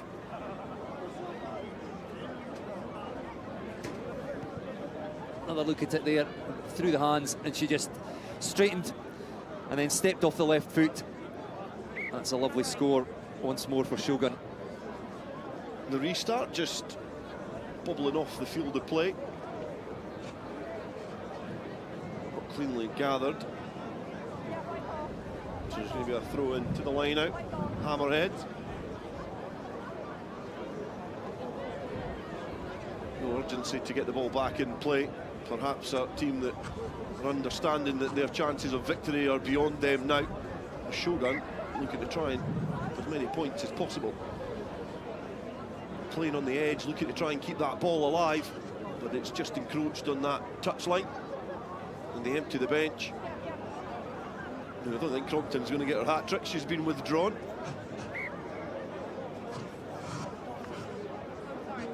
The referee not happy with that passage of play. Knock on. Scrum down, put into Hammerheads, and a good opportunity for the subs to make an impact and show the depth of this squad with the fresh legs. Yes, Hammerhead will certainly not give up. Again, just looking for a consolation as the clock ticking down on this. Still about 2.5 minutes left. Ball rolled in. Good competition in the ball through the legs from Hammerhead, and good wraparound as well. Get the ball into some space, and now there's only one option here, is to go round the outside, and go round the outside she will. Great pace there. Great exhibit of pace from Lucy Hod. She only had one option. She was almost backed into that option by her teammates and was given some space to work with and charged her way around the outside. And what a great score that is from Hammerhead. Yes, well, I mean, ultimately it's in a losing effort, but what a wonderful individual try by Lucy Hode there. I didn't think I thought she was under too much pressure from the defence, having to run initially across field from in front of her own post, but she trusted her own pace and went round her opposite number, and just incredible gas. As we've said all afternoon, no substitute for pace, and you don't get much quicker than Lucy Hode on a rugby pitch. Yeah, and an efficient effort from Shogun, being able to capitalise on all their efforts. As perhaps this is the highlight reel from the final. Lucy Hode doing what all good wingers and all good pacey players do at sevens. Exploit that space. That could be the try of the final. Certainly the best individual effort. A bit too late now. Got a minute left in this final. Kwanzaa passing the ball away from the base, the ball going across into the wider channels for Shogun, who are going to have to attack from deep. They'll not want to concede any more points to this Hammerhead side, who have given a lot to this tournament. 2 impressive victories, but another performance against this Shogun side is perhaps one too many. Kwanzaa on the shoulder, offering up support, not obtaining the ball from her teammate this time. Alicia Maud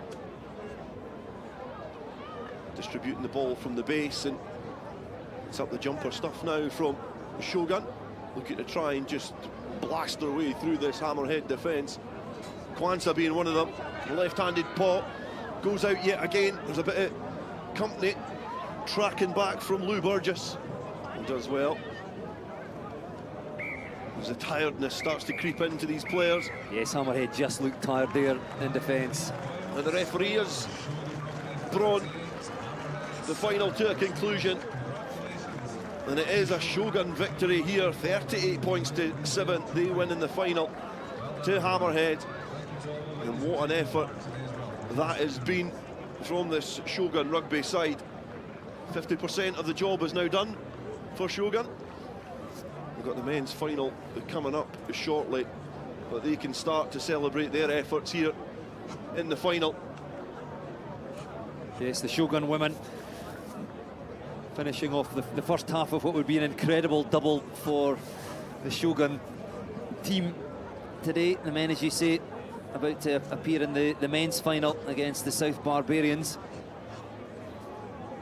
And we can go down to pitch side, where Dougie Vipond has been able to get the Shogun winning captain. Alicia Maud, congratulations, a great win for you guys. And it looked a bit comfortable at the end of it, was it? It was just fun. We've come out here, we put a smile on our faces, we didn't put so much pressure on ourselves, and we scored the tries. And of course you won big in both your matches before the final as well, so you must have been confident going into it. Yeah, I mean, we had a fair bit of confidence. We knew Hammerheads are a tough team. They do good switches in the middle, and we were aware of that in our warm-up, but I think we put them to bed before the end of the game. How big a deal is it to be the champions this year? It's massive, massive. Great to be great to be here at Melrose, and yeah, really, really great we get to lift the trophy. Go and lift the trophy now then. Well done, congratulations, well done. Thank you. I think we've been well entertained today. A great occasion for both sides here. You can see there the Hammerhead Sevens getting their team photo taken. Memories that will last long in the memory of these players and the family and friends that have gathered here at the Green Yards to take in the action this afternoon.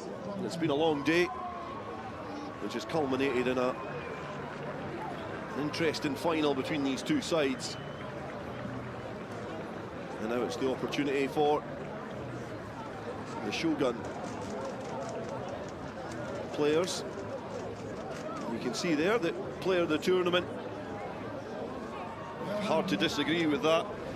Grace Crompton, 8 tries to her name. Smile etched in her face. And deservedly so. A try-scoring machine this afternoon for Shogun. A pivotal part of that successful team is the Hammerhead side, led up by Kira Deeks, make their way up to receive their runners-up medals. A tinge of disappointment that they're not a different colour, but they can be happy with their efforts this afternoon. A couple of really notable victories. 31-7 against Hearts and Balls. And then a big victory, 24 points to 10 over Eric Liddell, 100. But eventually succumbed to a relatively one-sided defeat in the final to a Shogun rugby side. You've got the weekend, the Mike Bleasdale Cup, off to an electric start with a 47 points to 7 victory over last year's victors, the Lionesses. And another big win as well over Hearts and Balls, 39 points to 7. They've been racking up the points this afternoon. And they're going to be led up the stairs by Mariette Lutkin, who was their opening try scorer in the final. Grace Crompton receives a little bit more silverware as well. The depth of this squad was instrumental to making sure that they never took their foot off the gas all afternoon.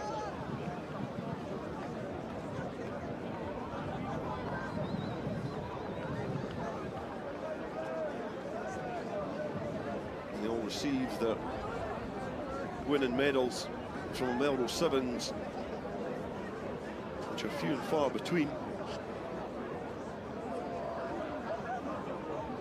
And this invitational side gelled quickly, players from Scotland, Wales, England and Netherlands, as Alicia Maud lifts the trophy above her head and makes her way towards her teammates to celebrate a historic victory here at the Green Yards just before the men's Centenary Final, with their male counterparts will be taking on the Southern Barbarians as the champagne corks are being popped by Kwanzaa, and the women can enjoy their moment as the men make their way onto the pitch and we can join to give eye point. Yes, congratulations to Shogun Rugby, the winner of the Mike Bleasdale Cup. What about the men's Centenary Cup then? It gets under in just a couple of minutes now, and it's a fully loaded South Barbars. They're a very interesting side against the male version of Shogun Rugby. This should be an absolute cracker. Do not go anywhere.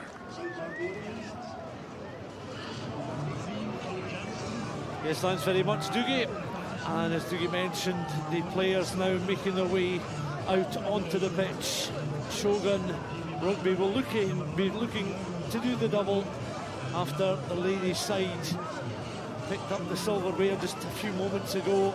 The South Barbarians will have other ideas on what is a cool, chilly April Saturday evening. Bright sunshine overhead, blue skies, but it's not at all warm. But this Shogun side, who've been very impressive during the course of the afternoon. They disposed of Heriot without conceding any points. They were then too strong for the Eric Liddell 107 side. Knocked out Selkirk in the semi-finals, and then were too strong again for the OG7 side in the semi-finals. They take on a South Barbarian side. Well, they came into the draw in the second round phase, defeating Watsonians, then too good for Hearts and Balls, and disposed of Durham University in the semi-finals. 7 minutes each way then. South Barbarians in red with those red and white hoops around the front, the solid red backs, and the rather snazzy jerseys of the Shogun Rugby side with the smaller numbers on the backs. And I think it's fair to say, Lee, that we felt that whichever side came through the bottom half of the draw in particular was thoroughly deserving of a place in the final, and it's a team that started right in that first round, didn't have a bye, but the South Barbarians have been good value from the top half of the draw. Yeah, it's been a great tournament today, and I think both of these teams deserve their place in the final. Shogun having played an extra tie, shorter turnaround, but I think both of these squads have rotated a number of players throughout their day. Well, Glover doing well to take the ball up towards the halfway line as this first half is now well and truly underway, and Shogun showing their strength and determination as they look to recycle ball there. Paddy Kelly up very quickly now out towards that left-hand side in a strip of bright sunshine across by the main stand. They're looking to work a possession in and around that 22. Back it comes closer towards halfway. Out on this right-hand side, an opportunity for Tom Roach. Cuts inside just on the left foot there. And solid tackle coming in there from Freddie Osley. Back it comes though. A central figure is the man in the long white sleeves, Freddie Roddick. Out forward. And now suddenly the South Barbarians up towards the edge of the 10-metre line. The referee spotted the infringement. He's going to the pocket. And there's a yellow card shown, and suddenly this Shogun side under a little bit of pressure with the yellow card shown in the early stages. They're down to 6 men. Yeah, really good turnover at the breakdown from the south. It's been a real strength of the Shogun team this tournament so far at the contact area, but the south win one there, and then Shogun lose a man to the bin as well. So South Barbarians then looking to build down this left-hand side. Perhaps don't quite have the same physicality, but skill set is very much in evidence as they take the ball just round the corner there. Fergus Watson, good piece of running from him. Tracking back though, Shogun picked up once more by Jamie Mata. He's a dangerous presence in this South Barbarian side. 9 straight on ball. 6 men of Shogun then able to shore up defence. Freddie Roddick over the ball at the moment. There's a second ball comes in from the crowd. That one perhaps hasn't aged quite as well as the one that is in use on the pitch. Gathered by a member of the crowd. They will resume from this scrummage. It's a smart decision. Freddie Roddick takes the scrum, which just eats into a bit of the clock, especially with Jordan Edmonds off the field at the moment. Yes, it was Edmonds who was shown that yellow card, and Shogun again up towards the halfway. Roddick once more, see towards the right-hand side, looking for splinter runners there, and this is good play, particularly from Roach as he tried to work his way through the defensive line there. Tom Roach out towards the left-hand side. Shogun again just inside the 22. Back they come. Plenty of confidence on the ball, playing the ball on the deck, and they're going to be in for a score. And again, that's just patient build-up play. The 6 men of Shogun is showing a way to the line. Matty Davidson with the opening try of the final, and that's really how to deal with the loss of an influential player to a yellow card. Yeah, definitely. They opted for the scrum, as I mentioned, to probably into the clock, but I feel like the South could have done better in defence there. They were up against 6 men, but Paddy Kelly managed to break through in his own half, and then fast forward a fair few phases on, and Matty Davidson's managed to go over, so it's disappointing from a South perspective, but it's impressive and intelligent play by Shogun. Almost 5 minutes of the first half gone. Large clear bag is blown onto the playing surface. 7 points to 0 then to Shogun. The referee calling time off as the debris is removed from the pitch. Gathered up there by Fergus Watson. Just to the right of your picture. So all rubbish removed, and it's a chance now for Roddick and for Shogun from the restart. Now is that going to make 10? It does, just does, and no more. Opportunity now for Shogun. Once again Roddick has it. 2 out towards the left-hand side, looked a shade forward, picked up by the referee. That was drifting forward, and these things are going to happen, I suppose, if you opt for a pass that's going to bypass a couple of players, float along one in conditions like this. The referees will anticipate this is going to happen on an afternoon like this. They'll drift forward. That was the case, as we see it again in the replay. The intention was good, but the radar not quite switched on for a day like today. South Barbarians then opting to build from just outside their 22. On the left-hand side, some acceleration now. Freddie Osley, how he must be delighted to play in the final after the disappointment of 2 years ago. And appealing the South Barbarians case there. As the referee had a quick word with his assistant across on his near side. Roddick comes over to collect possession of the ball. It will be the orthodox throw in over the head towards the back of the line. Barbarians certainly challenging that throw in there. Once more, Max Pepper and the Shogun side try to work it out towards the left-hand side. 7 points to 0 could well be. It's only one converted try in this first half. And Shogun just at the moment looking at Roddick. Now goes Shogun once again, and this is a good piece of powerful running from Glover.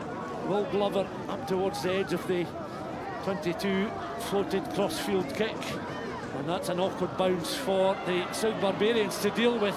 They can't deal with it. The tap tackle comes in, the offload's on the deck.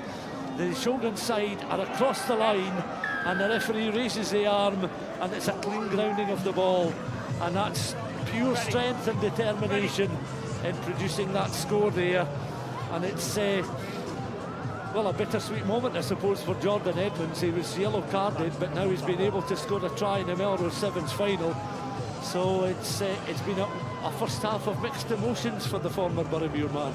Yeah, it's a strong finish by Jordan. No, there was a good bit of fortune in that. There was some good scramble by the South players getting back, and we've seen in a couple of ties today, but they weren't able to stop Jordan Edmonds.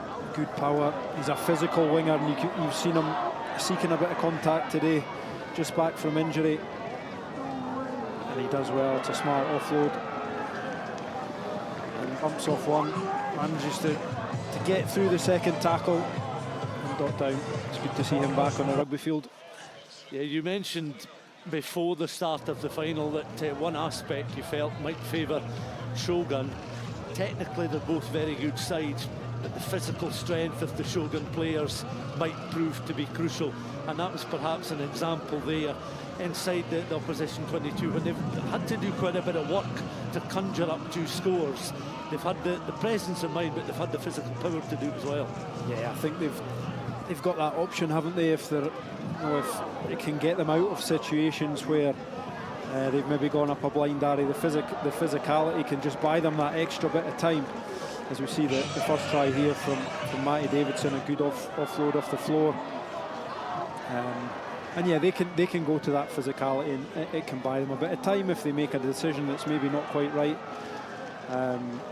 The South, maybe a younger side that bags the talent, and there's physicality in there, but it's probably one thing that I feel like Shogun have got over this South team. But all said, it's fairly close at half time. 2 scores and 7s can disappear very quickly. So to get hold of a bit of possession. So one picks up again. And a little glimpse there of the main stand, not quite at capacity, but good number of spectators watching on from the yellow seats as the restart kick. That's a solid palm back there, and suddenly the South Barbarians looking to try and build up past, just evading Fergus Watson out on the left hand side. They look to try and regroup and reorganise again as Shogun applying the pressure with a higher defensive line. The ball is floated out there towards Romero out towards the right hand side. Now how the South Barbarians would love a score at this stage in the final. Scott Bickerstaff trying to pick his way through a clutch of Shogun players, able to offload there in the direction of Craig Jackson out towards the left hand side. The referee allowing play to continue, and South Barbarians back then towards Romero, to his right hand side. Romero floating the pass out once more towards Scott Bickerstaff. Bickerstaff, we know he's got a ton of pace. Bickerstaff is able to show and go. He was round Edmonds there, and Bickerstaff is over. He's on his back. He's an exhausted figure, but he'll be delighted to have scored the Melrose Sevens final try. And the South Barbarian side are back in business, 5 points to 14 with the kick to come. And how they needed a score in the early stages of the second half to stay in this final, and they've produced the goods. And Scott Bickerstaff with an excellent piece of play. Again, he had a lot of work to do when he received possession of the ball. You see the efforts made by Edmonds and co to stop him, and this is going to be an important conversion, and that's drifting just across the face of the post there. But Craig Jackson making his way back towards halfway. So time off at the moment. Barbarians then 5, Shogun 14. Shogun looking to leave the green yards with both the women's and the men's trophies in the bag. You can see that the tackle coming in initially from Edmonds, and a second cover tackle unsuccessful, and Bickerstaff in for his side's first try in this final. It's an important score. Scott Bickerstaff and Thiago Romero reloaded on that short side, and the playmaker in the middle, Jamie Mata, managed to bring it back down there, and it was finished off. Romero was trying to ensure possession of the ball there for the South Barbarians. It's a rare try conceded this afternoon by a Shogun side, and that's only the 4th conceded all tournament, and given how successful they've been in getting to the final from the first round as well. Shogun again, perhaps living a little dangerously on the fringes of their 22. Roddick going in, just trying to mop things up, calm things down as well. 14 points to 5. Still just under 5 minutes of this final left to play. No, you're not. You must release and you're straight off your feet. Penalty then, and the Shogun players are up towards the edge of the 10-metre line. They go to deck. Roddick comes in, looks to recycle, and they'll spread the ball wide, and an opportunity now here with the offload. You can see Will Glover's intention is to try and bring teammates in as he's back to his feet. Glover, and he had just to his left-hand side Jordan Edmonds on the score sheet after that yellow card in the first half. Things not quite going the way of Shogun at the moment, and this perhaps the first testing period in the competition. Yeah, it's been a long day for these boys, and I think that the South, just in that last period of play, they're applying real pressure around breakdown and in defence, which is something that Shogun have probably not seen so far today. So the South Barbarians then looking to build through Mata again on the angle, up and offloads, and on the edge of halfway.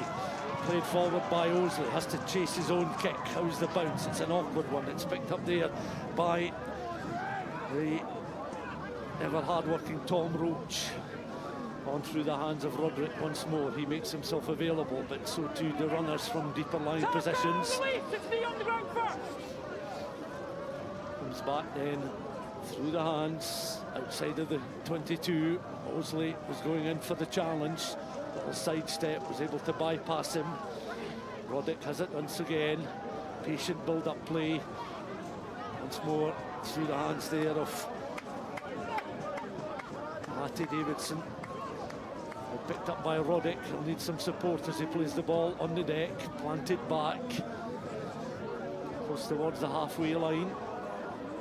South Barbarians still chasing the game. Low scoring final at 14 points to 5. 2 minutes of the final left to play. Now if Shogun can get a score here, this may well be the icing on the cake. They're going to be chased all the way by the South Barbarians, but that score may well seal the deal for them, and they're going to be in almost underneath the posts for a score which should secure victory for the Shogun side. Will Glover just raising an arm, taking the acknowledgement of his teammates, because if they're aware that it's under 2 minutes to go, they'll feel at 19 points to 5, regardless of what happens with this conversion, it should seal the deal for Shogun. Terry Sands will be a delighted figure. So too everyone in the coaching staff. Neil Hinnigan, team manager of Shogun, selected a very strong squad. 5 GB players like Jordan Edmonds with Scottish Commonwealth Games experience from the Birmingham Games 2 years ago, and of course a spell with Boroughmuir Bears in the Super 6. That's been the quality of opposition for the South Barbarian side. So it'll be a new name on the trophy that will be collected from the short walk up the steps and the presentation platform in just a short period of time. And the South Barbarians, though, will have one final opportunity to add to their 5 points in this final. 30 seconds by our watch left to play. The referee has stopped the clock on a couple of occasions for some stoppages. The wind has dropped just ever so slightly, but it's still breezy out there in the park as the South Barbarians now looking to try and work something from outside the 22. Blocked off by the Shogun side that have drawn the penalty once more. Referee saying just leave the ball, and a chance now for the Shogun players. They're just taking their time. Coming across there was Tom Roach, wearing the long black sleeves underneath his top, signalling the scrummage. Harrison Friday will pop the ball into the scrum. Mind, set. Into the scrum by Friday. Two out towards the right-hand side. One of them then is Matty Davidson. He's stopped between that 10 and 22. Two again on the right-hand side on the 10-metre line. Shogun will be happy to play down the clock by our watch for 40 seconds over the allotted 14 minutes. And he's knocked it on. South Barbarians then knock the ball forward. The referee puts whistle to mouth, blows for full time, and we have a new name on the Centenary Cup trophy. It's a double for Shogun after the ladies' side lifted the silverware, winning the ladies' competition a little bit earlier on today. It's success for Neil Hinnigan, for Terry Sands and for Shogun. They've won this final by 21 points to 5. And Lee Jones, who's watched this all afternoon alongside me, Lee, you have to say they're worthy winners. Yeah, worthy champions. They've, as you mentioned, have tried on a couple of occasions in the last 2 years and made finals under different guys, but Shogun returned today, Terry Sands and the organisation, and they managed to get over the line in the final, which is great to see. They were well worthy. They were strong all day. They conceded very few points. And they, as we mentioned, worthy winners. And the spectators making their way onto the pitch. I think Doogie is in position though, and we'll hand back to him pitch side. Very deserved win there. Thank you. I mean, how big a deal was that to get to the final and dominate the way you did there? It's 2 years waiting. I can't, no words to explain it, so yeah, really good. And Melrose 7, the home of the Sevens, to win here as well. Such a big deal, right? Yes. Unbelievable. Such a good feeling. Go and pick up that trophy as the party starts here.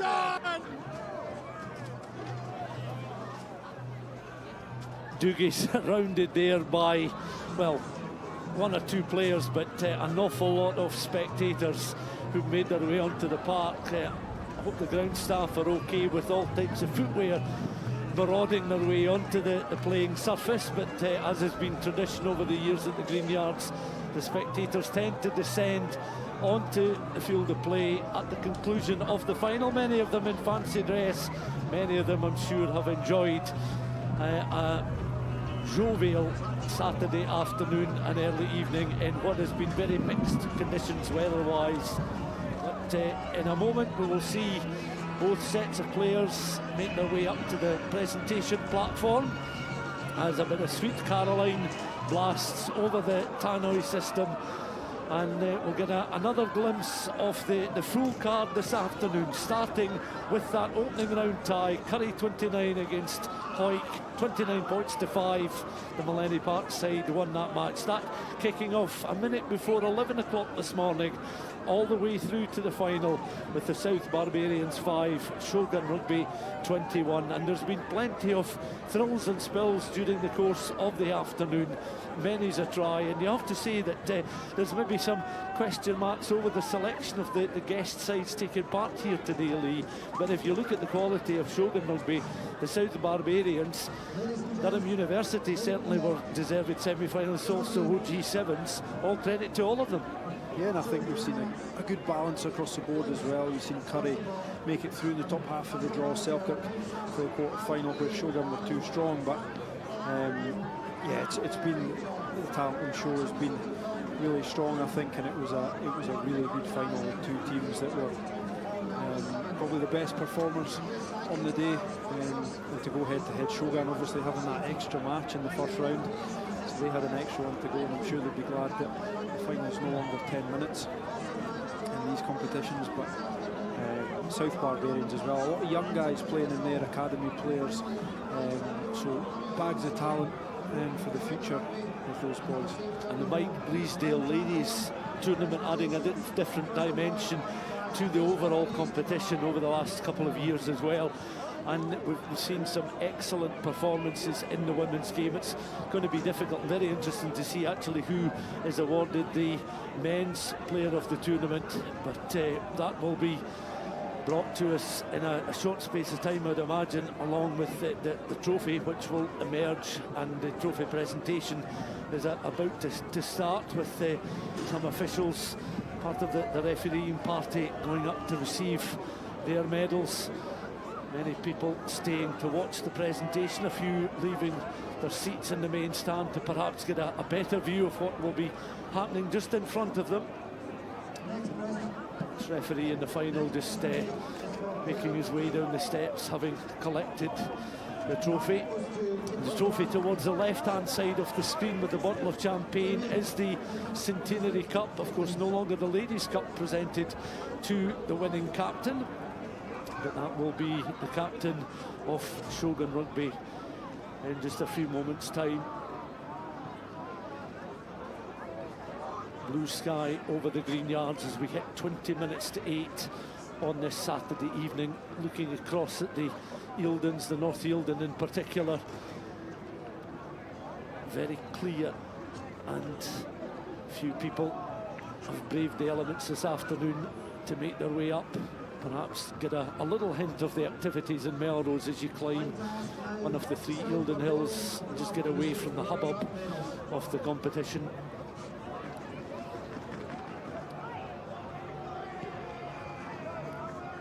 So any minute now, the teams will make their way up to collect the silverware, be presented by dignitaries from Melrose. Grant Hogg, the Melrose Rugby president, presenting the medals first to the South Barbarians players as they make their way up, thoroughly deserving of a place in the final. Freddie Osley collecting his medal, making his way down the steps, and these South Barbarians players will fancy that future opportunities might present them with a chance to collect a winner's medal. Amongst them, and amongst some of the best performers, Hector Patterson there receiving silverware, and there's a runners-up prize for Craig Jackson and for the South Barbarians. It's something certainly for them to build on, and another place in the history books for these players making a Melrose Sevens final. No disgrace losing to a side of the quality of Shogun Rugby. Grant Hogg again with the microphone, just inviting forward those players to receive the bottle of champagne and the silverware. And warm applause now as forward then comes Jamie Farndale, ex-Edinburgh player. Warm handshake there as he receives his medal. And just behind Jamie Farndale, Tom Roach. Matty Davidson wearing number 10 had a great afternoon as well. So too did Harrison Friday, number 2 in his back. They continue to come forward. Jordan Edmonds, yellow carded, but a try scorer in the final. A man who made a big impression as well, Freddie Roddick, in those sleeves, white sleeves, and the trophy then picked up by Max Pepper, and he makes his way down, bottle of champagne rather nonchalantly tucked under that right arm, and he'll go and join the party of players as they're just in front of the main stand.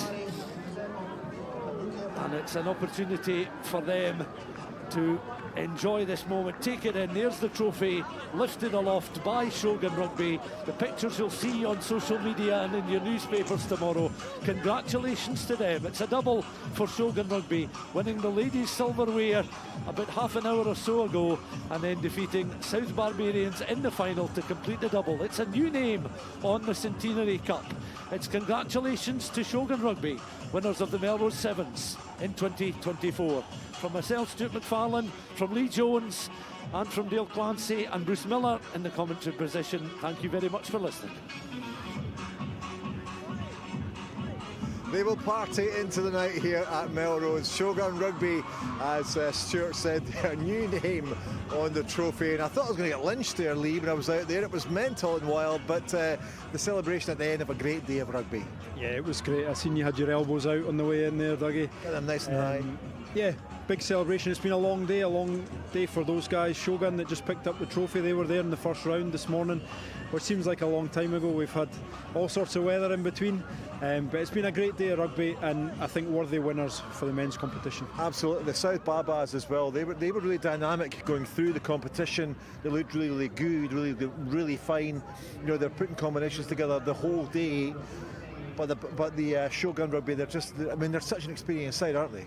Yeah, I think it was a bit of experience that told in the end. They had a sort of edge of physicality as well, and the South Barbarians were a young team, bags of talent. We said it in commentary, and they played some really good rugby today. They had some awesome young players. You know, they came in the second round. They made it through that top half of the draw, but and the final was close. It was close, but Shogun just had that wee bit of experience that managed to get them across the line on a couple of occasions and stretch away. And in the Mike Bleasdale Cup as well, the name Shogun Rugby goes on to that too. Again, pretty dominant. I mean, that team is full of Team GB players as well. I mean, the experience they have really showed today too. Yeah, and I think a couple of the players we mentioned them earlier on, but were really strong in that side. And Terry Sands, the manager of both these sides, will be very happy. He's got a knack of putting together strong sides, you know, in invitational sevens, and he'll be very pleased tonight to walk away with a double. You spent a lot of time as a professional sevens player and toured all around the world, but this is where it all began. And you know, this is such a great place to come to, isn't it? The real history, you get a real sense of all of that as well. People will be partying way into the night, but it's up because this sport has just gone all across the world, hasn't it? It's like, and it's such a great sport to be a part of and to watch too.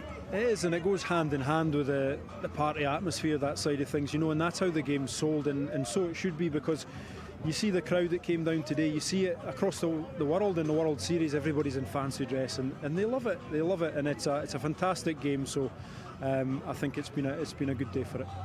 They love it, we love it, there's no doubt about it. Melrose this year has been another absolute stonker of a rugby day. From Lee, from me, and all the team here at the Green Yards, thank you so much for your company. Bye for now.